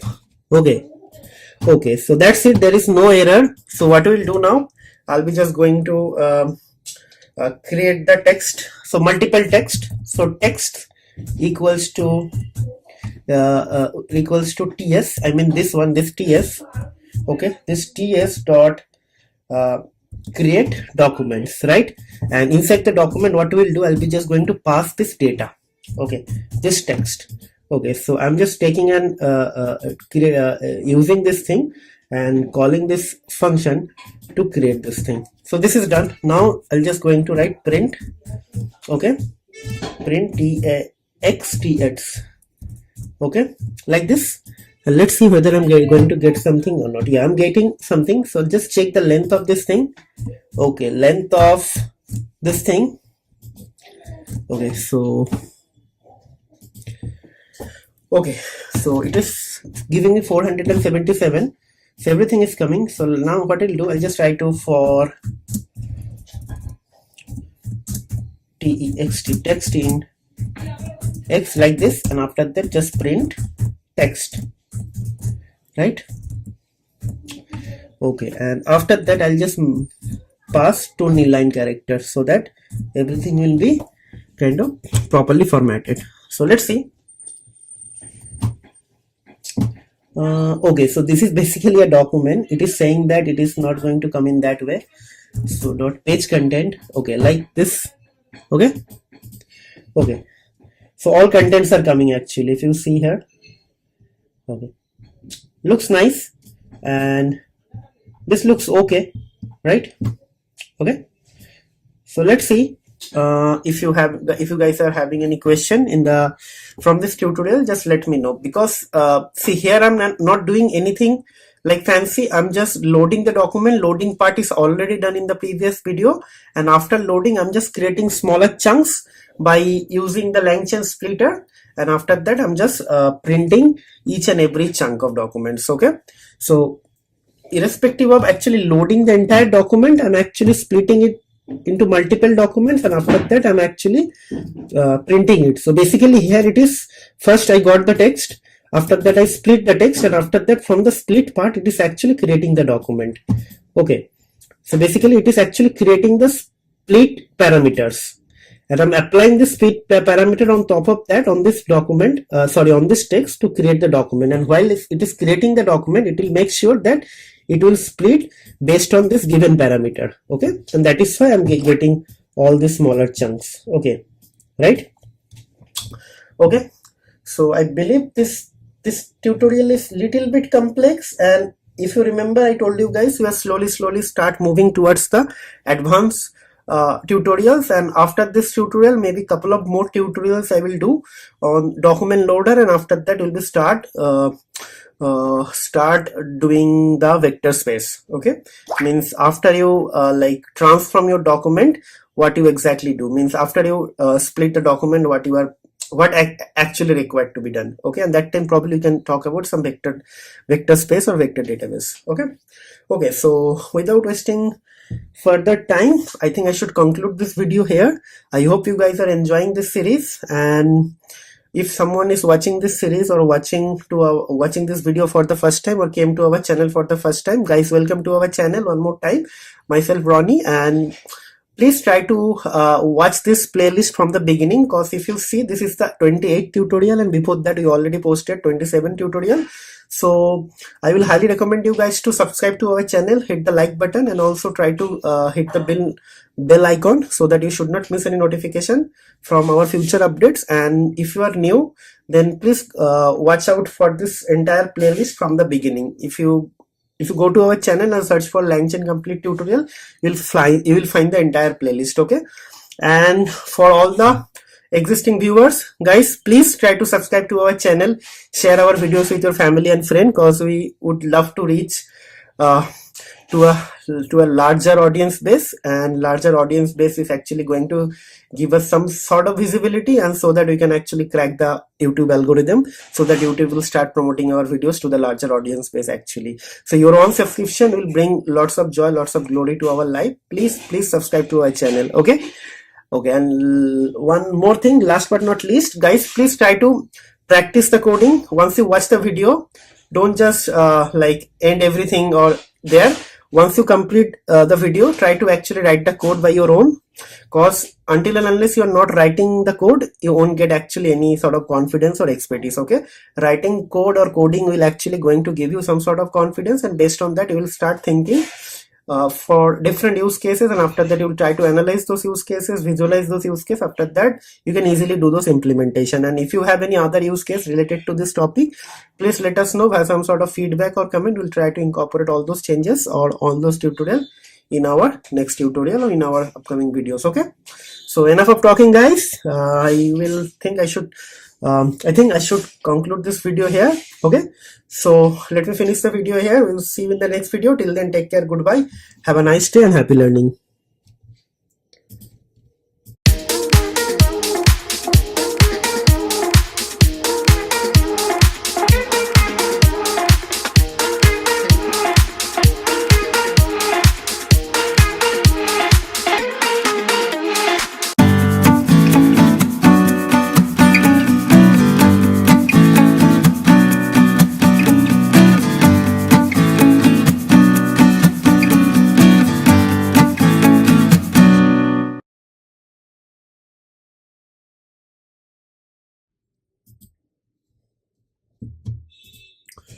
What's up, guys? This is Ronnie. Welcome back to our channel Total Technology Zone, and today I'll be going to create something very exciting.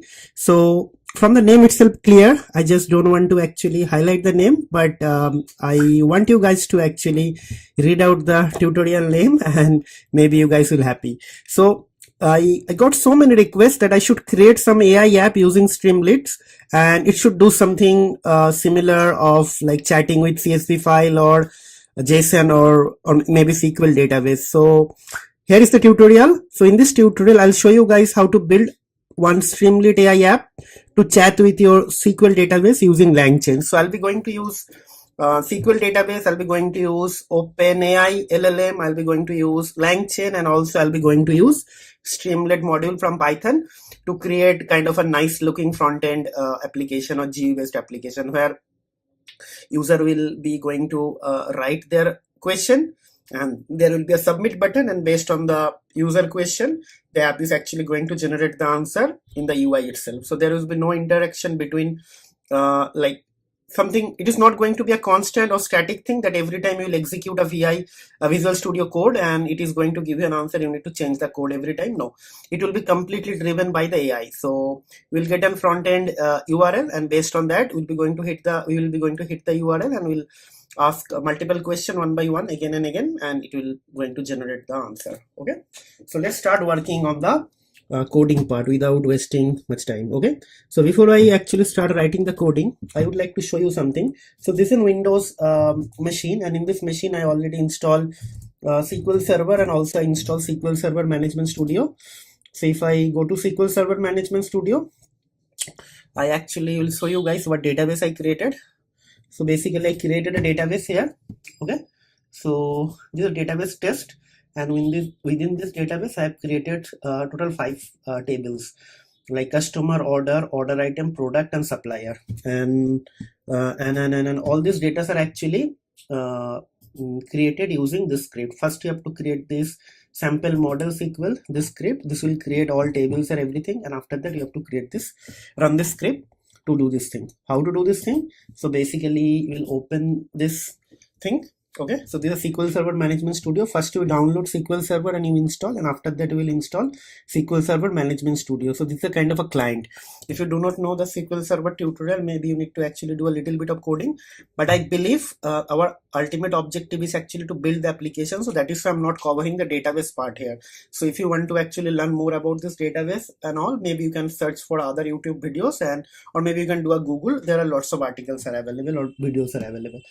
So basically you have to run the query from here. You will click on this thing and you just copy and paste these 2 files here. Sorry, these 2 files. So I'll be going to upload everything in my GitHub code. So first you'll be going to run the model and then data. Okay, and here I'll be going to write down my code. Okay, so if you see here, I have this table: customer, order item, product, supplier. So what we'll do, we'll be going to actually create an AI application so that it will be going to give me answer based on this database context. Okay, so I'll be going to generate a custom prompt, and I will help our LLM, OpenAI LLM, to use that context to give an intelligent, efficient, and fast answer. Okay, means I will be going to include some database or table details inside our prompt so that it will actually use or reuse those information again and again to getting the fast response. Okay, so we'll do it everything here. Okay, so before I do something, I'll be just going to actually do okay, it's open here. So let me minimize my SQL Server, okay, Management Studio, and start writing the code. So first we'll be going to do lots of import because I'll be going to use LangChain, OpenAI, etc. Streamlit. So let's do this thing first. So first we'll be going to import Streamlit, okay, as st. Sorry. Okay, we'll be going to do that. Then from LangChain dot agents, okay, import, we'll be going to create a SQL agent, create SQL agent, right? Okay, then what we'll do, we'll be going to create we'll be going to actually include a toolkit and agent types. Okay, so from LangChain dot agents dot agent toolkits, sorry, it will be agent toolkits, import SQL database toolkit, right? Now we'll be going to actually import the agent type. So from LangChain dot agents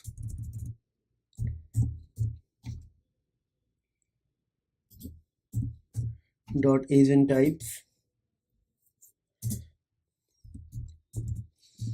import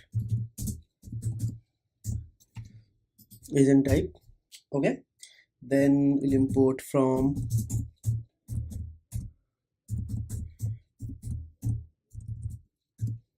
LangChain dot chat models, import chat OpenAI, right? So what is chat OpenAI? There is a chat OpenAI. Okay, I think a couple of things still missing. We'll be going to create a database context. So I'll be going to import the SQL database. So maybe from LangChain dot SQL database, okay, import SQL database. Okay, so next thing, maybe a chat prompt template, because I'll be going to use a prompt template. So from LangChain dot prompts dot chat equals to import chat prompt template. okay, and let's say from SQL Alchemy import create engine. So this is to create a database client, okay, or engine, okay. So all imports are done. Now I'll be going to create a Streamlit AI app, okay.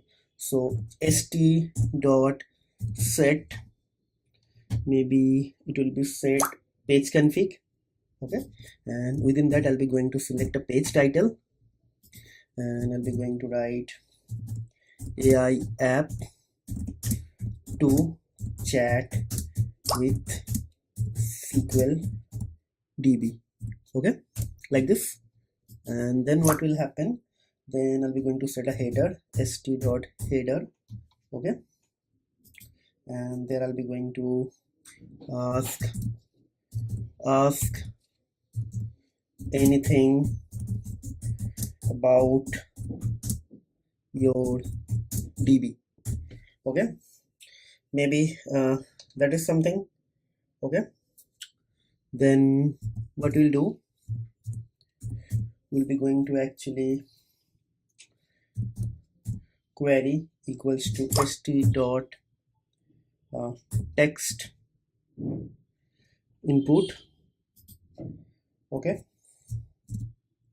like this. Ask questions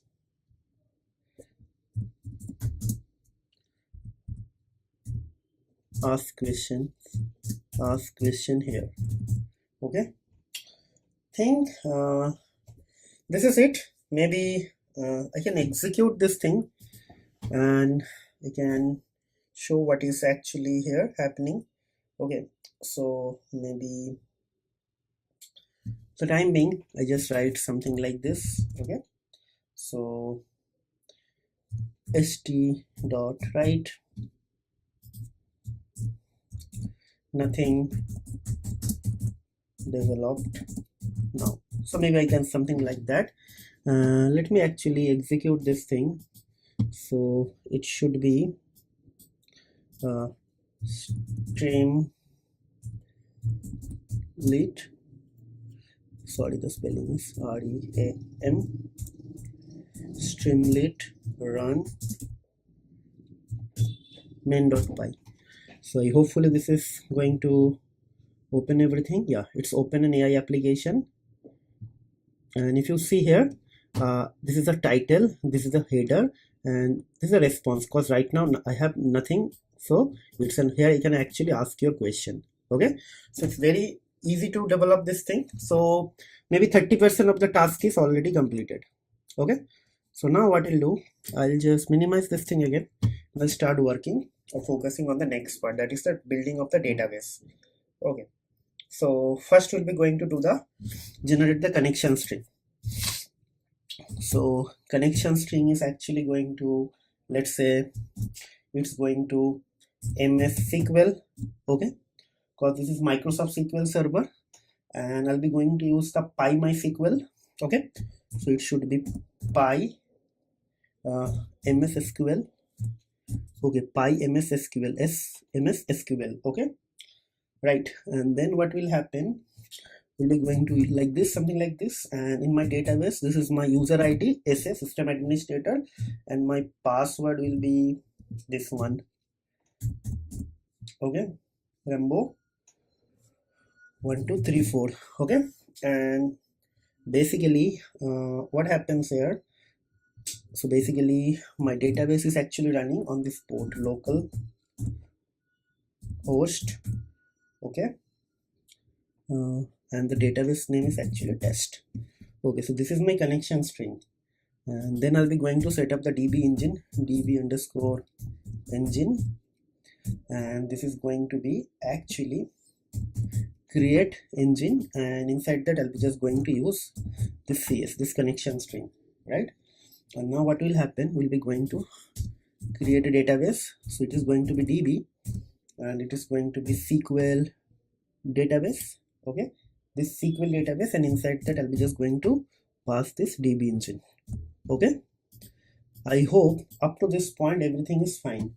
means this is for the database connection. So let's execute this part. To execute this part, what I'll do, I'll be just going to how to actually, okay, Control C, Control D, nothing is working actually. Okay, how to close this actually. Okay, so kill or delete. Okay, like this. Okay, so what I'll do, for the time being, I'll be just going to actually execute this thing. Okay, what is this? I don't know. Think I need to open a new terminal. So something messed up here completely. Okay, so what is this? I don't know. Or maybe I need to delete everything. I need to open a new terminal, and here I can execute. Yes. So if there is no error, okay, toolkit. So basically this toolkit is actually giving me error, and here actually this is the error. So let me check why this is giving me error here. Okay, so let's see. Think something I did a mistake. Maybe some parameters are actually missing. Let's see what is the problem here.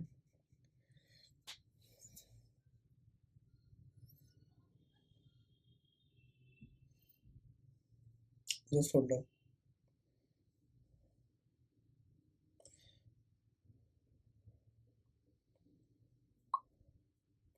Okay,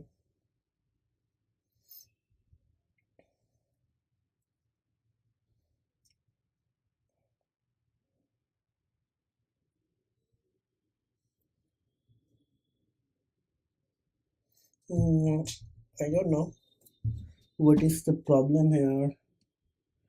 DB, okay, so basically this is create engine. This is actually I did a mistake. So create engine. Okay, now this will not give me the error. I did a mistake, just a spelling mistake. Okay, yeah, it's working fine. Okay, yes, no problem means working fine. Now what we'll do, we'll be going to set up the LangChain part. So first LLM equals to chat OpenAI. Okay, then temperature is actually going to be 0.0. Then model, and in the model I'll be going to use GPT-4. Okay, because I'm using OpenAI library, sorry, paid version, so that is it's fine. So now what will happen, I'll be going to set up a SQL toolkit. Okay, so SQL toolkit is equals to SQL database toolkit, and inside that I'll be going to pass this db equals to db, this db, right, and LLM is LLM, actually this LLM equals to LLM. So up to this part everything is fine. Then I'll be just going to call the SQL toolkit. So basically SQL toolkit dot get tools, I just call this function. Everything is up to this point, everything is fine, there is no problem at all. So what I'll do, I'll just going to execute this code again, and I should check whether there should not be any error. Okay, so let's see.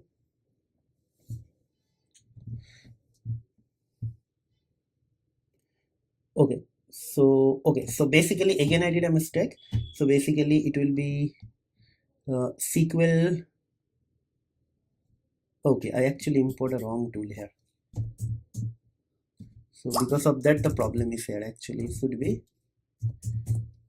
SQL database toolkit, and here also SQL database toolkit. Okay, I always did a spelling mistake. Okay,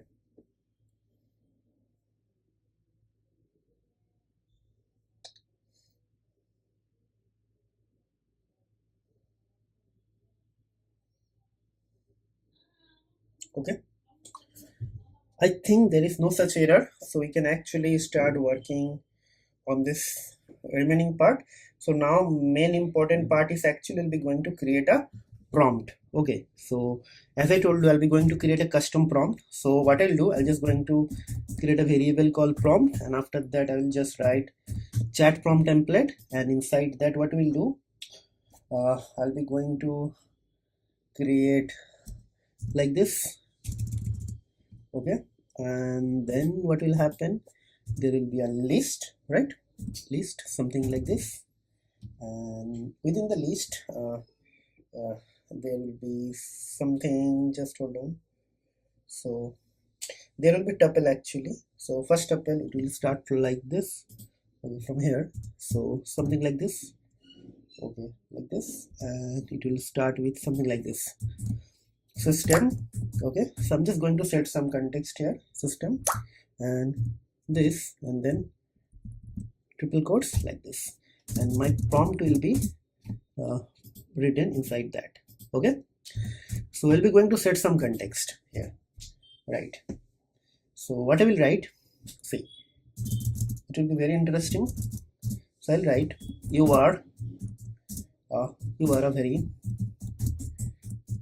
intelligent AI assistant who is expert in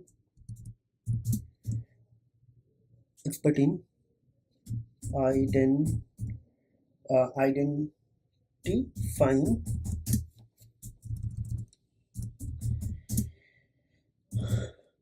relevant questions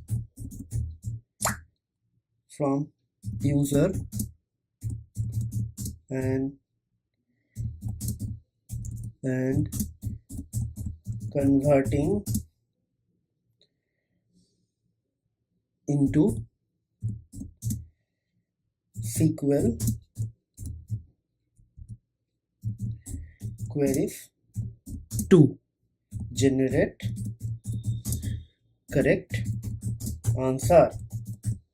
Okay, like this. Now I'll be going to add something else. Okay, so sometimes it get confused with the Microsoft SQL with MySQL. So what I will write, I'll give it an instruction, very bold instruction. Please use the below context. I'll be going to provide some context to write the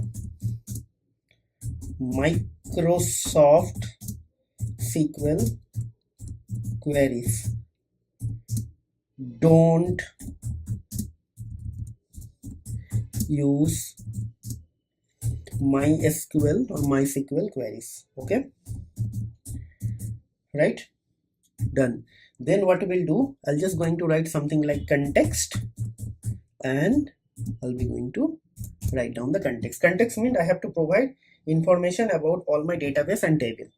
Okay, what I'll do, so here I'm going to say that it should query against this database. So what I'll write, you must query against the connected database. Okay, now I already know in my connected database I have 1 2 3 4 5 table, right? Okay, so I'll be going to write down the one name. So try to understand what I'll write now. I'll write that this database, connected database, has 5 table, and I'll just write down the name. So I'll be going to do it very slowly. If you guys are having problem to understand, just ask me.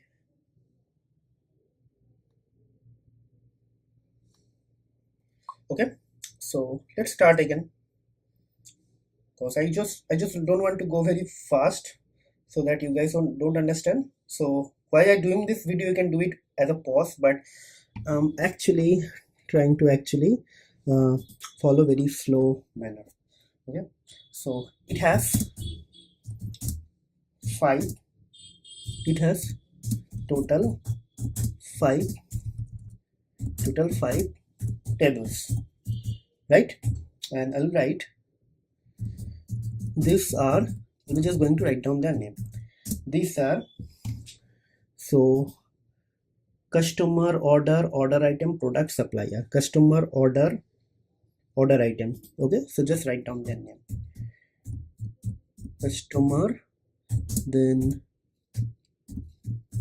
order, then order item, right? Customer, order item, customer, order, product, supplier. Okay,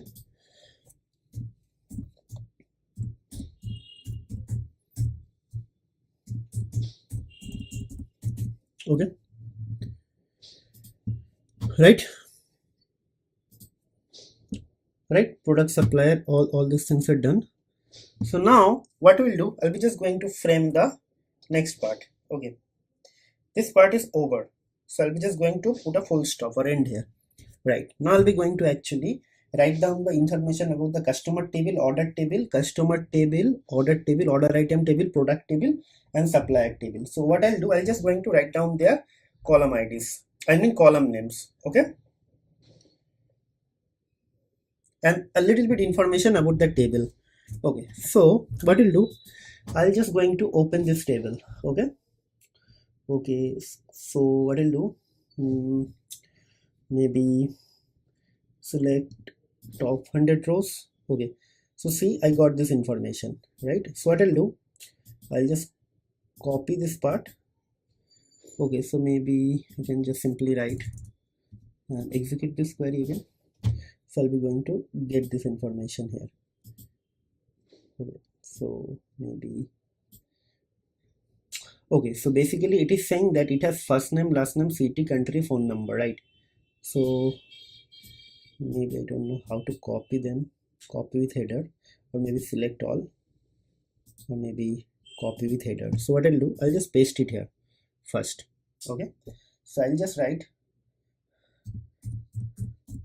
customer table has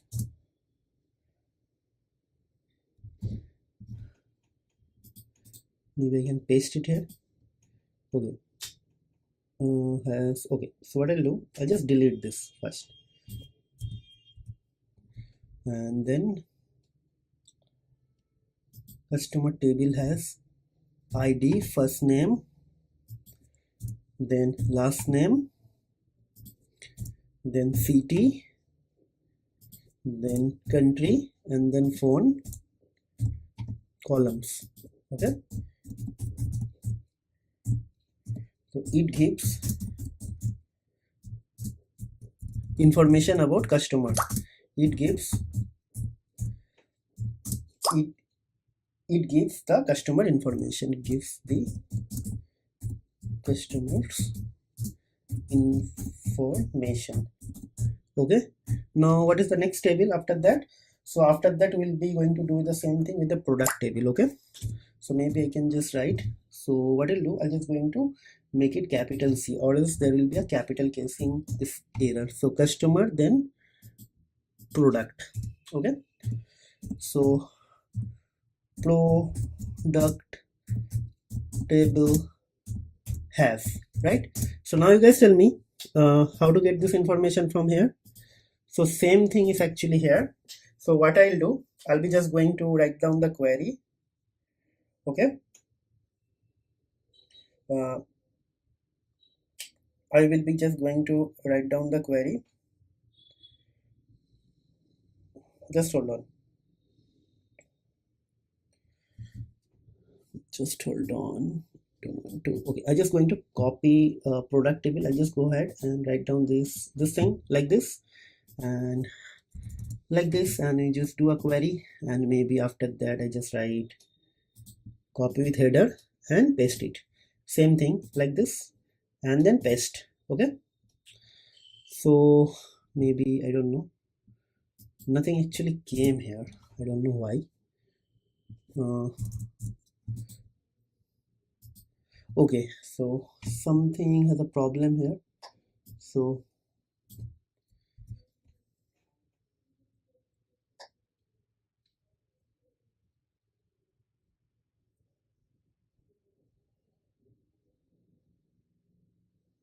just hold on.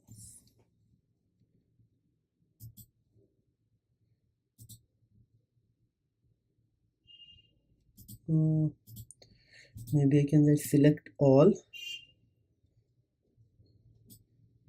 and copy with header and then paste it here. Okay,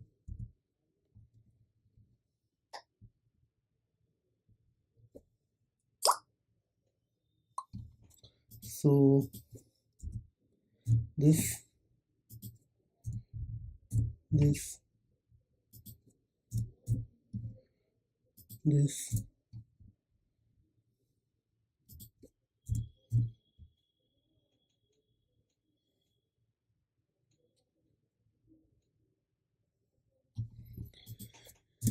okay. So basically what I'm trying to say, I'm just going to this write it has this column, so has ID product and supplement columns. Okay, right, and this will be going to write something, right? So maybe I can just write what product table gives us. So it gives information about product. Okay, this gives information on products. Okay, so two table is done, right? So next table is what? Next table is definitely going to be customer table, and then I'll be going to do it for product table. Now I'll be going to do it for order table, right? So maybe I think order table should go in the middle actually. Okay, so order table has done what happened now. Okay, so maybe I can just change this thing here. Okay, and execute. What happened? So we'll just write it here inside that order and execute.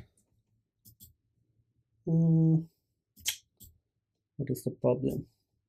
Okay, so I understand now. So basically I need to do it from here. Okay, thank God, I should not waste much time here.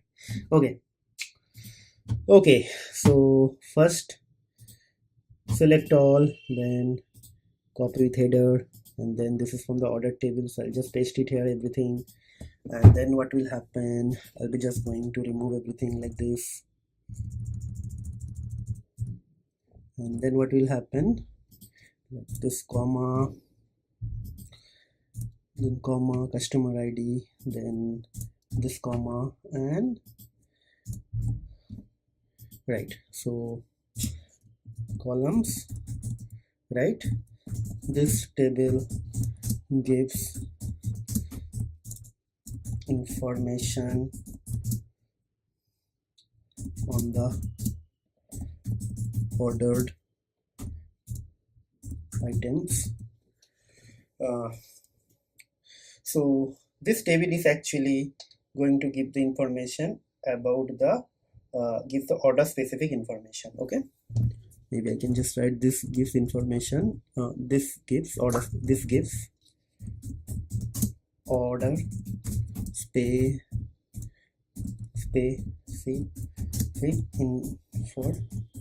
information. Okay, right.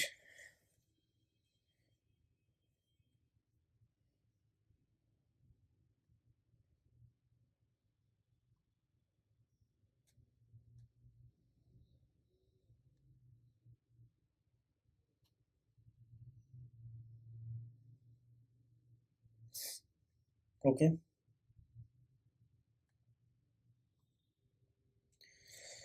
okay, so next thing is actually next is actually what table. So here actually this is going to be, there is something called supplier and order item. These two things are pending, so let me actually write supplier supplier table has. Okay, and what we'll do, we'll be just going to do the same thing again. So I'll just close it here, and no and I'll just close it here and no, and then I'll click on it and like this, and then same thing, nothing new. Okay, so done. So now what will happen, I'll just copy everything, select all, copy with header, and then I just paste it here. Okay, so just remove everything up to this point. Okay, and what will happen, I'll just going to make commas here, comma. Okay, comma, right, this is comma. Okay, and then this is, there is also one comma, right? So there is also one comma, like comma, comma. Okay, okay, so now what this gives, this gives the client's supplier specific information, right? So maybe I'm just thinking what else I can write, something meaningful, so that it should not be like ambiguous, like every time I'm just using the same information, right? So let me think.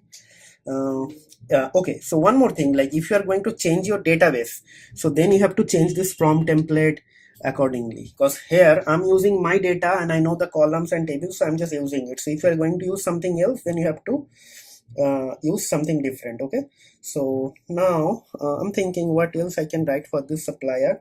So obviously this is giving the supplier specific information.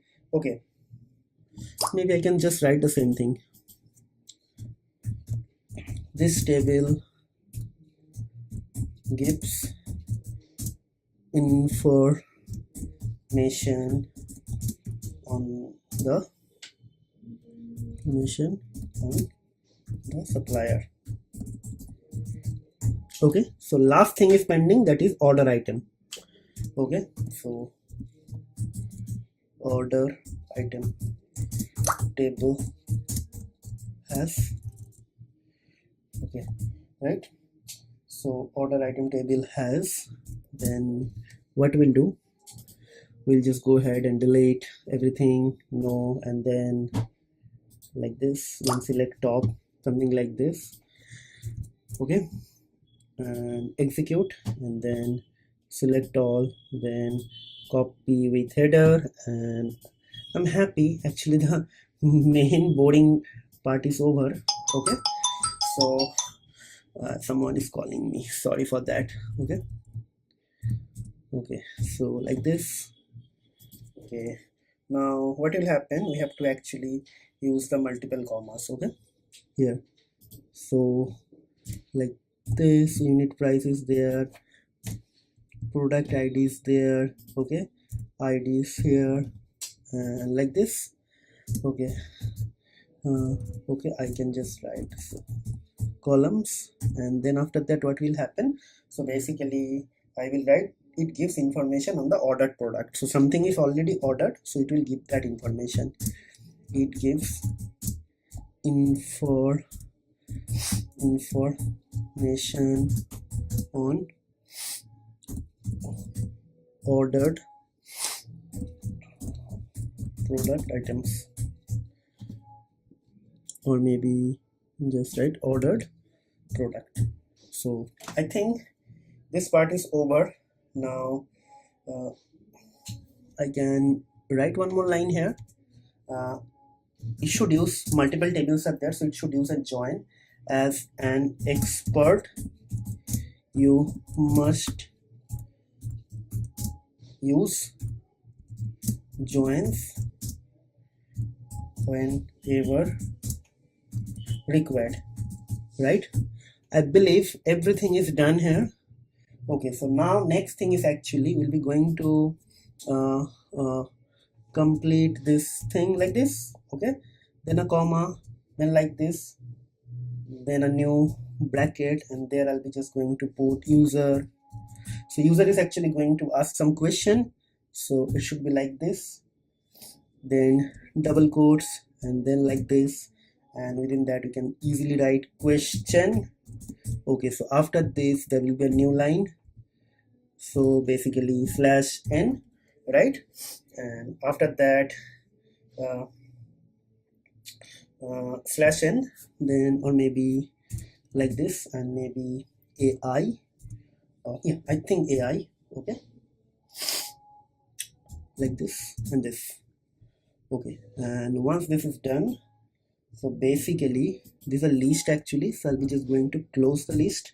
So list is closed and this thing is closed, so there is no problem at all, right? Okay, so what I will do, I'll just see whether everything is correct or not. Okay, so there is an unexpected indent, so let me fix that indent. So basically, yeah, so I think the indent should not be here. Okay, I think this is also not required. Okay, yeah, that is what I told you. So some syntax error definitely is waiting for me. Okay, yes, I think everything is fine, no error. So now I'll be going to create the SQL agent. Okay, so here something is chat prompt template is actually having a problem. Okay, let me check what it is saying. It is saying that chat prompt template, okay, chat prompt template. Okay, so basically I again did a mistake. So basically chat prompt template, and after that dot from messages, right? From messages, I think that's it. Yes, so always there will be a syntax error and we should fix those error before you do anything extra. So I think everything is working fine. Now I'll be going to create the agent. Okay, there you go. Let's create the agent. Okay, agent is actually going to be create SQL agent. Okay, right, and inside that I'll be just going to write LLM equals to LLM, right? Then toolkit is actually SQL toolkit. So just guys, give me 1 minute, I'm just getting a very urgent call. Hello, yes, I'm actually very busy with recording one video. I will call you after some time. Okay, so agent type, so agent type will be agent type dot 0 short react description, right? Okay, right, fine. Then maybe I can just write verbose. So verbose equals to true, right? Then what is required? So max execution time and max iterations. Okay, so maybe max execution time. So max execution time, I'll just write it 100, and max iterations, maybe I can just write it 1000. Okay, so our agent is ready, right? Now we'll be going to do the main part, the Streamlit part. So basically I'll be just going to create a button, and if the button is like enable, then only the button type is empty, it is going to actually check the query. So what we'll do, just hold on. So I think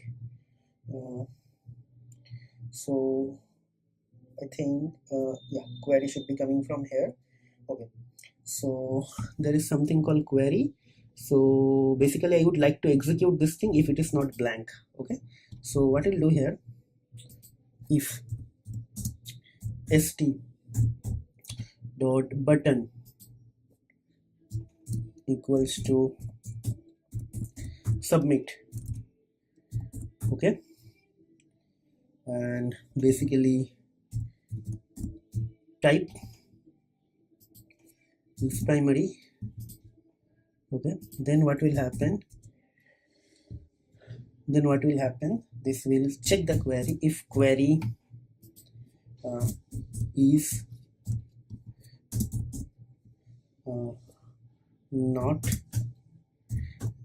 none, means this thing is actually having something, this thing, when this text box has some value, then what will happen, then I'll just write response equals to agent dot run, right? And this will run prompt dot format. Okay, and what it will format, format prompt actually format prompt, and this will prompt is actually this one, and after that I'm formatting this thing, and I need to pass the question from the outside. So but because I actually write question here, so basically the question will come from, so ESTION question equals to query, means this thing, this text box. Okay, so query. Okay, I believe everything is done, and basically what will happen after that, so here I'm just going to write down the response. Okay, that's it. Okay, so I think this should work without any problem. First I will execute this thing normally just to check whether any syntax error, and after that I will deploy this Streamlit application. Okay, so there should not be any error, because or else it is going to give me something else. Yeah, so now I'll be just going to execute this thing with this command. See, this is the command Streamlit run, and after that we just have to write down the Python file. Okay, so it will open a app in browser. Okay, I'm just hitting the link, hitting this thing. So basically it is saying some error. What is this?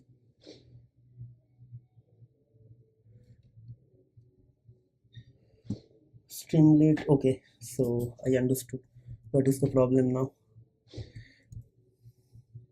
Okay, so basically it should be main.py, nothing else. Okay, so it's open the app, right? So see, something is came. So what I'll just write, I'll ask some simple question very slowly. How many tables are there? Write down table names. Okay, so let's see whether it is able to do something or not. And if you just want to check whether it is doing something or not, yes, you see it is doing something here in the VS Code like console. Okay, and the result will be available here. See, there are 5 tables in the database. Table names are customer, order item, product, and supplier. So cool, right? So you can ask him, describe customer table. Okay, so let's see.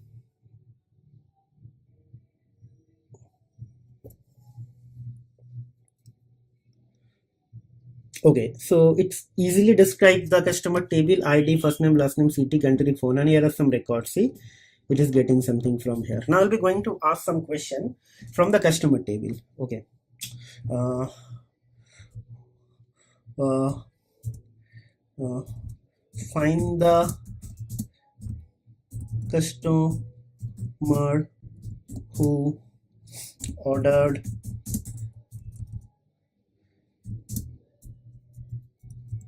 maximum number of times, who place order maximum number of times. Okay, so let's see, and let's see whether it is doing something from here. Yeah, it's doing something from here as well, from the order table and customer table. It is doing the joining as well. See, it is doing joining. Okay, see, it is doing joining as well. Okay, so it's very intelligent, and you can get the answer in few seconds here. Okay, let's see. So this is the app, and I believe you guys are looking for this one. But one more thing, guys, this is not a context aware app. Means whatever queries I'm running now, it will be actually completely erased from everywhere once you run the next query. So in the next query, it is not going to use the history of the response from the previous query, right? So if your app has that intelligent capabilities, then you can call it as a context aware app. Means all the conversation histories are going to be used to generate the next response. So I'm going to develop that in the next video, but before that I just want to actually create a blueprint of this thing. So that is why I'm just doing it here. Okay, so now next thing is actually okay, so it's done. Now what we'll do, find the customer who order least number of times. Okay, so okay,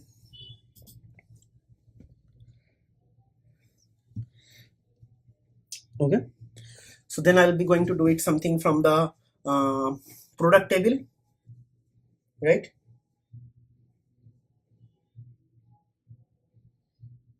Okay,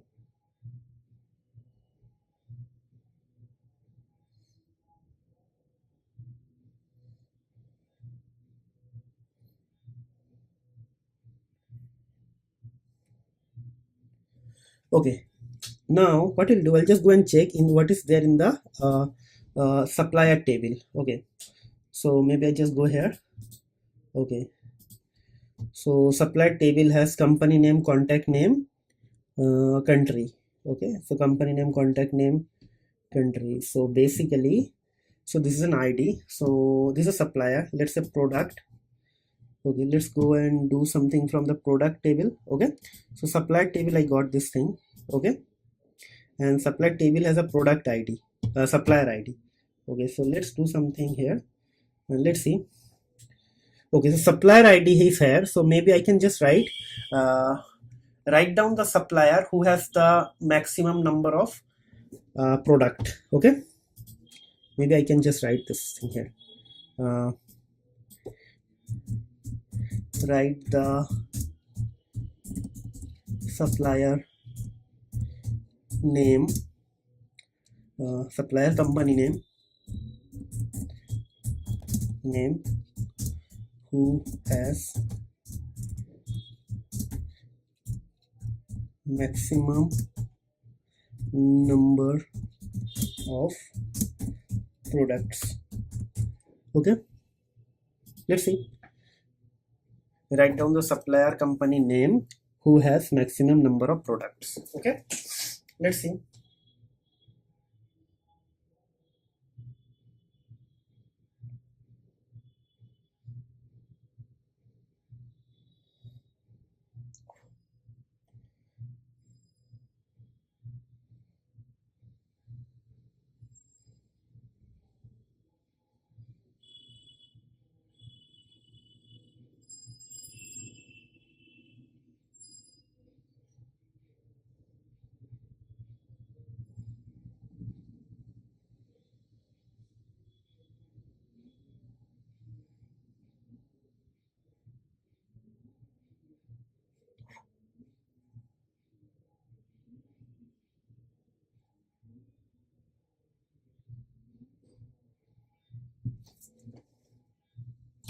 Okay, the supplier, this products, and write the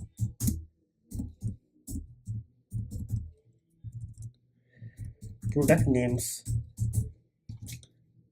So let's see something complex and the product names. Okay, let's see.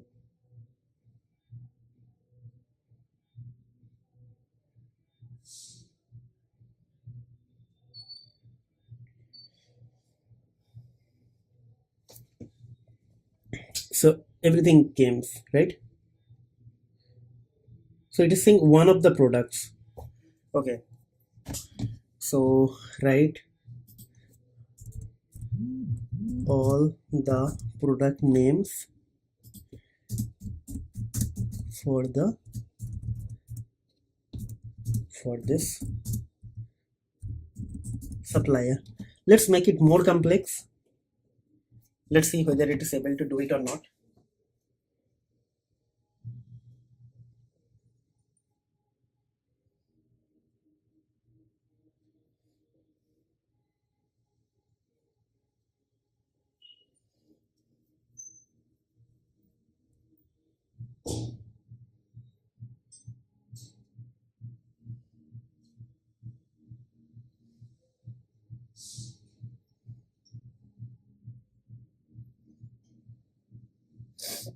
Okay, it gave everything. See? Okay.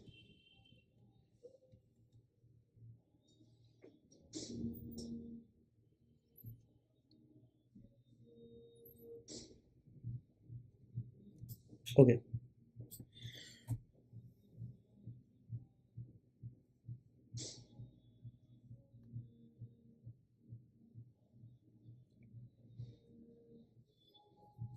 I think maybe I can just do something else as well. Just hold on. Something from supplier table is done.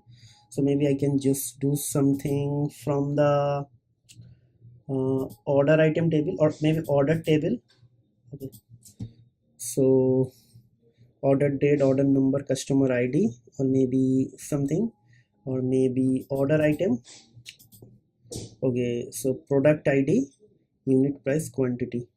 So maybe I can just ask, write down the product name which was ordered maximum number of times. Okay, so something like this.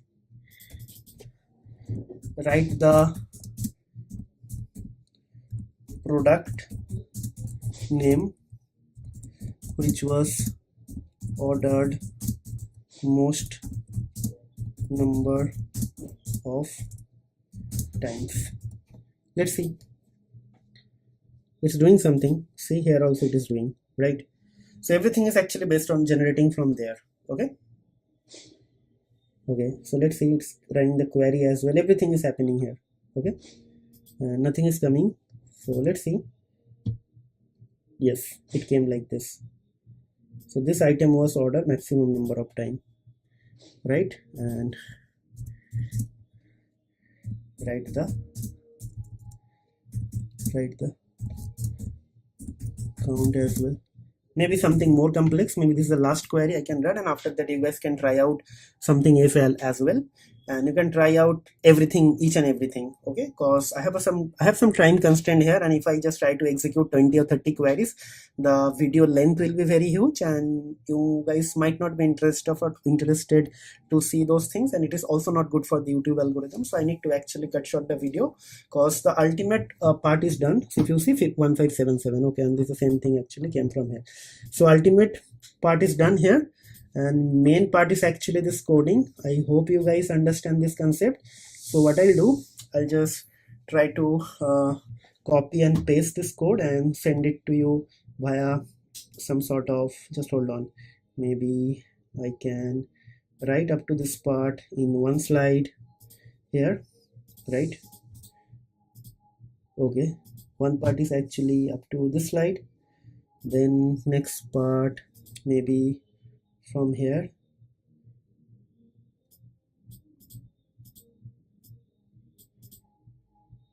okay, maybe here, copy,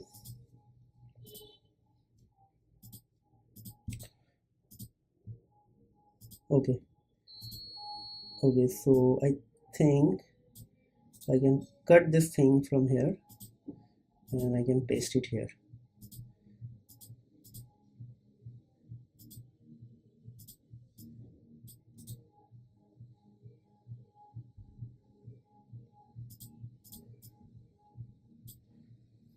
We can just,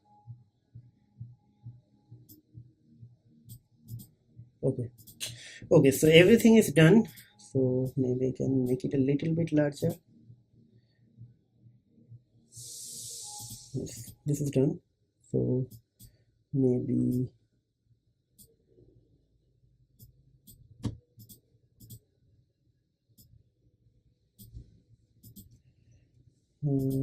this is also done. Okay, so that's it guys, that's it. Like for the main part of this is the main part of the video. I just want to highlight a couple of points guys. So if you see here, the coding is a little bit complex if you compare with the previous video, and this is the 29th tutorial, and before that you already posted 28th tutorial, and this tutorial is actually kind of very advanced, like where actually I have created one application using Streamlit, and that application is actually a GUI based application. So basically you have to actually use your browser to actually interact with the application, and that application in terms is actually going to use a SQL database to actually do the query, and the queries and everything is actually going to be generated by the help of LangChain SQL agent, and also it is going to do the reasoning using the OpenAI LLM. And here I actually used a prompt template, because without prompt template it will be a little bit complex to get the correct answer or efficient answer. So that is why I use a chat template or chat prompt template. Okay, if you are planning to actually do the similar thing with something else, like maybe CSV file, PDF, or any other database with different data, please go ahead and try to do this thing. I'll encourage everyone to do this thing, and if you guys are facing any problem, just let me know. But make sure that you should change this part. If you're not using my database, then you should definitely change this part, or else it will not work. Okay, because this is actually aligned with my database, my table names, and my data. right?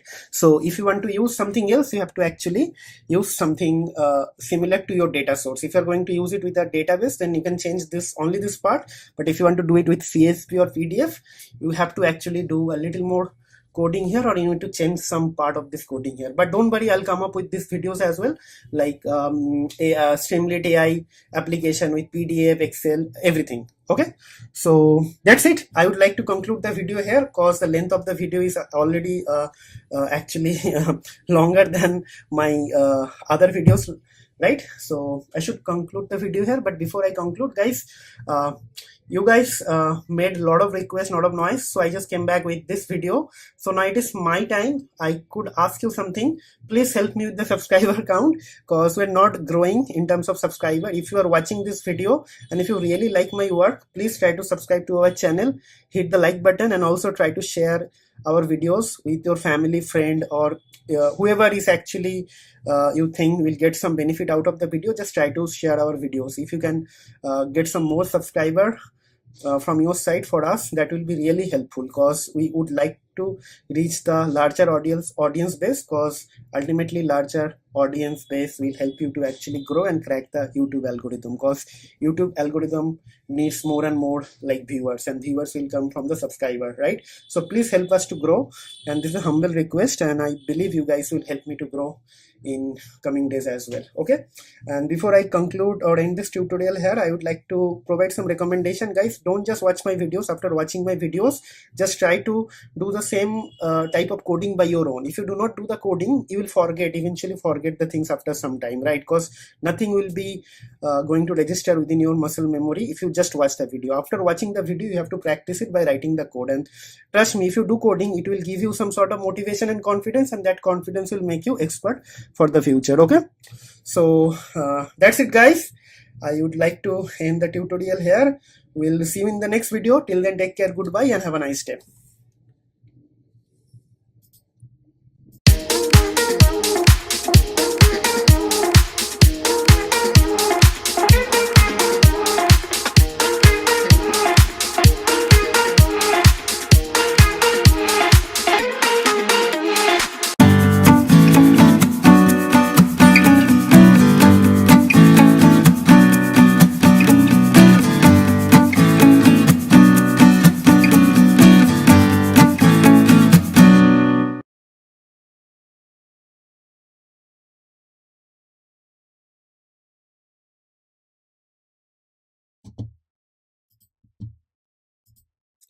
What's up, guys? This is Ronnie. Welcome back to our channel Total Technology Zone, and today's topic will be very exciting. So in this tutorial, I'm not going to actually show you anything new, but rather than I'll be going to actually do a end-to-end project on LangChain uh, document loader using OpenAI LLM, and the topic will be an YouTube video. So basically, in this tutorial, I'll be going to develop one Streamlit app which will be intelligent enough to read through an YouTube URL, and it will be able to generate the video summary of the same video in terms of in bullet forms. Okay, so basically in the input you'll be going to provide an YouTube URL, and in the output you'll be going to get a response in the form of like bullet points, and the bullet points are actually the summary of the video or the headlines of the video. So basically these things are very useful. Suppose you are planning to actually watch a podcast or maybe a webinar, something like that, but due to some reason you missed that podcast or webinar, but still you want to actually get the gist out of this thing. So how to do that? There is one way, actually reading through the transcript, but sometimes transcripts are actually very lengthy, maybe 70,000 characters are there, or maybe 5,000 words are there, and sometimes you don't have that much of mindset to read through everything. But if you get something in a nice bullet pointed way, then probably, or bullet pointers, or maybe some pointers, maybe that will be super easy to actually read, understand, analyze, and you can easily take a decision, right? So basically I got so many requests, and in last couple of weeks, that I should create a app, and which will help us to actually develop a real application. And most of you actually requested me for your like final year college project, or maybe somebody is already working on some freelance and they have actually the similar requirement. So here you go. So I'll be going to develop I'll be going to develop an app, and basically it will be a Streamlit app. Okay, and in that app there will be one input text box and there will be a submit button. In the input text box you have to actually enter a YouTube URL, and based on that it will load the URL, the video, using LangChain document loader, and after that it will use the OpenAI LLM to uh, convert the document into bullet points. Okay, so let's see. Okay, so first thing I'll be going to actually just hold on. Okay, so let me start writing the coding from here. Okay, so first thing we'll be going to actually start writing our code. Okay, so first thing we'll be actually going to import the LangChain document loader. Okay, so from LangChain dot document loaders import YouTube. Okay, right, so basically we'll be going to actually load YouTube loader. Okay, then from LangChain dot text splitter. Why text splitter is actually used? If the video is actually lengthier video, maybe the video length is actually more than 10 minutes or 20 minutes, so you need to actually split the loaded document into a into multiple document using a chunk size. Okay, so import, so I'll be going to use recursive character text splitter. So basically this is the 28 video from our channel, right? So now you understand why I actually did that video. Okay, so then import OpenAI and then import Streamlit as st. Okay, so first I'll be just going to create the Streamlit context. Okay, so maybe st dot set page config, right? So inside that I'll be just going to put a page title. Okay, so page title will be YouTube video summarizer app. I don't know whether it's a very nice name, but still something. Okay, it is done. Then what we'll do, we'll be just going to actually put a header, st dot header. So it is going to be okay. So what is going to be there in the header? Maybe I can just simply write YouTube your YouTube video URL. Okay, and I'll be just going to create an input text box. So basically create a URL, a variable, and it should be st dot text input. Okay, right, and there we're just going to write enter the video URL from YouTube. Okay, like that. Okay, and we'll be going to write if st dot button. Okay, and button should be submit of type of submit. Okay, like this, and type will be primary. Then I'll be going to check if URL is not none. If URL is not, I think it should be none, right? Means if URL is actually not empty, none, then the whole processing will start and everything will be happen inside this. Okay, so first thing I want to actually do a loader. So I'm just going to print the URL so that I'll understand that everything is happening in the console. Okay, then what I'll do, I'm just going to create a variable called loader, and this is going to be YouTube, this YouTube dot YouTube loader, and there I'll be just going to from YouTube URL, right? And here I'll be just going to put the URL. Okay, done. And then what will happen? So docs equals to loader dot load, right? Okay, so now what I'll do, I'll just going to run this thing so that I'll be able to understand what is happening. So what I'll do, I'll just write a docs. Okay, it is not required, but just check whether it is able to do everything or not. So basically what will happen, I'll be just going to execute this thing, Streamlit run, and then main. Okay, okay, so it's working. Okay, so here I'll be just going to put in video URL. So what URL I give? So maybe let me open a YouTube URL. So maybe okay, let's see some popular Indian channel. So maybe I don't know, maybe something from here. So maybe what I'll do, maybe I'll just copy this thing, copy this URL. Okay, and let's see whether it is actually able to do anything or not. Okay,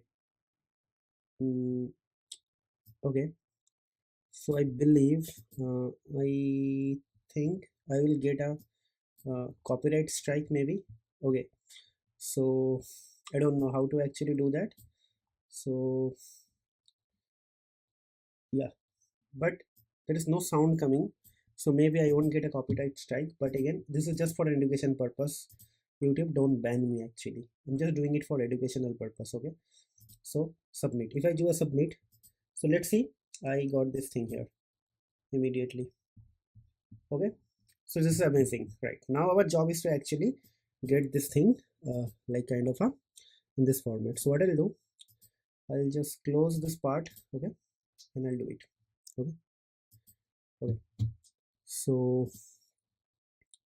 again, YouTube, please don't ban me or don't put a copyright strike, because I'm just doing it for educational purpose. My intention is not to copy or do anything. Okay, this is a very informative video, so I'm just doing it for sake of knowledge. Okay, okay, so what will happen now? Now I got this thing here. Right now I need to convert this entire document into a for example, if you just do a length of this docs, how many characters are there? Let's see how many characters are there. This will tell you. Okay, okay, sorry. So okay, so basically let me paste it here, let me type it here, and okay, so length of the docs is actually this thing, that is for sure. Okay, so maybe I can just do docs 0 and then page content, right? So maybe now this is going to tell me there's something. Okay, okay, so maybe let's do it. Okay,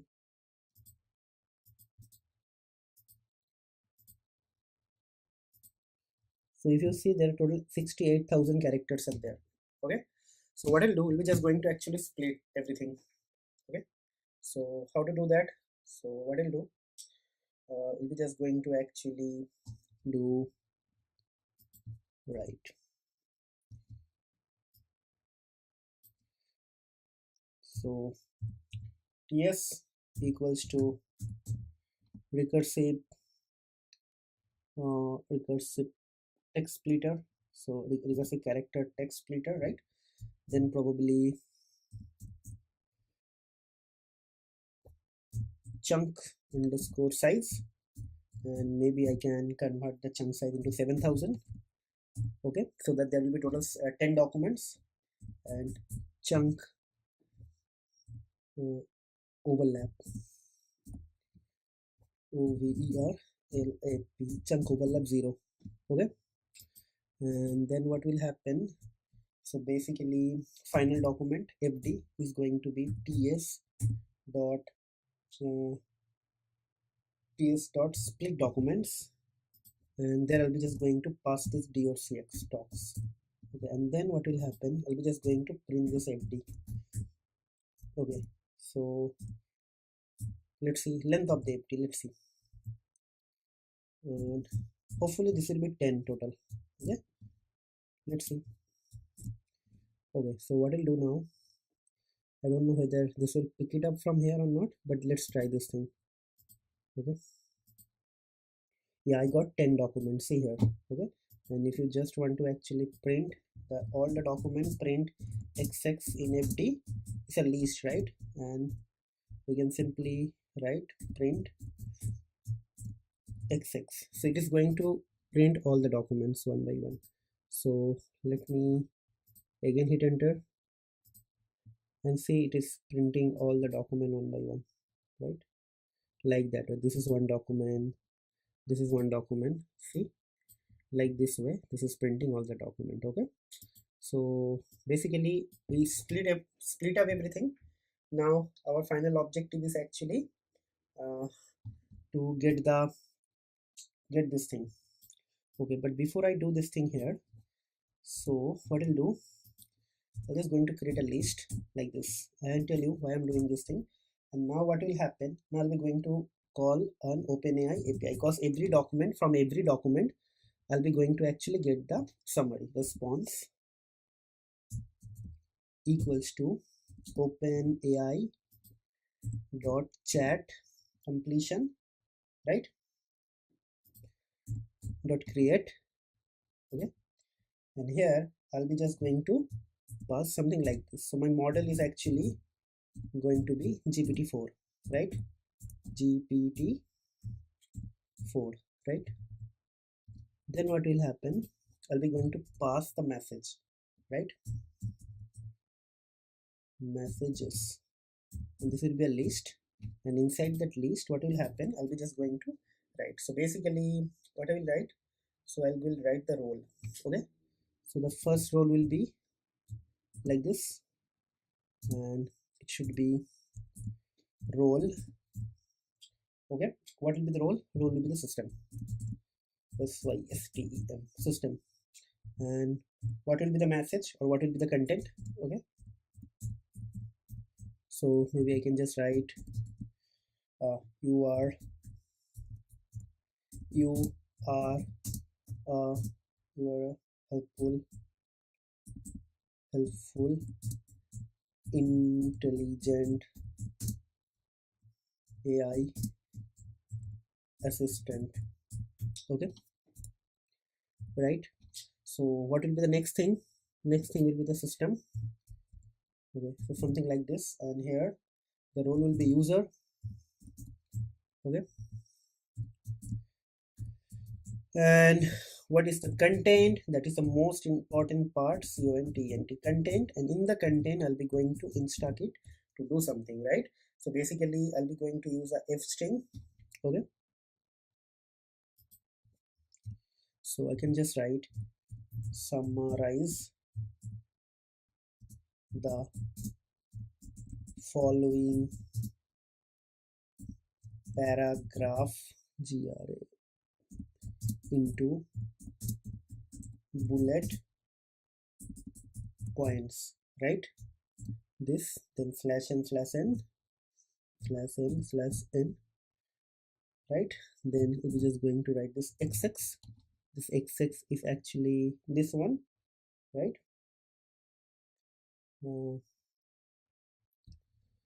Maybe I think this is done, but why actually key value pairs not allowed within the this thing? So basically up to this point is done.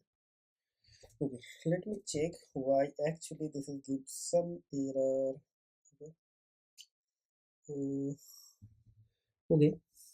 So basically this is key value, this is key value pair, role is user, content is user.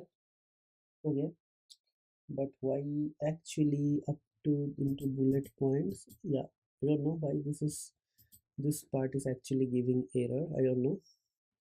Summarize the following into bullet points. Up to this point everything seems okay.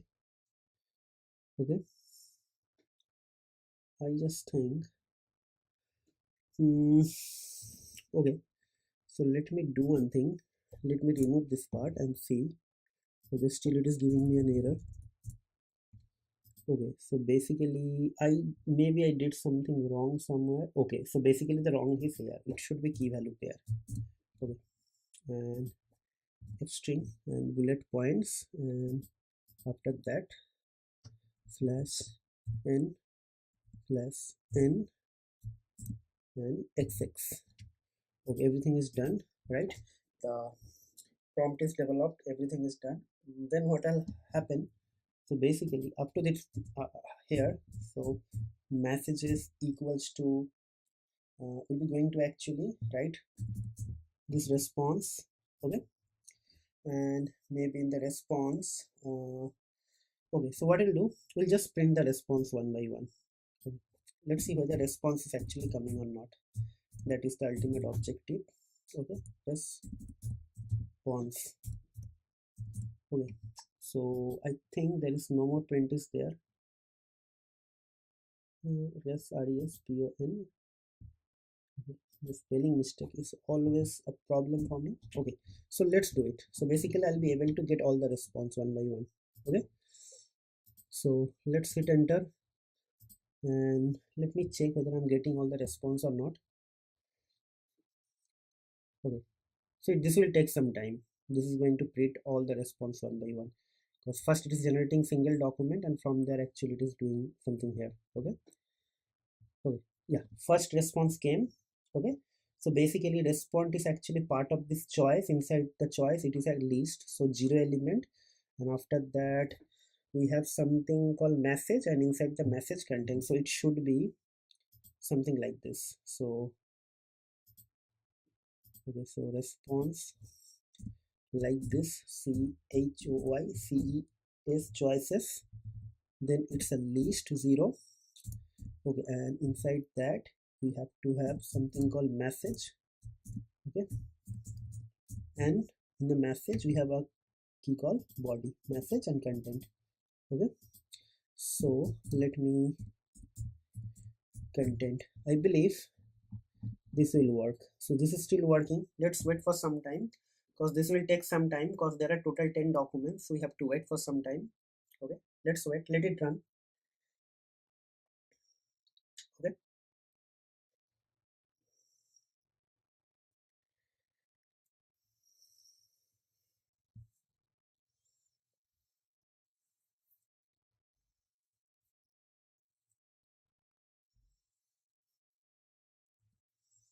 okay,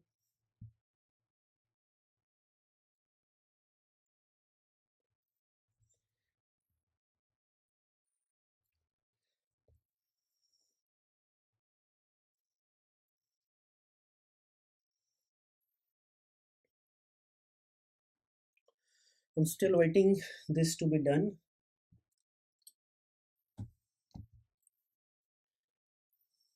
Yeah, something is happening. Let's wait. So guys, if you don't want to watch this thing, you can skip this part, because here I'm waiting for the execution to be completed, so that I should not get any error like token overused or out of token, or maybe like iteration timeout, or token like overuse or something like that, threshold is reached. Okay, so that is I'm just running it, and this video length is actually more than 1 hour 13 minutes, so it's a very good like exercise to do it using recursive character text splitter. So here actually are using two three things, or maybe 1 2 3 4: Streamlit, OpenAI, character recursive character text splitter, and the document loader, right? So many things are there. Okay, okay, so I believe this is done. Okay, okay,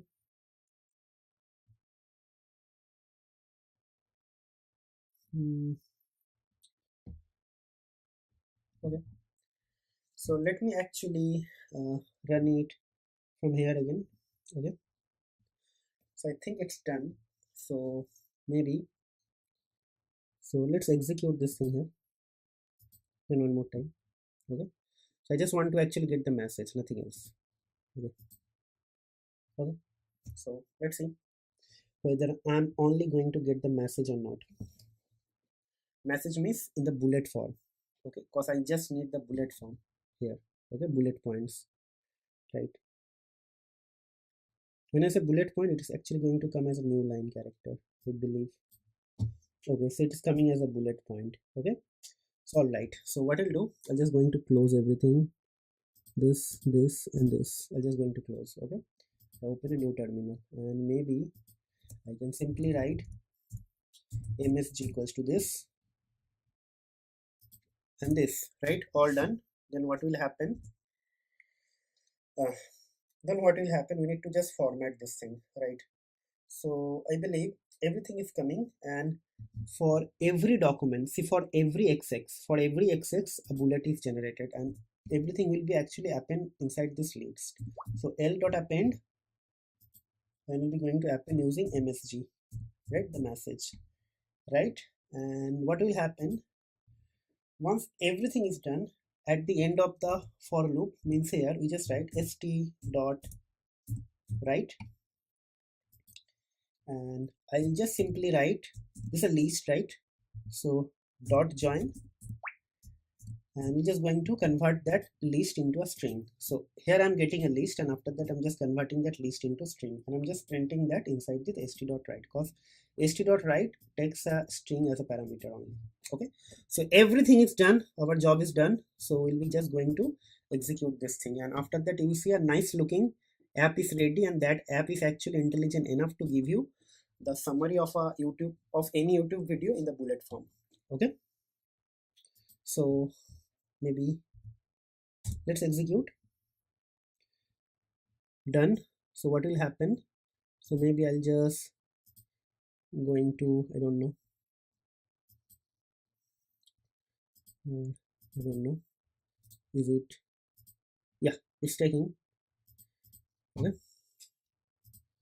so nothing is running, so let's execute, submit, and let's wait here. Okay, so hopefully it will give the answer after some time. Okay,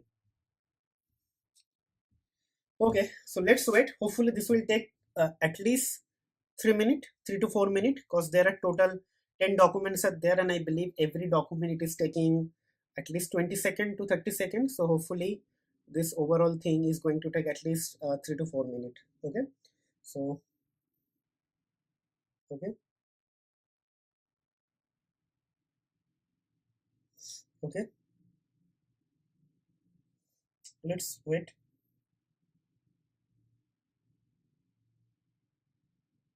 Okay,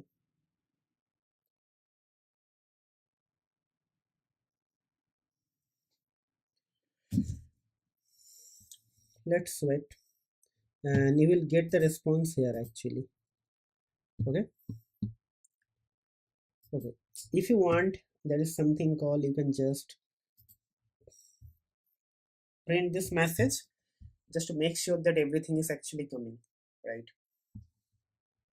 So it's still working and nothing is coming here. Okay, so let's wait. We have to wait actually.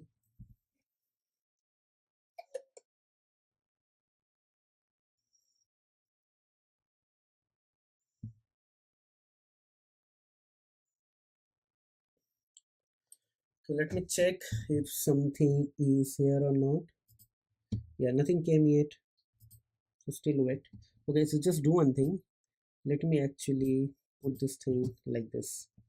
Okay, so something like that. Okay, and maybe like this, and I can actually, where is this? Yeah, like this, and I can put this thing here.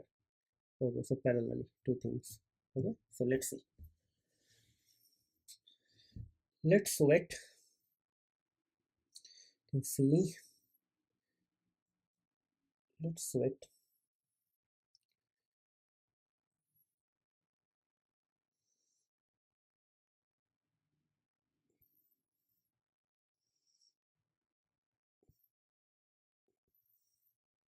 Yeah, there are a lot of things you can actually do. If somebody is actually going to put an invalid thing, it is actually should give you an error. So if you see here, so it's giving you the complete summary of everything, right? That's super cool, right? This is super cool. You see, everything is coming like this. Great. So hopefully uh, you guys now got something to practice, or maybe you can showcase something to your like client, or maybe to your friends or to your family member. Like they will be super impressed by your like skills, because you just put a YouTube video, you just put an YouTube video URL, and from the URL actually you are going to get the gist uh, out of it, right? And also it is coming in a nice looking documented for sorry, bullet format, so there won't be a problem, right? So if you have some multiple webinars or something, and from there you can you want to create your own thing, some documentation and something like that, you can easily do it, right? So this there's a field of this field of AI is actually super powerful, so you can actually do anything or everything with the help of this AI. If your mind is actually like already aligned with some sort of like positive intention, you are definitely going to do something for the mankind. Okay. Okay, so enough of knowledge sharing. I don't want to actually put you guys in a uh, kind of a boring or situation. So rather than, I'm just going to conclude this video over here, but I'm super excited to start this new kind of tutorial, because till now whatever we are doing kind of a theoretical thing, and here we started doing some sort of hands-on, and I believe you guys will be able to understand each and every concept whatever I actually shown in this video. And if you see, the code block is also very easy and super simple. You can do anything or everything. If you have the similar requirement, you can actually try to do something or enhance something as well, right?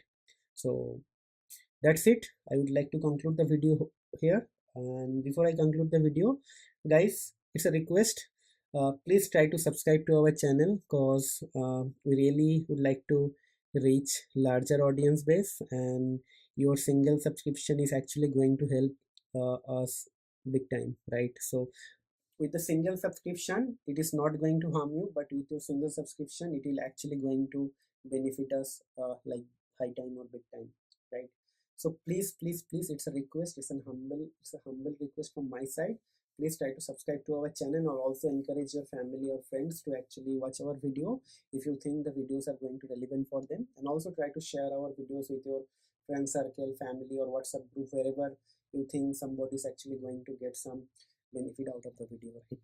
And last but not least, if you think something could be done in a better way, or something is missing in the video, something is still can be achieved in a better way, please let us know via some sort of feedback or comment. We'd like to work on this thing, and trust me, I'll come back with all the corrections, and we'll try to create better contents from our next videos. And if you think these videos are actually helping you, or this is helping you in your job or study or whatever, just try to put a uh, token of appreciation by putting some sort of comment, so that we should crack the Google algorithm a little bit faster ways, right? And the moment I start cracking the Google algorithm, Google is actually going to promote us, and will reach larger audience base automatically or organically. So it's an humble request.